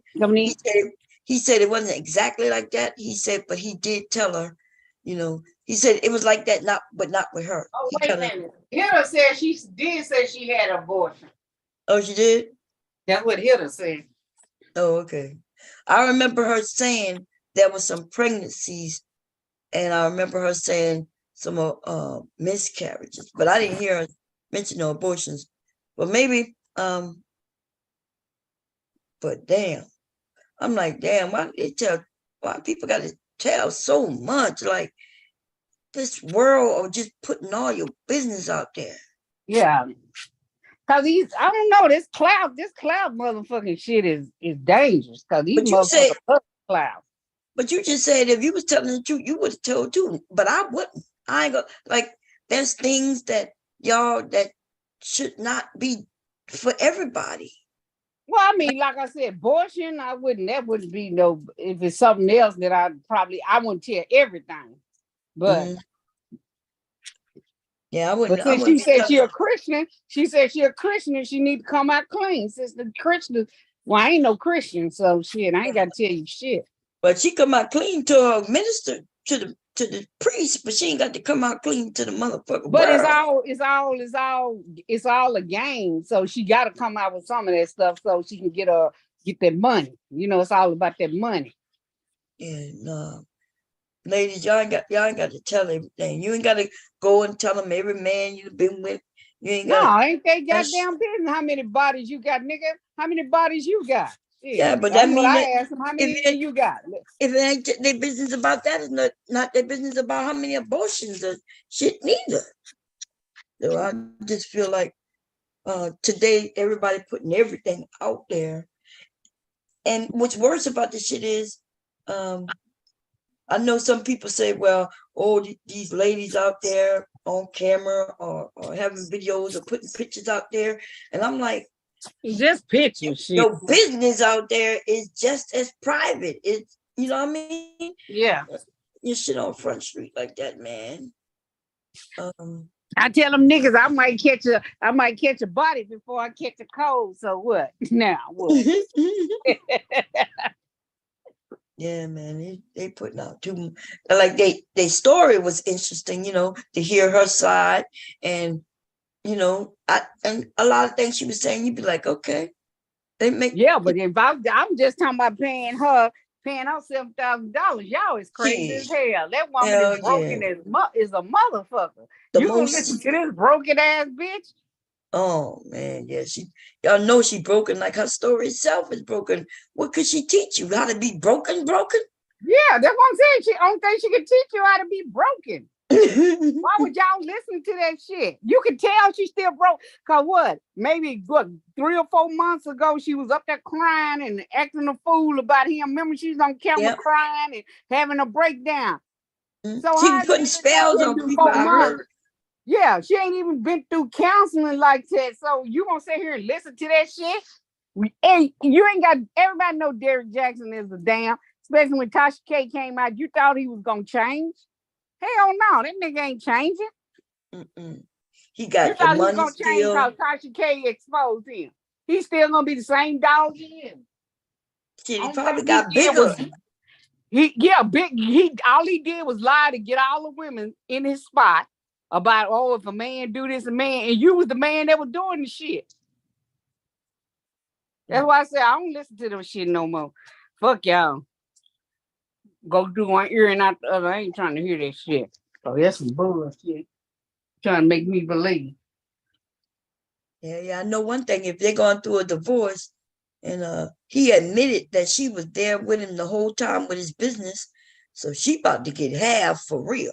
They ain't even been married that long. My God. Why you lie about who the father knowing they have multiple men semen?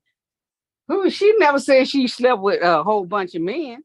She just said she had some miscarriage and abortions. She never said that she slept with a bunch of men. She said she got raped. Then she had got raped when she got with Derrick Jackson. So she was already traumatized from that from the beginning. And then you got somebody watches videos of how he had slept with other women, so you can see how to be with, all this kind of shit. That shit weird. Y'all listen to that shit. Yeah. And it be some old ass women listening to that shit. I can understand the young girl. We all in there, but you talking about some old ass bitches listen to that shit. Like, shut the fuck down. He said she cheated. Remember, she said it was just a game.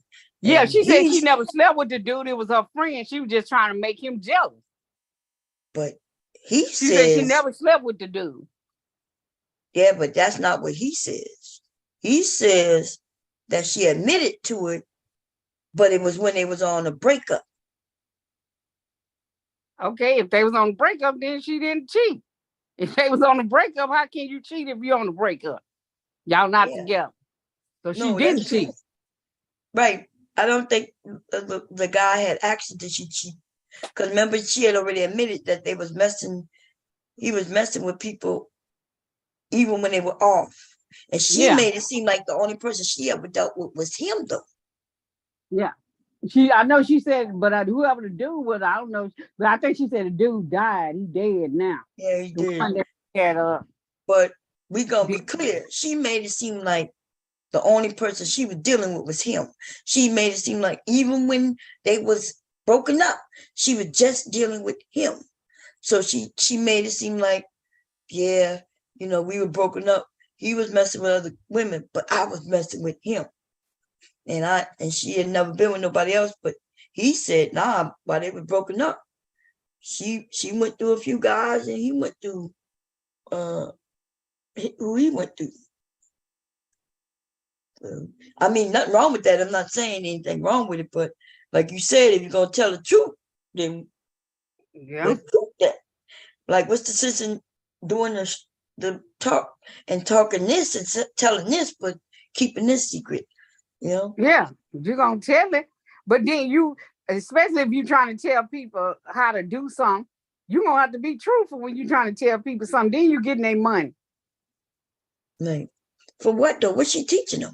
That's what I was like, what the fuck is y'all listening to? How this bitch gonna teach you something when you can look at her and tell she broken. You can just look at her. That bitch is broken than a motherfucker. This is broken glass. I'm gonna be honest. I think they still together. I think they too. I think it's a game. Like I said, I think they running a game because that's what niggas do. Yeah, that's what it seemed like to me. She went on that first and openly talked, and then he went on that next. Yeah, that's what I'm saying. He wind up getting on the same thing with your wife, because she's still your wife. You wind up getting on the same show. It is YouTube, I guess, but yeah. And then the guy had said that he reached out to him years ago, and the dear wife thing, he said that was his idea. Well, you know why he didn't, because he know he was scandalous. Shit. Mm-hmm. I said he know he was scandalous or whatever. Whatever's going on with him. Probably that's why he didn't want to get on. But now his shit is in the open now. Oh, okay. Yeah, but he's the one who did a Dear Wifey poem years ago, My Dear Future Wife. And I think they had some issue behind their podcast being named that. I think they mentioned that. Who, the Dear Wifey do? Uh-huh. And Derek. Oh, and Derek. Oh. Derek was like, yeah, I'm the one who started that Dear Wife. He said you could go back to like 2000, maybe 14, and you'll see that he wrote a poem called My Dear Future Wife. I don't even think Derek Jackson wanted to marry her, but then he was telling these women all this bullshit. He had to do something. You know what I'm saying? So you telling all these women all this shit. Where your wife at? But he said he loved her. He said he loved her. They just have different, ideas of, being young. So to me, I think it all boils down to them just being young. Because the honest truth, she loved him and he loved her. And they just, based on the stories, they wasn't connecting because he going through what he going through. She went through what she going through. She so wouldn't you can announce. say he can cheat with all them women, he still love her? Yeah. Because she wasn't, did you hear what she was saying? She wasn't having sex with him. He said it too. She said she wasn't having sex with him. He said she would push him away. He says he's like real touchy-feely. He would grab up on her, because that's how he feels love is and sex is, right? With his woman. But she was pulling away. So he said his ego was getting hit and hit and hit until he would go out. So that sounds about right. And she admits that motherfucker lied about this other shit. I don't believe none of them motherfuckers said. I ain't gonna talk to you. I don't believe nothing they say. It's all a game, it's all money. Yeah, but why would she lie about him cheating on her? Well, I ain't talking about it. I'm talking about him. I ain't talking about her. Both of their stories lined up. She was talking about him cheating on, and she kept saying she knew it was her fault because she wasn't doing this. She admits that even when he would ask her what's wrong, she would be in the closet crying, right? And she would tell him, oh, it's because her dad died. She admits that she wasn't being, for right and and honest with him.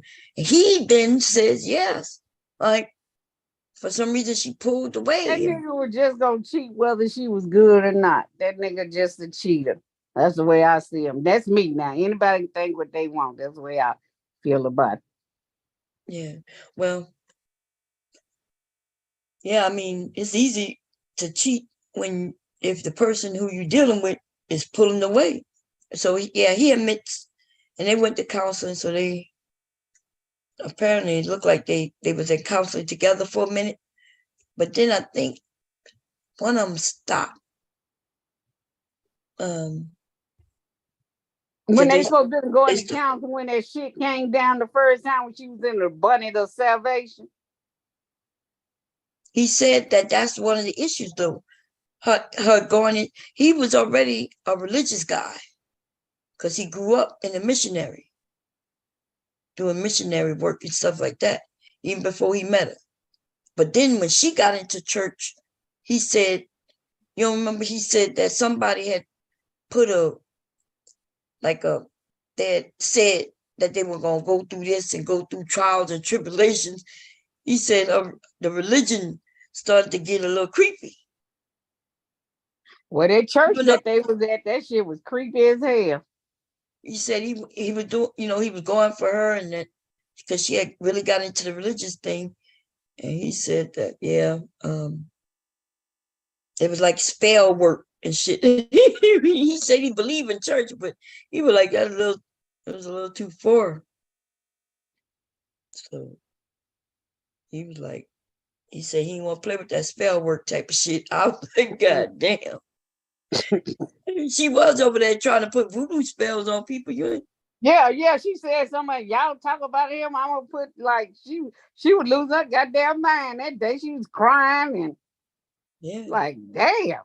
But he got to put up with that plus whatever she did. He said that he got him another apartment. He was doing what he do. He said he would stand away from the house because of what was going on. But yeah, the basis is they shouldn't have got married because they was, Lord, they was going through all kinds of shit. They was going to counseling before they got married, y'all. She had already known about the cheating and everything. And then it drives you crazy. Like, why would she stepped into the marriage already knowing shit without resolving it? And so it only gets bigger. And then he says that she is not as quiet and innocent as everybody make it seem. Like she was doing real petty shit to him and, holding things against him, not letting that shit go. So listen, I'm just saying, as a human being, yeah, you can't, like she didn't want to really have sex. Yeah, well, because she never told about what happened to her. Right. Being raped is it's traumatizing, but she don't want to have sex, and then when he want to have sex, she don't tell him. So what you think happens? You're not having sex. You're a young couple, so you're a young couple. So wait, if she's not gonna have sex with him, but they dating, how is he the cheater? He's named the cheater, but she's not having sex with him. So, I know if I wasn't having sex with my husband and he went out, I would know that that's due to me. I got some responsibility in that. Right.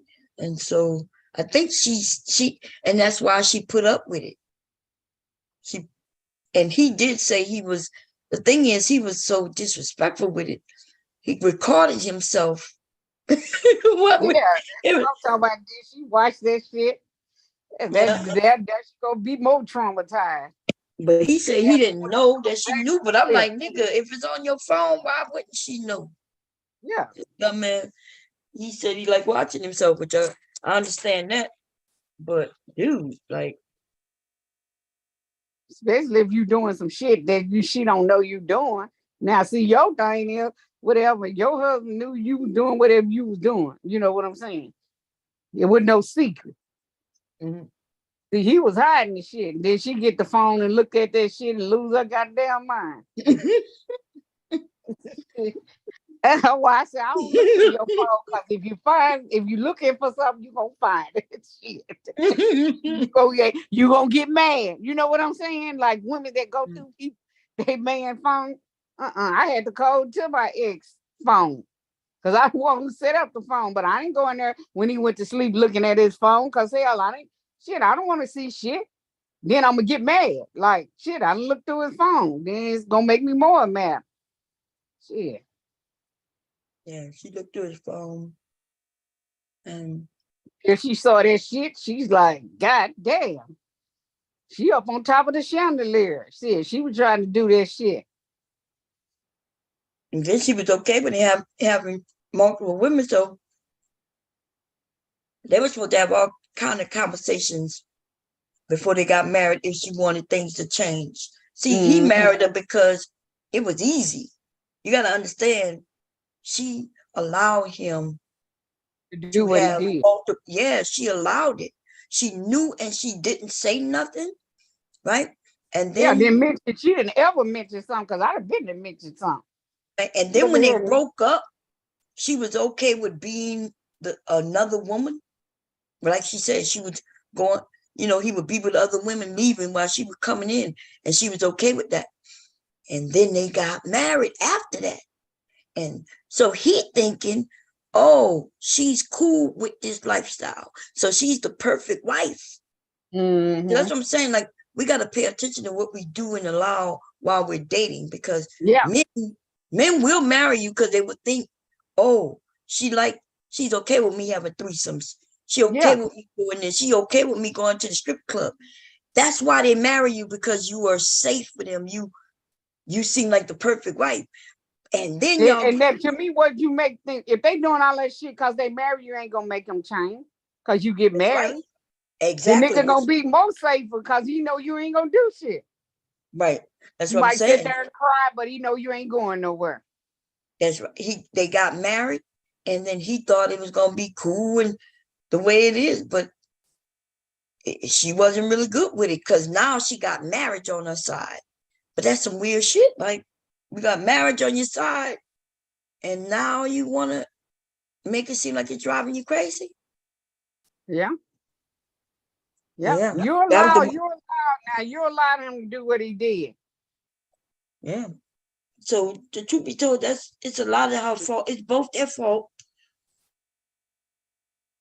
Yeah, it's both of their faults, because she allowed him to do what he did, and that's why he kept doing it. Right. Because remember, he had mentioned that when he got the place, he had gotten another place. They talked about it. It was a whole nother house. That's why he got caught with that woman. Remember that woman who came out on him in Atlanta? So the wife is in the house, but he got his own bachelor pad. That's why the women say they didn't know he was married, because he would take them to this his other place.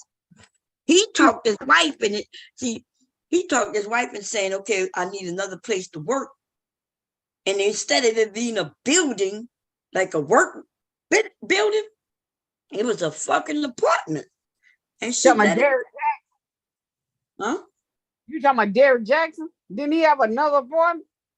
Yeah, that's what I'm saying. Who else were we talking about? When we talking about Derrick? Oh, okay. No, I went somewhere else. My mama.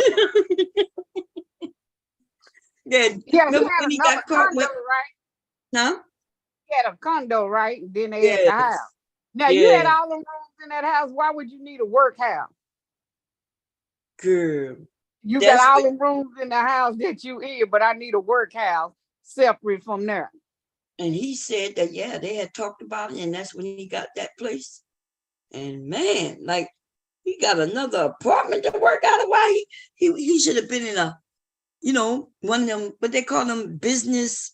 Yeah, but I'm saying he had all them rooms. You could take one of them rooms and make it out a work room or whatever. Since because he was on YouTube, shit. He could have made that out of work room. You had to get a whole nother condo.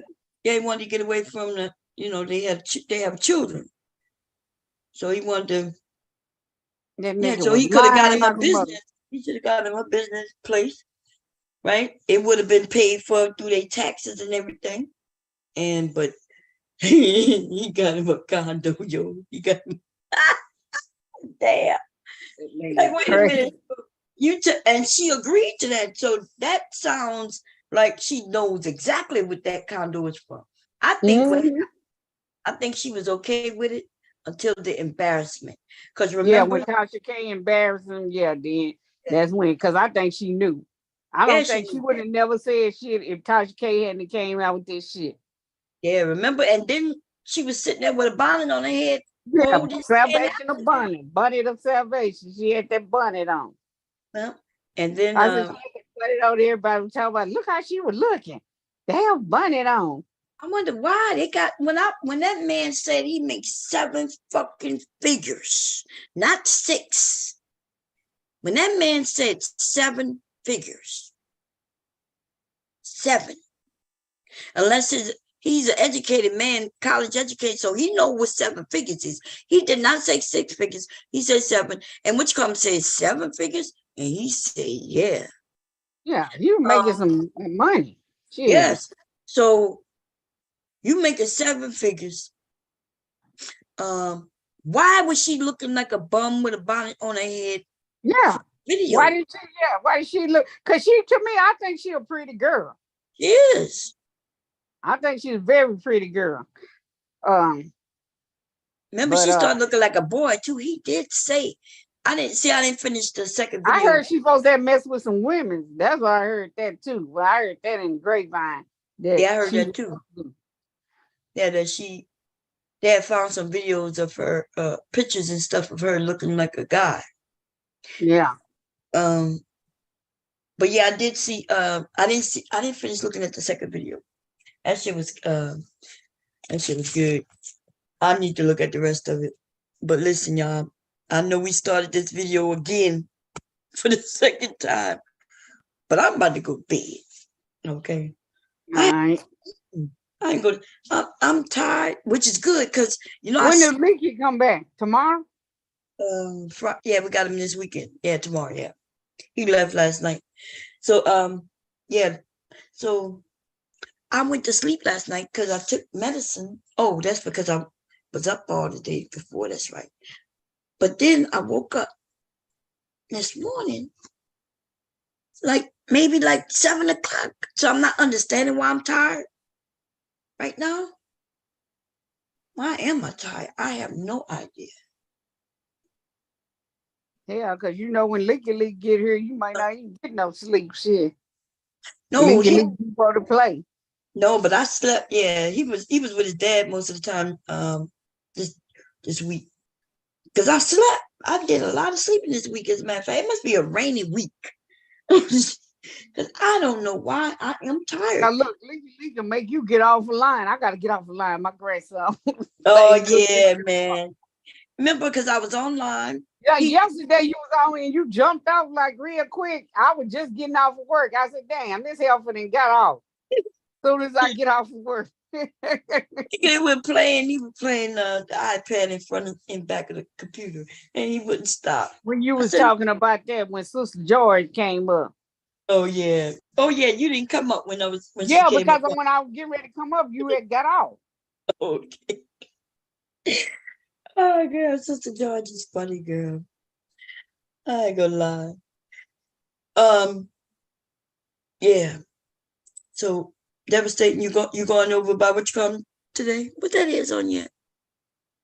Oh, that's on your shirt, I think. I said you going by what is his name? Q Butter. Yeah, Q Butter. I went over there, but it wasn't last night because I slept last night. Night before last. It was in the morning though. It was early morning. I peeped over. I forgot what y'all was talking about. You was quiet, but what was y'all talking about? But what if Fatty said he liked training? Girl, Fatty like trainings, girl. Yeah, he said that shit. Yeah, he said that many times. He said that they sexy. He said that when he was talking about Cindy Starr. Kendra G. Yeah, that's who he was. Cindy Starr. He was on Kendra G. Wasn't she on Kendra G? Yeah, she was on Kendra. That was Cindy Starr. Yeah. Yeah. He was reviewing the Kendra G thing with that person, and he was like, she used to look better. She looked more now like a man. You can tell she a man, but she back then, early part, you couldn't tell it at first. Oh, I don't even know her, but I do know that I heard her voice, and when she was, because she had some man in the back punishing him or something like that. Remember? Yeah, she had put up a bit. This was long. I said around 2008 or something like that. And she told the dude, I guess she went over the house. She said, "I got a dick. Is you okay with that?" Dude, she did that shit. He said, "Yeah." They be black men and white men, Yeah. but they be black men. And yeah, so, black men. Yeah, these men be acting like they're against it, but I don't know why they act like they're against what's going on. Just come on out the closet. It's okay. Ain't nobody gonna judge you. None of that. We just want you to keep your ass away from us. But she was on Kendra G. She had a man in the closet or something. Yeah, and she met him, and she was yelling. That wasn't in 2008. That was just. No. I'm saying this was in 2008 when she first. I'm telling you, I had been seeing her for a long time. In 2008, that's before this shit. When she was going over something, I guess she met him online, and she told him that she had a dick. And this was back in 2008. Old dude was cool with. That's what I'm saying. So these niggas been in the club. She just come on out that shit and leave us the fuck alone. don't And that's what the manosphere is filled with, men like that. I'm trying to tell. Well, I then don't know she why they said that. acting. She said that if a man mess with a transsexual, they're not gay. And I'm like, what do you call that shit? That's what, because they're trying to get straight men to be gay. That's all. Yeah, you got a dick, so how you gonna tell us that this man not gay? You still got your man for it. Mm. And this one lady, I guess this one white lady said that she got the surgery, she regretted. Because she said if she don't do something, because she got to dilate every day, for the whole time. She got to keep it dilated. If that shit close up, she said, close up, someone come up in there and she have to get an operation for them to go in there and do something. Something.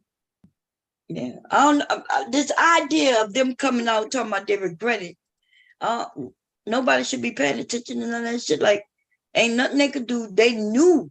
Listen, them people not just having no operation. They got to live a certain way for a year or more. They got to go get their psych eval for a while. And yeah, when they get that, they got to dilate. They got, like she said, but she have to dilate for the rest of her, like, at least whatever, put the thing in there to keep it open because it'll close, just like your ear. But she knew that. Yeah, she knew that, but now she told me she regretted. Yeah, but that's the problem. That some of these people, like, she knew it. So this idea of coming in and regretting somebody might, they got a lot of these Republicans. It's time to start voting and shit for, this year coming up. And so they're gonna be parading all kinds of people out there, fear mongering. And they pay them people. So I don't want to hear none of them. I don't know why people, like which come up and say, Bob, they got this kid who had the operation and they're complaining, right? And I'm thinking, shit, so why should we care? Because if I go get a BBL, the doctors explain everything to me. They explain all the issues that could pop up. And if I decide to take the chance, then I've taken the chance. Yep. Because the doctor tell you that you got to dilate yourself for the rest of your life. You got to do this when you get it. So I don't even know what you regretted for when you knew this going in, that it wasn't going to be an easy task. Yeah, it's not hard. The problem is they want to be regular women. We don't have to dilate. So they think, I can't wait until I'm a real girl. They like Pinocchio and shit. They want to be a real woman. See, a real woman don't have to dilate because no, we don't have to dilate that shit. That shit, they can just pop that shit. Even if you ain't had sex in a long time, you still can just pop that shit. They can get in there. That's right, because we ain't got no open wound sore that we got that gonna heal clothes accidentally on us. So they got to do what they wanted it. They got it. That's the best they can they'll get. tell you that it close up. They tell you just like you get a nose ring. If you don't earring and you don't put no earring in it, what it's gonna do? It's gonna close up. Nah, that don't happen. When earrings close up, that's only happened the first year, maybe 6 months. Well, I know the nose ring, if you leave it out, because sometimes it's hard to get in, and I've been having mine since '94. That's why I keep it in there.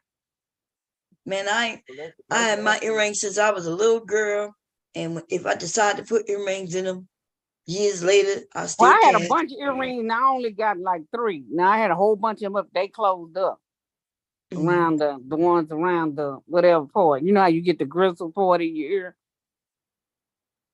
So let's ask the dudes that started putting the earring in their ear in the '90s. I think Jordan. Yeah, Tupac. Yeah, they was doing it a little bit before he started getting famous. So that's when I got mine when Tupac died. Where they at? Where what at? The dudes that was wearing the earrings in the '90s. You mean the earrings or the nose ring? Which one you talking about? All of them. Shit, both sides, the wrong side. Mm-hmm. I know it. I know their ears don't close. If it's in the regular part, they may think it's closed but if they go pop an earring in it, it'll pop right in. I know my sons had their ears pierced when it was popular, and then they took him out for a few years, and then my son had me put his earring in like last year. He was like, I think it's closed. I said, nah, don't close, babe. I went in there. Well, the and one, he like got, I said, the one part around my ear, these are closed. I can't get no earrings in. And oh, I okay, had they them must be at the all. top. Yeah. Oh, okay, maybe I don't know about that part. I Yeah, never get like I those. said, I only got three, like two on one side and one on the other. Mm. Yeah, that shit hurt too much for me to be playing with.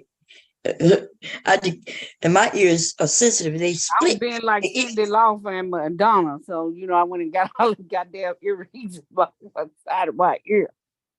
Yeah, those things are cute, but I'm not into pain. But like I said, some of us, when we're not into pain, we're not gonna do no unnecessary surgeries. And when the doctor do tell me I have to have a surgery, I listen to what they tell me. And if I had to put a fake ding-a-ling in my hole every day just to make sure it don't close, I would pass. You know what I'm saying? I'll just keep my ding-a-ling and just shake it when I'm twerking. Well, some of them like it. Look, bum. Some of them they get mad. Like this one lady said, well, she got a ding-a-ling take out, the dude stop messing with her because he likes the extra part. Yeah, that's the good thing and that's not. Yeah. But yeah, man. This idea they want to get in front of the cameras and talk about, now I'm unhappy.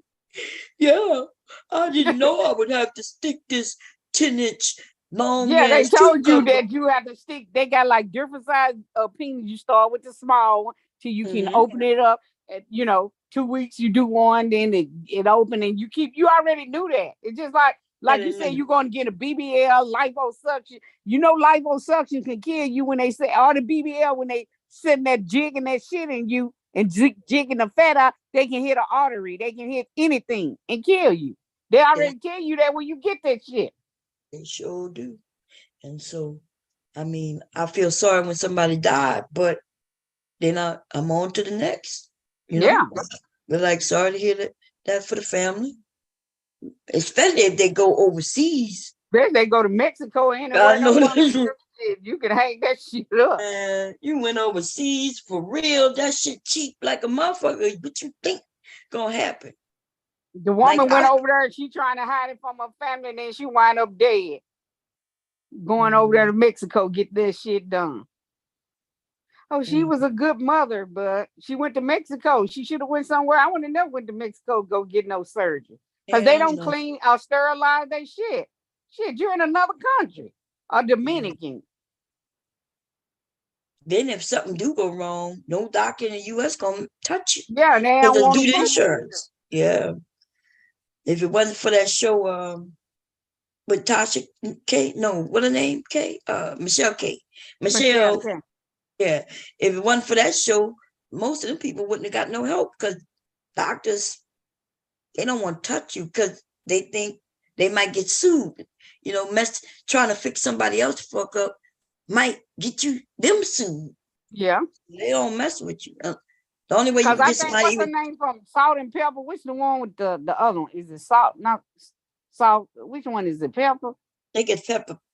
Yeah, she had got that surgery and they messed up her booty and shit. Oh yeah, she did have a flat ass like a pancake. Yeah, and she got that surgery. Yeah, I ain't like her. I seen him in concert when I was in junior high school. Yeah. Do you know we're coming on 50 years of hip hop, y'all? They about to put hip hop b-boying in the what you call them next year? But the Olympics. No, the Olympics. Oh, are they? Yeah, you got an Olympics, yo, where they could go and dance. Windmiller? Yeah. B-boy and B-girling. Yep. They about to put that shit in the Olympics 2024. And break dance and all that shit. That shit was the shit back then. Man. That's why I say, look, the jealousy, if I would be jealous of young people, it's the things, the opportunities now have that we didn't have, you know? We the ones who created this type of dance and perfected and got it good. You know that shit. I'm telling you, I done been Boy George. I done been all that shit was cool. The 80s, the music and the shit was cool in a motherfucker. I told them they couldn't pay me to be your age, and I meant that. Man, I was on a panel over there with Devastating by Q Butter, and the young people was trying to tell us that hip hop is still here. We like, nah, baby. Hip hop includes rap, b-boy, the clothing, right? The graffiti and the mixing and the scratching. Yeah. And they like, well, it's still hip hop. We're like, no, what you got is rap, and nothing wrong with rap. And then they were like, well, we got some dancing. And I'm like, but that's not hip hop. Yeah, and he's like, and then they showed me a video. I said, Roxanne, that shit, y'all ain't have that shit. That shit. Come on, and what's that? What's them name? Flavor Flav was that group? Public Enemy. Yeah. All that kind of shit. That's the first time they heard somebody say fuck John Wayne. Mm-hmm. Hey, that other shit is rap. Hey, can you hear me? Yeah, how you doing? Good. I know you said you was about to get off bomb, but just Dr. G. Hey, Charzay. Hey, love. Hey, Deb. Just because you brought up the 50th anniversary, I'm in DC, and I just went to that African American History Museum. And the exhibit on hip hop and rap is amazing. Is it? It is amazing. I mean, they start way back with that group. I can't even remember who they are. No, it's before them. Because if it's 50 years, then that means that this was 1973. Yeah. So I was 1 year old. I didn't realize it was that old. Yeah. Exactly. Go ahead. Yeah, it wasn't no popular group back then. He was just saying that's when he was getting everything outside on the block. Right, no, but I'm saying it goes back that far, showing where they're outside with the turntables and just kind of doing little, it's not even really what we call hip hop. It's barely rap as we know it, right? But it goes all the way back, and I mean, it has big, huge exhibits with Run DMC and Salt and Pepper and just everybody. LL Cool J, like. Yeah, they the beginning. The beginning in 73 is what his name? They just interviewed this guy too. He's the beginning of DJ Hurt. Yeah. Yeah. That's who it was, Dave. That's who it was on that first exhibit. As soon as you walk in, it's a huge one. Yeah. But it is amazing. That museum is something else. Oh, I might have to check it out. It's in DC. Huh? In DC, right? Yeah, it's right by the Capitol building. Yeah. I miss that shit. Y'all bringing back memories. Shit. Yeah, the music is definitely not the same anymore, and we don't even have hip hop anymore. I don't know what they're doing now. Yeah, it's just different. Rap and all I hear about them girls about my pussy this and pussy that. Like, goddamn, that's all they talk about. Yeah, but they talked about that. They talked about it. Yeah, right. They did, but I was saying the word. I was saying the actual word. Yeah, they was like discreet. I mean, they was saying, but every time I turn on one of them girls, they talking about their pussy. Shit, but that's not what makes it not hip hop. What they're doing is definitely rap. But hip hop had a certain, I don't know, it was a consciousness, a thread of consciousness weaved through it or something. I don't know. Not that they weren't talking about street stuff and that kind of thing, but it just felt more unified or something. I don't even know if I'm using the right words right now, to be honest. Right. And but even it's different.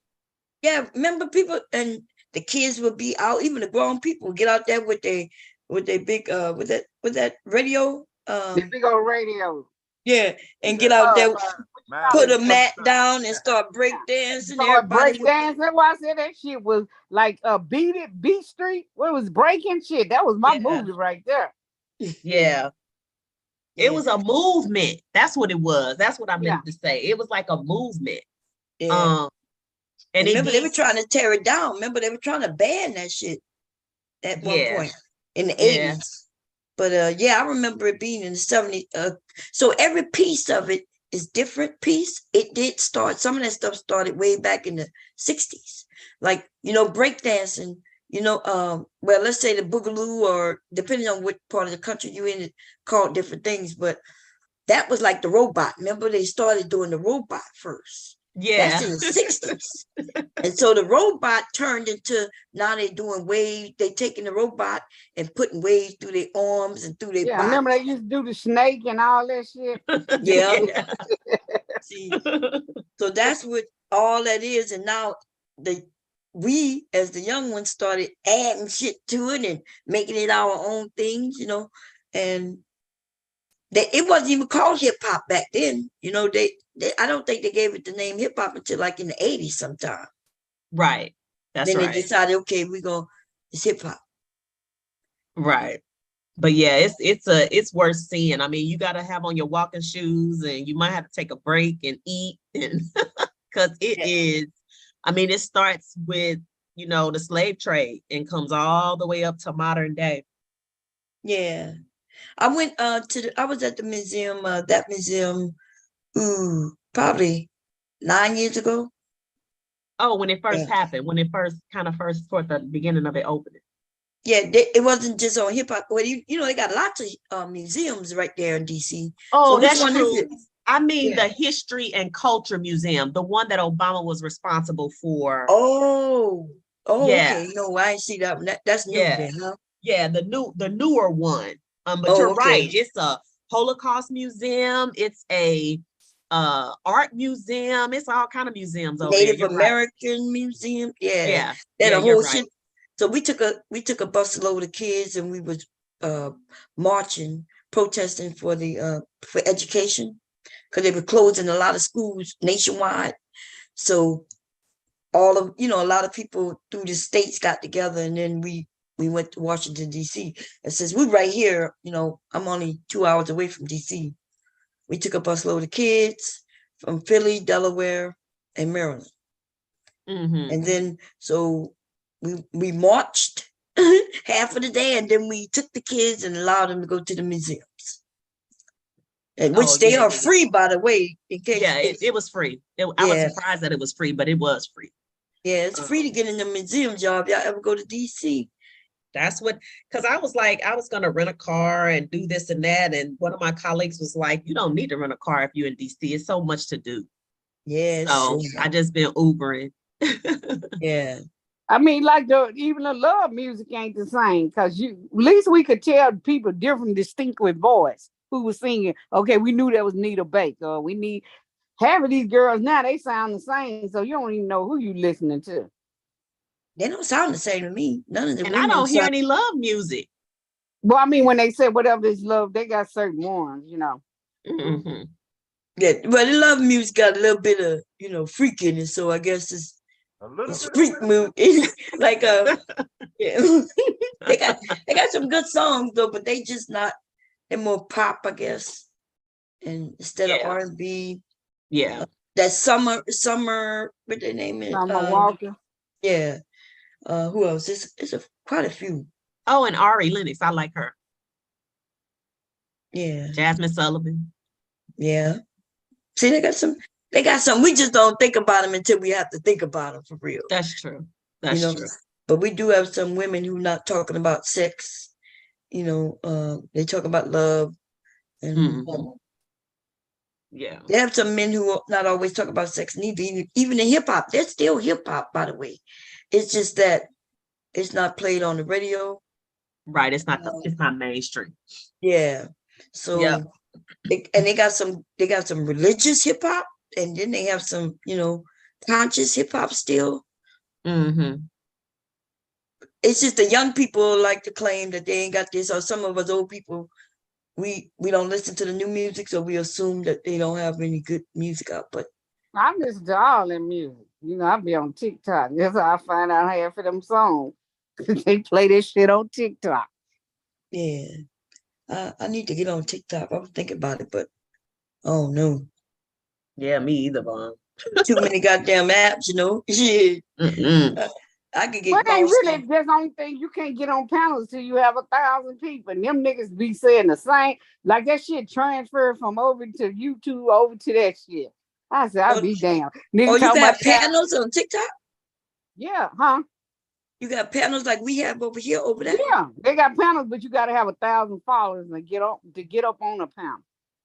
Just to get on one? Just to get on one. You can't get on it unless you got 1,000 followers. So it could be somebody else's panel, but I can't get on it if I don't have 1,000 followers. Yeah, unless till you have 1,000 followers. That's crazy. So that's what Sharice was telling me how to get. So she had got 1,000 in like a couple of days. I got like close to 300. Oh, okay. Well, I guess the only way you get followers, that means you got to put up content. Right. Yeah, I put up videos of me flossing, so that's all I do. Oh, that's worth seeing. Maybe I didn't. I'll put on videos of me being a sex symbol. So. Let's see what Shartay's trying to teach us about being sexy. I know that's right. Shit, get me back in the fashion, girl. Give me back. Right. Shit, I don't even put on clothes no more. Shit, man. But I'm just saying that if you gonna go there, you be cussing them niggas out too, because you got some ignorant. They done brought that shit over there about that red pill, Kevin Sanders, and child support and all this. I was like, God damn. Oh man. Now this dude got mad because his wife left him because he owed his baby mama some money or something. And the woman, they taking $400 out of her check too to pay his baby. Oh, hell yeah. Support. I'm leaving. Listen, she left his ass. Yeah, you know why he deserved to be left? Because for him to get garnished and her to get garnished, that means he not taking care of his business. Right. Huh? I take care of. She didn't have to put me on child support or something like that. Okay, but they're taking money out of your wife's check. And see, I've been telling these men that's what happened, but they don't want to admit. They want to act like, oh yeah, I'm a good man, and yeah, I don't have to take care of my kids, but I'm still a good catch. And I'm like, no, nigga, you're not a good catch. Because as soon as you get married, your wife money is your money, which means if you owe your baby mama money, then but your wife they money were saying like, oh, well, she didn't have to put me on child support. I said, some of these niggas you gotta put on child support because the one that might give you money, when they get mad at you, they'll hold that shit back. So you might as well put them on child support. But think about this. Why wouldn't I put a man who I have a child with, who just got married, on child support? You goddamn ladies. I don't know why these men think they special. If that man didn't marry you, but had the fucking nerve to marry somebody else, that means he now gonna take care of her with all his money. But he got a baby with you. Yes. Go and put his ass on child support. Don't play. This dude was over there whining, and the other dude was telling him, "Man, quit all that bitch and take care of your child. You wouldn't even have to go through all that. Now you done put this woman where they take gunners $400 out of her check for your shit." That's right. That's a man who didn't take care of his business. And see, these men think they can skate away, but I'm letting them know you're not skating off of child support. Your child could be 50 years old. I know this to be a fact. And you still gonna pay that child support. They gonna get you. I know that for a fact. I can tell you from hand experience. I told him, I said, yeah, I forgive him when his hand is to the side or crossing in front of him. I'm looking at him in that casket. Then that's right. He gonna pay me because if I try to make a deal with him, you didn't want to make the deal. Okay, then Well, these white folks to make you pay shit. I try to make a deal with you. Try to make a deal, and he didn't. So, because they thought they could run the time out. Yeah. Then they think, oh, the kid 18 now, and now I can just go to the kid. And then they think they can get the kid to forgive them. But no, that money is not for the kid no longer, because you had to put the money that he's supposed to, you know what I mean? Yeah. And then when you get a divorce, they automatically gonna put, now they do it different, but they gonna put you on, when you got a divorce, he gave me full custody. Of course, he had to pay child support. I was the full custody. That's but right. when you get a divorce, you automatically, child support gonna be in it when you get a divorce. Yeah, And you got make kids. sure. That's right. This dude up here crying and whining like, man, what did you did something? You didn't pay that woman while you owe her that money. Well, I can't even live. I can't even go on no trip. And the dude said, what about the child? You keep on talking about your ass. Good. What you can't do. What about that child? Even if you're giving child support to that child, when do you see that child to develop a relationship with that child? Well, she got another man over there and all this shit like that. And he said, man, that ain't even your concern. Don't you got a wife? Was she not supposed to be with nobody because you with somebody? But dude talking about, they don't need all that money. Like $50. What is the fuck is $50 gonna do when daycare is your rent? Daycare is $1,600 to $1,700 a month. For daycare costs more than a lot of people rent, girl. Daycare. Yeah, that's what I said. $1,600, $1,700 that you got to pay a month for this for the child. $2,000 to even take a child to daycare. What are you talking about? Her getting her hair done? She evidently got a job. You ain't paying nothing. Y'all think that's all it is? You pay $50. What is $50 gonna do? Dude talking about, she don't need. I ain't gotta pay her nothing. I shouldn't have to pay her nothing. Why? You lay down with her? That's right. It's not even for her, it's for the kid. I don't know why they don't know that. Them kids gotta have life just like these new kids gonna have to have, right? And so I'm not, I would have left them too. I'm not gonna lie. Now he up there crying and whining and shit. Cause she well, she left you because you get taking money out of her pocket. Shit. That's right. She might already have kids. And even if she don't want to pay your child support. She should have known that before she married his ass. In Texas, they don't do that because like my ex-husband married. So his wife check could have got garnished, but they don't do that in Texas. But wherever he at, that's different states do different things. So wherever he was at, that state did that. Yeah. Here they do that. Like once they married, her pay is your pay. So it's his pay. Especially income tax, that's when they'll usually take it. And they she got to file differently. Yeah, and they told him you should have got that shit together before you married that woman. You know what it do? You should have got your child support caught up and all this stuff before you even married that woman. Now you put that woman in there and she left your ass because I'll be mad at the motherfucker too. You take money out of my check for somebody else. That's right. And that's his fault. And you know why she left him? Probably because he didn't tell her. She probably didn't know nothing about none of this shit. She should have known, like she probably didn't know that he was behind on child support. She may not even have known that the nigga got a child. Why would a woman leave like that? It's she knew he had a child, but I guess when they're taking the money out your check, that was too much. Because evidently she can't, she got out her check. Then they garnish shit out of her check. So she get that shit, take it out of her check. And then we can't even do this. We can't do that because I got to pay $800 a month. Nigga, what did you do? You got to pay that much? No, dude. Because remember, they married. So if they take it out her check, she could just take it from him. So either he don't work or she didn't know. Well, that's what they were saying. Once you give her $400 back, that they take out of her check, nigga ain't got no money. Nigga, you broke. That's right. I'm saying, I bet you she didn't know nothing about that child and him being behind child support. I bet you that. Because think about it. Would you leave your man you just married, you love him, and just because child support, you would just be like, okay, that's your child. They got to eat. I know I don't like it, but we going to get through. But she left. She probably didn't even know about that. These niggas, they keeping their kids secret. Some shit out of my check, nigga. You piss me off. Take my money, shit. Yeah, but y'all married, so most women wouldn't be leaving. It got to be something more to that. What you think, Dr. G? No, I agree with that. I agree with that. I think that it This was nigga was something. whining this morning. He was crying and whining all this morning about this shit. Why they taking? They shouldn't be able to put these folks in my business and all this, nigga. Cause you ain't gonna do right anyway. You ain't finna do right. You probably get that woman something and then stop. Oh, we gotta go on the trip, so I can't give you no money this time. Nah, he ain't telling the truth. Cause if they garnished it, that means he's not doing right. They That's don't what I'm saying. They gunning shit out of his check and her check too.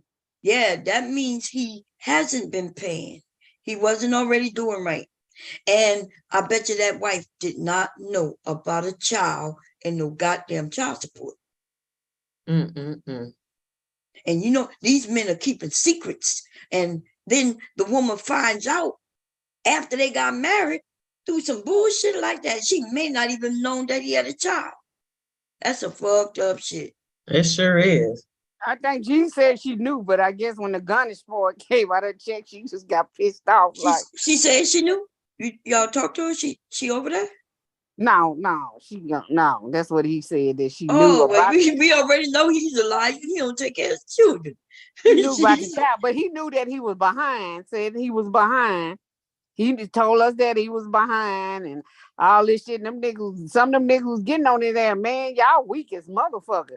Take care of your child. He said, I don't care. I got 4 children or 5 children, but I take care of each one of my children.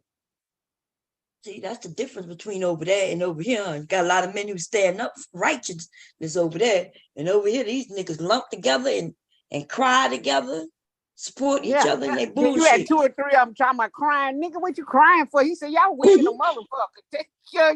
Yeah, nobody want to hear that whining about you know child support when you know that you got a child. You should have been taken care of. Then you whining about, oh, she taking the money, go get her hair fixed. You forget that women do have a job. So child support is for their rent, for their clothes, for if the lights need to be on, all that shit. Well, what do you think child support is for? You think it's just for just to get a child? It's for daycare, whatever you use it for a child. Right. Yeah. I'm telling you, that nigga lying. Because number one, you know how long it takes to get garnishment? Yeah. And then to garnish a wife? Ooh, that means that's a process. So this is not some just popped up one day kind of thing. And it takes, like I said, because I waited till, like I said, my son was 16, finna get ready to graduate. And I said, well, okay, why don't you just give me what you owe me and we'll be cool. I won't even go back on it. And he said, I ain't gonna give you nothing. Okay, cool. So when I went down there, you owe me $35,000. That's it. I don't care how you pay it. Give me my money. But since I had insurance on him, I said I'll keep the insurance on him. I didn't make him pay the insurance, because I already had it on him at work. So I ain't that heartless, I ain't gonna that cold or whatever. But I would be cold as fuck when he told me he ain't giving me nothing. Yeah, I say this child finna graduate. Then all you owe is $100. That's it for the other child, but he didn't want to do it. So now you $100. That's it. $100 a child. That's what it was. But then you forget my son was getting ready to graduate. So once he graduate, then it would be just the other child. He just give me the $100. I wouldn't even went down there, wouldn't have did shit. Because it was already down there. All I had to do was file it. Right.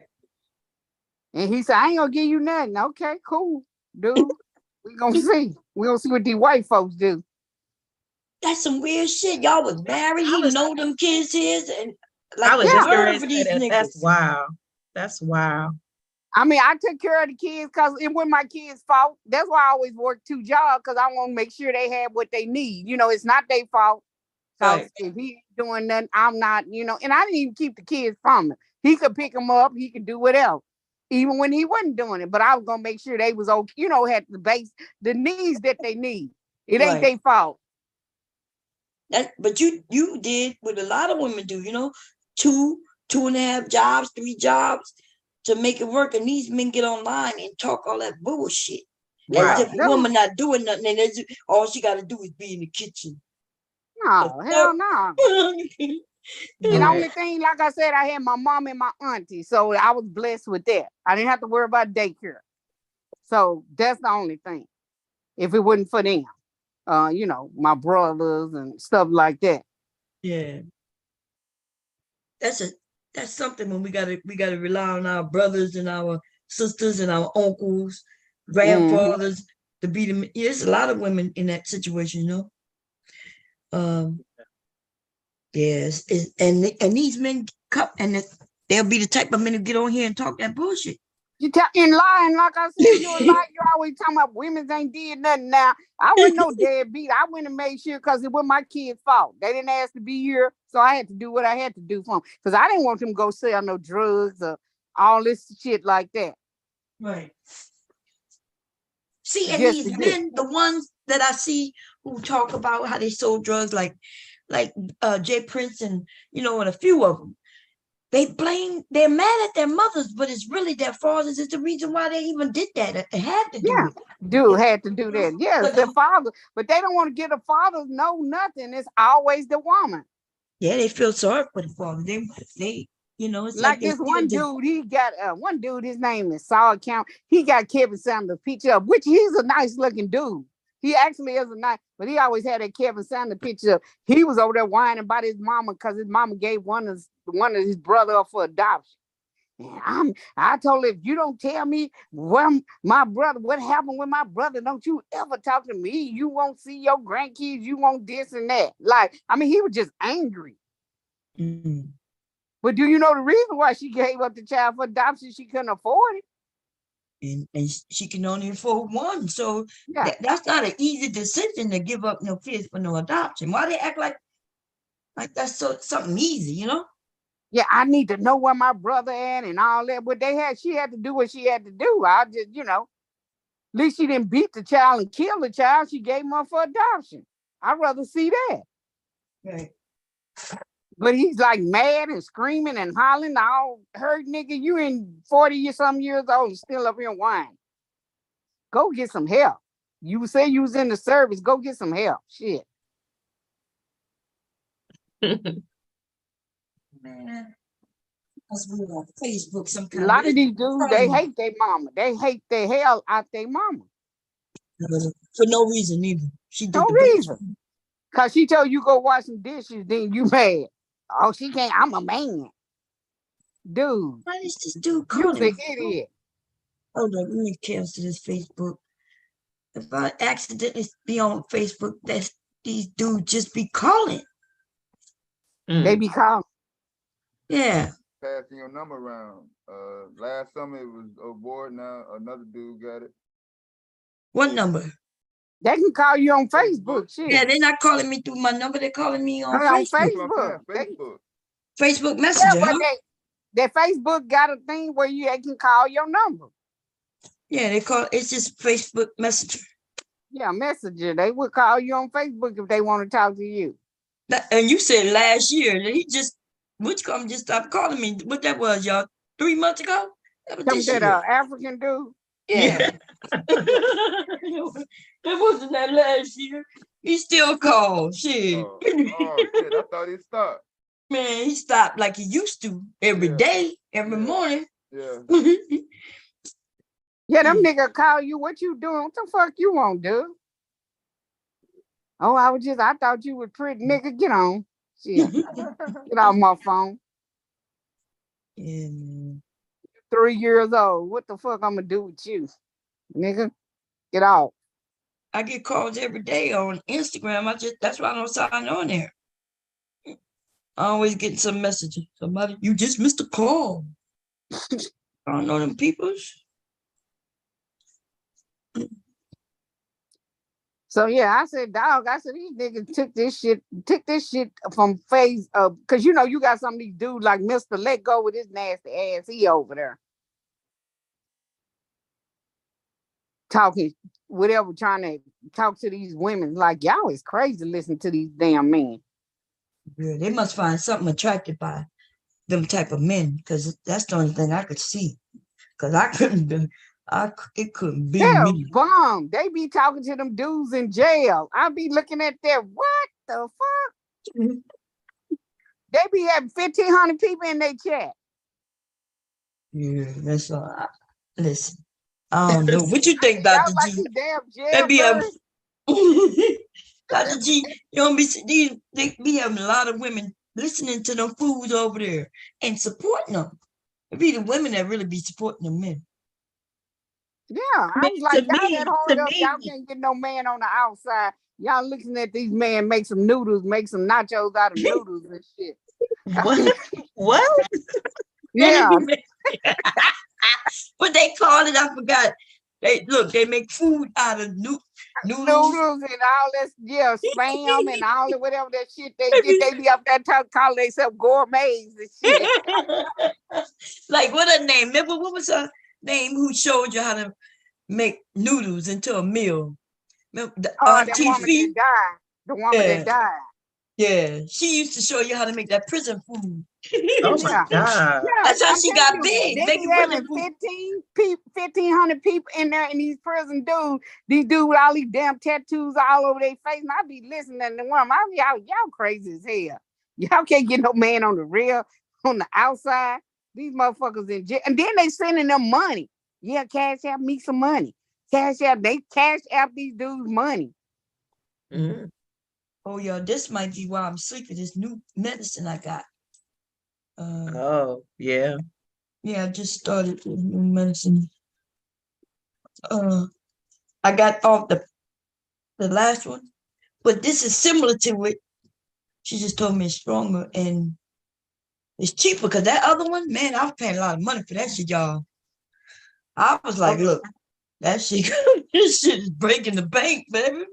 Yeah, no medication. They were talking about Dr. G. What's that? Lisinopril. Some dude said get off Lisinopril because he woke up lips all swole, whole face swelled up. Yeah, that's that blood pressure medicine, ain't it? Yeah.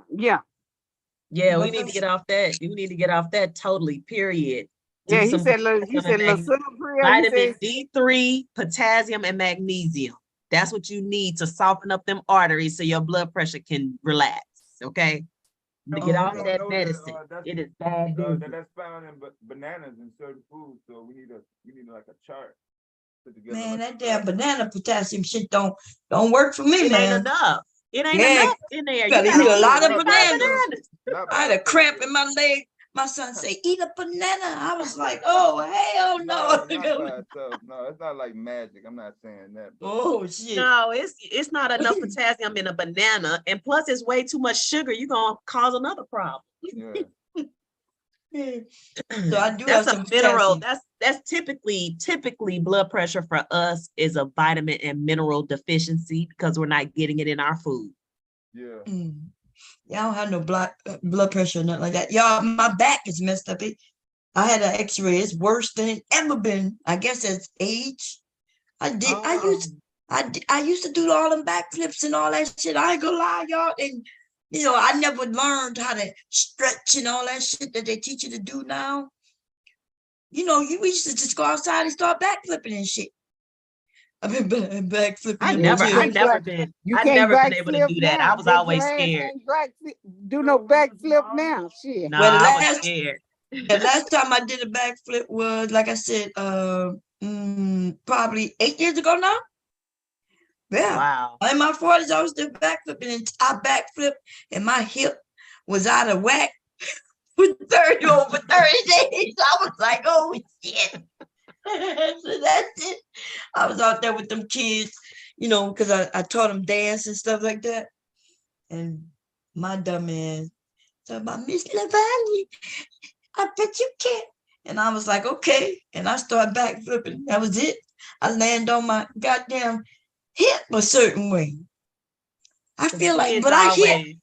Huh? The kids always make us do stuff we ain't got no business doing at our age. Trying to show out and shit. Oh, that's a damn shit. I was walking around messed up for all month. I was like, so I look, all I can show them how to work. Shit, that's it. I can't do no backflip.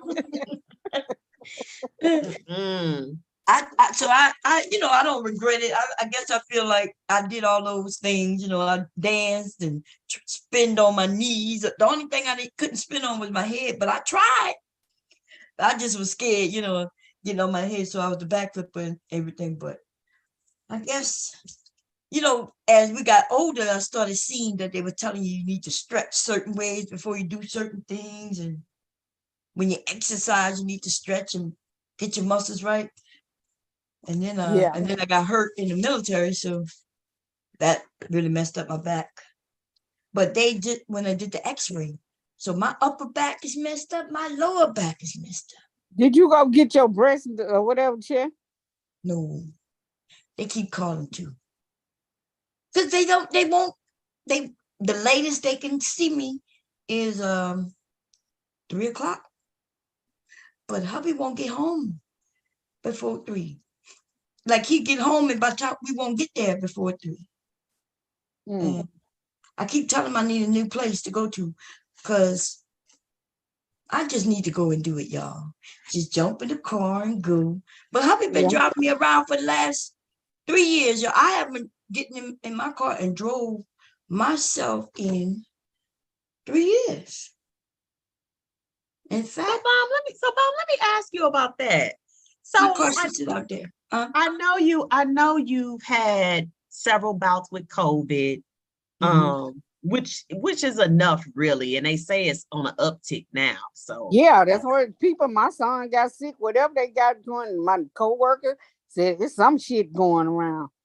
Yeah, I made sure to wear my mask in the airport on the plane. I always wear it on the plane, but in the airport around people in the museum today, I had it on. Like I just can't be getting sick, right? But the fact that you don't leave, Bomb, you only leave for appointments. And I wear my mask when I go. But every time I got COVID, it came in the house. I didn't get it from out. Like my grandson and my son, my husband, everybody in this house that got COVID. And when they get it, guess who get it? I do. So they don't catch it from each other. So why you not moving around the world no more? Because of COVID. When I go out, I'm masked up. I go to the doctor's appointment, and then we may go to a store, because I'm out. Then I may walk around. When y'all see me outside at the park legally, that's an appointment day. That means I got dressed, went to appointment, got home, and took him outside and played with him. And then I come back, and then he won't go out with me again for another month. I don't know. I need to get back in the world, but yeah, like my car sits out there, and in fact, my license expired. Not my last birthday, the birthday before. 2 years, my license been expired. So you might have to go take the driving. The written test again. Yeah, I don't have no problem with that. Test ain't nothing. I don't think. Yeah, so I'll go, but when I go, I'll go. So if I don't go out except to appointments, then I ain't going to no goddamn DMV. That's what I was just getting ready to say. Like, you're not getting ready to go do that. Yeah, it's crowded in there. Ain't it crowded? I don't even know, and I don't even care, to be honest. It's be crowded when you go to that DMV shit. So, Bob, how you gonna do the meetup trip if you ain't leaving the house? Well, I'm gonna leave one day. I'm gonna get up and out. I keep saying I'm gonna get up and go, but it's been too hot. Y'all know I'm going through menopause, y'all. What y'all want me to do? It's hot. Well, you better be glad you ain't in Texas, because your ass would really be hot. Georgia too. Look, I wouldn't really be hot because my house is cold. We in here, everybody freezing except me. And then I start freezing, and then I get under the cover, and then I kick the cover off because I get real hot. And they catching colds. We got a cold right now, hubby. Look, in the summertime, I got them with colds because it's like I got the temperature down to 52 degrees. Wow. That's why I wasn't talking on Q-Butter panel, because I was sneezing. Yes. It's definitely something. It's definitely something in the air. I went to an outdoor concert, and after that, I had sinus allergy. I was draining. I didn't get sick, but draining and the whole nine. I'm still a little nasal. And that concert was last week sometime, I forget.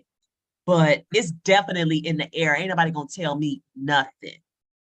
Yeah. It's something that's being, look, we don't have to get into it. I told him I ain't getting no more shots. Fuck them shots. I don't want not getting no more shots. Well, now it's like a flu shot kind of thing where they suggest Yeah, you I mean, get I one get the every flu shot. I'm talking year. about And any kind of C-19. I'm saying they are saying it's like a flu shot where they're going to suggest every year that you get your C-19 shot. That's what it's become. Yeah, which Just is like better they than do with dying. Shit. I ain't gonna lie. I would rather. And I haven't gotten any of the shots, but I have had COVID 5 times though. So yeah, like I know you complain about getting the shot, but you ain't getting COVID. So and you probably don't wear your mask no more. Like every time I go out, I don't give a shit. If somebody knock at the door and I answer that door, I have a mask on. The only people who don't see me with a mask, who haven't seen me in a mask in 3 years, is my family. So if somebody knock at that door, I got a mask on. If I gotta go out, the mask is on. I be sitting in the car and people looking at me, I got a mask on. And it's weird when I see people looking at me. I went to the doctor's office. I think I was the only motherfucker in there with a mask on. I'm like, is the world back to normal? Yeah, they said we didn't have to wear them at the doctor. Yeah, that means it must be back to normal. But see, I realize I feel like I catch it so often. I feel like I'm gonna be the one to catch it. I don't want it no more. Okay. Yeah, you had 5 times. Shit. That's too many times. 5 times. I think the last time wasn't that bad, but the time before the last time felt like I was dying. Tired of Texas. It's 118 degrees in the teacher in Chicago. Where? Where? In hell, you said? Up to 118. Yeah, 118 what, down south? Chicago, where I'm at. The 118 in Chicago? That's what I was telling you earlier. God damn. That's what I was saying. The exact word. That's what I thought you said down south. No, I thought you said in hell. I can't open up the door. Yeah. Even now, I mean, right now, it's still 100 degrees. What am I opening the door for? And it's 7:30 at night. Yeah, this late. Oh, damn. I don't even know what the temperature is here. It's cold as hell in this house. Let me look. Let me see. Look, Dr. G, I get up. When I get up at 1 o'clock in the morning, it's still 96 or 98 in the morning. Yeah, it gets into the 70s and 80s in Georgia, but during the day, man, it's sick. Yeah, I went out at 2 o'clock last night. I thought I was gonna die. It's only 75 degrees out there right now. I'm mad too. Yeah, it's coming. God damn, y'all say it's 100 and that sounds like hell for sure. And then they got wildfires and states there never had wildfires and hurricanes and motherfuckers states California, hurricanes. Saying something going on. I saw Verbal over there in Butters chat other night too. How was she? Did she come on? Oh, I don't know. I ain't seen Verbal in a while. She good? When you saw you? Oh, she was about. She was just in the chat. She didn't come on the panel. Mr. Kev came on. Philly Boy came on. Oh, was I there? I think that was before you, the day before. Oh, okay. Yeah. Because the storm had just hit Los Angeles. Yeah. Well, at least they have some good conversations over there. By Q Butter. Yeah. Oh, is that where everybody was? Yeah, we're gonna invite you because they have some good conversation and there's no beating up on women and over there and men. We may have some conversations of women and men, but there's no beating up on, and it's pro-black, pro all positive and no, I'm definitely familiar with Q, but I think I'm a mod on this channel. Oh, okay, yeah, that's what we've been. I just haven't been over there in a minute because I wasn't really. I can't deal with some of them pro quacks on there. I ain't gonna call them names, but yeah, Oh, I ain't hear them really get deep into it, but when I was over there, we was talking about it was going against the flat earthers, Yeah, see, I can't do that. Yeah, Brother Sanchez be doing that flat earth shit. Like, boy, you need to stop. Like, so I'm like, why? We know the earth not flat. What the hell? Like, we know it's not flat, and then when we give them examples, they act like they don't want to believe it. But the truth is, if the earth was flat, I should be able to see tall buildings very far away. Even like Philadelphia is only, if I'm correct, 20 miles away, right? The city of Philadelphia, and they got some huge ass, tall ass buildings. And if the earth was flat, I should still see at least the top of those buildings. Like I might not see them clearly, but y'all know what I'm saying? You can see it in the far, in the distance. You'll be able to see, but you can't. You can't see. I can't even see tall buildings in Wilmington. Wilmington is only like 3 miles away. I can't even see tall buildings 3 miles away, y'all. And the reason you can't see, and then so we gave that example. We was like, even with binoculars, why can't I see the buildings in Philadelphia with binoculars? If I get a set of binoculars right now, why can't I see the tall buildings in Philly? And they said, because it's too far away. And I said, but I can see the moon.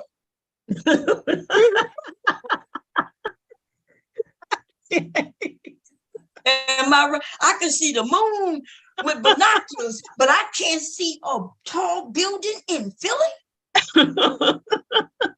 I said that's because of the curvature, right? But it's the curve is far enough for where that many miles I can't see. I can't. Okay. How the hell I can see the moon, but I can't see the goddamn building in Philly? I can't. Girl, they started saying some stupid ass shit. Me and hubby been out in boats, way out there where there's no buildings at all. And I'm telling you, you can see as far as you can see. You can see the water until the water start disappearing. Like the water start disappearing, even when we can see when the sun is rising, when it's disappearing, and you can tell that it's a curvature. And they be like, no, you can't see the curve. I said, I didn't see the curve. I don't see nothing called a curve. I see the disappearing on the horizon. I do no longer see this water anymore. Right? And then he started saying, because your eyes can only see for so far. I'm like, oh my God. Okay. Yeah, like, what's the point though? Ultimately, what would be they saying the government is liars and they lying to us, and well, yeah, we know that, but we don't have to use that to prove it. I'm saying, like, exactly, we got so many just regular everyday examples of that. That's a fact. That is so they saying fact. They saying that the earth is flat. Yeah. They saying that it's flat, which makes no sense. Then they said something about the earth isn't spinning as fast, because if it was, we would be flying off the earth. And I'm like, dude, what? They saying they were saying all kinds of stupid shit over there that day. It was just a couple of them. But white man say something. We got some black people who just listen and then be like, oh, that makes sense. But like, no, that do not make sense. The earth, they and I think he was saying the earth is the one spinning. And did he say the sun was spinning around us? Yeah, no. Yeah. Whatever one he said he was wrong. He was saying the opposite. Right. Whichever one, yeah, but because the earth spins like at 1,000 miles per hour. Right. Yeah. I don't know the speed, but it's the earth that moves, not the sun. Yeah. The sun doesn't, or it rotates, I guess is what it rotates. Yeah. On the axis. Yeah. Yeah. And I'm like, if it's flat, how do you account for the seasons? Like, where the other people on the other side of the earth, is it flat like a pancake? And if you know what I mean, that means we should be able to dig down in the earth and come on the other side. If it was flat as they claim it. They ain't never think about that, huh? And I think they've dug real deep in the earth's core in some places,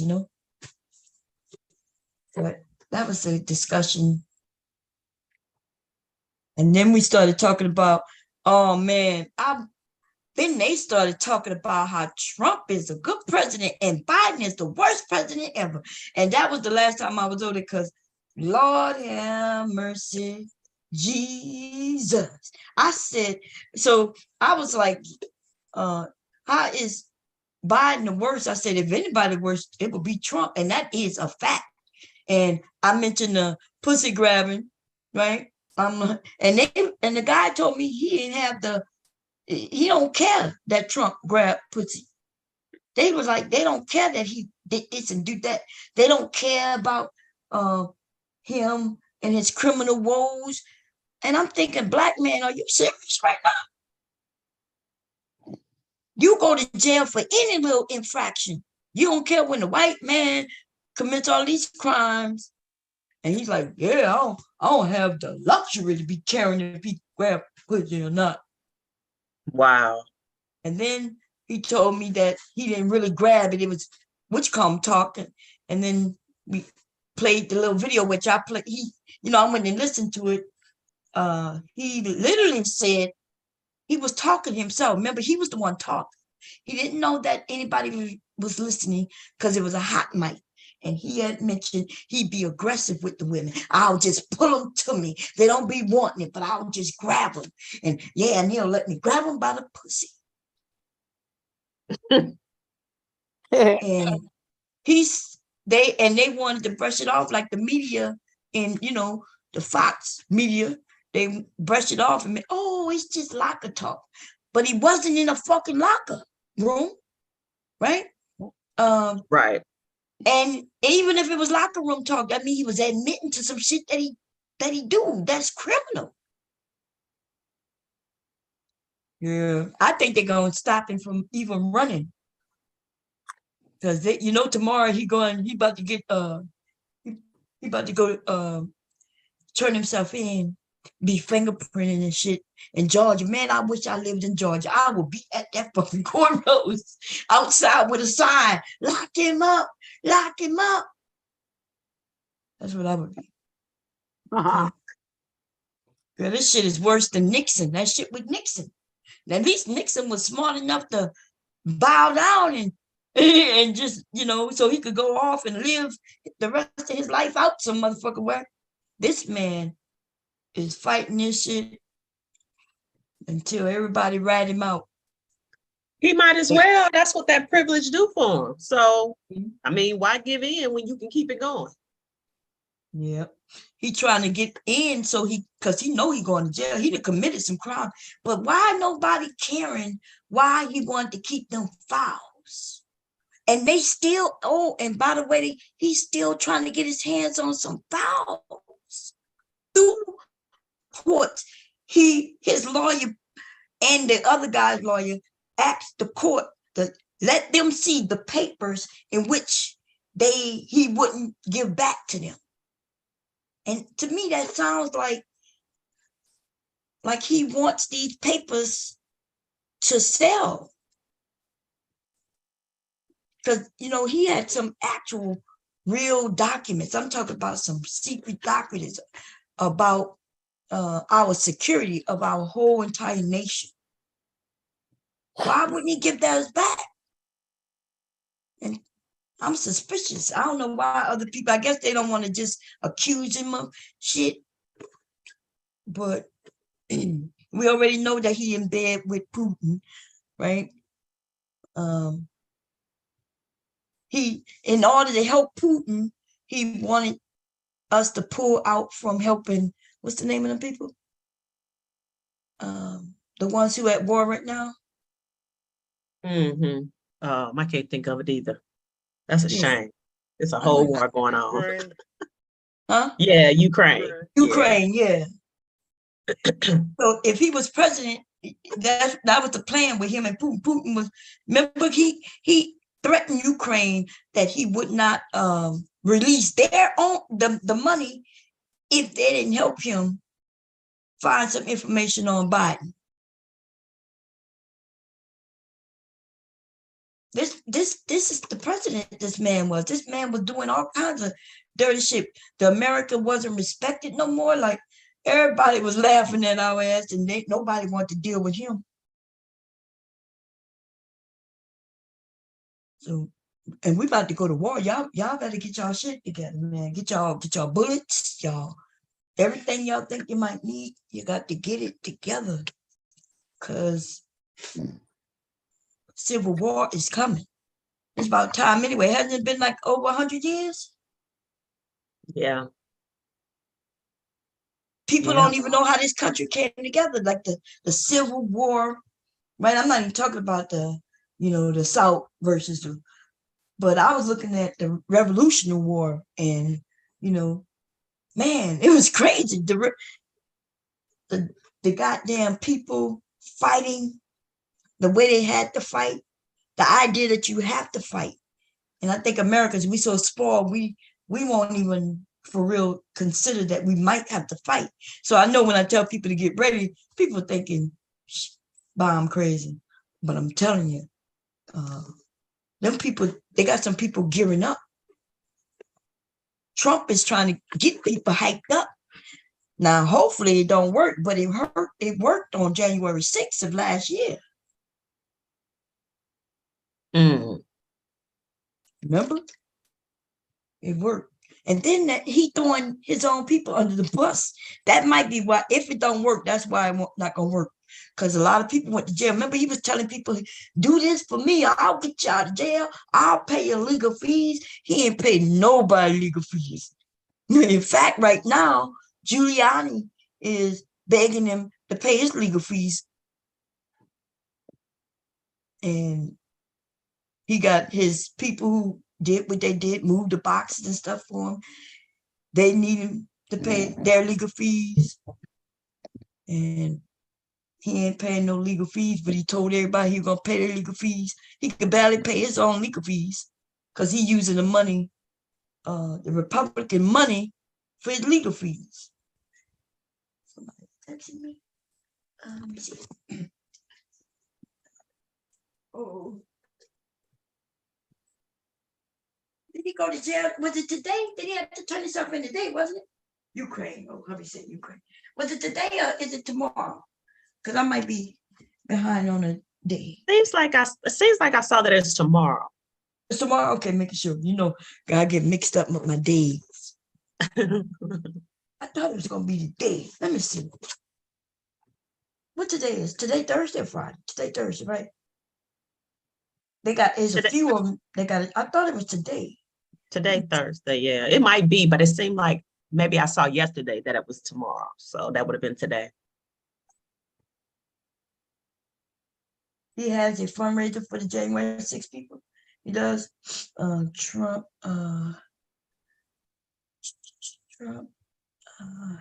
Wait, wasn't yesterday the which column, right? Yesterday was the where the Republicans had if that was yesterday, yeah, that was yesterday. So he had to turn himself in today. Today, okay. Yeah. Let me see. Trump surrenders to George. Yeah, he surrendered today. Yeah, he got booked and released. Yeah. Yeah, can you imagine though? People, that used to be a time when I was looking at the American Revolution. Our presidents used to be, yeah, hubby said he turned himself today. It used to be where our presidents used to be like people who fought in the Revolutionary War, right? George Jefferson and Lincoln, and all these were like people who fought. And then I started noticing that most of our presidents were in the military, served the military some sort of way. Or they was already politicians, right? Mm-hmm. Politicians, which mean they know something about politicking and knowing how laws get passed and things like this. And then we have this dude who became president and not knowing nothing. And we as Americans, though, thought, okay, this gonna be different, and maybe different is better, and different could have been better if this dude wasn't a narcissist, though. If he didn't just care about himself and nobody else, but made me think, because I remember in the beginning when I heard, because I used to like his show, y'all, and his show. Just because you like his show don't mean you liked him, because he was rarely on the show. If you ever, he only did the firing. He would be at the table and the opening. Right, remember? He would be there. He would tell them what they need to do, and then you won't see him until the very end when he said, "Hey, you're fired." Basically, it was always some other people doing the work, most of the work, and helping everybody do the work. He wasn't even the only judge, right? It would be judges, but he would be the one who said, "You're fired." And so I used to watch that. So when I first heard he was going to run, and he was talking about draining the swamp, and I was like, oh, he's not a politician? Maybe, a non-politician come in.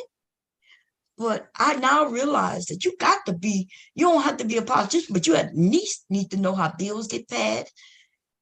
This man thought being the president meant he could do what he want, and he thought it's a dictatorship. He didn't know that the president can't just do what they want. And he didn't like that. He didn't like that. He didn't like people telling him he can't do this and can't do that. And listen, people should be happy that he couldn't do what he wanted. The man filed bankruptcy on many things. He started a school that wasn't a school and got sued for having people go to a school that really wasn't a school.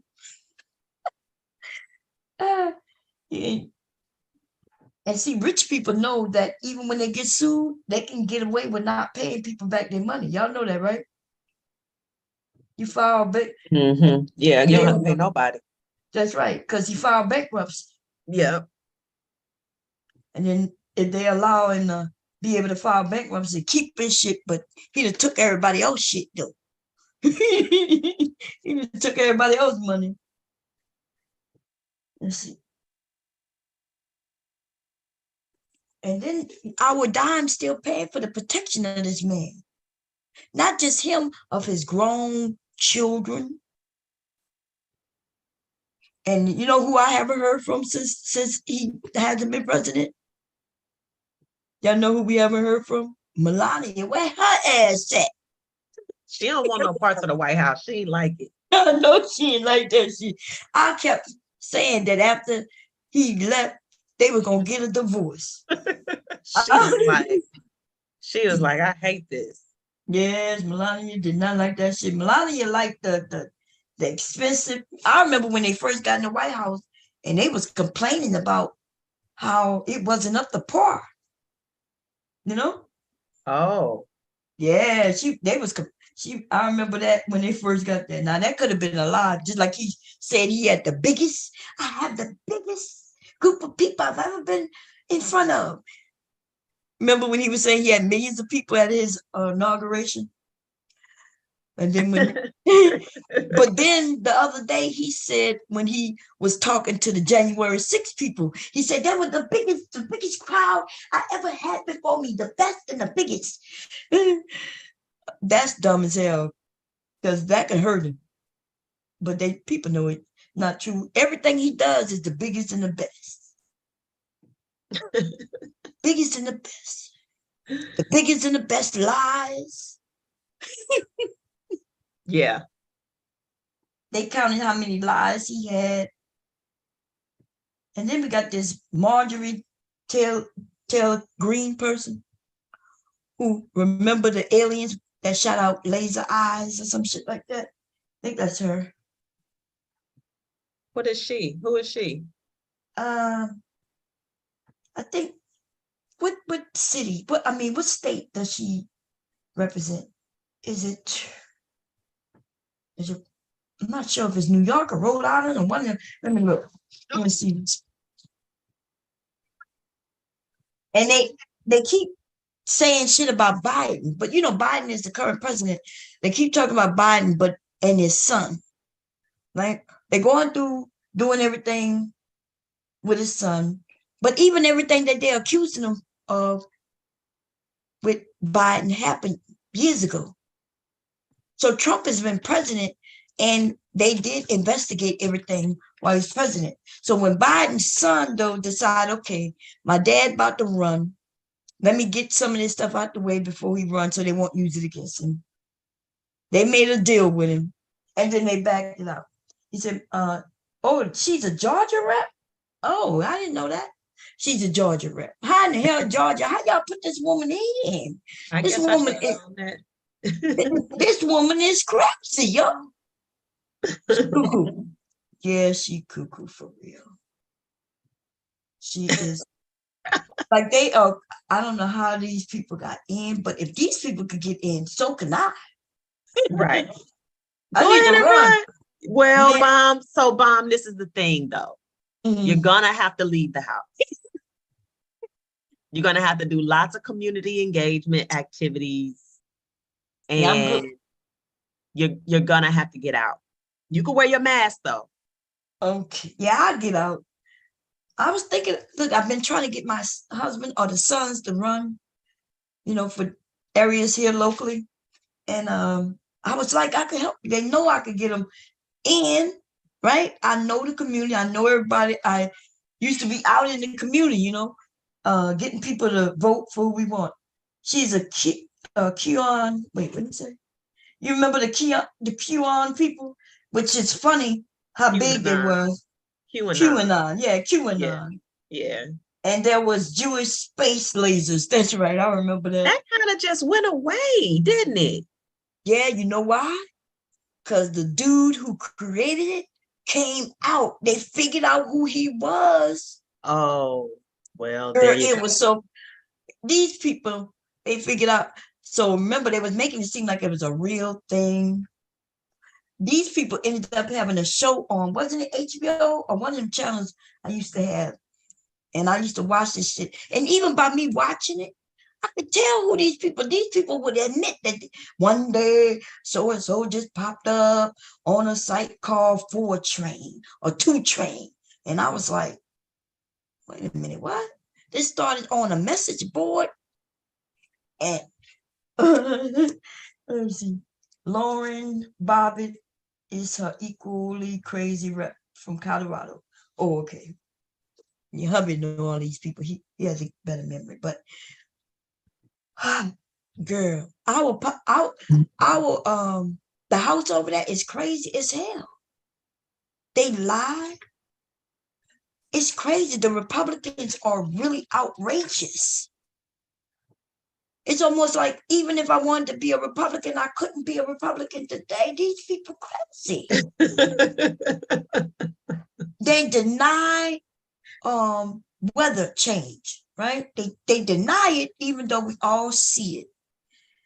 Then they talking about the abortion. Then they banning books. Yeah. And then they taking Black history out of the schools. And they telling us and everybody that they don't want their children to be,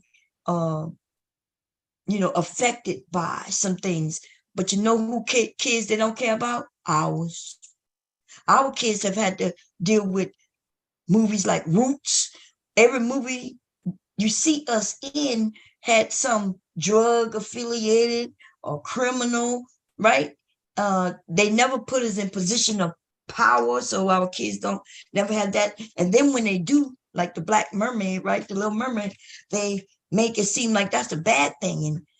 And then when they was trying to talk about what his name being the first Black, what his name? Not M6. What's the name? The first Black, not Clarence Thomas. No.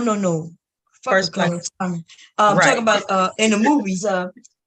Clarence Thomas and his wife stealing shit, getting shit, and all that shit over there. His wife is doing things that she shouldn't be doing. And what's the name of that movie? From over London with the man. They was talking about Ibris. They was gonna make him. They was thinking about him for a few years back. What his name? That Ibris. That Black. You know what I'm talking about? Idris Elba. Yeah. But I can't think. I don't know about the movie that you're describing though. He wasn't in it, but they were thinking about it. It's a movie from way back. He always played by a white guy who Sean Connery played. Sean Connery played him a while back. 007? 007. They was gonna make him the first black 007. That's and true, then you know how that went away? White people complain, oh no. But you know what's weird about that shit? I saw Angry Man and a few of these black men over here also being against it. James Bond, James Bond. Isn't that crazy? Why would a black person be against black people being like? I even heard the Black Mermaid. You ain't hear them when they was like, "Why do you gotta have a black little mermaid?" And we're like, "What's the problem with it?" Well, we should make our own thing. Well, make it then.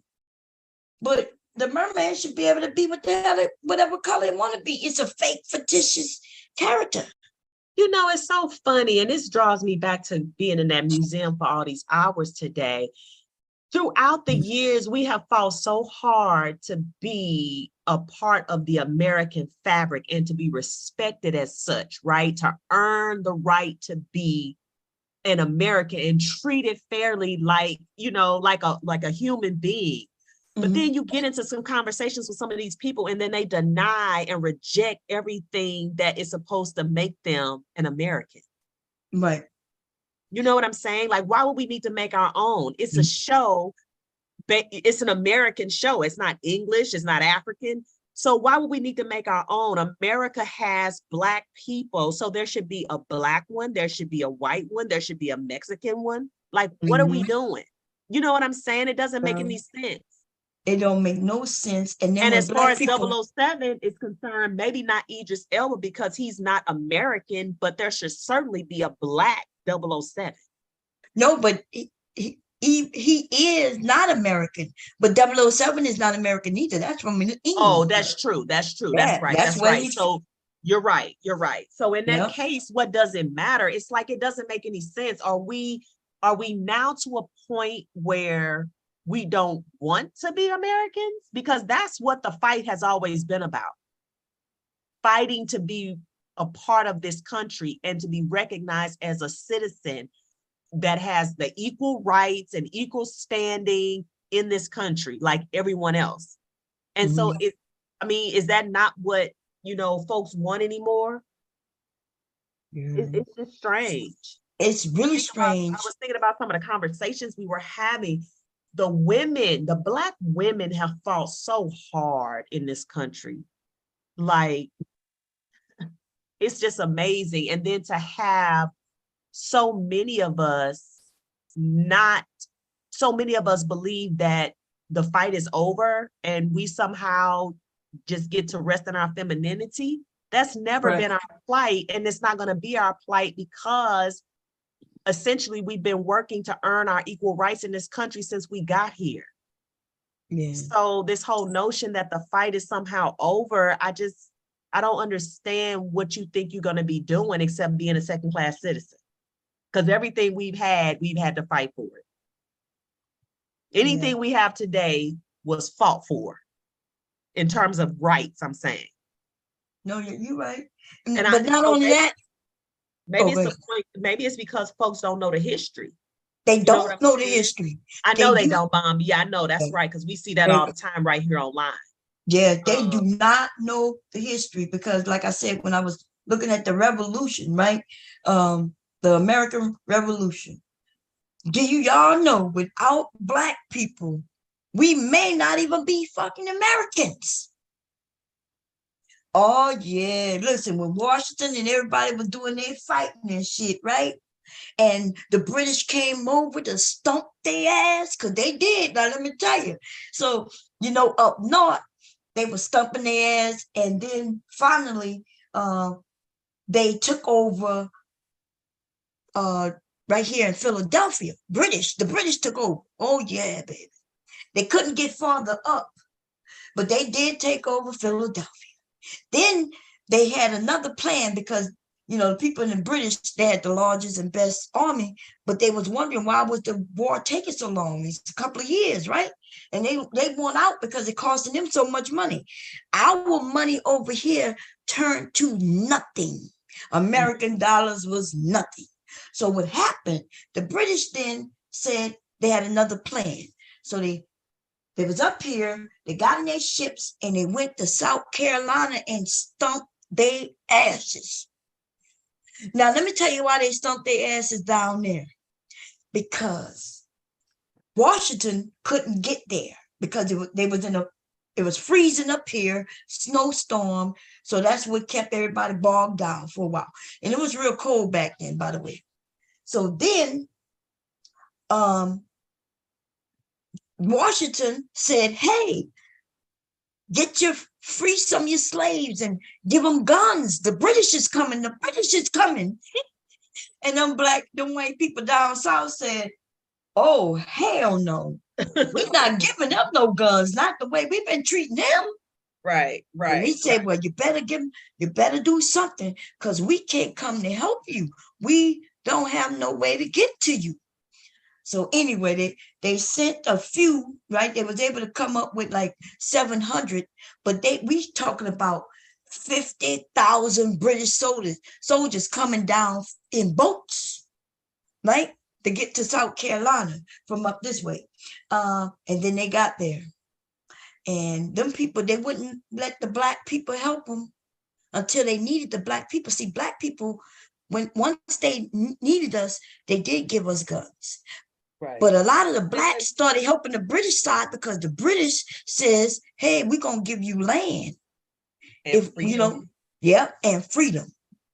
Yeah. So now these people numbers is outrageous. They already have a large group of people, plus they getting the people to run from slavery to them and allowing them to fight on their side. So then eventually America started allowing black people to fight on their side, but they wasn't for it at first.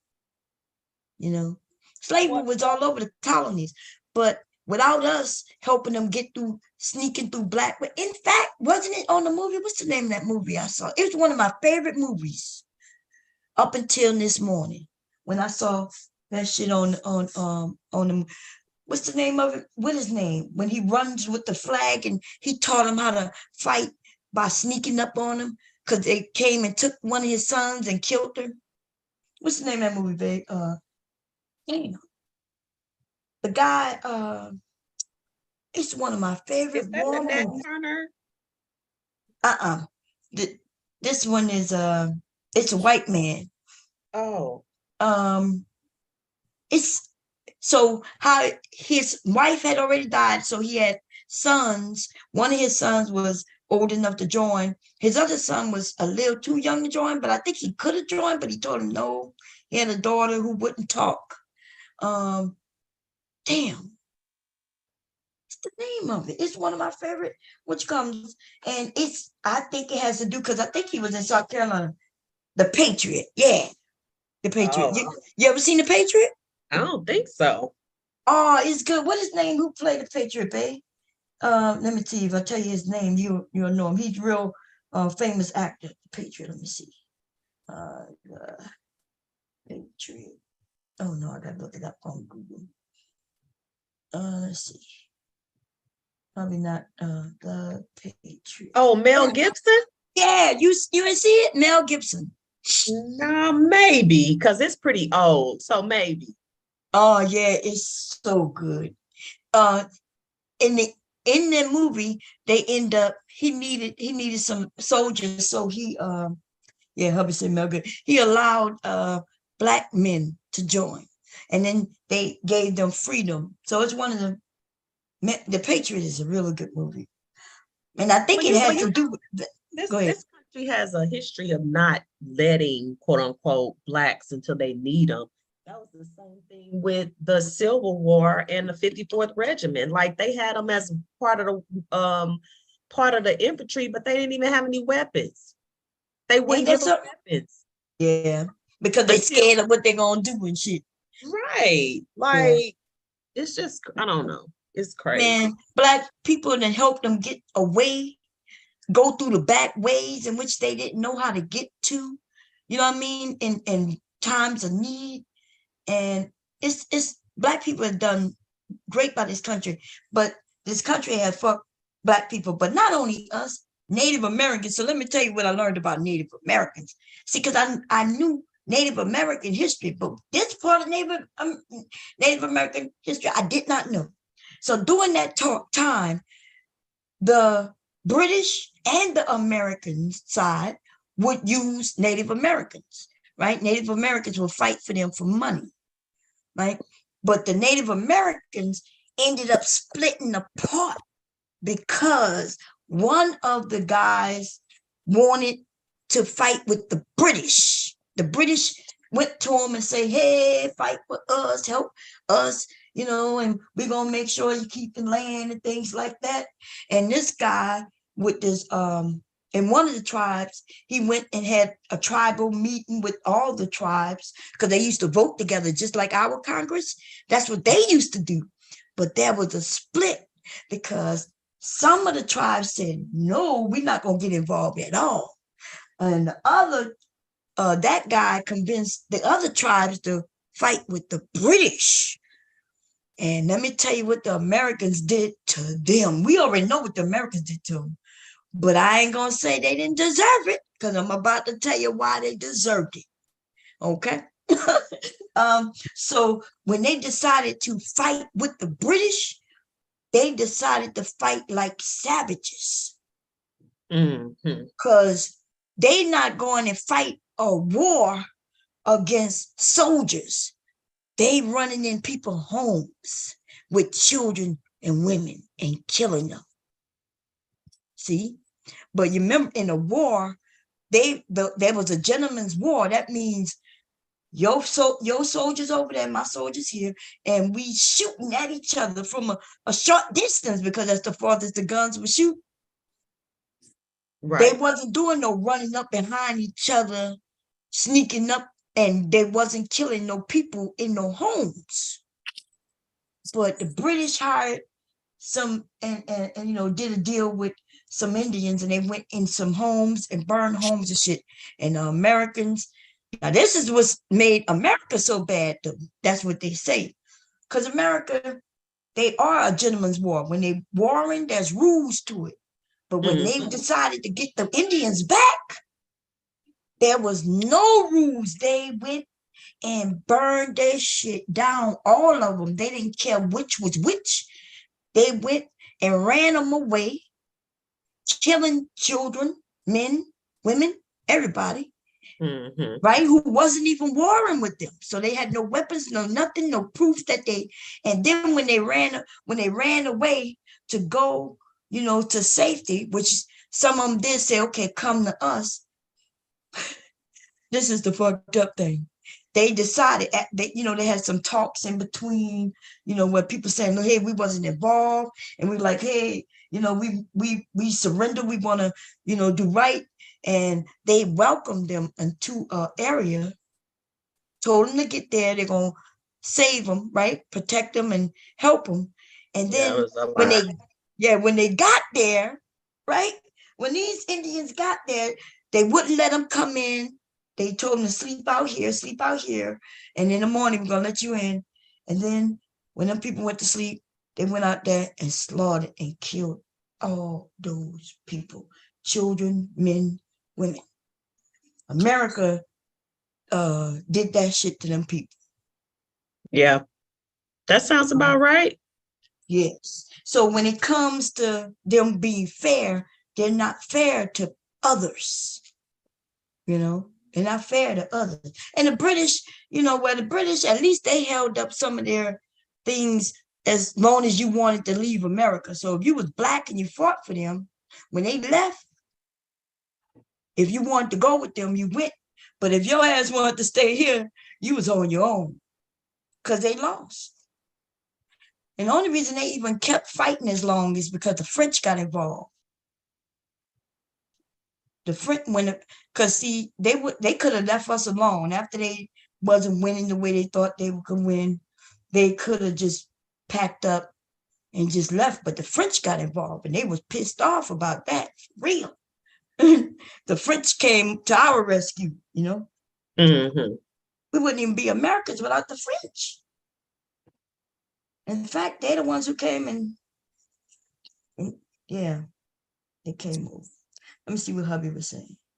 Man, I like his, you know what? I think I told y'all many times, I failed history every year in high school. I failed history 9th grade. I failed history in 10th grade. I failed history in 11th grade. Like I went to summer school every year. In 11th grade, I went to summer school. That time I went to summer school in 11th grade, I took 2 histories. I took 11th grade history again, and I took 12th grade history, which would, because I knew I failed history every year. I was thinking, damn, I have a bad memory, and history just wasn't my thing. I don't, in fact, I don't remember. You never had a teacher, and I'm sure you probably didn't have a teacher that was so passionate about the subject that they were able to engage you. That's another thing. Yes, I wasn't that great at it, but American history in high school, 10th grade, was the best history class I ever had, because that little old white man loved his subject so much that he was able to captivate us with the way he told the story, huh? Yeah. Man, I'm hearing some of this shit for the first time. That's why I'm so excited. Like I look at it, and I didn't know none of this because I didn't have a history teacher that even read to us. Mm-hmm. Like we had a history book, and they would say, "Here's your homework," and then you would have a test, and I would fail in the test. Like, and when we had to write something about something we read, I would make up my own story, girl. Like that's why I'm a writer. They always told me I'll be a great writer. Girl, I'd even sit there, and the reason I even know any of the names, because you know why. They would sit there and ask people to read a paper, you know, about what they read. And so I would listen to everybody read their story, and I would try to piece together what they're talking about. And then I would end up writing my own based on what I heard them say. And I'd be making up shit like fairy tale stories. The teachers used to tell me, "Oh, you're going to be a great writer, but here's your F." Oh None of this happened. I know nothing. That's horrible. Oh man, listen, I didn't even, and so I can't believe how exciting like history is. You know what I mean? The only history I do know is what my family told me. Black history, though, I didn't know Black history. And then I think I told y'all the one time I wrote a story based on something my grandmother told me, and then I got a failing grade on that because they told me it wasn't true. And guess what it was about? Black Wall Street. Then white people told me that what I wrote wasn't true. And I remember going to my grandmother and said, "Remy, you told me a story that's not true." And she was like, "What are you talking about?" I said, I wrote a story. I did my report on what you information you gave me, and they said it's not true. And she told me it was true, and I ain't believe her. Of course, yeah, man. You know when you kid, did you know that these people lying to us? I did not.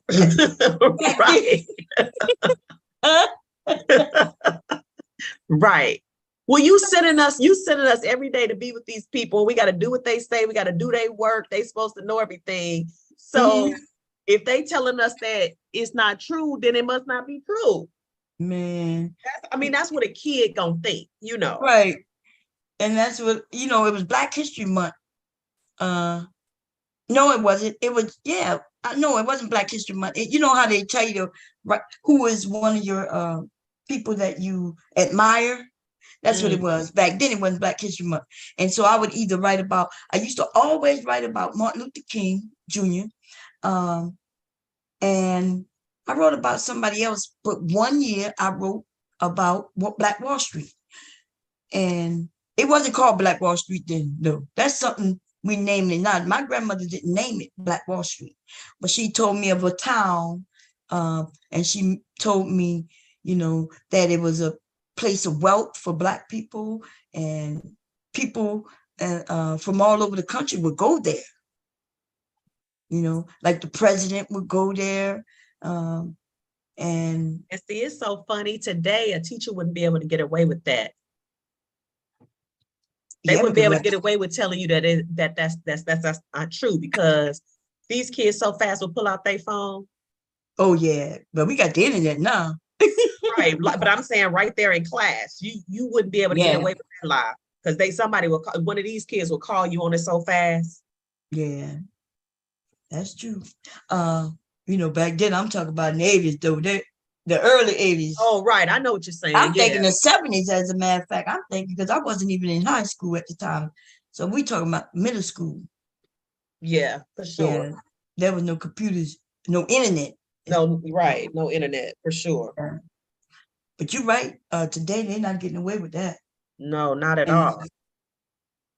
You ain't gonna tell these kids nothing that's wrong, because they about to call you a liar in front of the class. Yes, man. Oh, and these teachers got to be careful too, because they're getting caught, man. These kids are recording their teachers. These teachers are being real rude and nasty too. We can't always blame it on the kids. These kids, they using the N-word. One teacher got caught where he wanted to know why he can't use the N-word. Wow. And then those students started recording him, and he got fired. Why would this white teacher think he could use the N-word? Who give them that bravery? Other Black people. Even on YouTube, you didn't see where some of these Black men were saying, well, why can't you use the N-word? We use it. And we're like, well, you don't know history. Because my grandmother didn't even want us to use the N-word. Right. I'm gonna be honest, not until my grandmother died. In fact, I just started using the N-word since I've been on YouTube. Before YouTube, I never used the N-word. Yeah. I changed a lot, y'all. YouTube has changed, man. Because I use that word a lot now. You got a energy with energy on here. These people are crazy. They wild. They come up with the most ridiculous things, and then it's like you gotta match that energy, or else they just run over you. You wouldn't even be able to have a channel. I know. Nope. Oh, yeah, man, that's why I got on here and I start cussing and everything. Shit. Dumbass. They would have ran me off, and they tried to run me off several times. Now, I remember when I first got here, and man, these men used to come over. Y'all forgot a couple of years ago, David, what's his name? David Johnson? Johnson, yeah, David Johnson, the asshole, came over here and told me this was Manosphere space. And he gonna make it. And see, when he told me that, that's when I was like, oh, he want to play, huh? Right. Yeah. Did he tell you that? Yes, girl. Them men used to come over and they thought they were gonna run my shit. They got me fucked up. They got me confused. Okay. He told me this gonna be a Manosphere space. I was like, I must be real nice for him to think that. You see how that turned out, huh? Yeah, it didn't turn out good. Yeah, that didn't turn out the way he thought it was going to turn out. With his dumb self. Man, I used to be real nice, and everybody, that's why, like, I'm allowed on people panels. Everybody has been over here, even before I became like Viper Pit. Because even though I was Viper Pit, but my channel was different, that's why everybody ended up selling on my channel. Because I would have different topics, different people, and then we would just be having fun.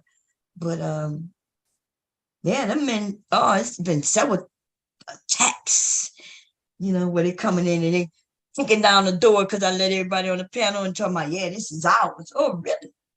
Okay. Well, yeah, they'll do that if you let them. Shit, you say, hell no, nigga, this is my channel. That's why I'm saying you had to match the energy. You have to. Yeah, you got to. If you don't, they will take over.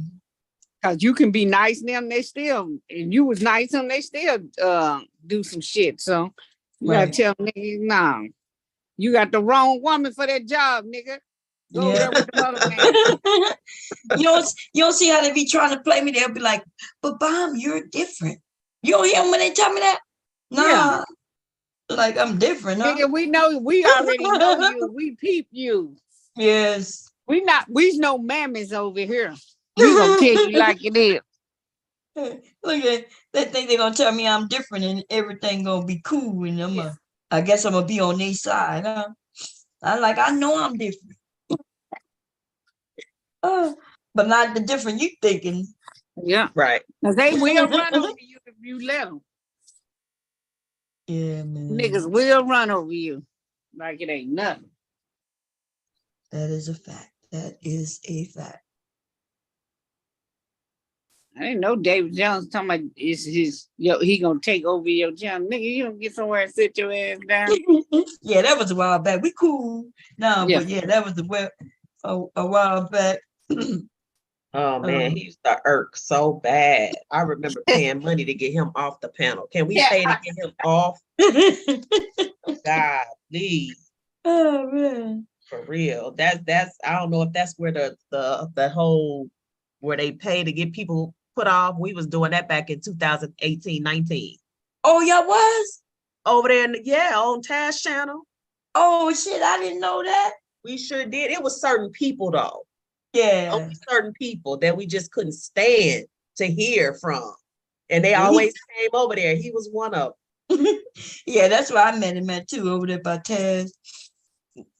I don't know why some of them try to be assholes, because in real life they don't be like that, you know. But then they get on here and they want to just brag. I call them the braggadocious type. It's a several of them, you know. They want to just tell you how their life is and all that for no reason. You ain't even asked. I got 3 wives and we all rich. And they don't never give no cash apps, you know, unless it's some small amount or something. Like, you rich, huh?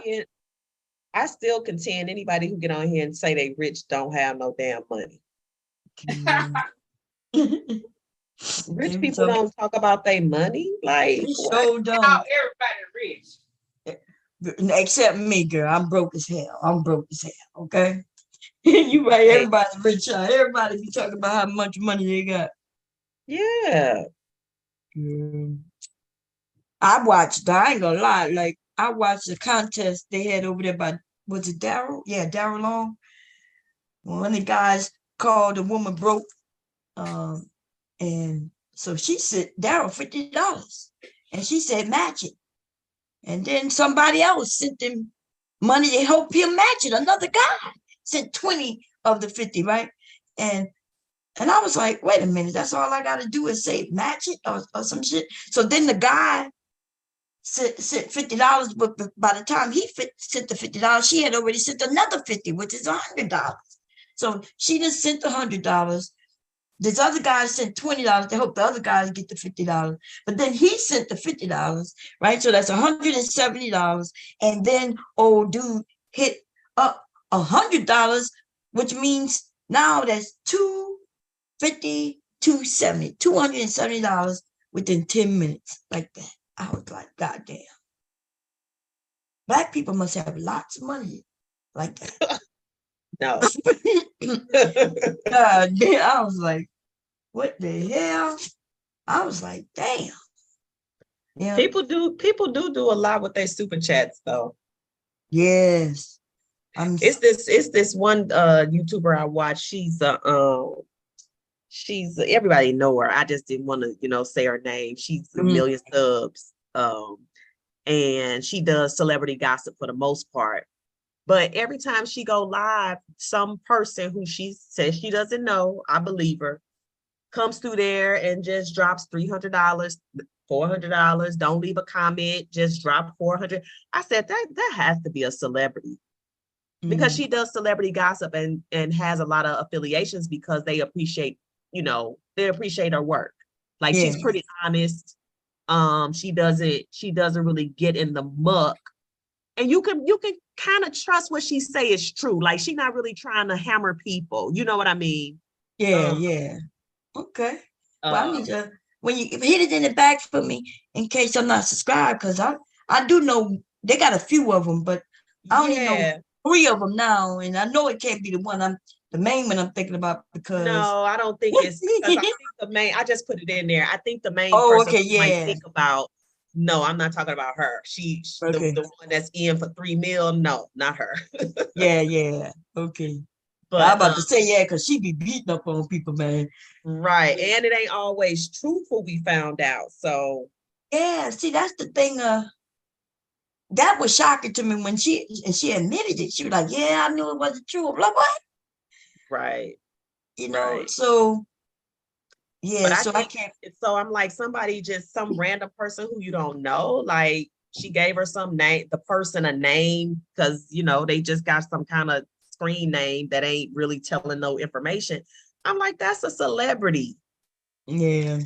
That's somebody who appreciate you giving the tea on something celebrity focused. You know what I'm saying? Like, I don't know. But yeah, people do a lot with their super chats. But I mean, I don't know. I always think if I had it, people who I really, really like, I would bless them if I could.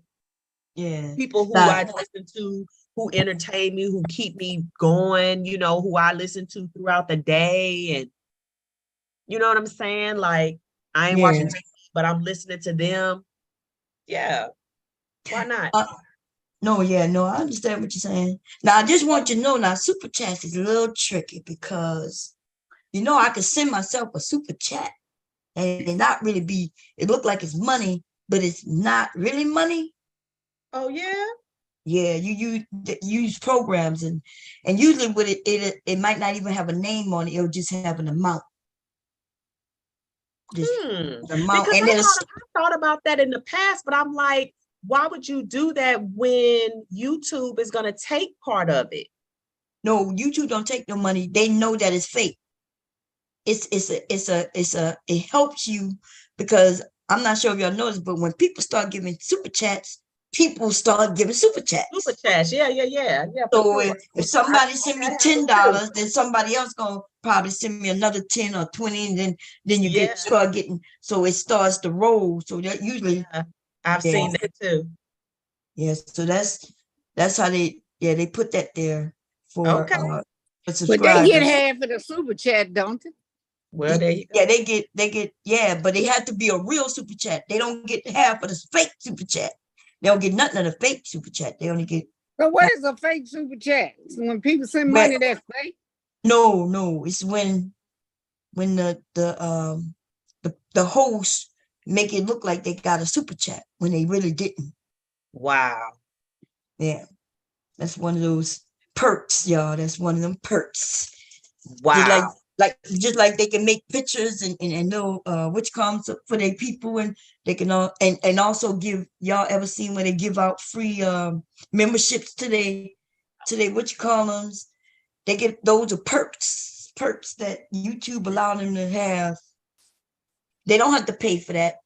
I think somebody gave me a free membership to their channel.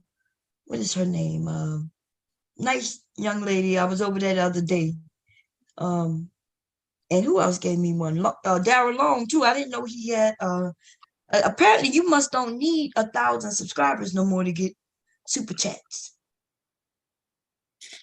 But maybe if you got enough view history, the views part is what kept me from getting monetized. I had 1,000 plus, but the views were low.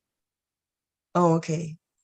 Yeah, you got to get the views, but Darryl don't have 1,000. He don't have 1,000 people, but I think they lowered the number. They must have, because I'm seeing people. Yeah, I'm starting to see people. Oh, well, that's good. Yeah, that's a good thing. That's a good thing. Because you might have good content, but you just don't have a lot of people subscribe.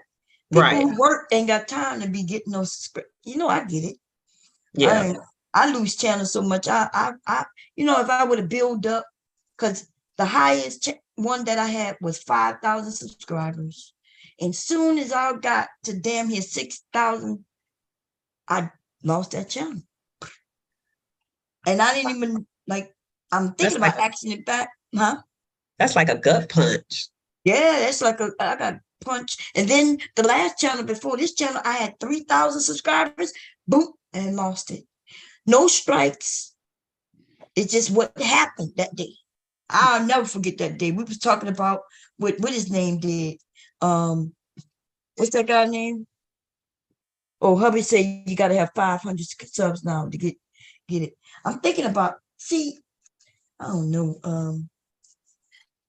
He said 500 subs, but I had gotten 5,000. Then I got 3,000. We was talking about what his name. What's the view count though, Mr. Vaughn?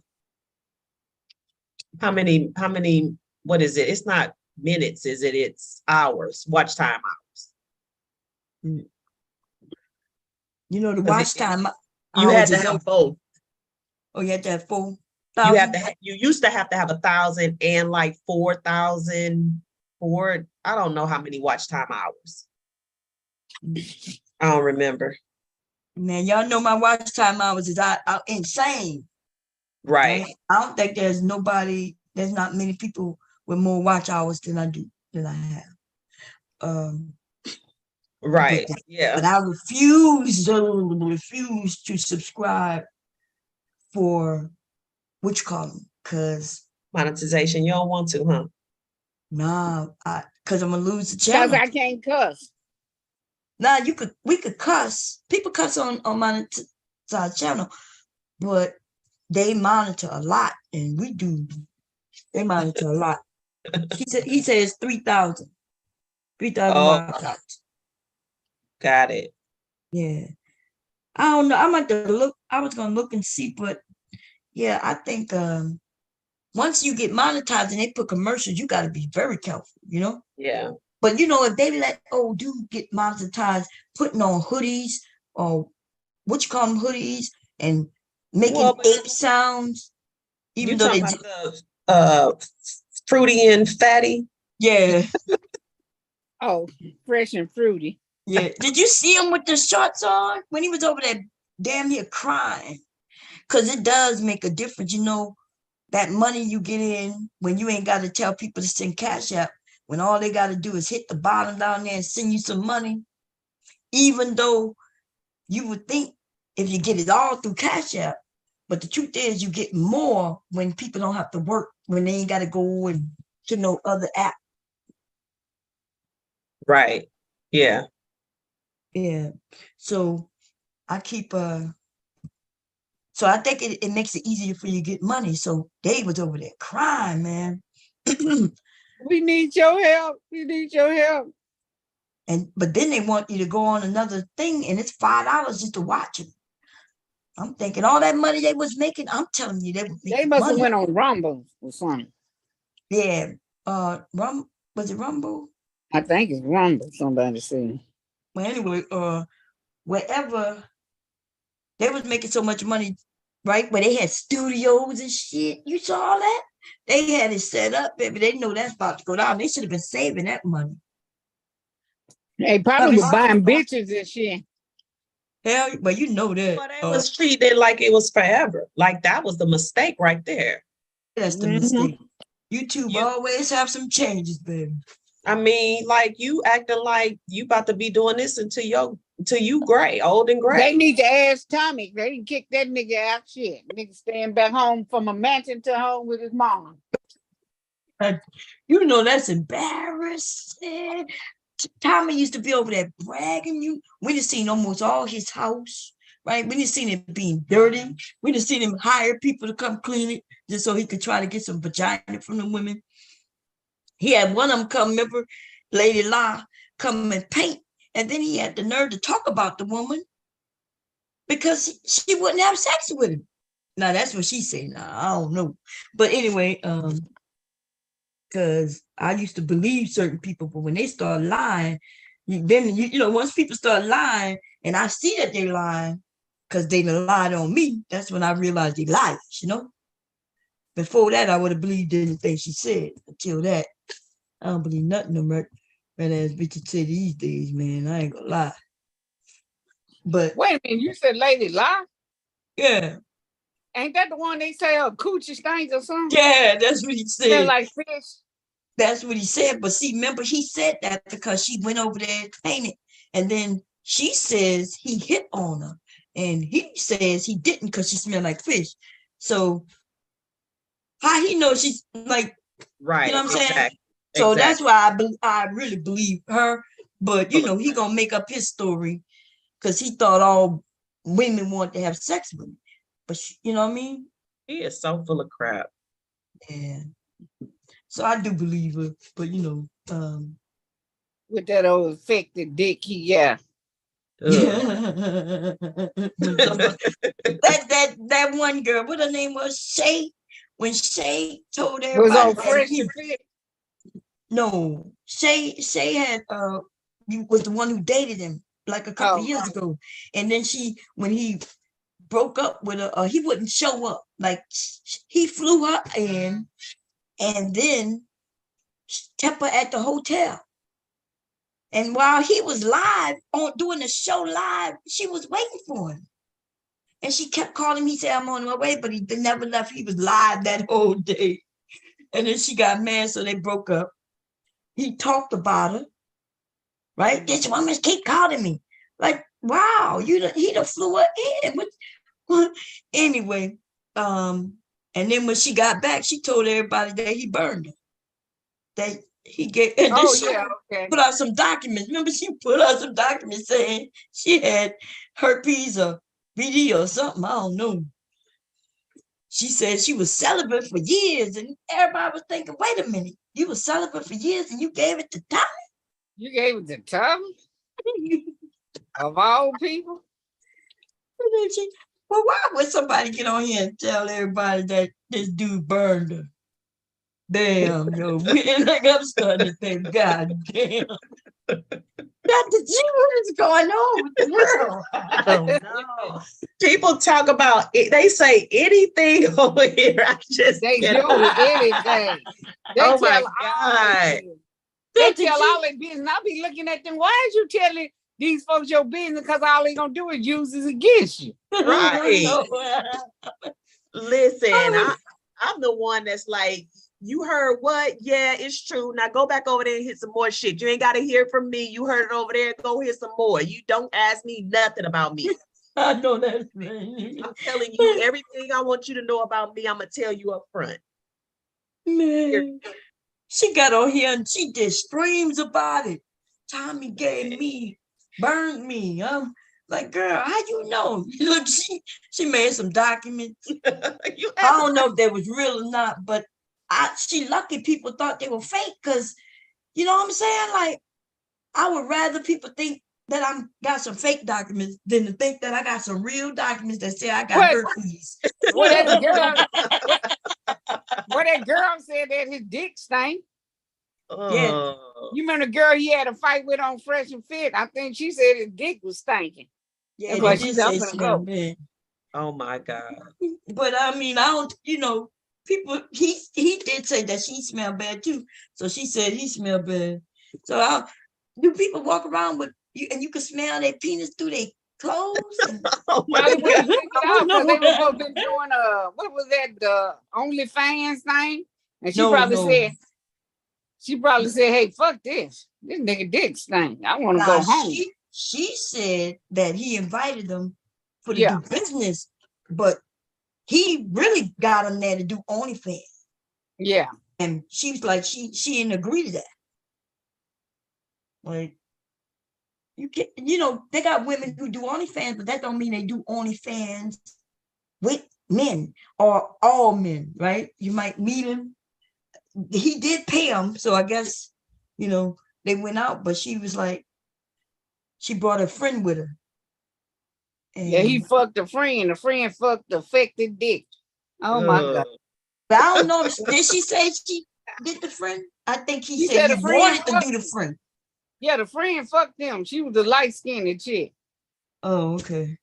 Oh my God. Now she left and then the friend stayed. Yeah. She got her paper. She said, shit, stanky dick and all, I'm gonna get this paper.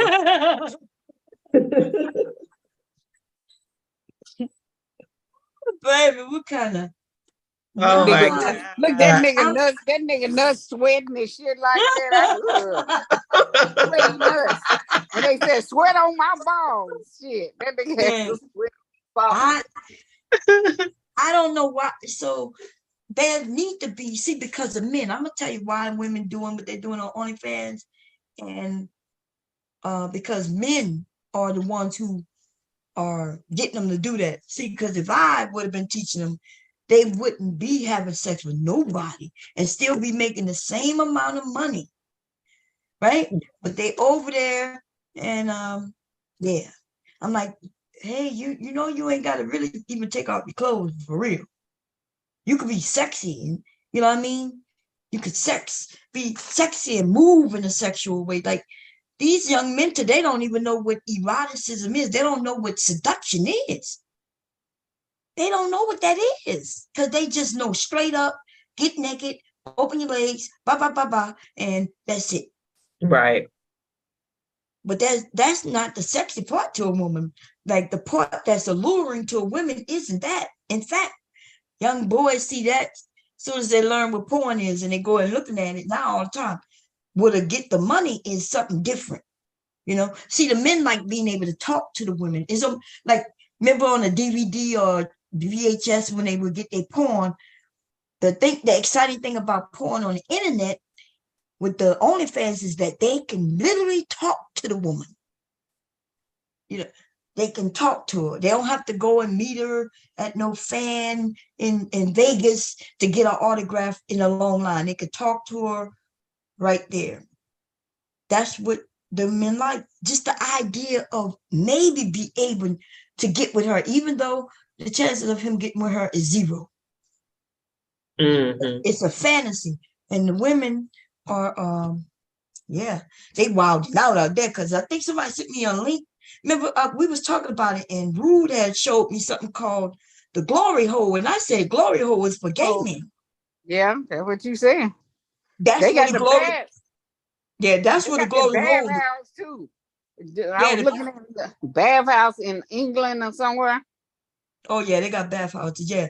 But the glory hole, see, the thing about a glory hole is this hole in the wall where a man could walk up, put his thing in the wall, and somebody on the other side is doing their thing, right? Normally with their mouth, right? That's what a glory hole is. And it's usually for gay men. So now they got this, and Rude was like, there's a glory hole for women. I was like, nah, that's impossible. He was like, nah, Bob. And then he showed me some pictures, and you could tell that there's not for that. That's only some porn chops. Because how could a woman put her thing to a hole that's in a door? Yeah. So even in those shots, you could see that they uncomfortable. It's all about shots, or the glory hole is on the floor, which that you know that's not real, right? That's not a real thing in a club or a place. So I was like, yeah, that's impossible. But yeah, for porn, they'll do anything. You know, pictures and stuff like that, they will sell. But glory holes, that's a gay thing. You remember who was in it? Who ended up? No, I don't think he was in a gay place. He was just in a movie. Remember those movie theaters that was regular movie theaters, but they played sex movies? What his name got caught in there? Remember what his name? The guy Pee Wee Herman. Yeah. You know he dead now. Yeah. You know he passed, didn't you, Bon?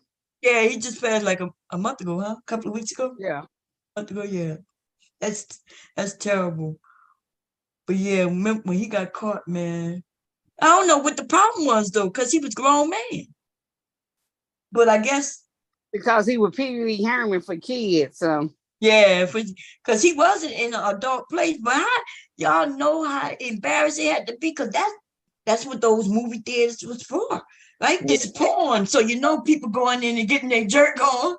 And they must have followed that man and didn't go.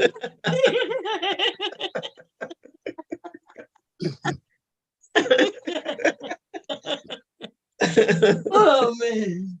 They followed that man and caught him, and he was saying, get your jerk on, get your jerk on. Doing the Pee Wee Herman. Right. Oh, well, man. we used to be jamming to that little song.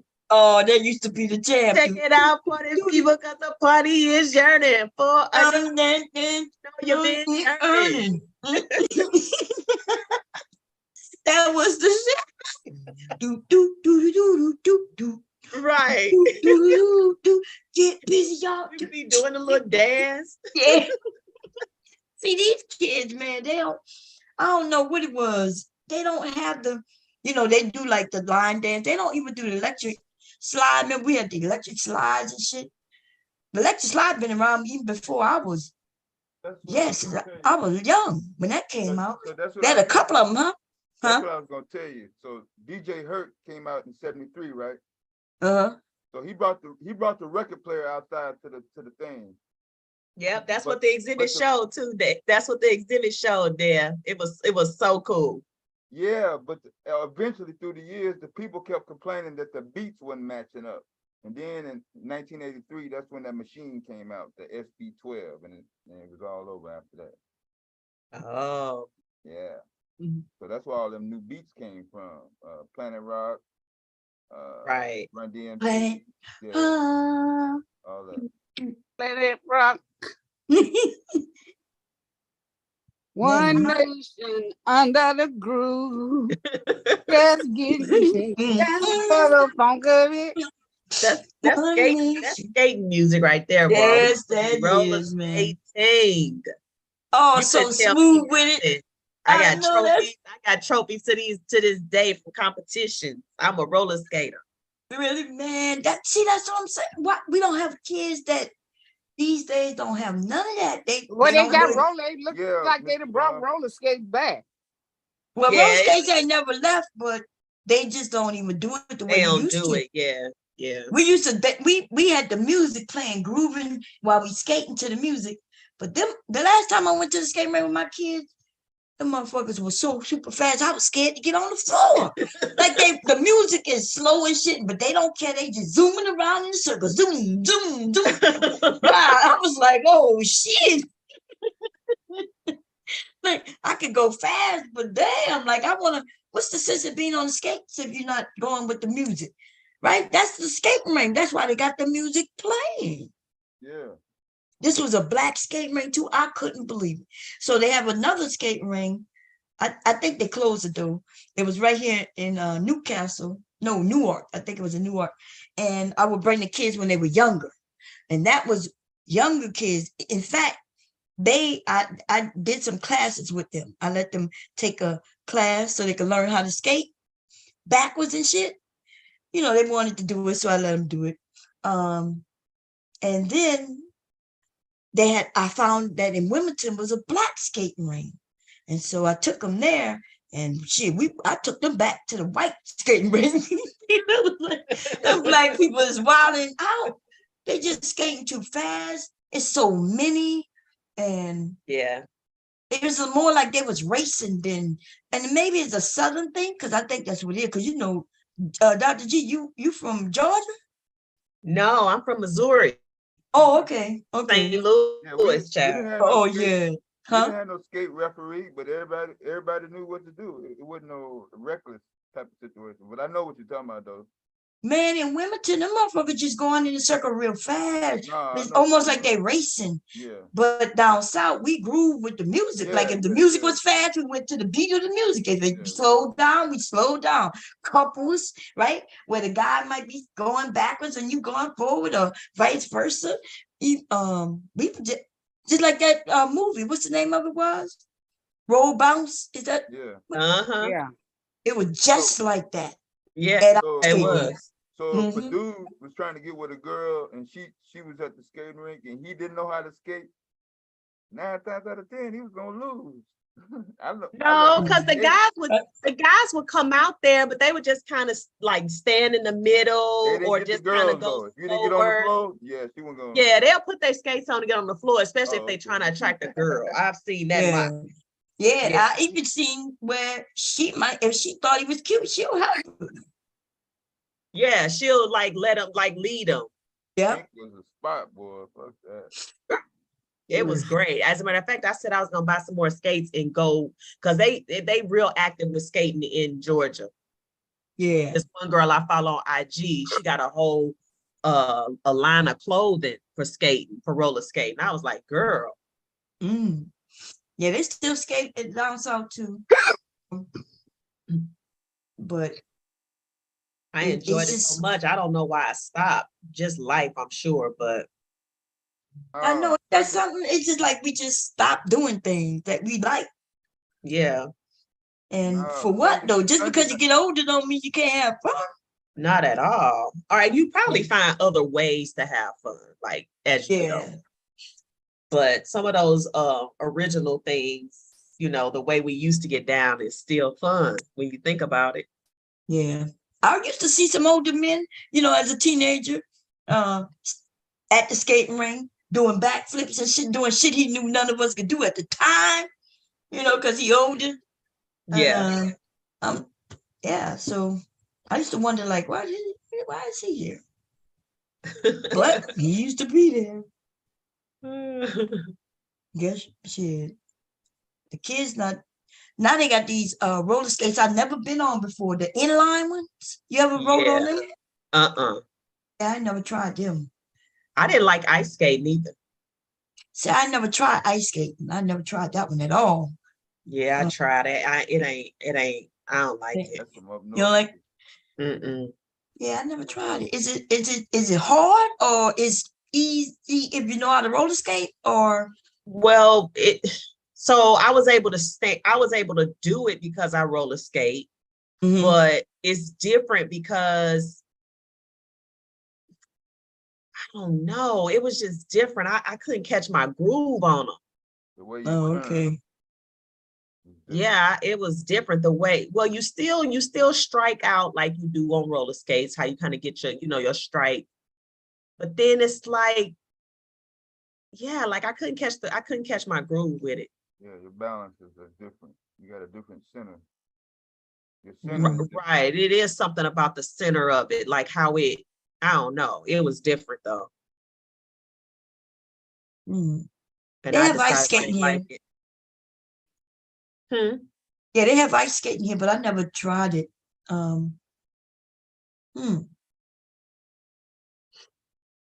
But yeah, man, I used to love to roller skate. And then we were roller skating until about 10. And then from 10 to 12, no.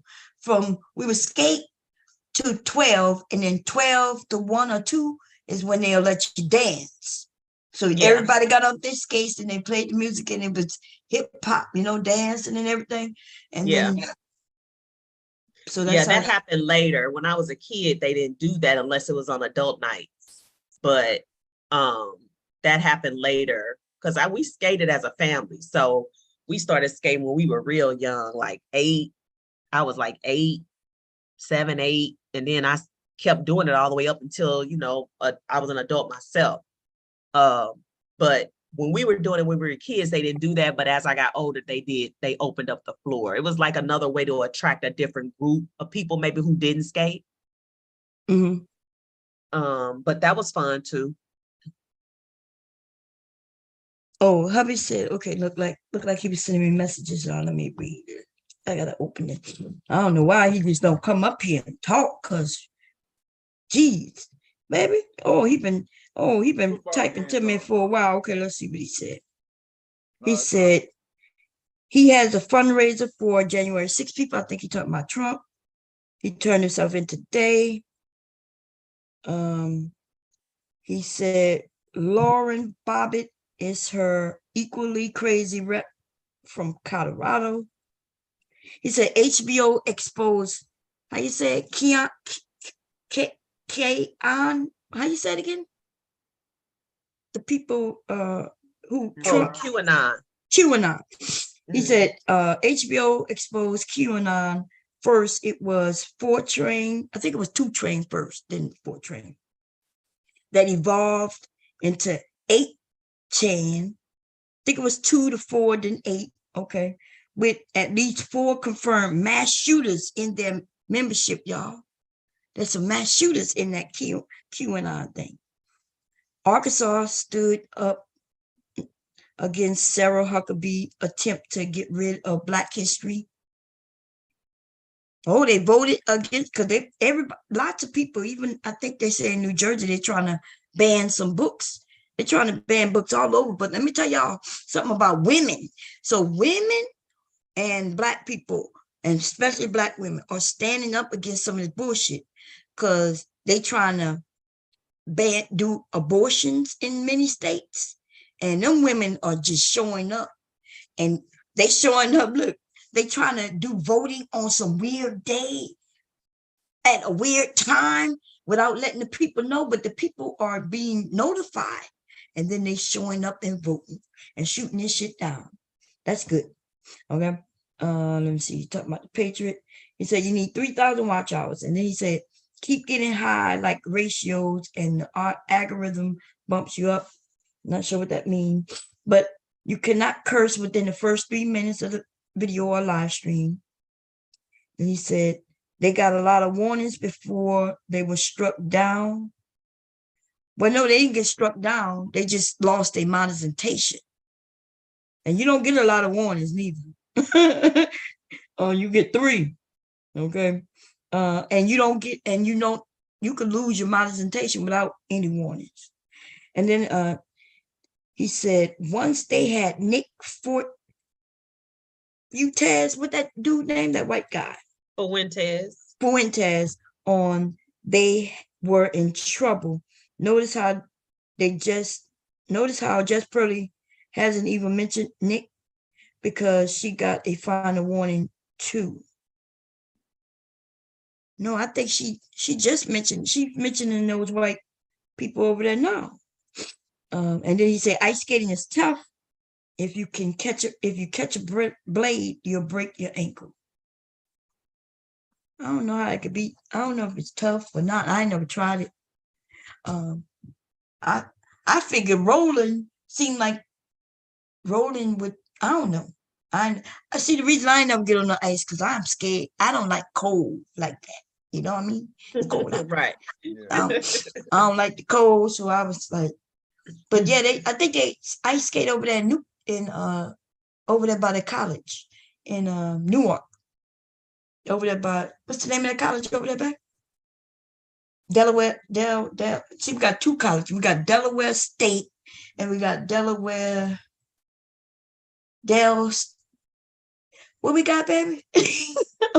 we got the university. One of them is a historically black college, which I think that's Dell State, right? Yeah. And then we got right here in Newark, though, we got Wilmington, isn't it? No, we got Wilmington University too, but we got another one, Dell Tech, and then we got Dell Tech, and then we got Dell State, and then they got Wilmington University. Oh, they got several universities in this state. But what's that other one, babe? What's that over there in Newark? What's that college? I get them confused. Yeah, I think Delaware State is I didn't know that. I didn't know Delaware State was a historic. Yeah. They said it's the first, as a matter of fact. Yeah. I didn't know that. The University of Delaware, that's it. So we got University of Delaware, which is right up over the highway, and then we got Delaware State. Yeah, there's a pond by the University of Delaware where they ice skate. But listen, I've seen too many movies where the ice breaks, some kid falls in, and he's underneath. What's the name of that? My favorite movie, I think it's up there by you, Devastating. Yeah, when Four Brothers. No, they do that shit for real. No, when it frees up for real, they do that dumbass shit for real. Get their ass out there and fall in.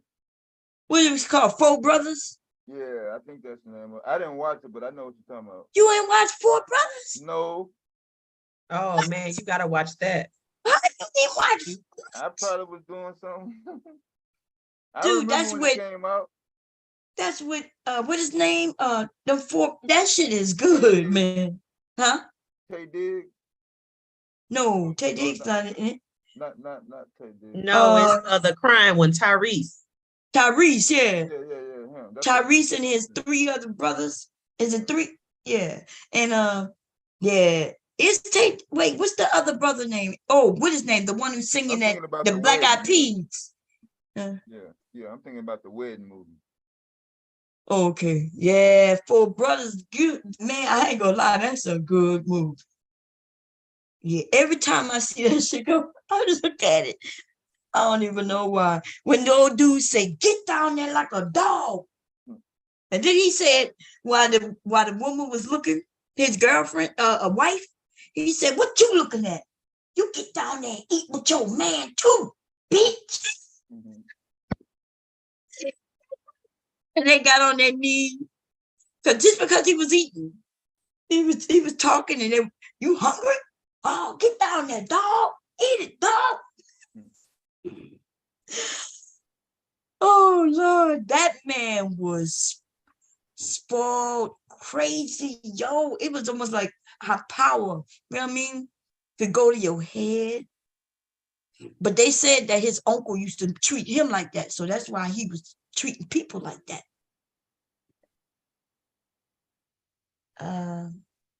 I got the nickname the pond because the mascot is a chicken. Oh, that's what it's called, the pond. How we be having all these facts and shit? I don't be knowing what he talking about, y'all.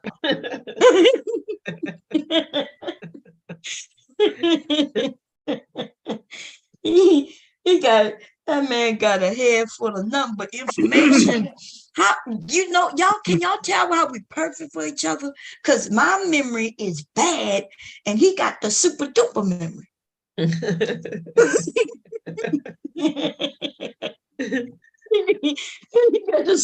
he got the super duper memory. I guess maybe that's why my memory bad, because I figured I don't need to remember shit as long as I got him around. I'd be like, "You remember back?" You feel like, "Yeah." He start giving you calculations, angles and shit to all the answers. You know, everybody in politics, he know their name and shit. I'd be like the white woman.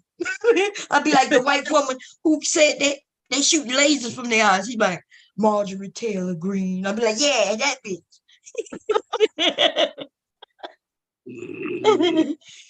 Oh man. Somebody Charze sleep, y'all. Oh gosh, Charze. She was just talking. I know.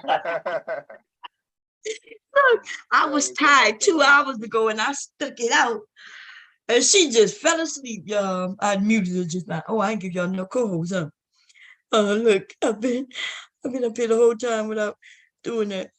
But man, look, I can't say nothing. Y'all know I sleep with a snorer. And everybody know I sleep with a snorer because everywhere I go, they hear him snoring. I was over there with Devastating by what's his name again? What's his name? Devastating? Huh? Q Butter, yeah, Q Butter. And hubby just a snoring. I don't think y'all can hear it as loud when I'm in Zoom because I think Zoom tries to block out the background.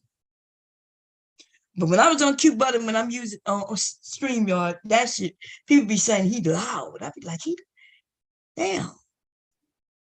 They be like, "Who's snoring on the panel?" Like, "Oh, that's just my husband."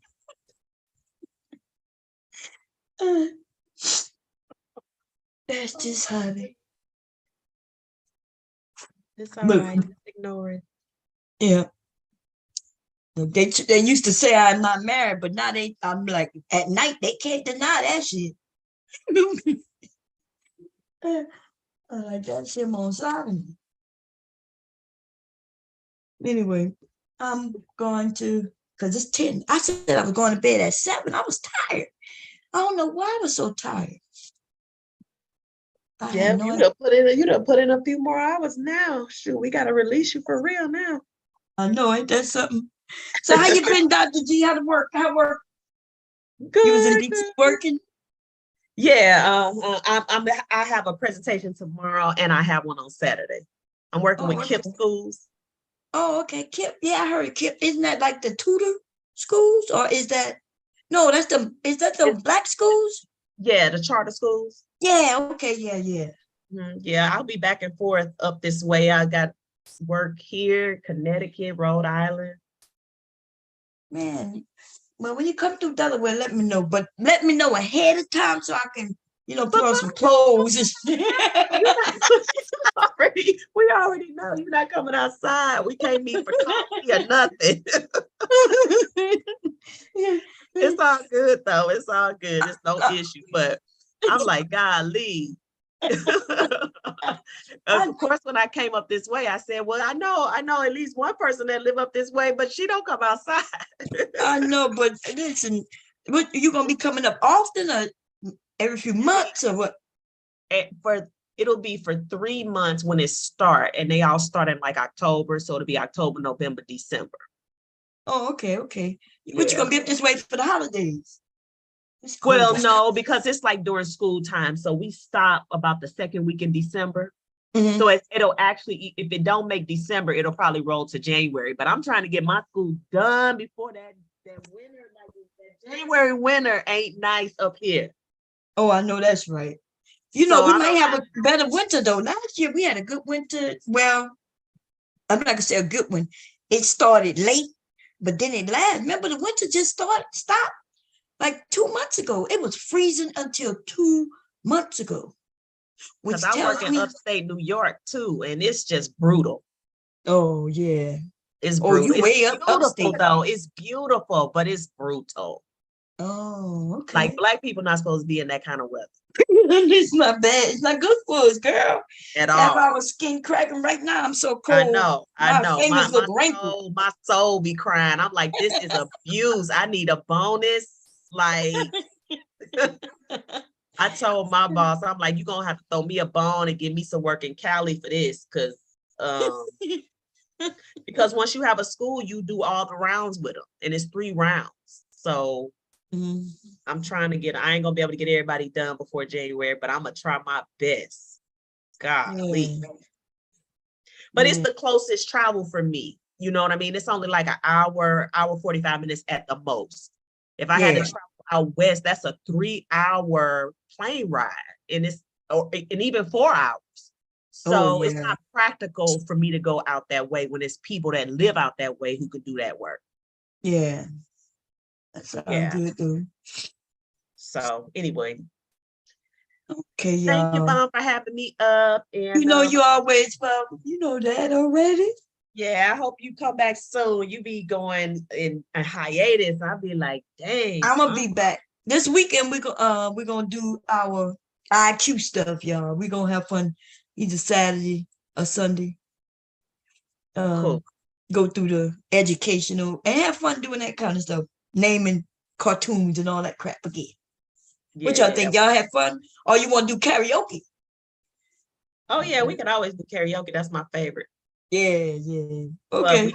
we can do whatever the group wants, just so long as we do something, huh? Yeah. Okay.